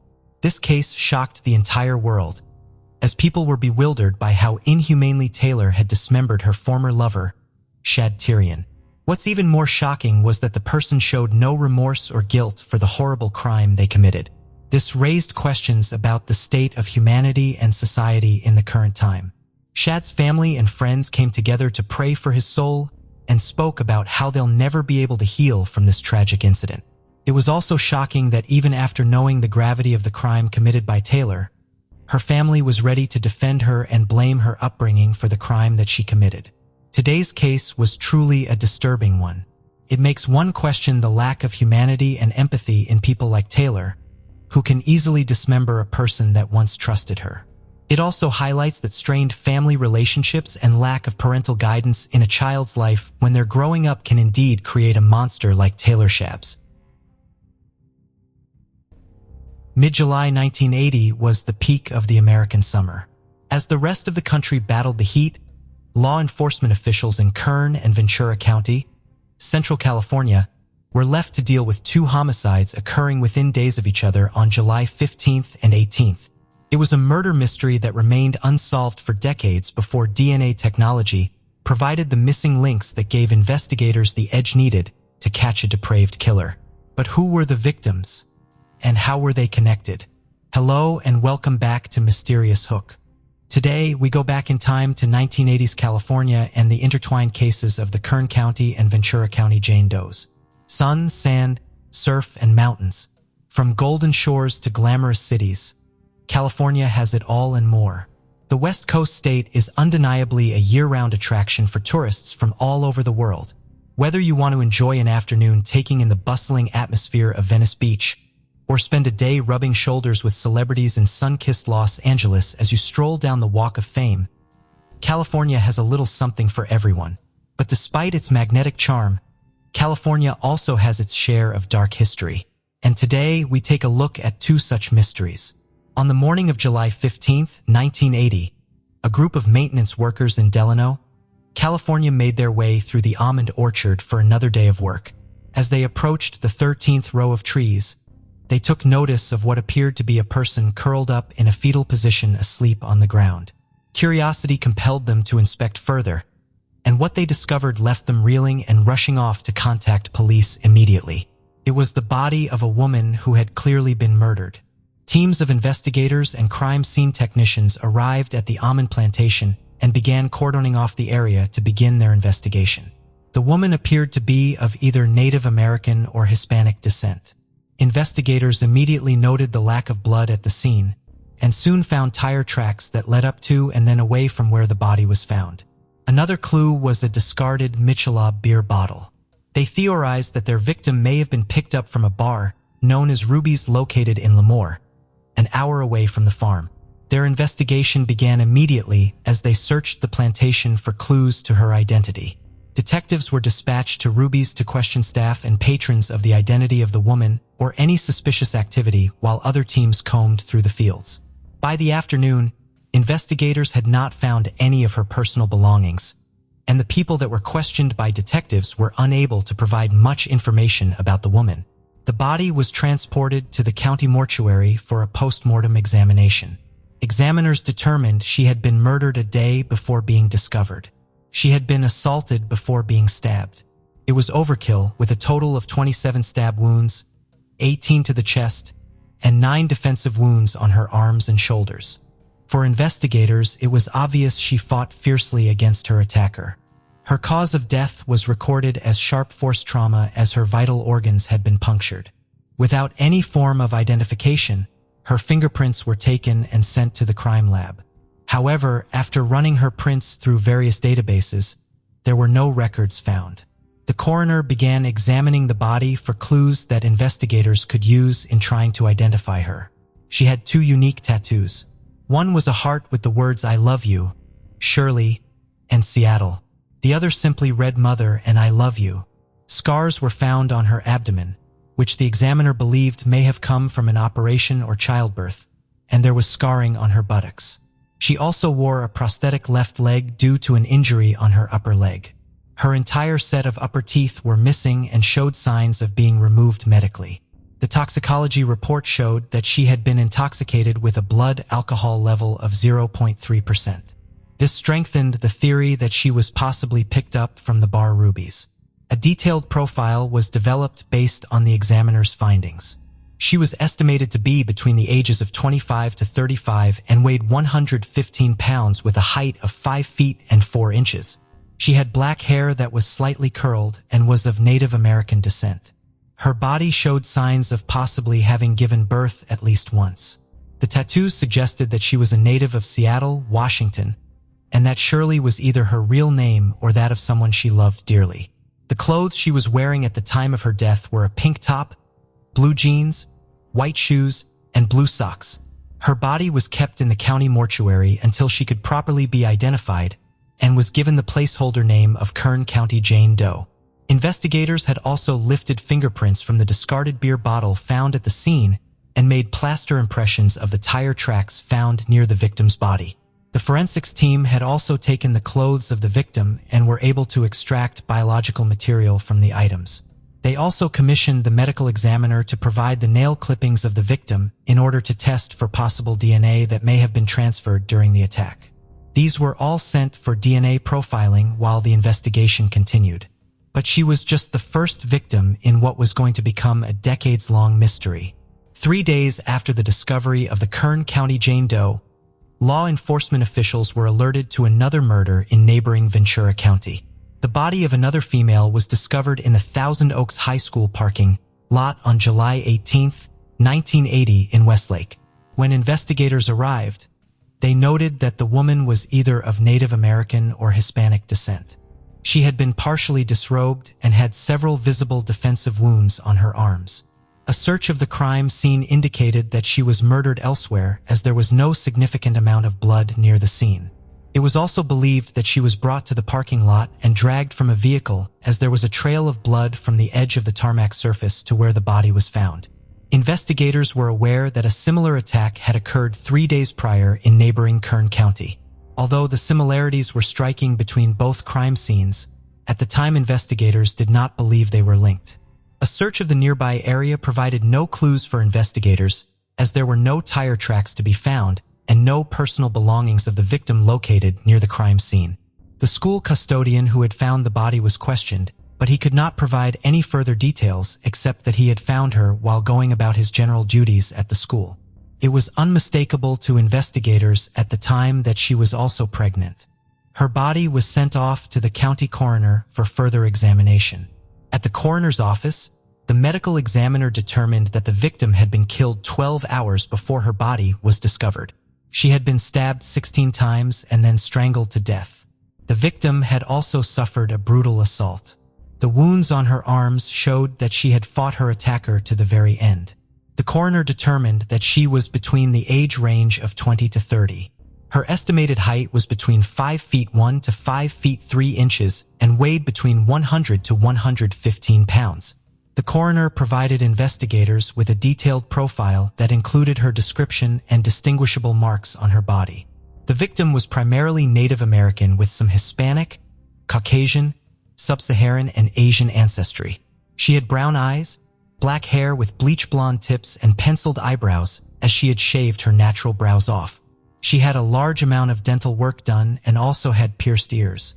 She had several scars and birthmarks, including 2 vaccination scars on her left arm and a scar on the left knee. They were able to determine that she was 5 months pregnant with a male child. The baby had appeared to be well-nourished and received proper prenatal care prior to the attack. An episiotomy scar also suggested she may have given birth to at least one child before this. Her fingerprints were taken and a search through national databases came up empty.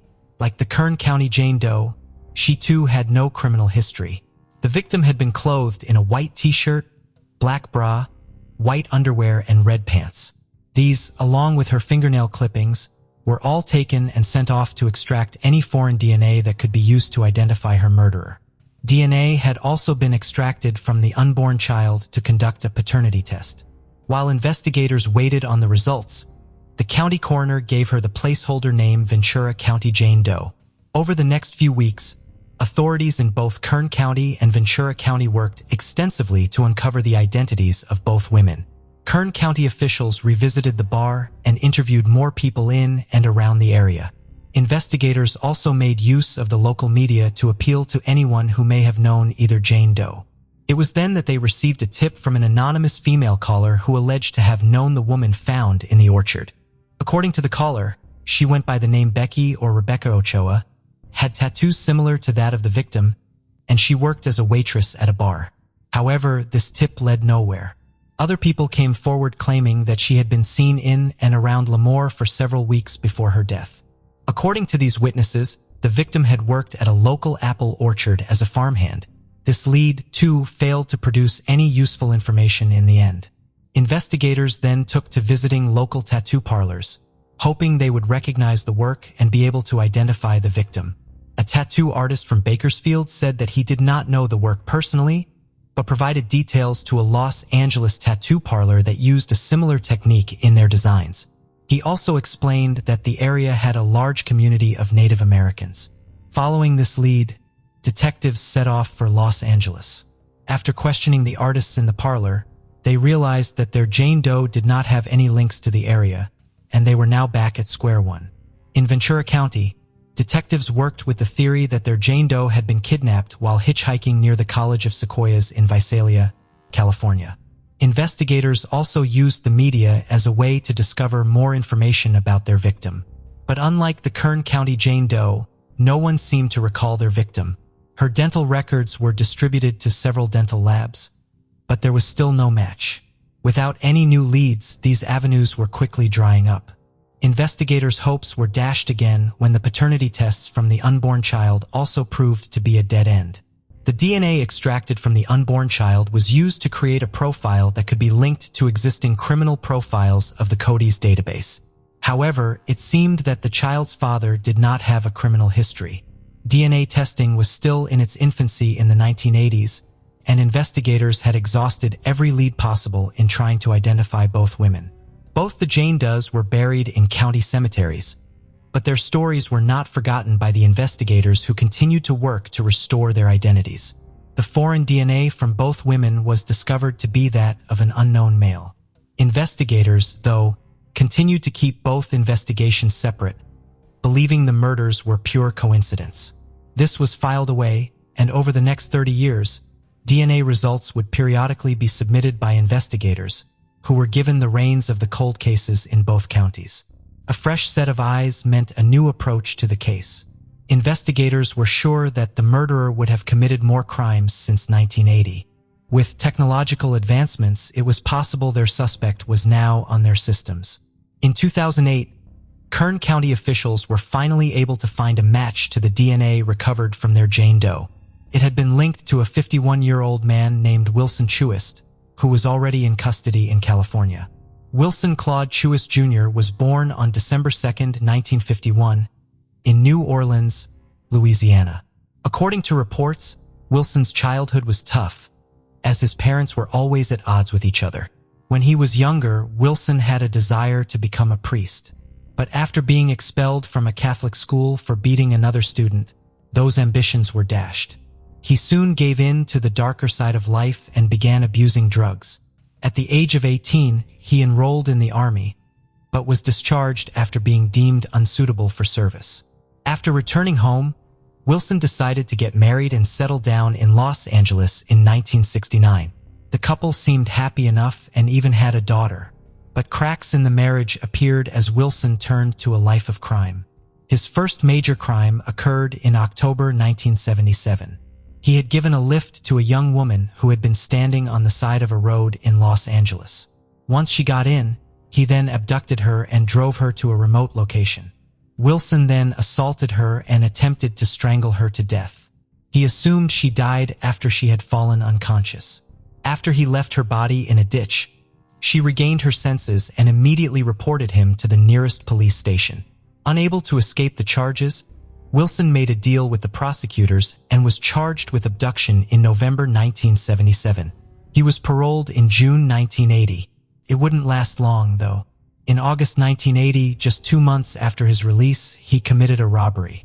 That same month, he attempted to abduct another woman outside the College of Sequoias in Visalia. He had threatened her with violence if she refused to cooperate, but his plan was foiled by 2 witnesses who were walking by at the same time. In September 1980, he went on to abduct and assault another woman who he released after she told him she was married. He was ultimately caught and convicted for all 3 crimes. He was sentenced to 12 years to life in prison that same year. Wilson, though, was paroled in 2004 after serving 24 years, but the committee reversed their decision after concluding that he showed no remorse. He was, however, eligible for another parole hearing in 2016. While still behind bars, investigators were able to link Wilson's DNA to that of the DNA profile recovered from the Kern County Jane Doe. However, he was not immediately charged, and there was never a reason given for this. In 2012, having heard how officials in Kern County linked Wilson to an unsolved murder from July 1980, Ventura County officials submitted the DNA profile of their cold case suspect to Cody's to test against any possible matches to convicts already on the system. In January 2013, they had a match. Their Jane Doe had also been linked to Wilson Chuist through DNA found on her clothes and fingernails. It baffled investigators in both counties as they had spent all these years investigating both cases whose similarities were striking but never linked. The fight for justice, though, was far from over. Although DNA had linked Wilson to both murders, it had still not been able to identify both the Jane Does. When the case was brought to the district attorney's office in Ventura County, one of the attorneys opted not to pursue the cold case with unknown victims. Senior Deputy District Attorney John Barrick, though, was not willing to give up. He wanted to prosecute Wilson for the murders of both Kern County and Ventura County Jane Does. Under the laws of murder, I don't have to prove their identity. I just have to prove that they're a human being. I thought it was worth the effort because if we don't, then these women will never get the justice they deserve, even if we don't know their names. And there's a good possibility that Wilson is going to get out, and that is not a person who deserves to be out among law-abiding citizens, said Barrick. While still in custody, Wilson Chuist was transferred to Ventura County on September 23, 2015, by a court order. While being held at the county jail, he was charged and arrested with 3 counts of murder, the deaths of both Jane Does and the death of the unborn child of Ventura County Jane Doe. From the outset, Wilson denied all responsibility for the assault and murders of both women. For the next 3 years, Barrick, along with several prosecutors from both Kern County and Ventura County, worked to provide a compelling argument that would see Wilson pay for his crimes. His trial began on May 14, 2018. 3 of the women who survived his attacks testified in court and described Wilson as being predatory in nature. Their testimonies were similar in the way they had been approached by Wilson and lured into his car. Another witness who came forward was Patrick Scott Bell. Patrick had been a teenager in 1980 and had often stayed with Chuist, who was a family friend.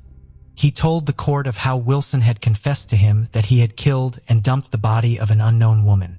He also explained that he and his brothers had helped Wilson clean his car one evening, and when confronted by their mother, Carolyn Bell lied that Wilson had hit a deer. This confession was corroborated by Carolyn Bell both in a previous interview from 2013 and in court. After the confessions, prosecutors then used physical evidence that was found at the Kern County crime scene. DNA and fingerprints taken from the discarded beer bottle had been previously matched to Wilson. The DNA extracted from the Jane Doe's clothes and fingernails also proved a positive match. Wilson's defense attorney, Andrei Ninchev, presented a weak argument by stating his client and the women had consented to intimacy. He also argued that there was no physical evidence from the Ventura County crime scene to prove Wilson was actually there. After a 2-week-long trial, Wilson was found guilty of the murders of both adult victims on May 31, 2018. The jury voted unanimously in favor of a guilty verdict. However, they could not convict him for the murder of the unborn child, as the laws referenced by the prosecution in order to find him guilty of the murder were only changed after 1994. The death penalty was not pursued due to Wilson's age and the lack of witnesses testifying on his behalf. On July 12, 2018, Wilson was sentenced to serve 2 consecutive life sentences without the possibility of parole. He is currently serving out his sentence at the California Substance Abuse Treatment Facility and State Prison in Corcoran. Although Wilson was convicted and charged in the murders of both Jane Does, it did not bring investigators any closer to giving them their names back. But DNA testing had now advanced substantially since the 1980s. In Ventura County, cold case investigator Steve Rhodes knew that a new genetic genealogy testing method was being used to identify suspects from decades-old cold cases. It had put the Golden State Killer behind bars. Could surely help identify the victims. In partnership with the DNA Doe Project, DDP, an all-volunteer group that makes use of genetic genealogy to identify John and Jane Does, both the Kern County and Ventura County officials submitted their DNA samples for genetic testing. The DDP has been credited with positively identifying a victim of serial killer John Wayne Gacy. So far, the DDP has been able to find locations and surnames of distant relatives that may be related to the Ventura County Jane Doe. These have been listed on their website and Facebook page and include southern Texas, central Mexico, northern New Mexico, indigenous California, and Guatemala. She has still not been identified by relatives. In 2021, investigators were able to find the father of her unborn child. It is believed he is an immigrant from Honduras who had ties to the Central American community within the Koreatown district of Los Angeles. Investigators were unable to make contact with him and get any information regarding their Jane Doe. They are, however, actively pursuing any leads and are urging relatives to come forward to volunteer their DNA. The Kern County Jane Doe proved a bit more difficult as the DNA retrieved had degraded over time, and it took a while to find anything that could be used. Her investigation began in May 2019. The DDP found that the victim was indigenous, with parents likely from Maquachese, Alberta, Canada. The problem was that a very few indigenous people had provided their DNA profiles to genealogy websites. An appeal was made on the DDP Facebook page requesting people of indigenous ancestry to upload their DNA in order to help solve the case. This appeal was seen by Violet Susie, who had been searching for her missing aunt, Shirley and Susie, for decades. Violet submitted her DNA to GeneMatch in February 2020. After testing confirmed that Violet was in fact a close relative of the Kern County Jane Doe. The DNA Doe Project made the announcement in April 2021 that Shirley and Susie had finally been identified. She was 35 years old when she was murdered. Shirley was born on February 6, 1945, on the Samson Cree Nation Reserve in Alberta, Canada. She had 7 siblings who were all part of a close-knit family unit. Shirley was just 14 years old when her father passed away. This caused financial difficulties as the family could not handle the responsibilities of maintaining their ranch. She chose to eventually leave the reservation in search of a job to support her family. Shirley initially intended to move to the nearby city of Edmonton, but ended up moving to Vancouver, British Columbia. Here, she would eventually get married to a man named Adam Miscou in 1963 and gave birth to 2 boys and a girl. But life did not get any easier. After a turbulent few years, her marriage ended and all 3 of her children were taken away and placed in foster care before being adopted. She was unable to regain custody of her children and became homeless. Shirley turned to alcohol and substance abuse to cope with her depression. She sometimes returned to Alberta, but her family had noticed the change in her personality. The last time she was seen by her relatives was in 1977 when she returned for her brother's funeral. She expressed her desire to not return to Alberta, but did mention that she would be visiting a friend in Seattle, Washington. Allegedly, it was Shirley's mother who asked her daughter to get tattoos that would distinguish her from other people and make it easy to identify her if something happened. Shirley maintained contact with her family through letters, but that ceased after June 1980. Family members searched the Vancouver area for decades, but eventually resorted to visiting cemeteries, believing she had died. Following the discovery, Violet Susie said that she had made her grandmother a promise to find Shirley and return her to the family. Her remains were flown to Edmonton Airport on May 26, 2022. Before her casket was returned to her family, members of the Tule River Tribe of California held a ceremony with blessings and songs. Officials from the Kern County Sheriff's Office joined them in saying their final goodbye. For Violet, it was a relief to finally fulfill the promise she made. Shirley and Susie was laid to rest at her family's resting place in Riverside Cemetery on May 27, 2022. Violet now encourages Indigenous people to train in DNA research so they too can conduct their own forensic investigations. She continues to work with investigators to help other Indigenous families find their missing loved ones through a genetic genealogy database. "That is the hope I want to give to people in similar situations as mine," she said. As impossible as the task seemed in 1980, investigators' fervent pursuit of justice combined with the advancements made in DNA technology and testing has finally brought a killer to justice and peace to family who had been searching for far too long for their loved one. So far, more than half the battle has been won, but as technology progresses, hope remains in identifying the Ventura County Jane Doe. Today's case has proven that dogged determination can lead to amazing results. What are your thoughts on the progress made by technology in helping identify and bring closure to families who have spent years searching for answers about the whereabouts of their missing loved ones?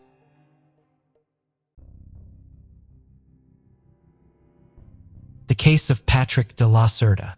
In February 2018, the quiet town of Deltona, situated in eastern Florida near the Atlantic coast, faced a shocking incident, the brutal murder of a young man named Patrick Dara. The 25-year-old man was found dead his home. The of his injuries suggested a deeply personal motive behind the attack. The Patrick Dara case is emblematic of a meticulously planned crime that nearly went unsolved. Although the suspect was identified almost immediately, no direct evidence was available to confirm his guilt. Patrick Darragh was born in June 1992 in Miami, Florida, a picturesque metropolitan area. Patrick grew up under the care of his father, Max Darragh, originally from Spain, and his mother, Patricia Ronza, born in France but relocated to the United States in the 80s. They married soon after and started their family. The Darragh family was known for being close-knit and happy. Patrick grew up surrounded by love, care, and mutual respect. A kind, intelligent, and sociable young man, he did well academically and could easily become the center of any social gathering. From childhood, he had a strong bond with his parents, who spared no effort or expense to ensure he received a good education and developed into an upstanding individual. Max Darragh worked in construction and was highly regarded in his field.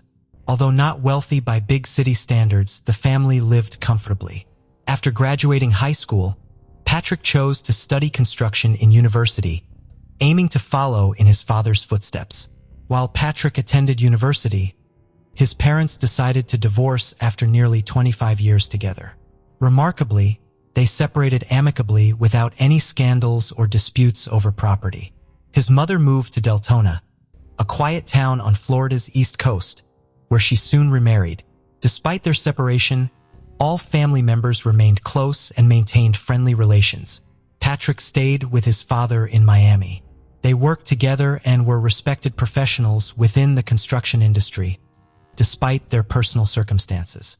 They kept in regular contact, frequently calling and communicating. They were always ready to assist when necessary. Patrick often his mother in Deltona, sharing updates about his life, his joys and experiences. He delighted in telling her about meeting the girl of his dreams. Thanks to his French-Spanish heritage, Patrick had an eye-catching appearance from a young age. He was quite popular with the opposite sex, but he valued the example set by his family. Consequently, Patrick did not pursue frivolous relationships. He yearned for a meaningful connection and a strong family of his own. Patrick created an account there based on a friend's recommendation and wasn't entirely convinced it would help him find his soulmate.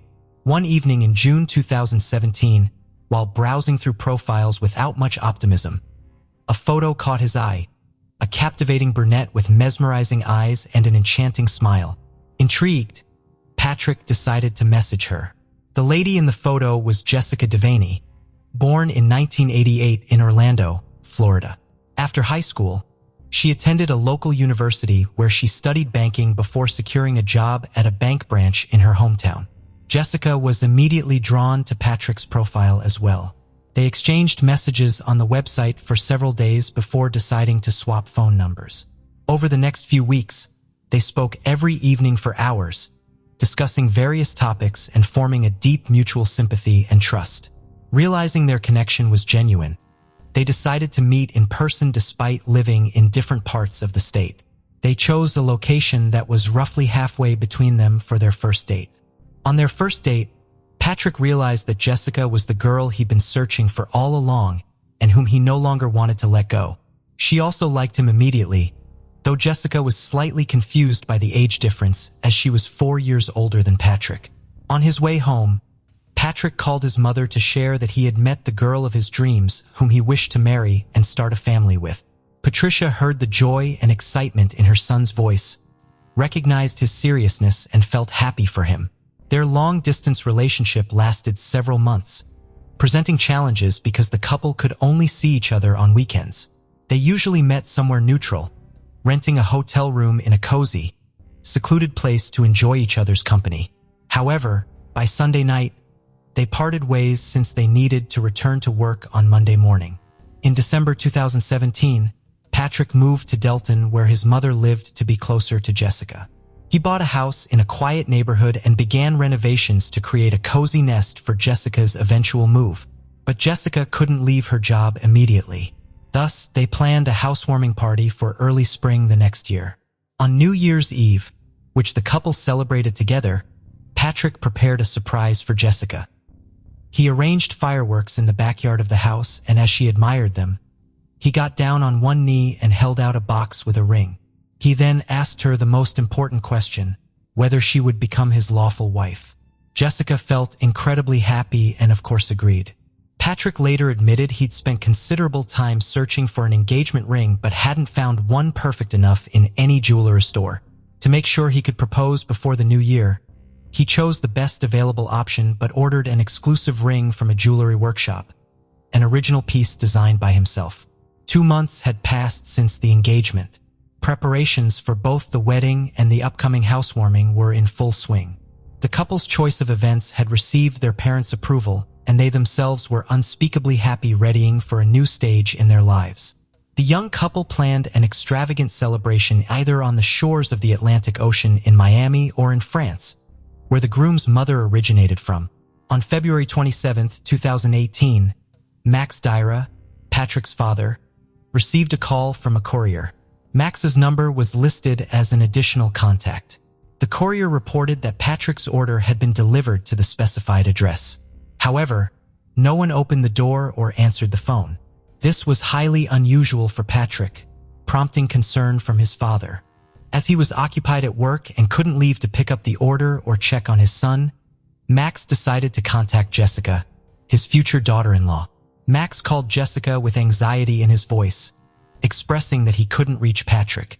Jessica herself had been trying to get in touch with her fiancé since morning, but had not received any replies or calls back. Upon hearing this, Max stated that something must have happened to Patrick. Alarmed by this suggestion, Jessica dropped everything she was doing and headed toward Patrick's house as quickly as she could. Upon arriving at Patrick's house, she immediately noticed his car parked in the driveway, indicating he hadn't left home. Armed with her own key, Jessica entered the yard and called out repeatedly for her fiancé, but got no response. She cautiously opened the front door, only to be confronted by a horrifying sight. Her fiancé lay motionless near the entrance in a pool of blood. Jessica promptly called emergency services. However, paramedics who arrived on scene were unable to assist Patrick and could only declare him dead upon arrival. By the time police officers reached Patrick's residence, a heartbroken Jessica was found sobbing uncontrollably in the backyard, the very place where Patrick had proposed 2 months earlier. One of the attending officers approached her gently and began their inquiries into this tragic event. She only glanced at him and remarked that she knew who had decimated her lover and upended her entire existence, a wealthy and influential ex-boyfriend. To comprehend this perplexing case and to decipher who might want to kill a young man, who at first glance seemed to have neither adversaries nor ill wishes, it is necessary to rewind a bit to when he and Jessica initially crossed paths. At that time, Jessica was entangled in a relationship with Gregory Bender, a prosperous businessman managing his own investment fund. Jessica encountered Gregory during her college years. He was 20 years her senior and quickly mesmerized the young woman. The businessman courted her lavishly, offering extravagant gifts and taking her to upscale resorts. Jessica believed she had discovered true love. However, soon she started noticing peculiarities in his demeanor. Gregory sought to dominate every aspect of her life, vigilantly tracking where she went and whom she associated with. Their relationship persisted for almost 8 years, during which time Gregory never introduced Jessica to his family or friends. Their interactions were strictly on his terms, meeting or going on vacations only at his convenience. Rarely did he invite her over to his residence. Jessica craved a conventional family life and children. Each time she raised the subject, Bender dismissed the idea as untimely. When she attempted to end the relationship, Gregory proposed with a ring. Jessica accepted the proposal, but nothing changed. They still lived separately, only met when he needed. One day, Gregory was involved in an automobile accident that left him hospitalized. Upon hearing this news, Jessica hurried to see him, but first decided to stop by his house for some essential items for Gregory. There, Jessica encountered an unfamiliar woman and inquired about her identity. Instead of responding directly, the woman asked a similar question back. Jessica displayed the engagement ring on her finger and announced that she was the fiancée of the house's owner. In response, the woman laughed and exhibited her own ring, proclaiming herself as Bender's legal wife, Diora Sanchez Bender. Shattered by this revelation, Jessica resolved immediately to end all ties with the businessman who had deceived her for so many years. The boyfriend began to actively pursue Jessica, begging her to return and promising that he would divorce Dormora in the near future so they could get married. Jessica believed him once more. However, time passed and nothing about their relationship changed. Eventually, tired of the lack of progress, Jessica filled out a questionnaire on a dating site where she soon met Patrick. After starting to communicate with Patrick, she firmly decided to break up with Gregory and informed him of her decision. Unfortunately, Gregory did not want to let her go. He became an obsessive stalker. Initially, Bender simply persuaded Jessica to come back and try again, promising once more to divorce his wife. When persuasion failed, he moved on to threats and harassment. Realizing these tactics were ineffective, Gregory decided to find out more about his rival, Patrick, about whom he knew nothing at the time. Gregory turned to professionals who hacked into Jessica's account to uncover who she was communicating with.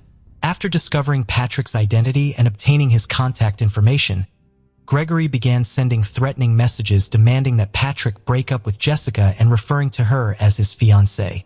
Patrick remained calm and unreactive to the threats, believing they would not escalate beyond verbal harassment.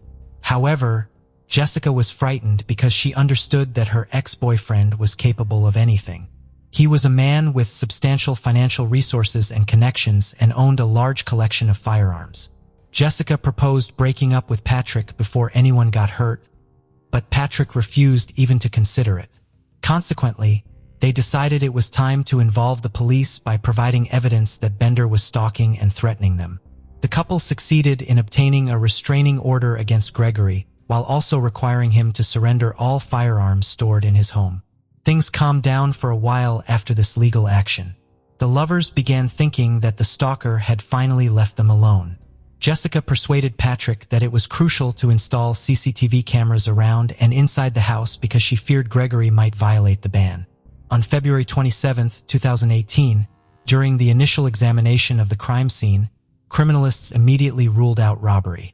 They noted that by the nature of the mutilation, this murder had a personal motive and that the perpetrator clearly hated his victim. The body of a 25-year-old man revealed 4 gunshot wounds, 1 in the thigh, 1 in the chest, and 2 in the head. Additionally, experts identified injuries and bruises consistent with a fall from a ladder. The body was found lying on the floor between the front door and the stairs, leading to the second floor. Investigators speculated that the killer had most likely snuck into the house and waited on the second floor. When an unsuspecting Patrick entered and climbed the stairs, he was met by his assailant. The intruder fired a bullet into Patrick's thigh, causing him to roll down the stairs. Following him down, the perpetrator fired another shot into his chest before finishing him off with 2 shots to the head. Although no murder weapon was recovered, it was determined to be a rare model of pistol that is not easy to obtain. The first shell casing was found on the second floor of the house. 2 more were found downstairs. However, a 4th shell casing was missing. Despite Jessica's statements about knowing who killed her fiancé, initial suspicion fell on Patrick's neighbor. They had a serious conflict some months prior. This neighbor was a U.S. Army veteran with combat experience who had developed a mental disorder due to severe injuries and concussions sustained during service. In December 2017, just months before, this veteran mistook his new neighbor for an intruder and opened fire, thankfully missing, but ended up hospitalized in a psychiatric facility due to an exacerbation of his condition. He was adept with firearms and could easily acquire rare gun models. This background made him a prime suspect in Patrick's murder, despite Jessica's accusations pointing elsewhere. Once he returned home, Patrick found himself constantly followed. A neighbor who struggled with mental illness was particularly suspicious of Patrick, calling him a spy and vowing to expose him. This neighbor's unhealthy imagination could indeed be a potential motive. Consequently, the authorities detained and interrogated him. The neighbor openly expressed his strong dislike for Patrick, but maintained a solid alibi at the time of the murder. Several eyewitnesses confirmed this alibi. Because these recordings were gone, it was impossible to determine who entered or exited the residence on that day. Adding to the challenge, no physical evidence was found at the crime scene. No fingerprints, shoe prints, or DNA traces. It became clear that the murder was meticulously planned. Despite their suspicions surrounding Gregory, it appeared as though he might evade justice for now. The police decided on a covert approach and asked Jessica to engage her former lover in an earnest conversation. She agreed without hesitation. Jessica called Gregory and dramatically blamed him for all that had happened. She wept and repeatedly questioned why he did it. Yet Gregory seemed to anticipate the investigators' intentions from the outset. He pretended not to understand what she meant. When Jessica accused him directly of killing her fiancé, Gregory feigned shock and offered condolences. Attempting to provoke a confession or trick him into making a mistake proved fruitless. Lacking concrete reasons to detain or further question him, police could only summon Gregory for testimony when required by law. He complied with restraining orders and appeared to have moved on from his ex-girlfriend long ago. While detectives struggled to find leads, a breakthrough came when Dora Sanchez Bender contacted them with crucial information about Patrick Darrah's case. She was promptly invited for an interview at the station where she revealed significant details occurring shortly before the crime transpired. She discovered a peculiar notebook concerning her husband's death in his office. Upon examining it, Dora found a detailed layout of an unfamiliar house and next to it, a peculiar series of procedural steps. Initially, she did not pay much attention to it. However, when Dora a news report detailing the brutal murder of a young man and the story displayed the plan of his house, she immediately recalled the drawings she had seen by her unfaithful husband with whom she was nearing divorce. She decided to inform the investigators. This information provided the police with sufficient grounds to search the house of the alleged perpetrator. They found the mysterious notebook that the businessman's wife had mentioned in his office. Although the pages containing the house's plan and additional records were missing, they were soon located in a trash can within the office. Gregory had apparently attempted, but forgotten to dispose of them properly. He had merely torn out the pages, crumpled them, and discarded them in the trash bin. Apparently, he was confident that no search would be conducted on his house as there was no incriminating evidence against him. On these pieces of paper, aside from the house's layout, there was an elaborate outline of the crime itself. It became evident that the perpetrator had meticulously planned every aspect over a prolonged period. The document mentioned specific actions like disabling his phone, wearing gloves, and applying a special substance to shoe soles to avoid leaving footprints on floors. From these records, it was clear that Gregory had tracked his victim. He knew Patrick's return schedule and was aware of surveillance cameras present inside and around Patrick's home. Additionally, Gregory ensured that he disposed of all incriminating items such as weapons used in the crime and soiled clothes, shoes, and gloves. His downfall stemmed from his own records not being destroyed in time and his wife's curiosity. Furthermore, police discovered a fourth missing shell casing on Gregory's table inside a cigar box, evidently intended as some macabre trophy by Gregory. Forensics confirmed this casing matched those from the crime scene. The defense attorneys tried shifting blame towards Jessica during trial preparations. However, there was enough concrete evidence pointing towards Gregory for him to be arrested and brought forth for trial proceedings. The primary challenge then lay within considering all evidence collected deemed circumstantial, since neither murder weapon nor direct proof linked him physically at victim's residence, along with no witnessing testimonies raised complexities. Ultimately, proceedings began against Bender. However, challenges remained in proving the case beyond a reasonable doubt. This was due to the circumstantial nature of the evidence. Crucial links were unbridgeable, making it difficult to reach absolute conclusiveness essential. Until May 2021, more than 3 years after he sought the best lawyers who had ample time to prepare for the case thoroughly. Despite this, the businessman remained optimistic, appearing to believe he would escape accountability. Jessica was a pivotal witness. She detailed her long-standing relationship with Gregory, describing how she discovered he was married and tried to end their involvement. She also shared instances of harassment and threats against her and Patrick. Jessica provided crucial evidence, including saved screenshots of correspondence and phone records. In response, Bender's attorneys attempted to shift all blame onto Jessica. The defense argued that Jessica herself provoked Gregory with her actions, registering on a dating site and starting a new relationship before ending things with Gregory. They claimed this behavior wounded his pride and ego. Furthermore, Jessica was accused of mercantilism, highlighting her fondness for receiving expensive gifts from a wealthy suitor. During one session, Dara Sanchez, the defendant's now ex-wife, was called as a witness. The previously indifferent defendant became animated and unexpectedly professed his love for her. Moved by this confession, Sanchez seemingly reconsidered her stance on testifying against Gregory. She got confused during her testimony, citing forgetfulness. Eventually, she mentioned that she had lived with the man for many years and doubted he was capable of murder. Defense attorneys tried to challenge the legality of the search of defendant's home. Despite his ex-wife's unexpected statement and the lack of direct evidence, the jury still found Gregory Bender guilty of first-degree murder after hours of deliberation. He was sentenced to life imprisonment without the possibility of parole. When the judge read the sentence, Bender stared at Jessica intently, without blinking. His glare really made her feel sick, and she almost had a panic attack. Sitting next to her late fiancé's mother, Jessica began sobbing and choking. Despite many attempts by Bender and his well-paid lawyers to appeal and get the case reviewed, all appeals were rejected. The widespread attention this case received in society played no small part in this outcome, since a wealthy millionaire businessman had cold-bloodedly murdered a simple working man and tried to get away with it. The story of Patrick Dearer was widely covered in the press. As Gregory Bender remains behind bars, Jessica Devaney says she feels safe.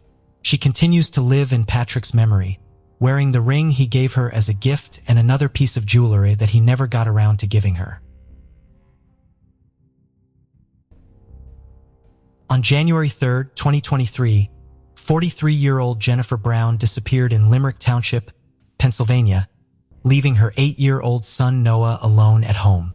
The next day, on January 4th, her close friend and business partner, 33-year-old Blair Watts, reported her missing when he could not get in touch with her. A large-scale search began as authorities as well as her family and friends scoured the town for any traces she could have left behind. What could have happened to Jennifer? Why would she abandon her son without any explanation? Limerick Township is a township in Montgomery County in the state of Pennsylvania in the United States. The township was named after the hometown of early settler William Evans, whose family arrived in the area from Limerick, Ireland in 1698. It can be found about 34 miles northwest of the city of Philadelphia, and today it has a population of just over 20,000 people. The town is drained by the Schuylkill River, which separates it from Chester County. One of its major industries is the Limerick Nuclear Power Plant, which provides employment to a number of people within the town. And it is here in Limerick Township that our story begins today. Jennifer Brown was born in 1979 in the United States of America. Growing up in the 80s, she had a happy and carefree childhood. Not much else is known about the early life of Jennifer Brown or where she came from. In 2014, she had her first and only child, a beautiful boy named Noah, who was the apple of her eye. His father was not in the picture, and she raised him on her own. She was a devoted mother who doted on her son, especially since he was diagnosed with autism at an early age and needed extra care and attention. In 2023, Jennifer was 43 years old and her son Noah was 8. They were living a happy life at 1408 Stratford Court in Limerick Township in Pennsylvania and needed nothing except each other.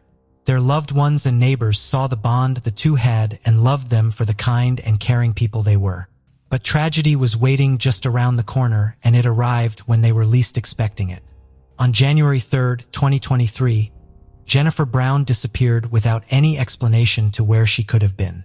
The last person to see her was her friend Blair Watts, who had been at her place from 1 p.m. to 2 p.m. that day and had agreed to pick up her son Noah from his bus stop after school to take him for a sleepover to his house with his own 3 children, something that they did quite often. The next day, on January 4th, Noah was dropped off at his bus stop by Blair and attended school like he always did. However, that day at school Noah seemed distraught and was acting out in class in a manner that was quite unusual for him.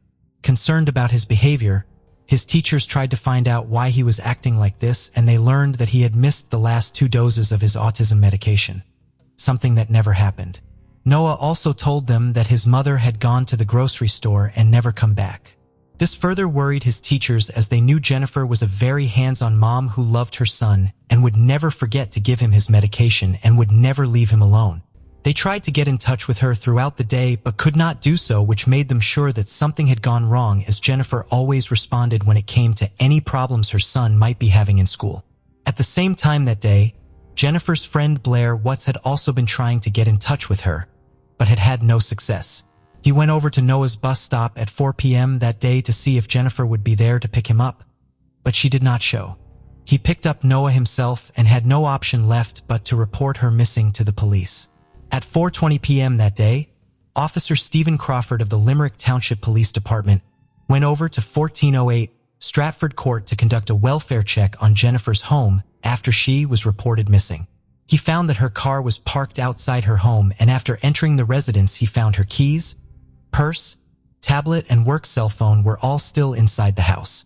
However, her personal cell phone was nowhere to be found, and when the police tried to track it down, they found that it had been switched off at 7 a.m. on January 4th and hadn't been traceable since. Its last known location was within 400 meters of Lewis Road and Ridge Pike in Limerick Township. Now sure that something bad had happened to Jennifer, she was confirmed as missing and a thorough investigation was launched into her disappearance. Police began by interviewing her family and friends as well as her neighbors to find out if anyone had seen or heard anything around the time she disappeared, or if they knew of any personal reasons that may have caused Jennifer to leave. But no one had seen or heard anything at the time, and everyone they spoke to, including her Aunt Diane Bream, her friend Tiffany Barron, and her friend and business partner Blair Watts, said that there was no way Jennifer would leave on her own, as she would never abandon her son Noah, who she loved with all her heart. With no real leads to follow, they launched a search for her in the town and the surrounding areas, which was conducted by authorities, as well as her family and friends and other volunteers who joined in. Despite a large number of people working together and thoroughly searching the area for the next 2 weeks, they could not find any traces of her or clues as to where she might have been. Her loved ones put out statements to the public pleading for anyone with any information to come forward, but nothing was reported. It seemed like Jennifer had vanished without a trace and may never be found. But on January 18th, 2 weeks after she had been reported missing, 2 employees who worked at a warehouse near the city of Royersford, a neighboring municipality to Limerick Town, went out for a smoke break in a field behind the warehouse.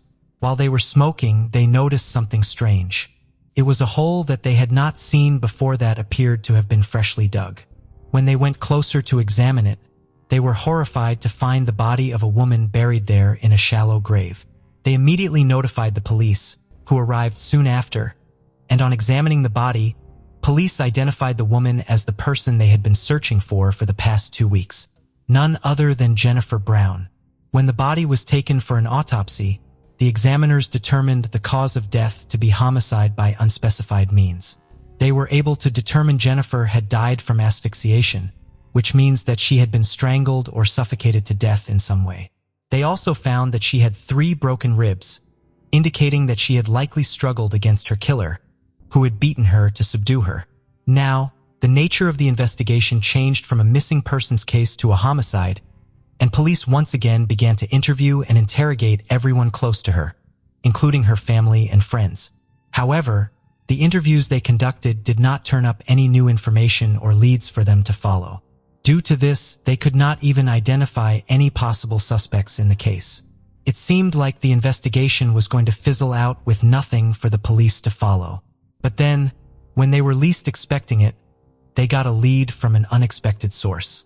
When the news regarding Jennifer's murder was released to the public, the police asked that anyone having any information that might be useful to the investigation should come forward and disclose it. In response to this, one of Noah's teachers came forward and revealed to the police that on January 4th, the day that Jennifer had gone missing, Noah had told her some information that she thought was unimportant at the time, but she realized was suspicious after learning of Jennifer's death. She told them that Noah had told her that when Blair Watts had picked him up from his bus stop on January 3rd, he had stopped at Noah's home under the pretext of getting Noah's iPad from the house. But when he returned, Noah saw that along with his iPad, Blair also had Jennifer's personal phone with him. Noah was sure that this was his mother's phone, as the image on the lock screen was a picture of him in the 2nd grade, something he recognized immediately. This was a major breakthrough for the police, as they had previously believed that whoever had killed Jennifer had taken her cell phone and knew that if they could find the person with the phone, they would have a suspect. Blair what's now became the prime suspect in their eyes, and they decided to take a thorough look into his relationship with Jennifer to see if there was anything they had missed.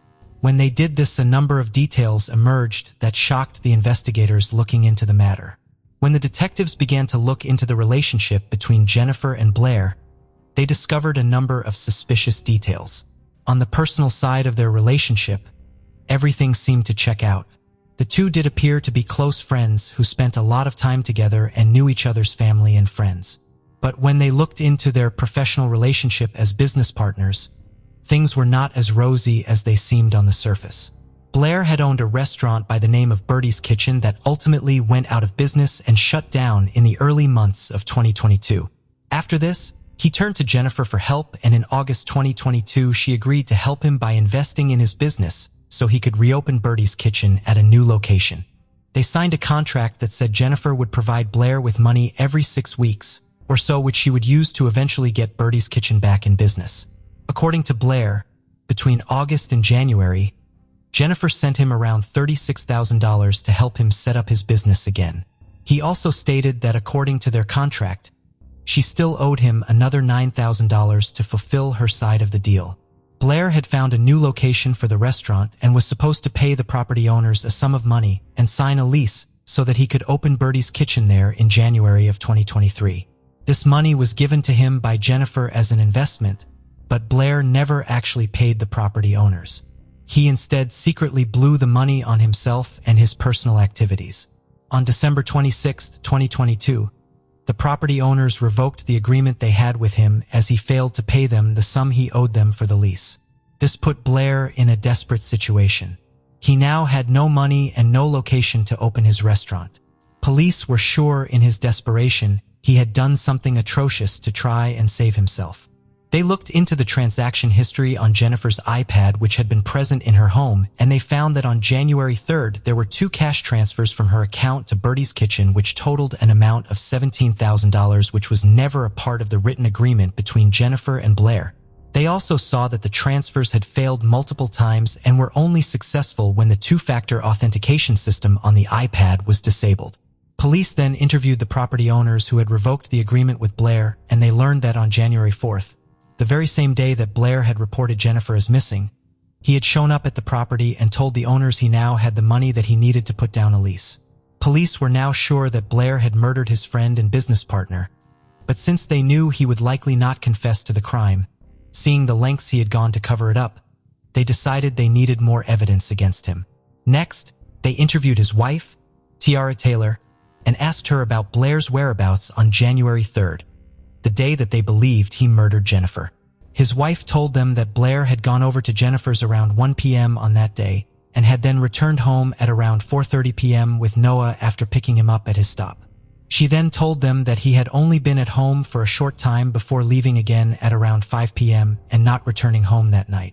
When police looked into where Blair had gone after leaving home, they found out that he had spent the night with his mistress, a woman named Tatiana Garrett. But when they interviewed Tatiana, she told them that Blair only met her around 8 p.m., which meant that between 5 and 8 p.m., there was a window of time where his location was unaccounted for. The detectives now had enough information to construct a timeline of how they believed the murder had taken place. They believed that on January 3rd, Blair had gone over to Jennifer's while Noah was at school at around 1 p.m. and murdered her. He then made the cash transfer to his account from her iPad and left to pick up Noah from his bus stop around 4 p.m. He then returned to Jennifer's home, saying he wanted to get Noah's iPad but also stole Jennifer's mobile phone as well, the crucial piece of evidence that had led them to suspecting him. After this, he had returned home, dropped Noah off, and then left again at 5 p.m. to Jennifer's, where he collected her body and then drove it to the field near Royersford, where he buried her in a shallow grave. He had then gone to meet his mistress and spent the rest of the night with her, before returning home in the morning so he could drop off Noah at the bus stop. He had then gone to the property owners to tell them he now had the money for the lease and then returned around 4 p.m. to pretend to see if Jennifer would pick up Noah from the bus stop. So he could then report her missing to the police and make sure that they did not suspect him. He had meticulously planned everything out and may have gotten away with it if it wasn't for the mistake he made letting Noah see his mother's phone. It was Noah seeing the phone and telling his teacher about it that led the police right to Blair. The police now had enough evidence to charge him, but they did one final thing to be sure. They used a cadaver dog that was trained to smell out biological remains and identify them, to first sniff out Jennifer's home, where it identified that she had been killed in her kitchen from the smell that lingered there. They then took this dog to Blair's car and it identified the same smell as being present there as well. This was the final nail in the coffin for Blair, and it was the last piece of evidence the detectives needed. On February 8th, Blair was arrested and charged with first-degree murder, third-degree murder, and theft. He is currently being held at the Montgomery County Correctional Facility without the possibility of bail and is awaiting a preliminary hearing. Jennifer's friends and family, who were devastated when she was found dead, are happy that her killer has been identified and that they have some form of closure. However, they are still reeling in shock that it was someone they all knew and trusted and who was supposed to be a close friend to Jennifer. It's literally like we're living in a movie that we watch on TV. It's so surreal and unbelievable. Tiffany Barron, Jennifer's friend who is acting as a spokesperson for the family, said in a statement to the press, "Once the case goes to trial, if Blair is found guilty, he will likely spend the rest of his life in jail." And there we have it, folks.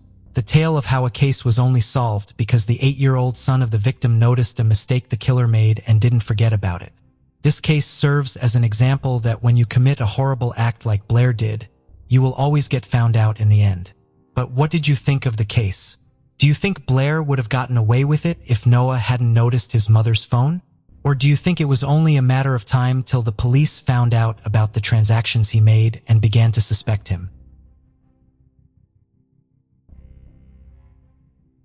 Case of Paula Ortega.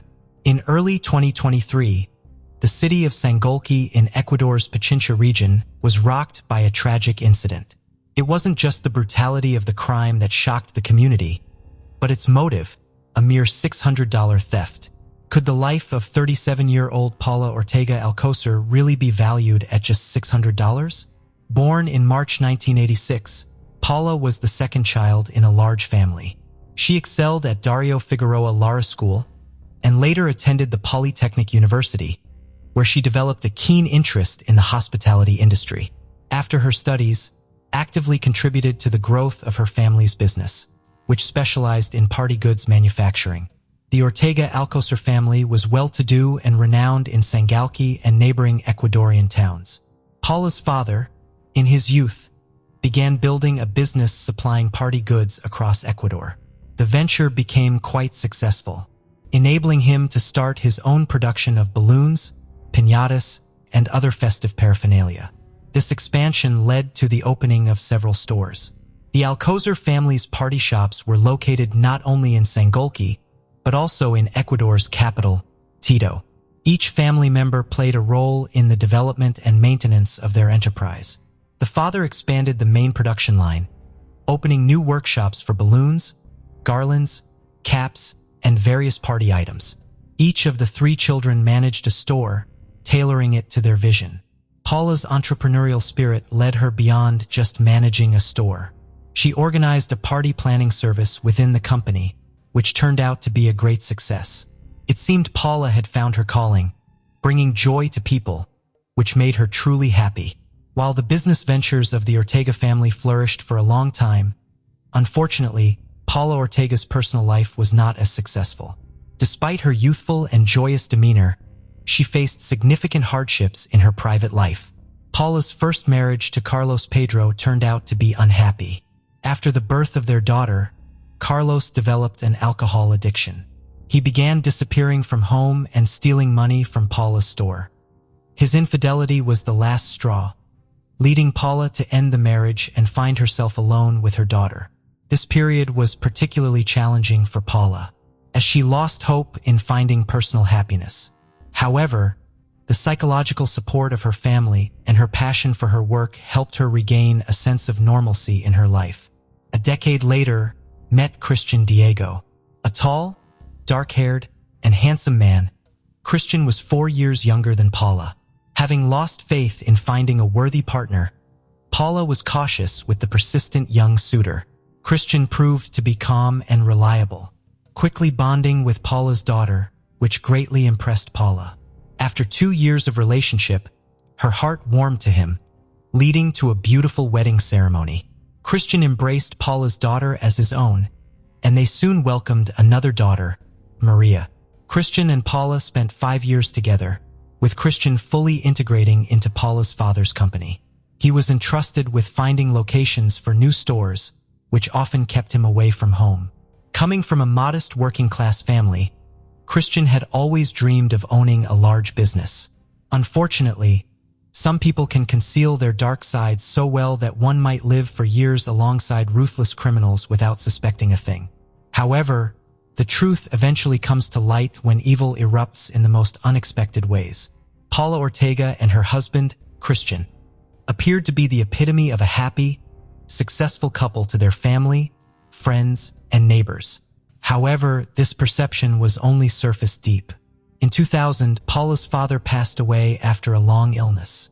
His death not only devastated the family, but also turned their business upside down.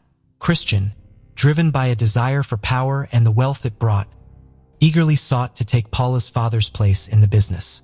However, his lack of skill led to one failed deal after another. As a result, Christian began to vent his frustration on his family.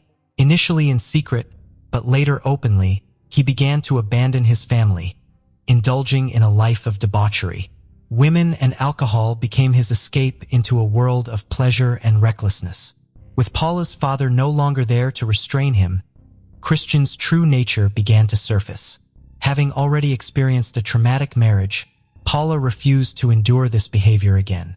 The couple's home became a battleground of endless scandals, revealing Christian's true nature as an ambitious egotist, craving only power and unquestioned obedience.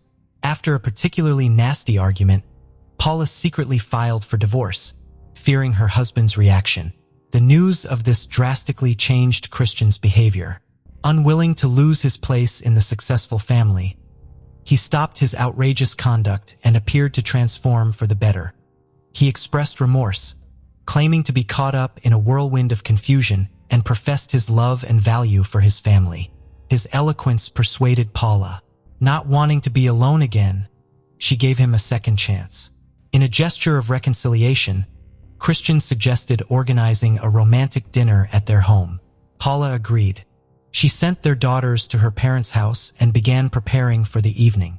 Inside, she was aflutter with excitement.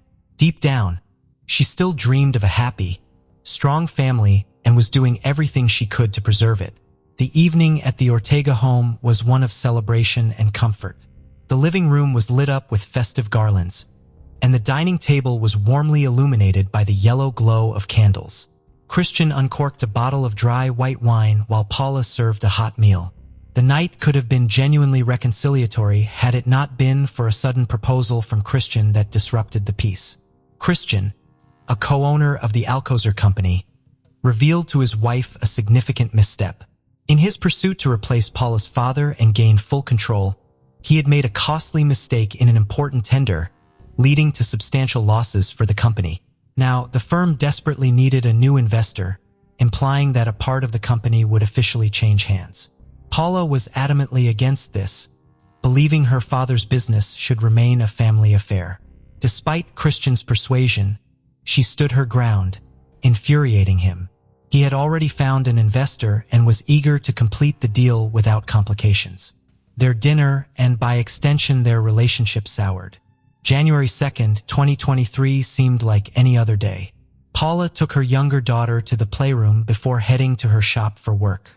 She had a large order to prepare involving assembling balloon fountains and party decorations for a themed event.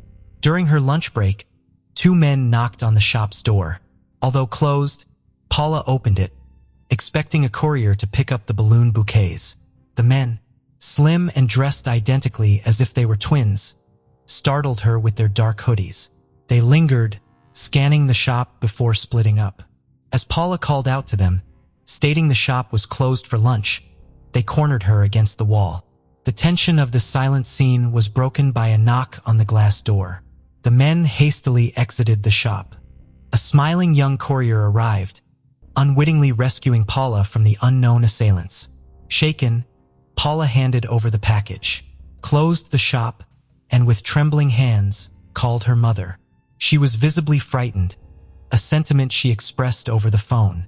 Paula's mother suggested reporting the unsettling incident at her shop to the police, but Paula declined, attributing her reaction to mere fright since nothing harmful had actually occurred. She didn't reopen her shop that day, her thoughts consumed by Christian's actions and the identity and motives of the two mysterious men. Seeking solace, Paula decided to take a stroll through the city. She stopped at a nearby cafe for some coffee, walked through the park to breathe in the fresh air, and then visited her sister.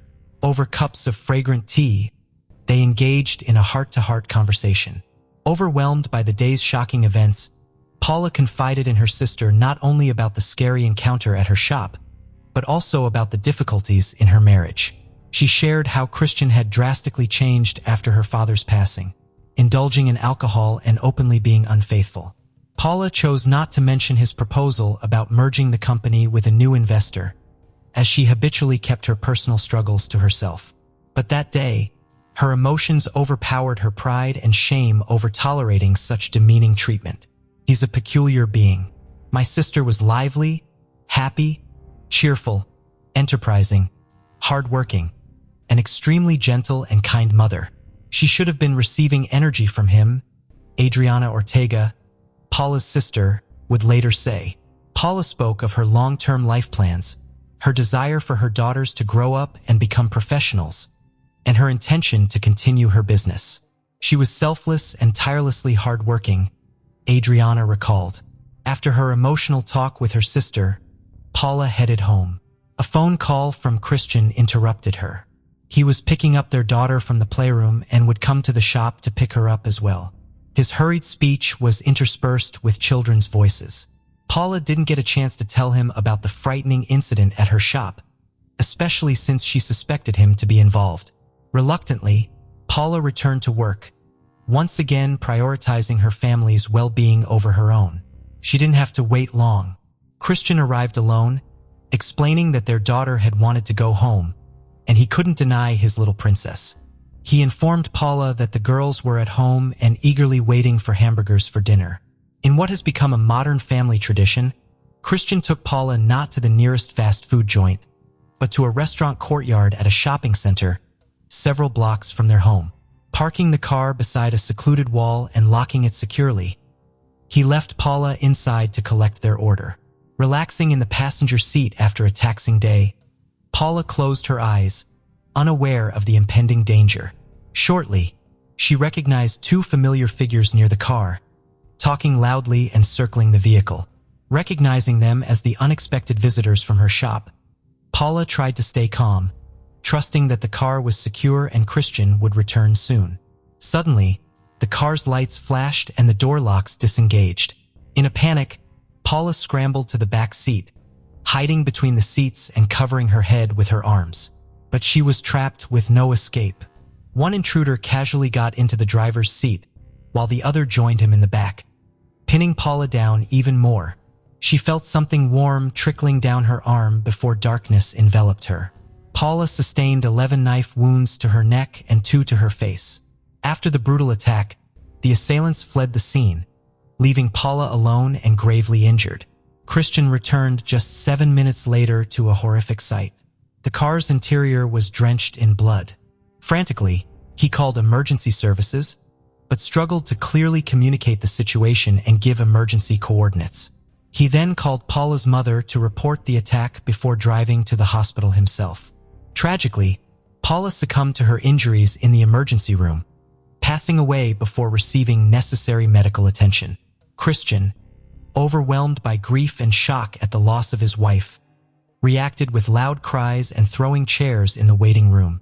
The sudden violent end of Paula Ortega left a community in shock and a family in profound grief, raising questions about the motive and identity of the attackers. The initial theory of the prosecution was a violent end inflicted during a robbery.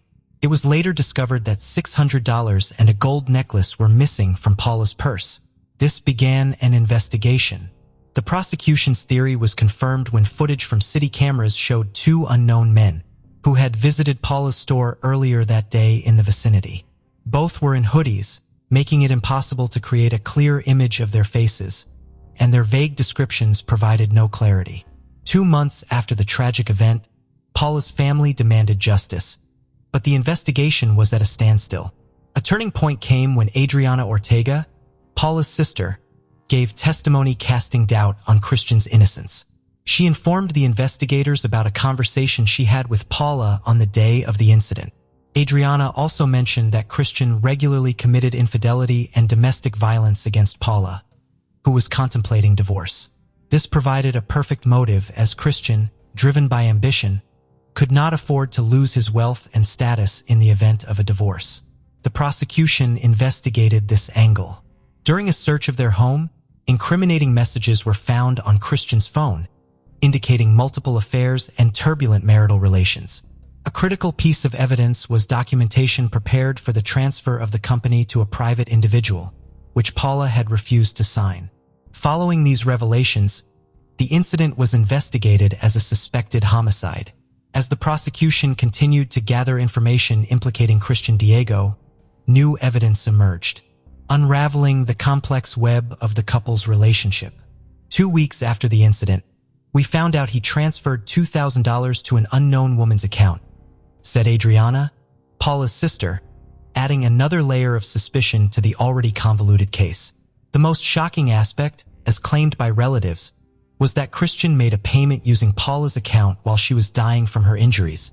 Instead of immediately helping his gravely wounded wife, Christian seemingly bided his time. Investigations confirmed this information. The identity of the woman who received the transfer from Christian that day was established as 28-year-old Laura Castillo. Urgently summoned for questioning, she revealed that she had noticed her bank card missing a couple of days earlier, but didn't think much of it, as her brother often used her card. The electronic payment records showed a transfer of $2,000 from Christian on January 2nd at 2005. However, Laura denied any acquaintance with Christian. Her solid alibi at the time of the incident absolved her of any involvement. She was released and the investigation hit a dead end again. Days later, Laura returned to the police, stating her brother had returned the bank card as she had suspected. She provided a full description of her brother's appearance, which matched one of the criminals caught on surveillance cameras near the car. In the chaos of fleeing the crime scene, one attacker forgot to pull up his hood. The identities of Byron and Morton's Castillo, two repeat offenders with a substantial criminal history, were established. The brothers were apprehended. But what could possibly link two seasoned criminals to a seemingly respectable and successful family man? Further investigation revealed that the attacks on Paula had been carried out repeatedly by the Castillo brothers. But why were these repeat offenders targeting this young woman? On December 8, 2022, Paula Ortega faced a harrowing incident at a gas station when her car was stolen. Distracted by a young man, his accomplice quickly jumped behind the wheel and sped off. Fortunately, her daughters weren't in the car that day. Surveillance footage identified the two familiar culprits. Coincidentally, on the day of the theft, Paula unknowingly came face to face with her future assailant. However, the car theft case took an unexpected turn when Christian intervened. Claiming the thieves had contacted him, he met with them and retrieved all of Paula's personal belongings, including her wallet. This development cast further doubt on Christian's innocence. Seasoned investigators were puzzled by the widower's boldness in shielding the criminals. Surveillance cameras played a crucial role in identifying the carjackers. As Christian realized he was under suspicion, he concocted a new defense narrative involving extortion by two criminal brothers demanding a large sum of money. But before he could deploy his version of events, the police executed a swift interrogation strategy. Separating the suspects and suggesting one had confessed, they obtained a confession from Martin Castillo. He admitted that more than 2 months earlier, Christian had paid them $2,000 to murder his wife, promising another $2,000 after the deed. During a reenactment, Martin demonstrated how he inflicted 11 fatal knife wounds on the terrified woman. Realizing the crime was uncovered, he remorselessly divulged all details of their arrangement with Christian. Martin revealed that the car theft and the attack on Paula's shop were also parts of Christian's plan to pressure her. By chance, Paula lived a few hours longer than intended. On November 29, 2023, all three suspects appeared in court. The prosecution presented a comprehensive picture of the murder day, pieced together from various sources. Videos from surveillance cameras in the area where Christian parked the car, subjected to audio and video forensic analysis, unveiled a chilling, soul-freezing narrative. In chilling surveillance footage, Christian Diego is seen exiting his car and heading towards a shopping center elevator. Moments later, he remotely unlocks his car from half a block away, allowing two assailants to enter the vehicle and attack Paula. The prosecutor's report noted Christian's odd behavior post-attack, repeatedly looking back, approaching the car, pausing, returning, pacing back and forth, and making phone calls. Surprisingly, upon finding his wife bleeding profusely, he showed no shock or urgency to help her, instead driving her to a distant hospital. Christian's actions, meticulously reconstructed from surveillance videos, particularly in the first 4 minutes after Paula's attack, were cold and calculating. As she bled in the car but was still alive, Christian, standing nearby, callously transferred money to his accomplices for the assault. Paula's family lawyers urged the court to consider these videos as aggravating factors in the crime. The reconstructed sequence of events presented in court proves the crime was premeditated. Hours before the attack, around 1:30 p.m., two individuals entered Paula's store, dropped off nearby by Christian. This implies the crime was intended to occur earlier, during the lunchtime closure, when Paula was alone. Prosecutor Marlon Calder and highlighted inconsistencies. How did the assailants know the couple would be at the eatery if they weren't tailing them? Yet they arrived on time to commit the crime. Christian's actions, not fully raising the car window, unlocking the doors near the eatery, his 1,000 times pacing before aiding his wife, phone calls, and not seeking immediate medical attention at a nearby clinic are key evidence for charging him with orchestrating the femicide. Femicide, defined as the intentional murder of a woman simply because she is a woman, was a central theme in the trial of Christian and Paula Ortega's troubled relationship. Shockingly present in today's society, this hate crime was exemplified through Christian's younger age, which seemed to fuel his contempt and abuse towards Paula. Despite her success, Paula lived in a metaphorical golden cage, masking and enabling her husband's tyrannical behavior, allowing him to assert dominance. Years of silence culminated in Christian's sinister plot to seize control of Paula's thriving party empire and gain sole guardianship of their daughter, Maria. Testimonies from over 10 witnesses, including neighbors, friends, and acquaintances, alongside thorough examination of internal and external family communications, revealed Christian's true motives and objectives. Without legal signing rights, he sought to coerce Paula into transferring her company shares. However, his plan failed. Christian didn't physically harm Paula, but inflicted severe psychological abuse, artfully concealed under the guise of a perfect family life. According to the Prosecutor General's report, video evidence led to Christian's preventive isolation as the crime's orchestrator. This measure isn't an arrest, a strategy to neutralize a societal threat. Following this action, Christian planned to flee. In the high-profile case against Christian Diego, accused of orchestrating his wife's demise, his defense team worked tirelessly to portray him as a victim. However, they were unable to refute crucial evidence like surveillance footage and falsified company transfer documents.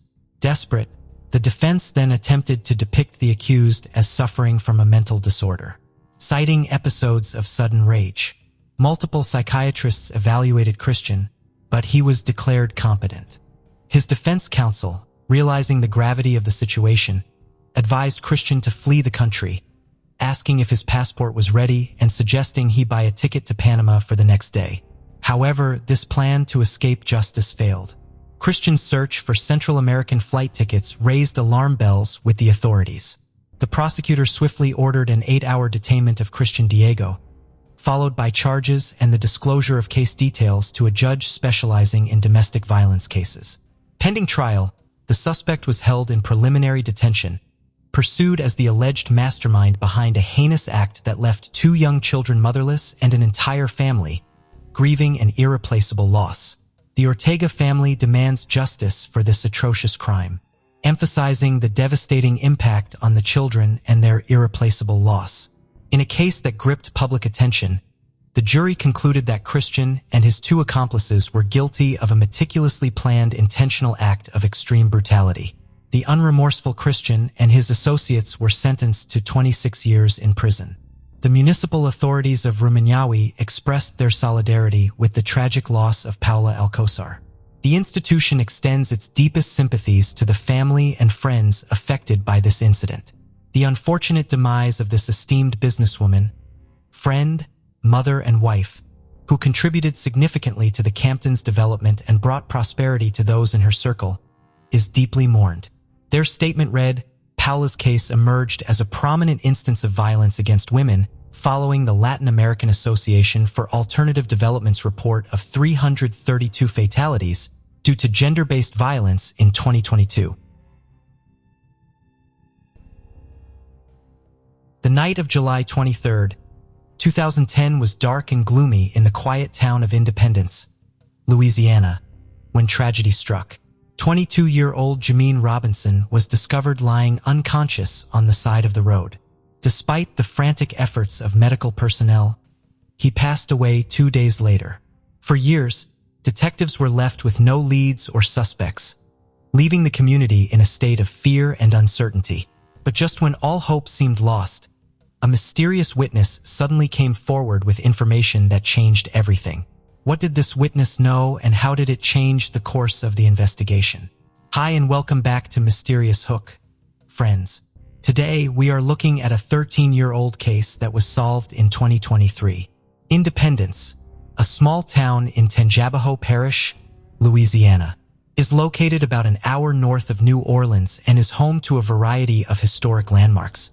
With a population of just over 1,600 people, it is a tight-knit community that values its rich history and Southern hospitality. The town is known for its annual Sicilian Festival, which celebrates the Sicilian heritage of many of its residents. It is also a popular destination for tourists looking to experience Louisiana's unique culture and history. It is here in this small and quiet town where our story begins. Jameen was born on March 31, 1989 in Independence, Louisiana. Although there is very little known about his early life and details such as the names of his parents or the schools he attended remain a mystery, one thing that is known for certain about Jameen's childhood is that he had a sister named Chastity Jackson. Despite the lack of information about their early years, it was clear that the 2 of them shared a special bond that could not be broken. Growing up in Independence, Louisiana, the siblings relied on each other for comfort, support, and love, and as they grew older, their relationship only grew stronger. People who knew Jameen describe him as a sweet young man who was always beaming with joy and spreading kindness wherever he went. Everyone who crossed his path was struck by his infectious smile and warm heart. His gentle personality and quiet disposition made him a beloved figure among his family and friends. He also had a deep love for his family, whom he held close to his heart. But there was more to Jameen than just his kind-hearted nature. He was a gifted artist who had a talent for drawing. His sketches were a reflection of his boundless imagination and his ability to capture the essence of the world around him. Jameen was also a devoted member of his church community, regularly volunteering his time and resources to help those in need. Apart from this, Jameen also had a close friend by the name of Monterey Page. Monterey lived in the same neighborhood and attended the same school as Jameen. He was also well known by Jameen's family. Despite Jameen being 4 years older, the 2 got along quite well. There was no doubt that Jameen's days were filled with laughter, love, and endless possibilities. He had his whole life ahead of him, with plans and dreams that seemed like they would soon be within reach. But when they least expected it, things took a turn for the worse. July 23, 2010 started out like any other day for Jameen. He got out of bed and started his morning routine. completely oblivious to the fate that awaited him. As he went about his usual business, running errands and taking care of responsibilities, little did he know that he was completing a sequence of events that would ultimately lead to his untimely death. Perhaps if he had known what was going to happen, he would have chosen to remain indoors throughout the day rather than venture outside. Some minutes before 11 p.m. on that fateful day, an emergency call came to the Independence Police Department. The caller, who seemed to be in a state of panic, reported that someone was lying unconscious on Kem Street near a roadside ditch. It was unclear how long the person had been lying there, but the caller urged the police to hurry. The police officers on duty immediately sprang into action and rushed to the scene as fast as they could. When the police arrived at the scene, they were greeted with a chilling sight. A young man, barely clinging to life, lay motionless near a roadside ditch. Despite the absence of any visible physical injury or blood on his body, it was clear that he was in a terrible state. The officers' minds raced as they tried to figure out what could have happened to him. They began to suspect that the young man had been a victim of a hit-and-run driver, as there were no other signs of foul play in the area. Officers knew that time was of the essence and they had to act quickly to save his life. With the help of paramedics, they carefully loaded the young man into a waiting ambulance, hoping that he would make it to the hospital in time. With sirens blaring, they rushed to the Lally-Kemp Regional Medical Center. Upon arrival at the hospital, the doctors quickly stabilized the young man and assessed his condition. The news was not good. He had suffered from multiple head injuries and his life hung by a thread. Knowing the gravity of the young man's injuries, the doctors transferred him to St. Tammany Medical Center, one of the best hospitals in the state. As the doctors and nurses worked tirelessly to keep the young man alive, more information about him began to surface. Shockingly, it turned out to be none other than Jamin. His family were soon contacted and they rushed to his side at the hospital. With hearts heavy with fear and anguish, they prayed and hoped for a miracle. But as the hours ticked by, their worst fears were confirmed. Jamin's condition was critical, and the doctors soon prepared him for surgery. The surgery was successful, but Jamin's recovery was slow and uncertain. The medical team decided to transfer him to the New Orleans University Hospital, where he could receive the best possible care. Despite the doctor's best efforts, Jamin's condition continued to deteriorate and his family's hope began to fade. They clung to every shred of optimism, but deep down they knew that they were facing the unthinkable. On July 25, 2010, just 2 days after his fight began, Jamin passed away. His family was devastated. They couldn't believe that he had been taken away from them so suddenly, and in such a tragic way. The following day, after Jamin's death, the Tangipahoa Parish Coroner's Office scheduled an autopsy to determine the cause of his fatal injuries. The examiner's findings revealed that Jamin's death resulted from internal closed head injuries. The injuries also suggested that the vehicle that possibly hit him was slow-moving, which only added to the mystery of what happened that fateful night. As the news of Jamin's tragic death spread, a cloud of sadness and confusion descended upon the quiet town of Independence. Detectives of the Independence Police Department wasted no time in launching a full-scale investigation into the incident. They were determined to unravel the mystery behind Jamin's untimely demise. They began to meticulously piece together all the events of that fateful night, hoping to find the answers. The detectives faced a daunting task and they were not sure where to start. Who was the reckless driver that had possibly struck Jamin and left him for dead on the side of the road? And if it wasn't a hit-and-run incident, what exactly had happened to Jamin on that night? These and many more questions plagued the detectives. As the investigation into Jamin's death continued, detectives made a crucial discovery. The person who found Jamin lying on the roadside was none other than his friend and neighbor, Monter. With this revelation, the police immediately turned to Monter for answers, hoping that his account of events could provide valuable insight into what really happened on that night. However, even after several rounds of questioning, the police were still no closer to solving the case. The mystery surrounding Jamin's death only deepened, leaving detectives more frustrated. Jamin was soon laid to rest. The funeral was attended by many who had known him and loved him. After the funeral, the investigation into Jamin's death continued with renewed vigor. Detectives interviewed numerous individuals, but nothing came of it. The authorities even asked the public for help, urging anyone with information to come forward. The passing of time did not ease the pain felt by Jameen's loved ones. Each anniversary of his death brought renewed heartache, and the desire for justice remained strong. Despite the trail going cold, the authorities never gave up hope of solving the case. Unfortunately, the investigation yielded no concrete leads, and the case eventually went cold. Around 2017, the case was reopened. However, the Independence Police Department once again found themselves at a dead end regarding Jameen's case. With limited resources and no leads, they knew they needed to help find a breakthrough. Desperate, they turned to the Tangipahoa Parish Sheriff's Office for assistance. The Sheriff's Office then stepped in, bringing their expertise to the table in a bid to unravel the mystery behind Jameen's tragic death. Around this time, Detective Mike Sticker took charge of the case and began working tirelessly alongside Independence Police Chief Frank Edwards. The two men and several other detectives spent countless hours poring over the facts, determined to find any new leads that could potentially bring justice for Jameen. They believed that the community held the key to solving the case, and so they once again turned to the public for help. Police Chief Frank, in particular, remained hopeful that media coverage of the case would jog someone's memory or conscience and encourage them to come forward. 6 long years later, in January 2023, the breakthrough in Jameen's case finally came when a mysterious witness whose identity was kept confidential stepped forward. The witness had been carrying a heavy burden of guilt and finally felt compelled to come clean.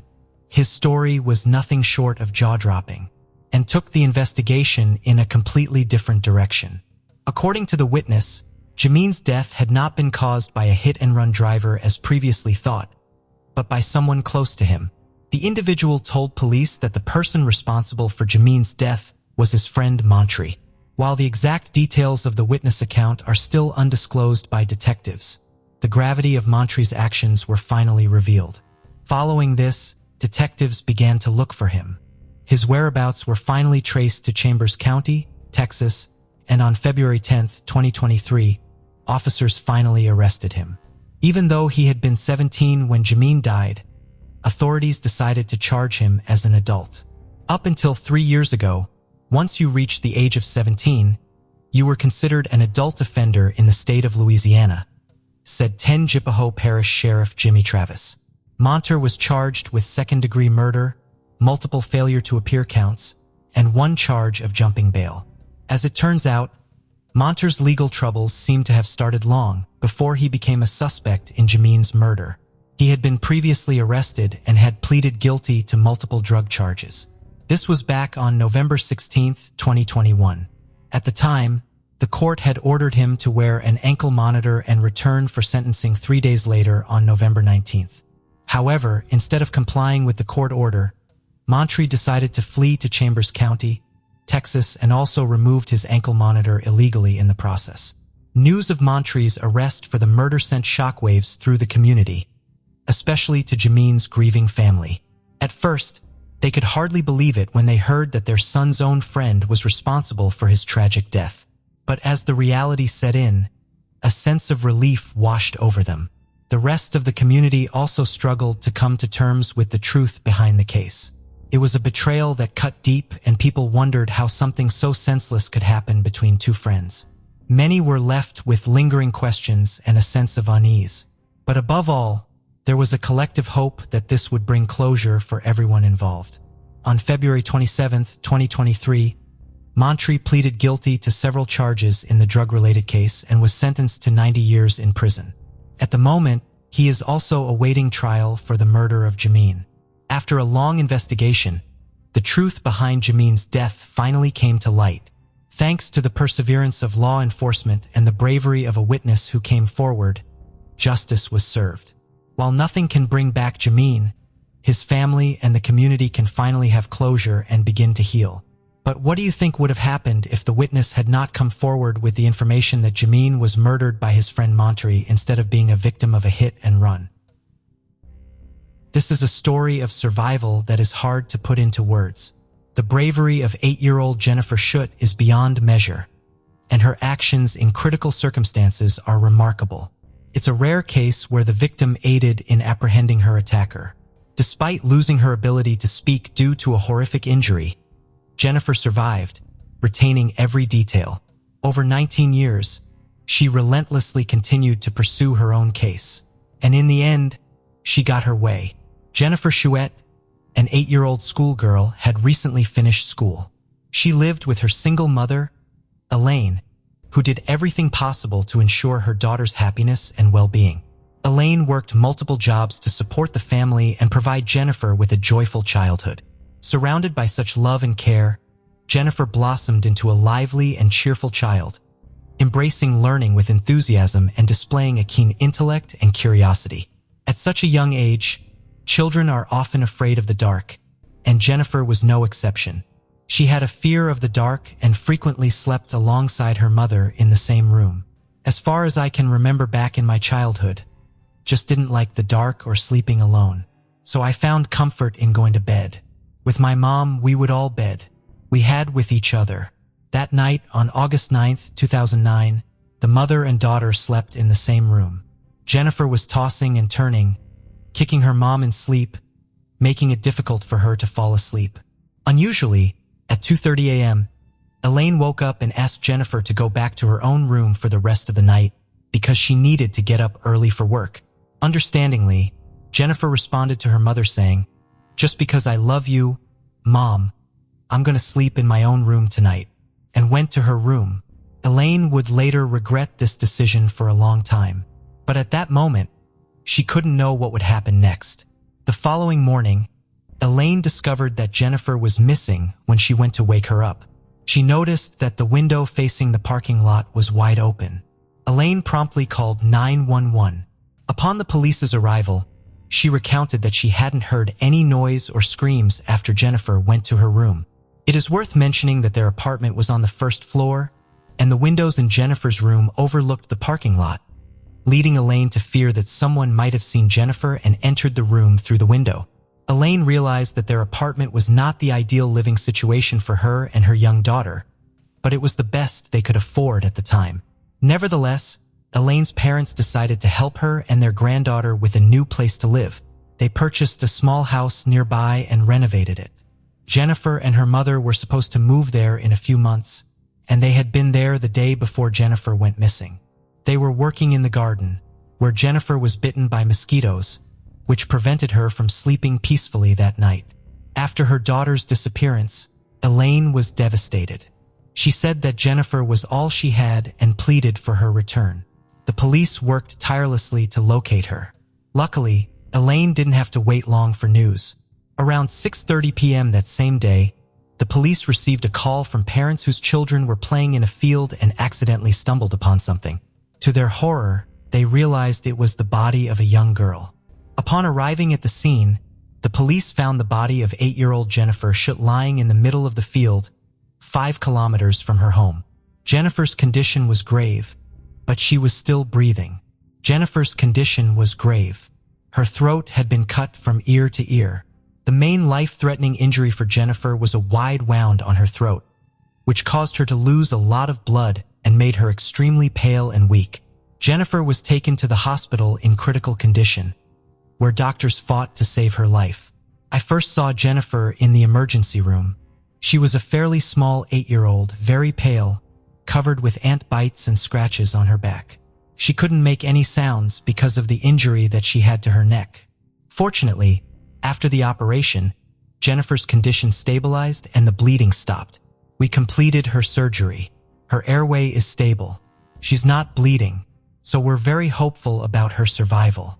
When she regained consciousness after the surgery, her behavior underwent a sudden change. It turned out that she was afraid of all men. I was kind of a hard patient to deal with because I had a lot of nail doctors and I was scared of my ulcers. Additionally, the Dickinson Police Department deployed a whole team to guard her hospital room. Throughout this time, Jennifer was in a constant state of panic.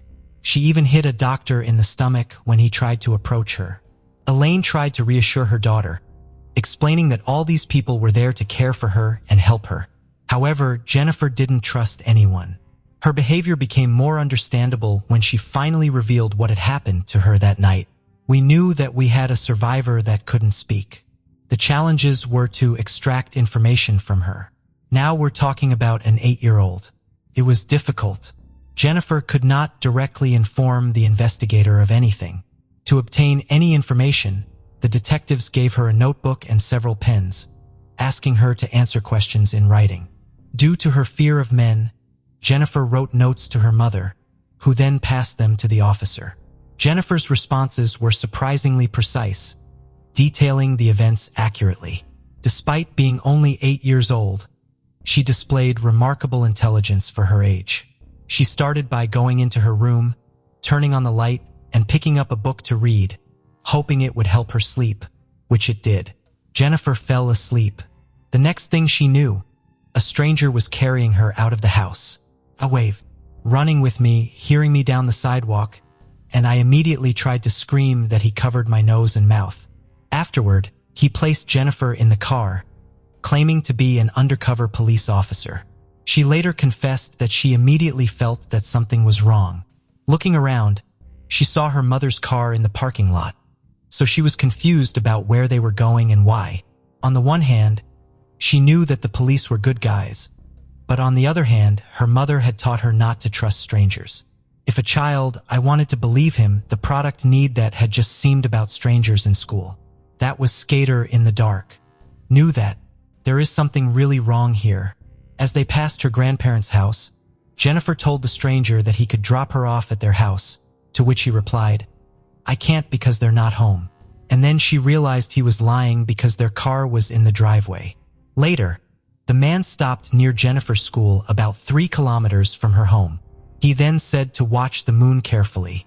When it changed color, her mother would come for her. I remember anxiously waiting for the headlights that they never am. Think that at that point he is trying to psych himself up for what he really can't do to Neil. 5 minutes passed, and the stranger said, "Well, your mom's not coming, so we need to go further." They drove a few more blocks to a dead-end street where the strangers stopped the car. Jennifer tried once again to make sure he was a real policeman. I was in an interrogating hand. Was wanting to print to me that he was a police officer. I wanted to know, where's your gun? Where's your badge? He told me he went back to the house, done with it and the bat feet. Jennifer turned around to search for it. And at that moment, the suspicious policeman took off her underwear. Jennifer is unsure of how long she was in the stranger's grip because she blacked out. She first regained consciousness when he was dragging her through the field by her ankles. Despite the excruciating pain from twigs and stones digging into her back, Jennifer pretended to be dead and stayed silent. He let go of her feet and left her in the field. Jennifer only heard him walking away. Then she heard his car door slam and him drive away. I realized I couldn't scheme, and I couldn't figure out why. I had just enough strength to throw my right hand on top of my neck. And that's when I thought if gaping went. And I looked at my hand, and I was full of glad. Since the exact time of Jennifer's disappearance is unknown, it is believed that she lay in the field for 12 to 14 hours. When the sun set, she saw the lights of passing cars. Nearby, she heard children's voices, and a dog approached her several times, as if trying to get the attention of its owner. But he never came. Throughout, she was bitten by fire ants, which helped her stay conscious. Anytime I lay in the field, I would be in disbelief that hadn't died yet. Jennifer said she wasn't afraid and had even accepted that she might not survive. But suddenly she heard children's voices nearby, and at that moment, something hit her leg. The next time Jennifer regained consciousness, she heard a police officer repeating, "You've been found. You're going to be okay. Just please stay with me. Please stay with me."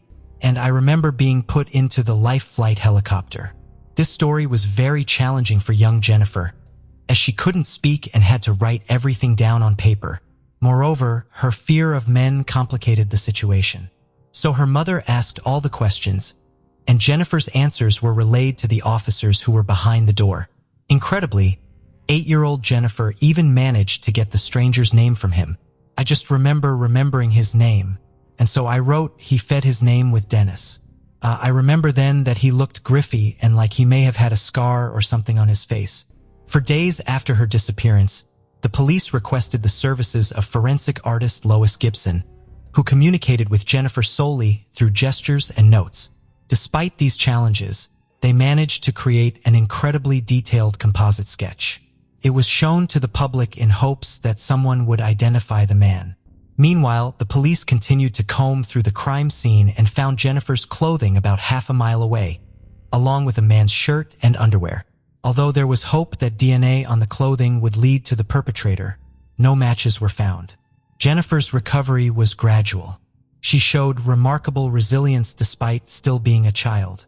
There was a moment when she got upset over a chocolate bar she couldn't eat, screamed in frustration, and a faint sound escaped her mouth. I like to say how this happened. Soon after, Jennifer was discharged from the hospital. She not only returned home, but also went back to school.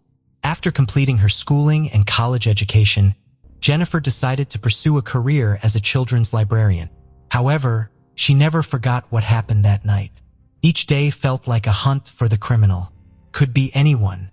This could be our neighbor. This could be someone at the post office, someone at the grocery store. If he watch and laugh, is he going to come back and finish me off? Fortunately, Jennifer met a guy named Jonathan, and for the first time in many years, she trusted a man, and they fell in love. However, at the same time, the trail of her attacker grew colder. The chances of him being found were slim, and the case showed no progress despite being passed from one investigator to another. 18 years after that dreadful night, Jennifer received a phone call. I got a phone call that Detective Tim Cromie would be taking over my case and he wanted to meet with me. Tim Cromie promised to do everything possible to catch the criminal, and Jennifer believed him. And I told her, said, Jennifer, I will do whatever I can do in my power till the end of my career to get you the answer that you. Tim and Richard discovered the significant amount of evidence collected on the day Jennifer went missing and immediately after she was found, with Jennifer's underwear being particularly crucial, as well as the perpetrator's shirt and underwear. They sent a DNA sample found on the clothing to Quantico, Virginia. Although detectives knew that technology had advanced significantly in 19 years, they understood that the case's age meant it would not be a priority in the lab. Often work in cold cases. Time is your enemy. People forget, people move away, people die. This was one of the benefits of time in our case was the advances of technology in the DNA field. Despite a whole year passing, their work was rewarded. The man whose DNA was found at the crime scene was Dennis Earl Bradford. Who is that? The same man Jennifer had written down many years ago. It turned out that the 8-year-old girl had been incredibly accurate in her descriptions. Jaffer was 8 years old, on pain medication, couldn't speak, and hand wrote down, he said his name was Dennis. At that point, it was monumental that this girl was so accurate. Of course, later we found out how accurate she was on everything. Dennis Bradford, 39, lived in North Little Rock, Arkansas, and his DNA was logged into the national database following an assault on a woman he met at a bar in 1996. Although sentenced to 12 years in prison, he only served 4. On February 4, 2000, Dennis was conditionally released. Less than a year later, police arrested Bradford for driving under the influence less than half a mile from his home. He remarried and worked as a welder until his arrest in 2009. Tim Cromie and Richard Renison investigated the link between the suspect from North Little Rock, Arkansas, and the small town of Dickinson, Texas. It turned out that the man had been arrested in Dickinson in 1987, 3 years before Jennifer's attack. At that time, he had 2 addresses within 2 miles of Jennifer and Elaine's apartment. To confirm his identity as the kidnapper, detectives requested a 19-year-old photo from his driver's license. When they saw the picture, they were stunned. He looked like a copy of the composite sketch created with the help of 8-year-old Jennifer. A yes told her that no. I didn't tell her. Obviously, it's best you are. But I think you would, if you were to see her, I think you need to when pre-heard. I really did. I did too. You are. Yeah, for fear of what can Susan. But I'm that. Oh good. You're a weapon. Yeah. Well then. Oh well, yeah, don't let Diego fall over. I a tray. Of Harley or Chasm. You're worrying about Tune's Dennis Earl Bradford was arrested on October 19, 2009. He insisted he didn't know Jennifer, couldn't recall why he had stopped near her apartment, and couldn't comprehend why he had treated her so cruelly. Dennis also revealed an interesting detail that investigators didn't know. After the attack, he was overwhelmed with guilt, and he attempted suicide with a shotgun. Bradford wanted to pull the trigger, but changed his mind. Afterward, he was admitted to the psychiatric ward, which happened to be the same hospital that Jennifer was still in. Even at that time, he was so close to her. Immediately after the interrogation, detectives informed Jennifer that the criminal they had been searching for 19 years was arrested. Though he never met her face to face, Reese's mother was good friends with Tiffany's mother. Reese even called Kathy shortly after Tiffany's death and shared condolences for her untimely death. But once again, Reese would elude justice as police were unable to gather any clues to link him with Tiffany's murder, and the case went unsolved for quite some time. In 2015, investigators finally got a breakthrough in Tiffany Johnson's case. By then, DNA technology had advanced massively. A DNA swab that was taken from the state medical examiner's office during the autopsy of Tiffany was sent to the lab for DNA testing. The DNA profile got a hit in the Cody's database and implicated William Reese in the crime. In September of 2015, William Reese was charged in Oklahoma City with the 1997 kidnapping and murder of Tiffany Johnston. But just before his trial was set to begin, in an unexpected twist, he started confessing to other crimes in an attempt to cut a deal with the prosecution. Eluded the police. They've lived for 90 years, but a shades of the truth. Already suspecting him in the murder of Laura Smither and the disappearances of Jessica Kane and Kelly Cox. Detectives put a bunch of photos of the 3 victims before him. He immediately accepted responsibility, but continued to deny any sexual motive behind the crimes. What is it? Well, thou really expected me to embed it, wilt it? Is the end of the word? I'm in. Yeah, it's a hack. I leave India in a while, and he's a little bit of a... He also agreed to show investigators to the site where he claimed the remains of Kelly and Jessica were buried on the condition that they would not seek the death penalty. In April of 2016, Reese led the investigators to a site in Houston pasture where human remains were found after several days of digging. The remains were later confirmed by the Harris County Medical Examiner's offices as belonging to Jessica Kane. From there, the search moved through burial site in Brazoria County, where they found another set of human remains. Through dental records, the remains were positively identified as Kelly Cox. The trial for Tiffany Johnston's murder began in May of 2021 in the Oklahoma County District Court. On May 28, 2021, he was found guilty by the jury. On August 19, 2021, the judge sentenced him to death for Tiffany's abduction and murder. Following his conviction for murder in Oklahoma, Reese was extradited to stand trial in Texas in early March 2022 for the murders of Laura Smither, Kelly Cox, and Jessica Kane. He pleaded guilty to all 3 murders and was sentenced to life imprisonment in June 2022.